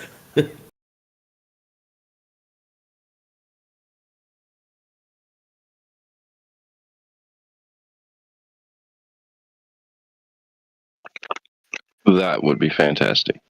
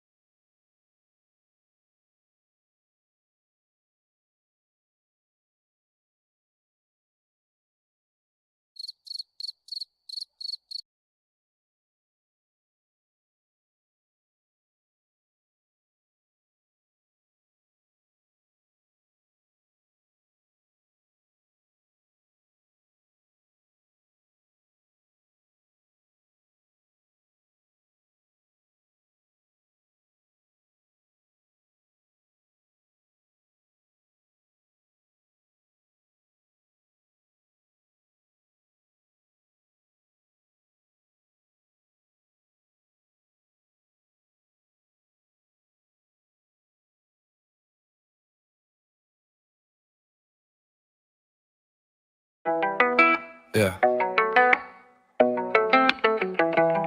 I've seen a lot of bullshit and much of it's fake, so I'ma cut to the chase. If you don't wanna get punched in the face when confronted, it was all buzz, all drink could take. But they won't stop bringing up all the bubbles in space, bubbles in space. Bubbles in space. I love watching actors, not because it's real, but because it's so fake. It's all a form of enslavement to keep your brain in a depraved lower wavelength and painstakingly drain our strength. I see astronauts on television looking weightless, but back on Earth the whole crew it takes to take them out of spaceships. And I see astronauts getting hooked up with paychecks. They getting paid to pretend, but their jokes ain't for kids cause they're joking. Yeah, baby, they're making a mockery in their debauchery. Homosexual innuendos intended in every sentence, so condescending, pretending, probably bending over for their friends every chance they get.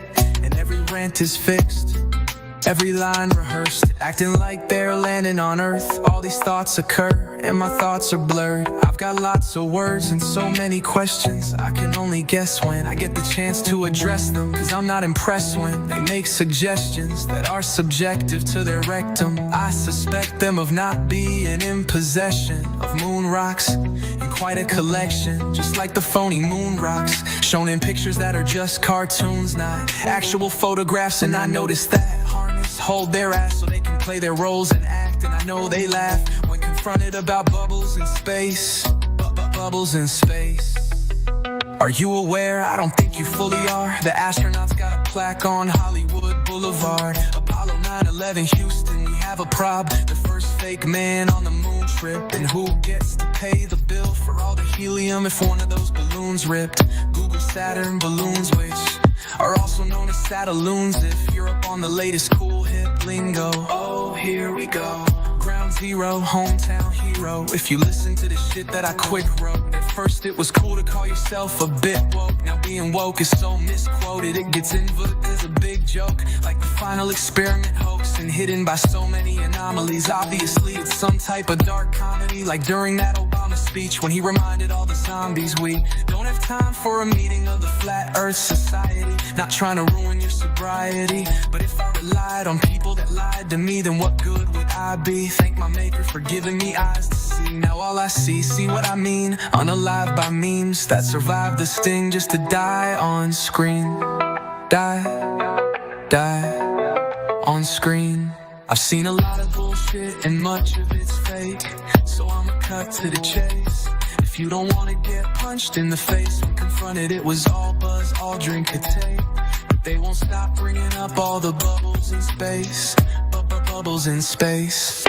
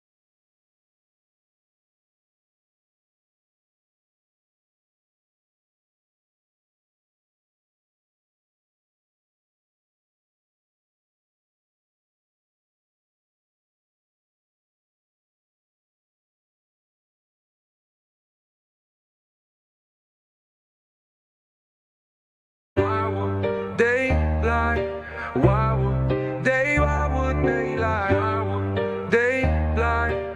Why would they? A lot of you fellas that choose the path of least resistance. I'm sharpening my teeth before I eat my victims. Pastors heliocentrics, preaching kids. It's the demons teaching nitwits, sadistic, scripted as wit said. I'm kidding, you're smitten, no vape hits. It's a religion, it's a decision to use your wisdom for mischief. So significant, calling dudes fake truthers. Since when does your word salad need to serve a mixed blend of perverting the heard words of a Christian? Then one day he just walked away for a lot of paper or pay-per-view. Maybe you just stop the danger that an awful stranger threatened to make your life a perpetual pain for all the days of existence. Cause all the games and angles of distance outweighed your God-ordained resistance. But I'm sure that the witsits deserve not to be victims. Plus the incentives of seeing your pictures on all of the TVs and pixels.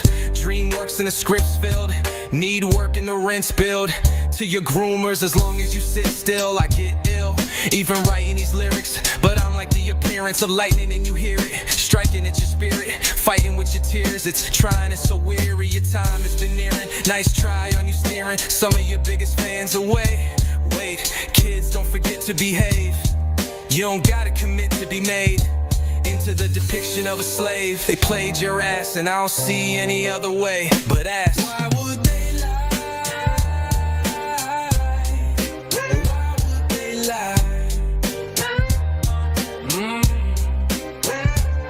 Why would they not? They plot and derive by watching the Antarctic Amazon sky, and they know it's a mock. Jarian's picking both sides. He's got the flurfers divided and then they disguise, and now Duffy's devising a plot. You ask why they lying? From behind closed eyelids they enticing the brightest to get deprived in contrived confinement. Only way that Austin will survive this. What's that mean? They have to bribe him. They enticing the ones with word salad, cause they the brightest. The things they say are chimed in. PayPal or Cash App, you can buy him, and when confronted from behind, he gets to whine in. But the one time he vaped it from the sideline, bribed by the Zionists. Either that or they threaten his life and need some treacherous time shit. When the mic hits the sidewalk, chalk it up as a lost dog. Your time to shine is passed right by, kid. But regardless of your new assignment, I still love you, Austin. You're a snake, just like I is. Wait, did I say snake?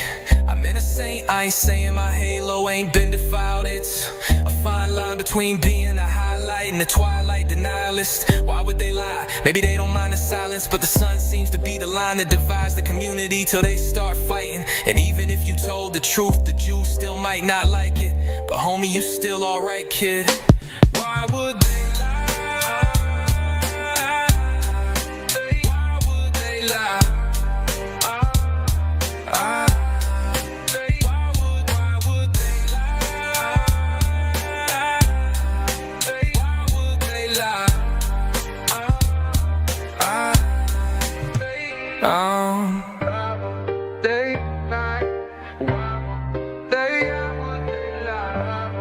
They lie.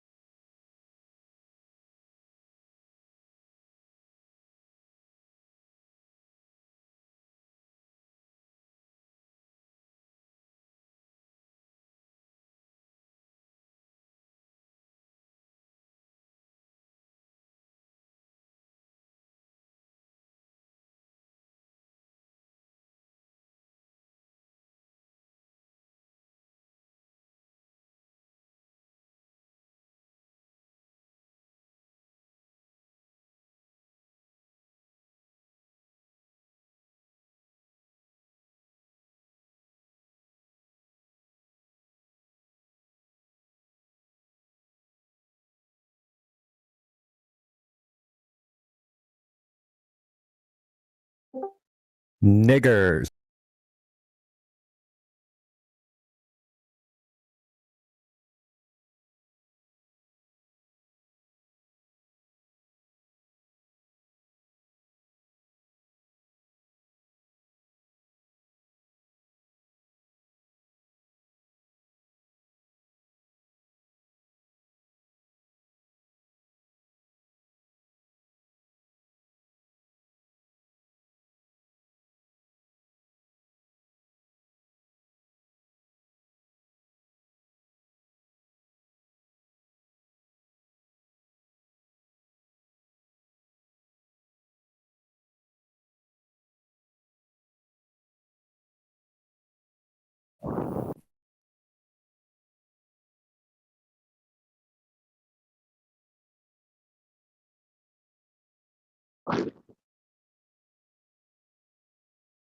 You can jump it on.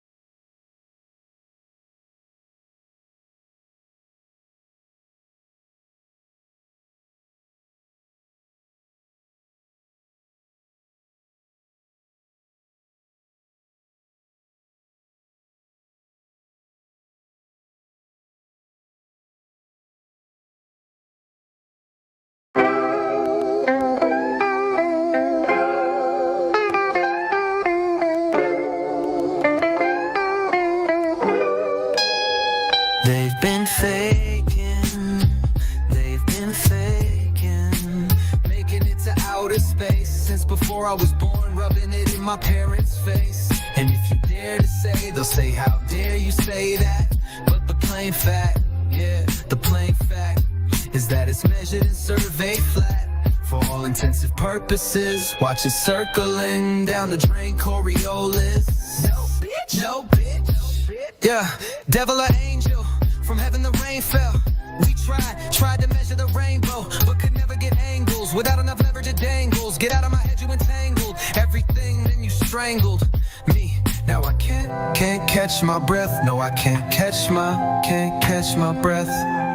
I've been up and fell to the ground, flat as it appears to be. Clearly it's round, but couldn't something that's round also be flat? Ponder on that like a clock on a track, not a tiny rock in the vastness of black. I hope that enough time will pass to witness the fall of NASA collapse. To witness the fall of NASA collapse. Fall of NASA collapse like the Twin Towers.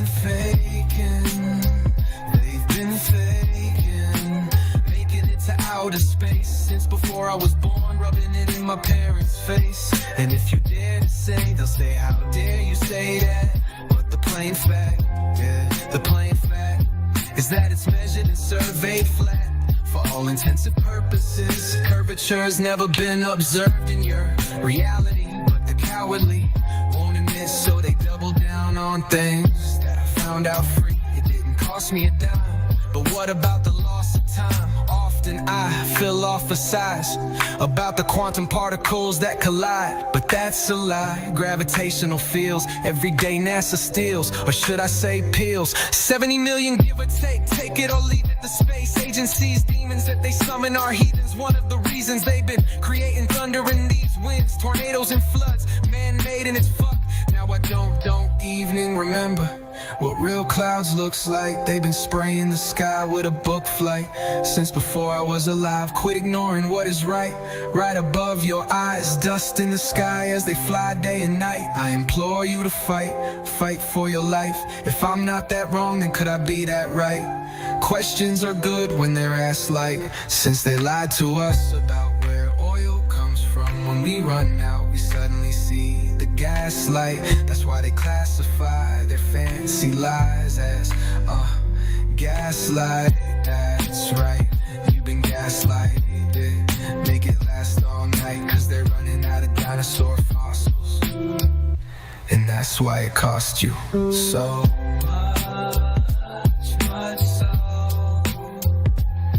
much so you've been delusion. They usually choose to call it gaslighting.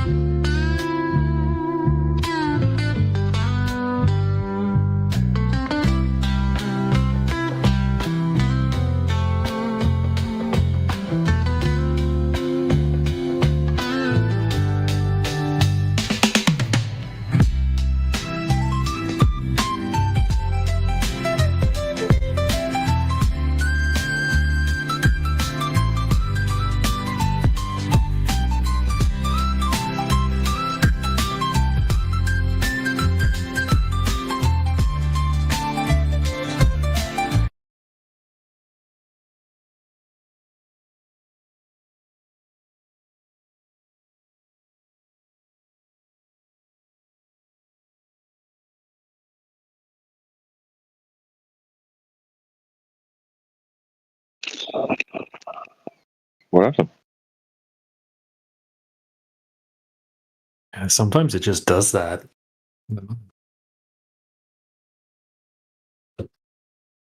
I'll tell you one thing, this music bot is very clean. Yeah, it works Like, great. Really high res stuff. I'm quite impressed actually.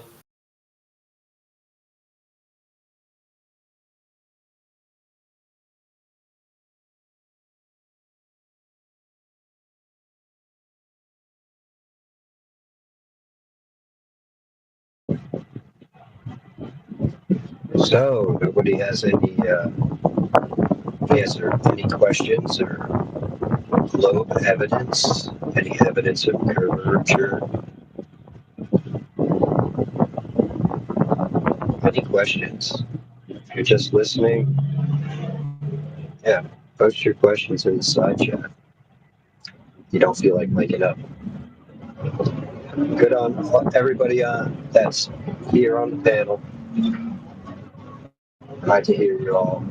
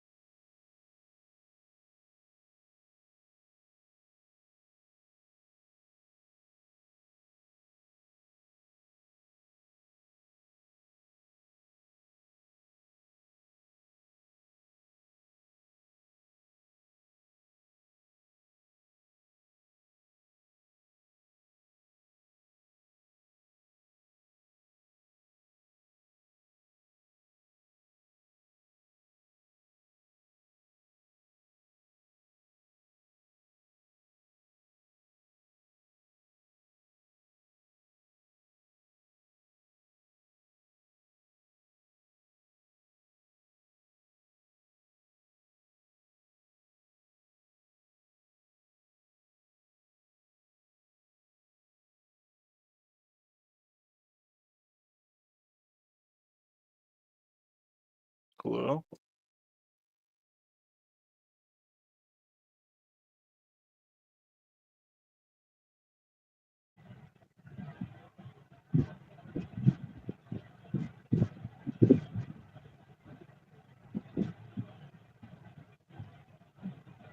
Hello, hello. What's going on?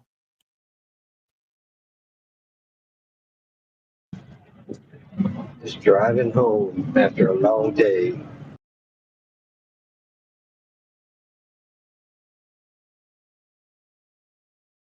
Were you the guy I was talking to earlier?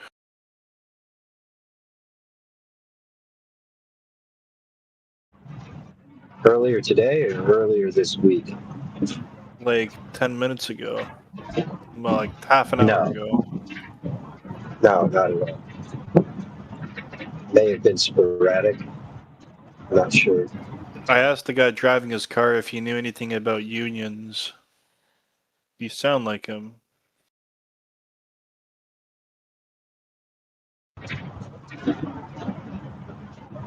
What type of unions? Taping unions, bro. Plastering, bro. Oh, you're a union guy? I want to be, but you sound exactly like this guy named Heretic. Yeah, you asked Heretic. Yeah, it wasn't. It's not. Dude, Heretic. I was so confused. This guy sounds exactly like Heretic.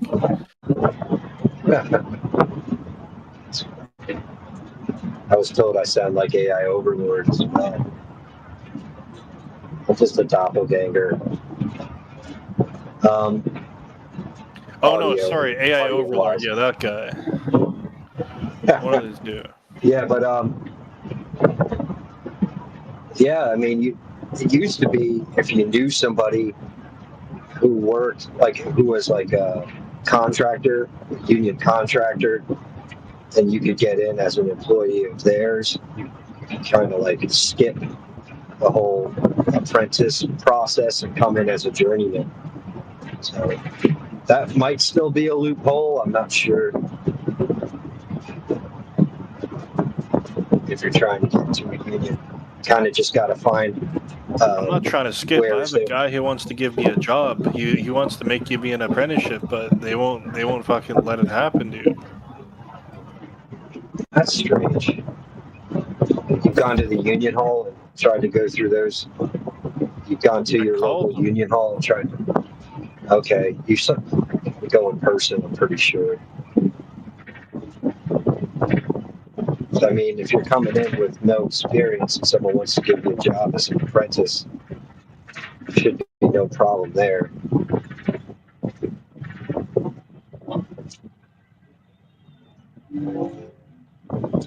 That's strange.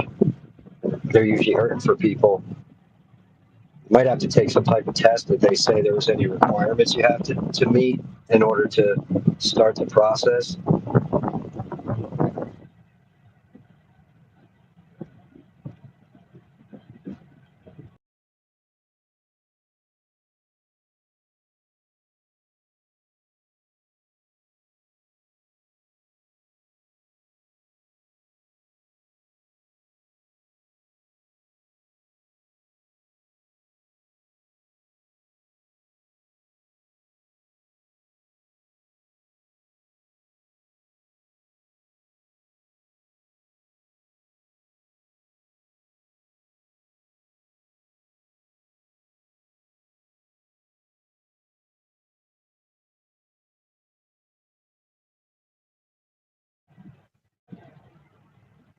So who picked a title English Learning 101? That sounds pretty boring. Yeah, first I had it like heliocentrism is a cult, and no one came in, and I tried to change it to something more like that they would see and want to join, but that didn't work either. So I'm up for suggestions. Gotta make it like outlandish. Yeah. It's gotta be All right. like ridiculous. All right, I'm ready. You can stir them up a bit. Vegans are flat earthers too. That's great. Oh, that's a we good don't one. we don't want to lure the vegans in here though. Yeah, we definitely don't. Oh, come on. That would be hilarious. It'd just be a whole couple of hours of meltdowns. No, we don't need that. That's bad. That's what they call bad publicity. And no, not all publicity is good publicity. Yeah, I was thinking like, yeah, I still think like the world-renowned, maybe like world-renowned astrophysicist debates flat earthers. Something like that'll get them, and something that'll get like the science buffs, mouths watering. Like, ooh, this will be interesting. Let's go in here. Yeah, but then they'll come in and that won't be happening. And then when he's not here, we just tell him, yeah, we explain to him how there's no curvature, and he's rethinking his whole life right now.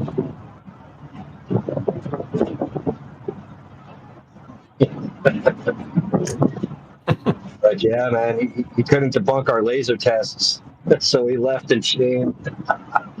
It only took about 20 minutes.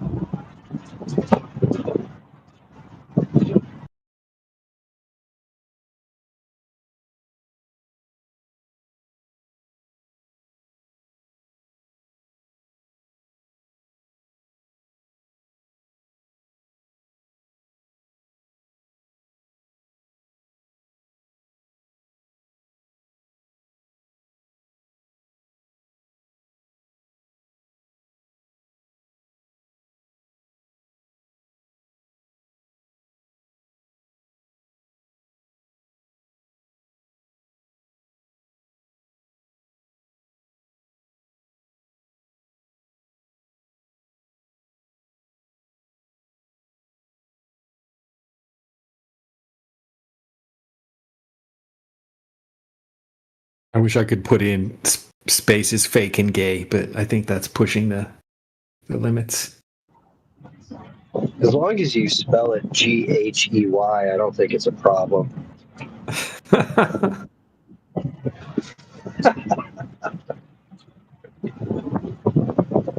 mean, when are they going to add the good definition of gay?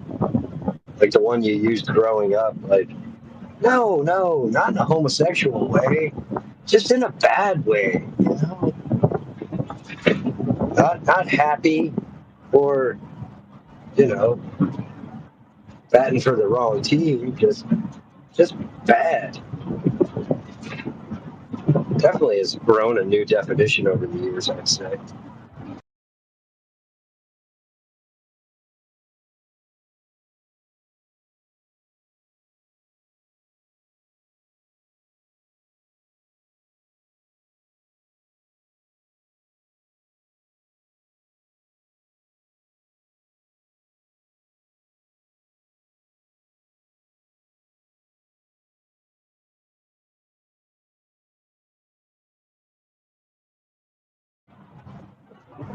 It's like being at the market and you yell, "Hey, fat ass!"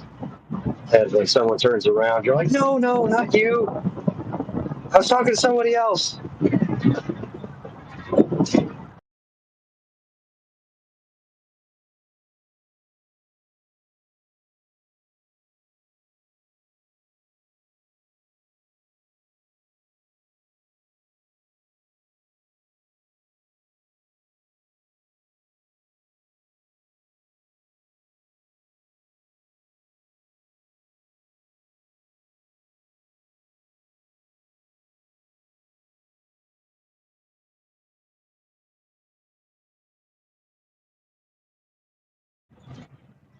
Yeah, I mean, you could word it like, "Come prove to flat earthers how wrong they are."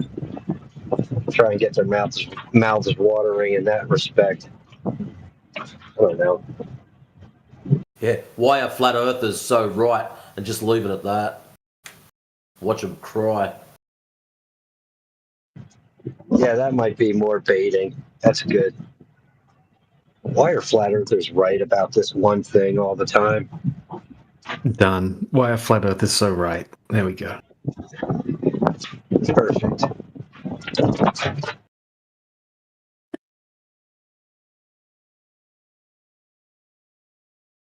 And the good part is, the political lefties might take that as the wrong way too. Yeah. Ooh, Jenna asked a great question in the side chat.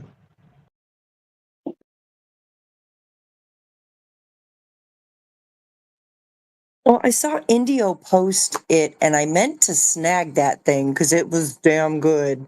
And I knew that would really help me sharpen up with my arguments against gravity.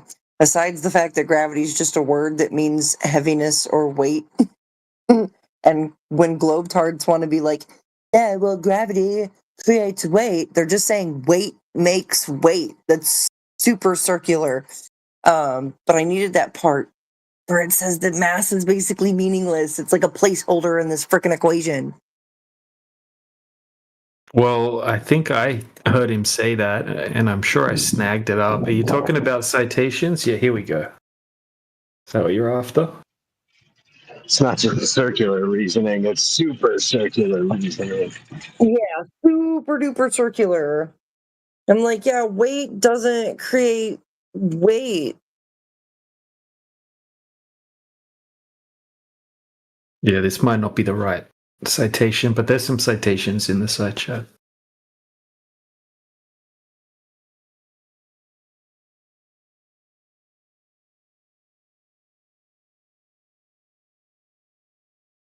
That's not quite what I'm looking for. It was a screenshot, if I'm not mistaken, and Indio had posted it up a few days ago, and I wish I had saved that.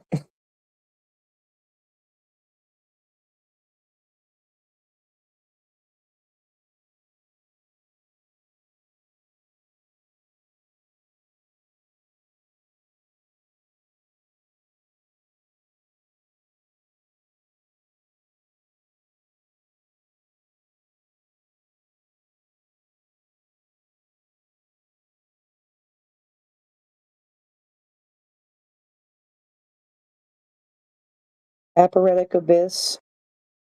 Yeah, some people are serious about objective reality. Like, what's so funny about it?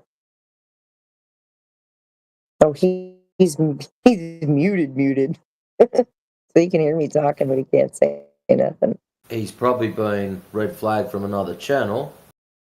Comes in here and puts that up there, hoping we'll bite, we'll unmute him, and he'll take off. Any bets, people? How long do you think he'll stay? I don't know. We can always find out. So there'll be another unhappy channel. You guys be yapping. Well, let's see what yap you've got, my friend. Right. Yeah, so I'm curious, like, why would anybody believe in this nonsense? Why do you think the Earth is flat? It's measured that way, mate. Just give an argument. Exactly. It is measured as flat, not measured as curved. Prove that whatever measure you have, is gonna infer that the Earth is flat. Well, you're the one that says we're running away. I'm still sitting here, bruv. So let me get it straight. You cannot prove that?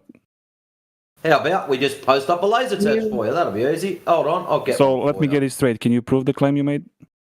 Are you listening? Are you fucking ears painted on? Yeah, that's another claim you made. You said, like, if we do X, like, we're gonna get like whatever result, right?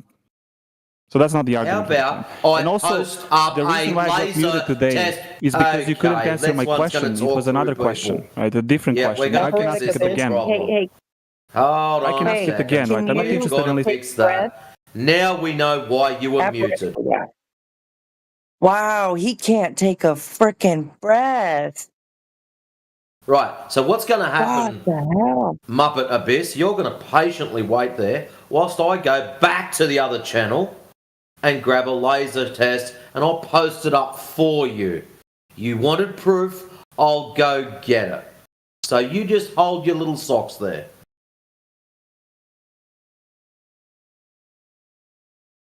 What do you reckon? Finland test will be good enough for him? Could give him the list. If you just type laser tests. Yeah, I'll do it. I'll do it. 1 second. Oh, mad. I need some way of just getting, here's the lot, just dump. Yeah, here's the lot. If you go to the search in the home server, you type in laser tests. Flat Porn made a whole like a list. I'll just of copy it all off of you them. when it gets posted up. Yeah.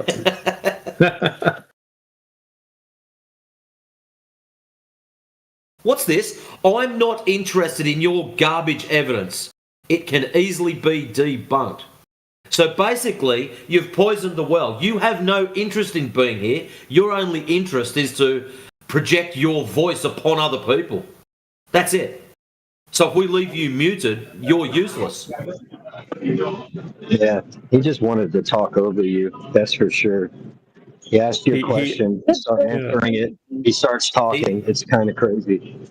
He asked for proof, He's already and it's about to get dropped out there. He's already double speaking. He's like, give me your evidence, right? And then he's like, it's been debunked. So he doesn't want to actually have a conversation. He's not interested in it. He asked for proof, but he's not interested in evidence. So what is he interested in? So he says, give an argument. He's just interested in being a believer. You didn't give any arguments. Well, that it's measured that way, or maybe that the water rests flat and level, horizontal on the surface. I mean, what kind of arguments do you want? It's navigated that way, it's measured that way, it's treated that way in all practical application. Nobody is taking Earth curve or rotation into consideration upon their daily happenings. So, Apparetic Abyss. You ask for arguments, the Earth is flat. The Earth is measured flat. There's the argument. So now the next thing would be, please show us your measurements. If anyone's got half a brain in their head. So, have a look inside chat. Instead of just typing up your crap, look inside chat at all the little laser tests that are there for your convenience. But since you don't want to look at them, you can just go on being a believer. So what else have you got? And we failed. Well, we didn't fail. It's inside chat. Oh, you've got another question. Well, let's have a look at listen to your stupid question. Make it efficient. Yeah, so can you focus on my question? Because earlier, like when I tried to ask a question. Okay, I forgot to mention, I don't do meta quite well at all. I'm not good at that. So, ask your question. Less of the other side stories, and just clean, clear, straightforward. All right? We're going to unlock you, and we'll see if you can get it right this time. I don't know why you're so afraid of letting me speak. Okay. Obviously, you're having trouble comprehending Australian English. Less meta, more question. Yeah, so listen to my question. I'm not saying anything else. Just stop over talking. This is the question. The question on the table, right, that I want you to answer, and I want you to focus because the other guy failed. Okay. Obviously, you're struggling to comprehend anything. So far, you spoke for nearly 10 seconds, and your question hasn't been started. You've told us how you're going to ask a question. You've told us how the other guy spoke over you, and your feelings are all bad. All we want is the question. I know you can do this. Ready? We'll have another go. Yeah, seems like you're rambling, so focus. This is the... I am focusing. Feelings. I am unlocking you so you can ask your question. See, I'm not worried about the feelings. I don't give out free cookies. So we're going to unlock you, and it'll be just you asking the question. Ready, steady, go. I hope you're ready this time. So this is the question. I hope you're ready this time. So the question is that if you had the flat Earth model, right? Imagine like my table in front of me here, right? Because my table is flat and it's round. So under that model, you're going to have like right and left side of the table. You're going to have like 2 points, right? Are you following so far? You're straw manning and you're claiming we have a model. What is straw manning about this? I'm explain what is straw manning about, what I said. Okay, so you've got a round table, one side's this side, that side's that side. Can you guys not overtalk each other, please? Yeah, just let him finish. He's got a round table, one side's left and the other side's right. Okay. Yeah, how is that like straw manning anything? Just finish your The point. other dude. person that's Otherwise confused people said get like I'm strawmanning something, right? I don't know what you're yapping about, so just focus on my question, right? Just finish what you're saying. Yeah. So if you have a model like that, there's going to be a country, right, that's closer to one end of the table, like let's say left side of the table. There's going to be a country that's closer to the right side of the table. So all I was asking, right, and maybe you guys have like perfectly good answer to this question, which is fine, right? But I doubt, right? Would be, for example, let's say that on one side, because it can be any country, right? Doesn't matter, because some country by necessity is going to be closer to the right side of the table. Let's say that, it's going to be like Japan, right? And on the other side, it's going to be like USA, right? So if those countries are like on the opposite sides, then the shorter route wouldn't be possible to fly, like, for example, by plane or travel by boat, right? From like Japan to America by the shorter route, right? You would have to go by the longer distance, right? So how would you get by, right? These things being possible because the Earth is globe. How would you like answer that? Sorry. So you've got a couple of baked assumptions within your globe solves every single answer. Sure, go ahead. But I want to address what you said. Now, why is the table a circle? Can Why it are you be any stuttering? shape? Just answer the question. I'm trying to clarify the question so I can answer correctly. Can the table be any shape? It doesn't matter. So. It can be any shape. That's fine. Okay, cool. It can be any shape. So potentially one continent or landmass is closer to the limitation of the environment than another. Is this like so complicated for you? Like, no, why is this so hard to answer? Like, can you just answer the question? What you've said. I don't listen. I think 5-year-olds could understand what I said. It seems to be mouthful. Now you're going to talk through me, which is rude. Yeah, okay. Explain like what's the answer. I'm trying to give you an honest answer, but you're complaining about me trying to get to what the question actually is. I know it's simple for you, but there's a couple of things that maybe you're missing. I don't know. Maybe you just want to ignore those.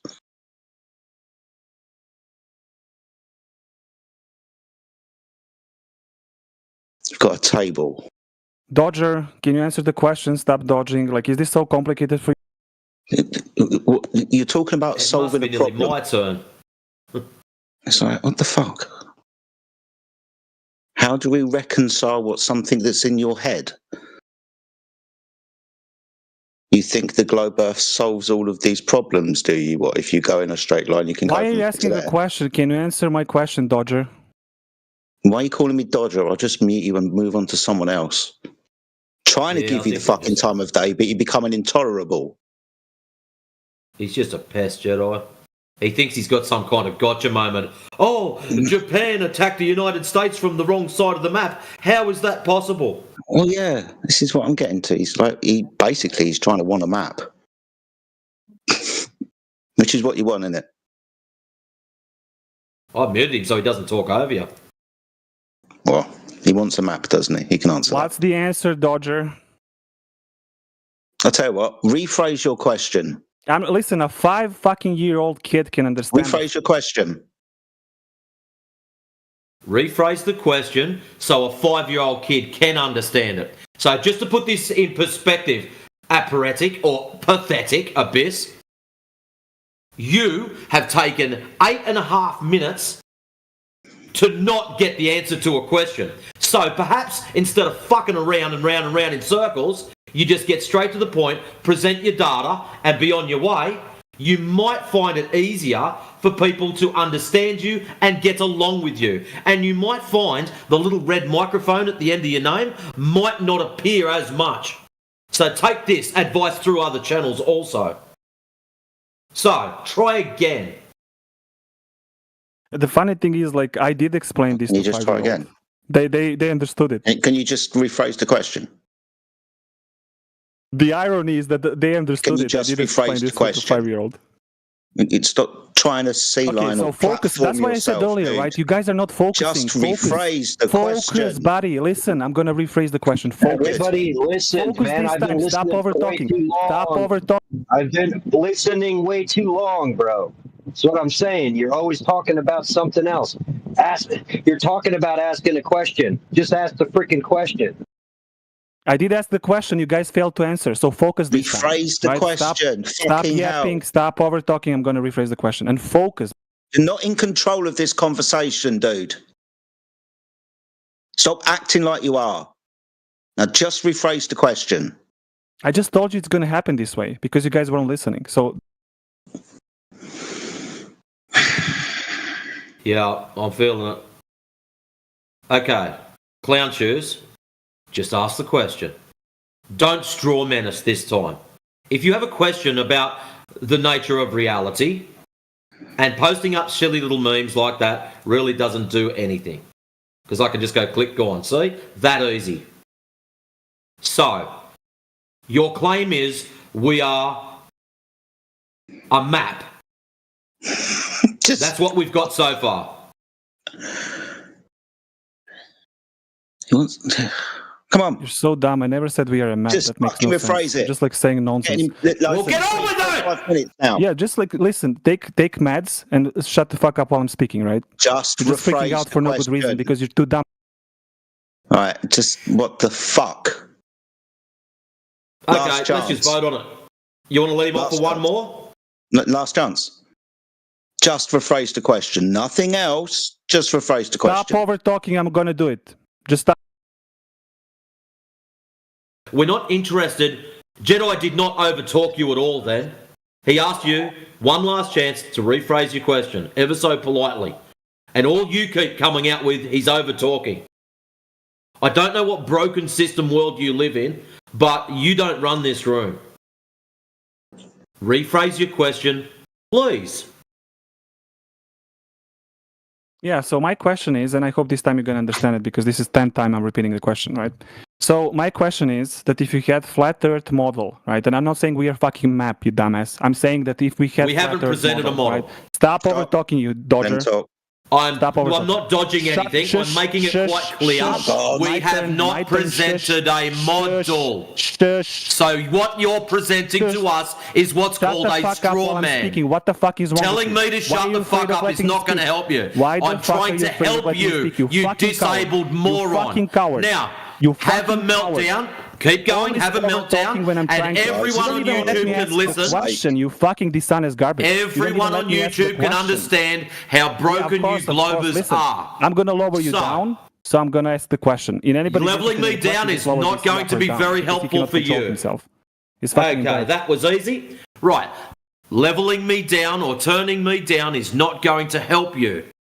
What you are doing is by presenting us as a particular anything model, as you worded it, is a straw man. You are creating an account for the specific purpose of burning it down. That's what a straw man is. So please don't do that. We have not presented you with a model, so I don't know what you're talking about. It's got edges in it.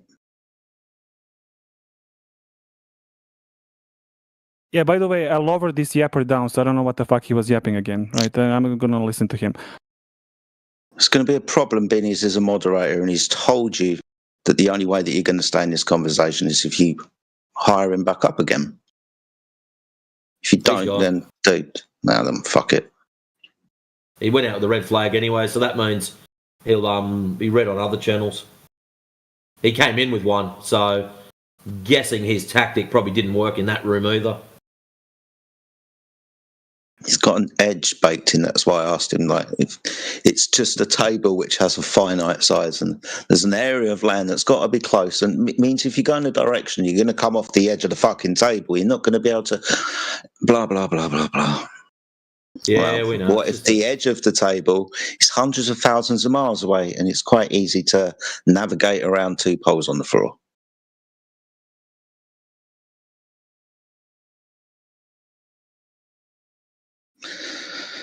But maybe there's someone else. I don't know.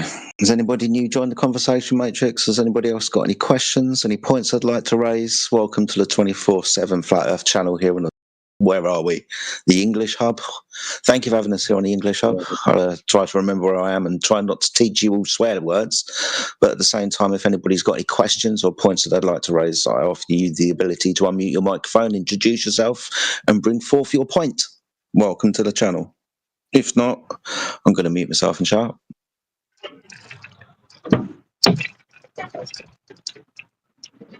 It's a breath of fresh air to hear that guy stop talking and hear the sweet sounds of the nice gentleman on this panel.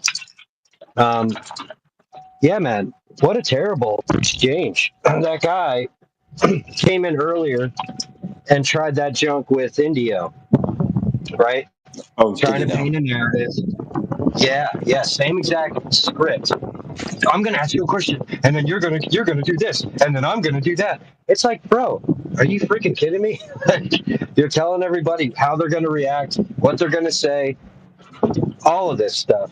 But first, before that, he said, how can you prove it, right? They said laser tests. You know, Matrix says laser tests. The guy doesn't want to deal with that, doesn't want to talk about that.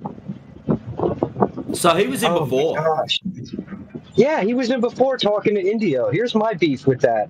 It's like, if we give you laser test, well, Indio wouldn't put up with it. He freaking muted him, and he's like, good, get the heck out of here.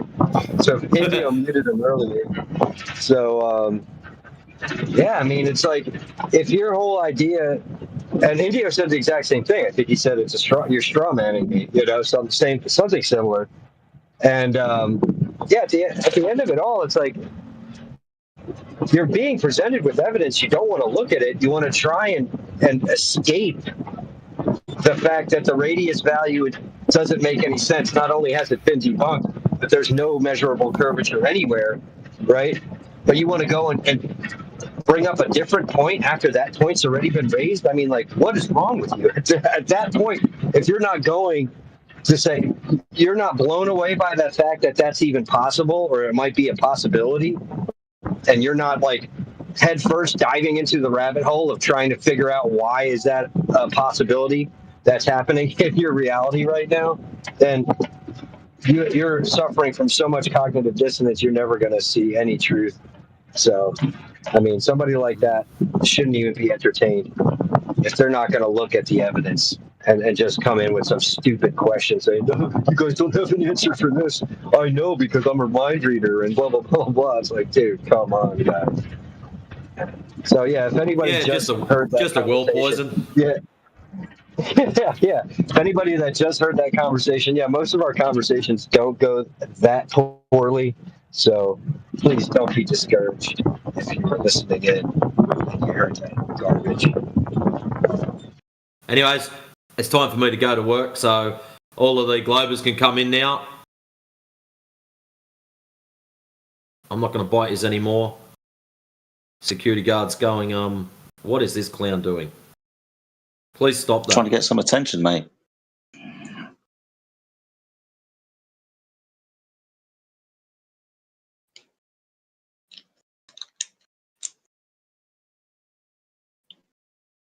All right, you got me attention now. Now you've wrecked yourself for every other channel. So it's now to the discretion of the moderators that are still here to fix that. All right, guys, have yourselves a great day. I will catch you all later on. Peace. I think you already fixed it, so it's all good. Cheers, brother. Cheers. Catch you later, Matrix.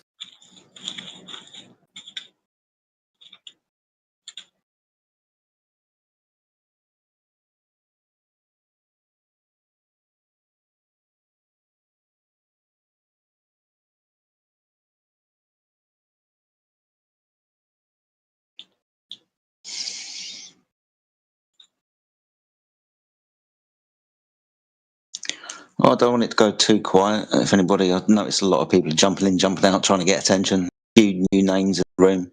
If anyone's got any questions, wondering why there's a Flat Earth channel in your English hub, and why people are talking about it, and feel free to unmute yourself, introduce yourself, say hi, and ask your question. Bring forth whatever you want to discuss pertaining to and exclusively the shape of the Earth. We're told it's a sphere. We're going to tell you it's flat. We're going to tell you because it's measured that way. But yeah, if you've got any questions, unmute yourself, say hi. And what's up, everybody else? Hope you're all doing well, all the Flat Earthers in the room. There's a guy who's got the name of Logic. What's up, Logic? Hope you're doing well. I'm wondering, obviously, because you've got the name Logic, do you have any logic? And using that logic, would you be able to prove the Earth was anything? I guess that question goes out to everybody else as well.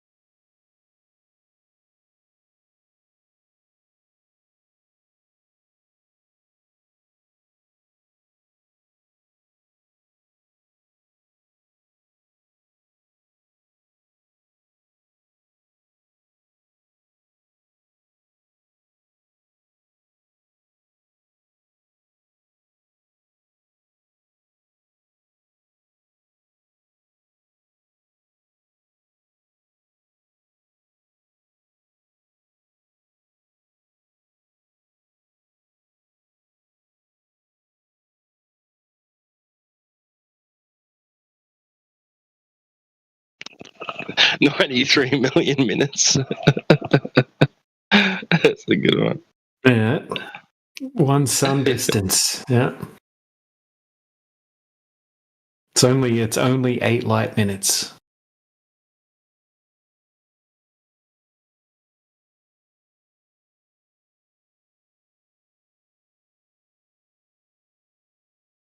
What's going on with these people jumping in and out all the time?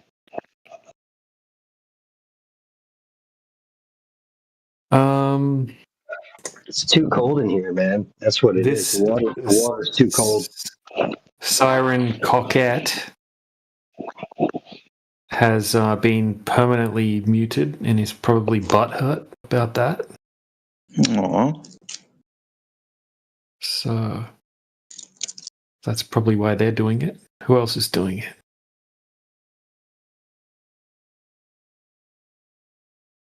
It's like a protest. Yeah. It's a tantrum.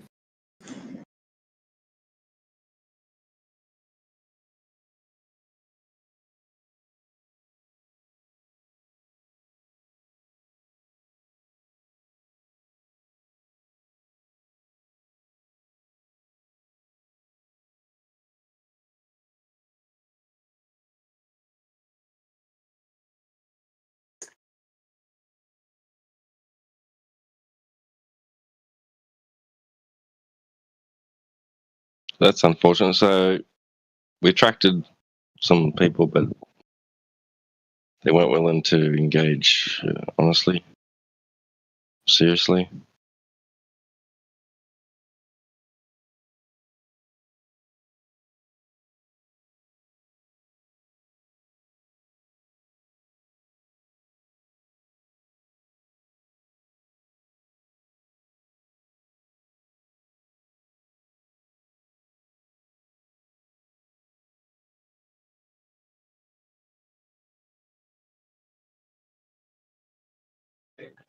if you perma ban them, doesn't that mean they can't even enter the room? Yeah. Yeah. Hmm.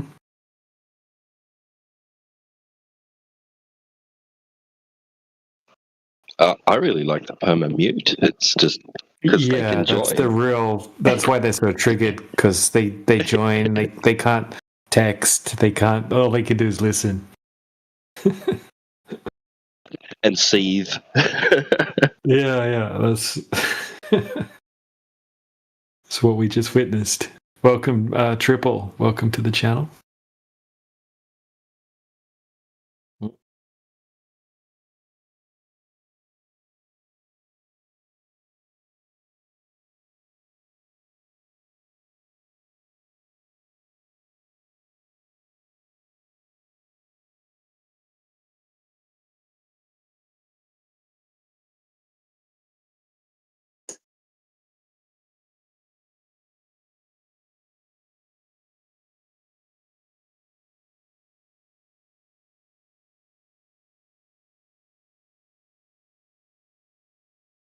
And that's how I defeated Logan Paul at arm wrestling. Damn it, he left.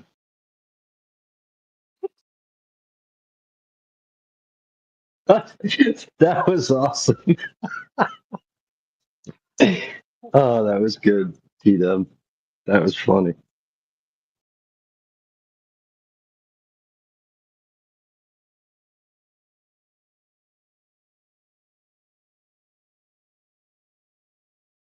Yeah, it's a good one. We wait for someone to join and then just say something that's like the end of a story that they missed. It's wild. What was the other one? It was like, and then I said, that's not my shoe. That's a lawnmower. And everyone laughs. Yeah. They're like, I want to hear the joke.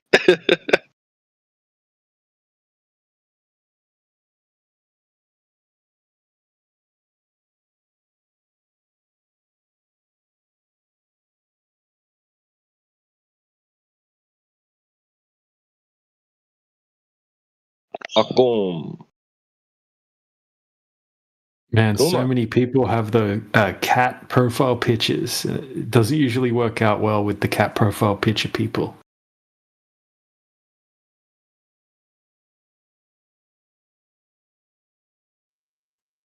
Somebody's got to get Drace AI to make a song about that.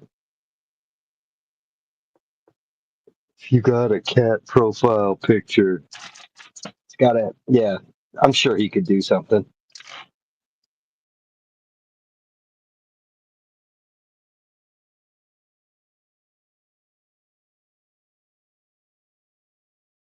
It's saying to me that they're a pussy.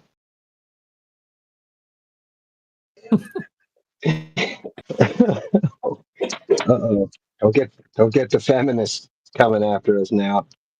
That'll be the next thing we have.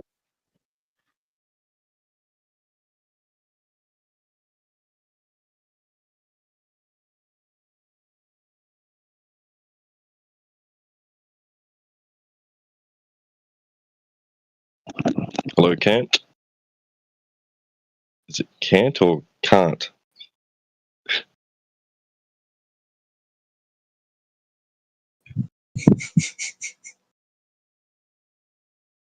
Natan, welcome in. No, they just don't want to hang around. What are they coming in here for? Stupid.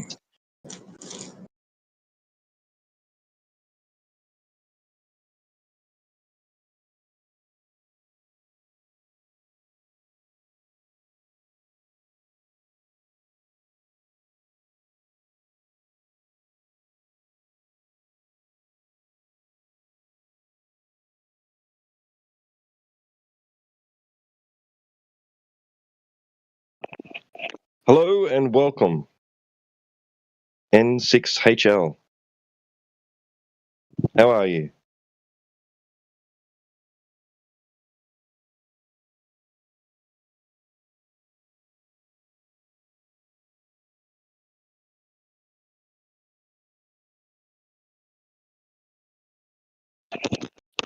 I'm talking, huh? But you can type in the side chat if you like.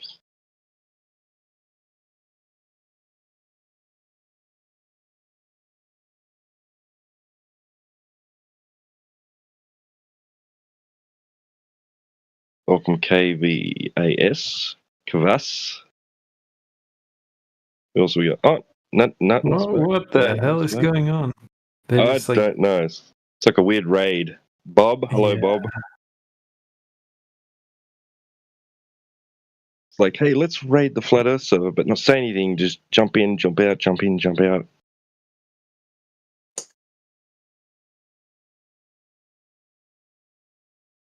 Is this a protest for your friends that got muted?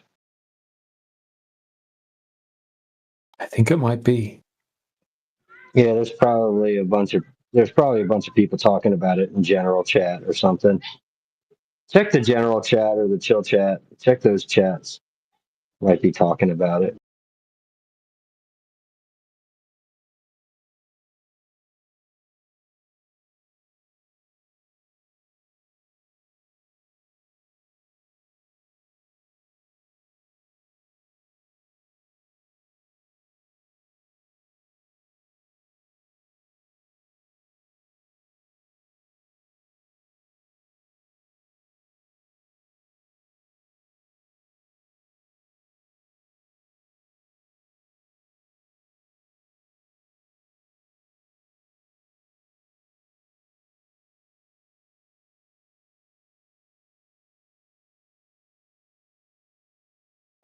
I'm not really seeing much mention in there about it.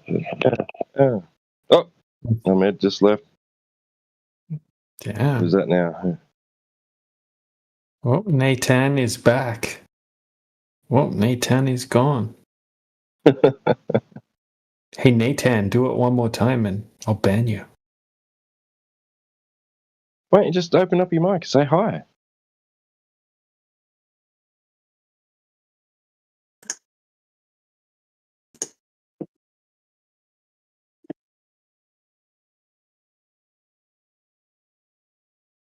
We won't laugh at you if you sound like Mickey Mouse or something.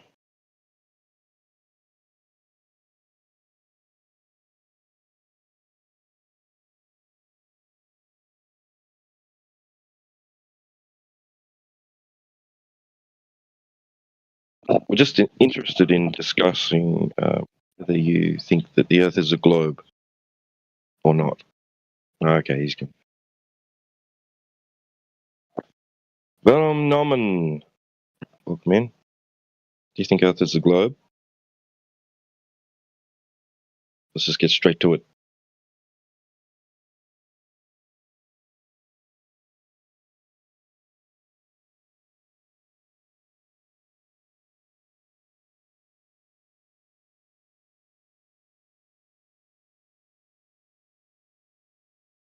Hello, welcome new people.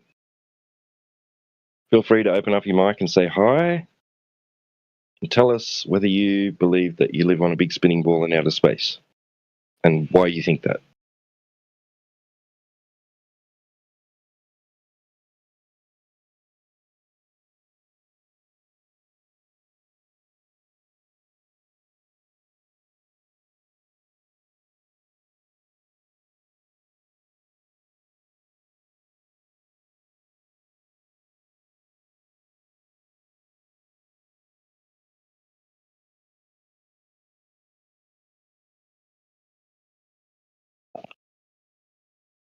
Come on, Verum Numan. Says you're part of the debate club. You've got that role, so, you know. Let's debate. Let's go.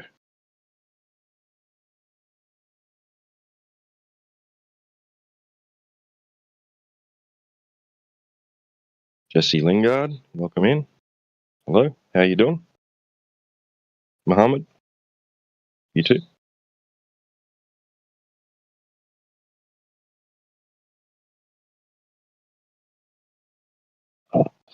What's the go, you guys? What's going on? How come Sasha's muted? Sasha get muted somewhere else? Sasha? What happened? There we go. What happened, Sasha?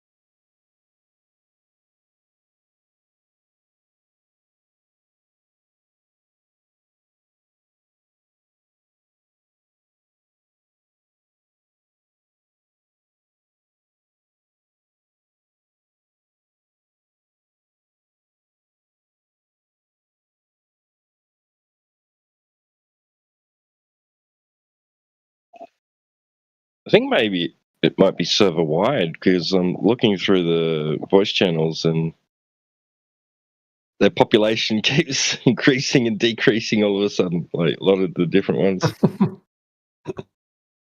So some sort of weird server raid or something? I don't know. It's a shame that they just won't open up their mic and have the guts to say something. Not one of them said anything. So yeah, maybe they're, I don't know. Could they be bots? Possibly. Come on. Which one is going to be game enough, you know? Have some guts. Say something. Say hello. It's what VCs are all about. Like, why join a VC?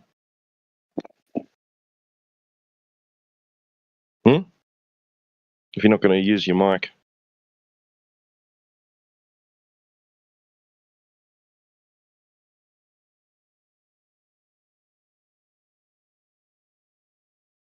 I mean, if listening is your thing, we've got 2 YouTube bots in here, right? You can click on them. It'll take you to YouTube, and you can sit in there and listen. Otherwise, you know, like, say hello. Do something.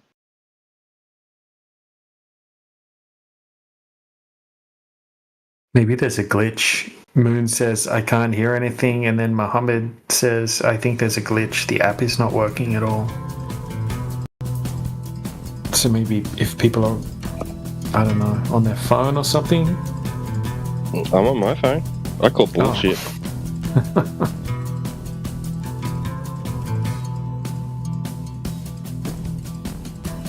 But Sasha said nobody speaks.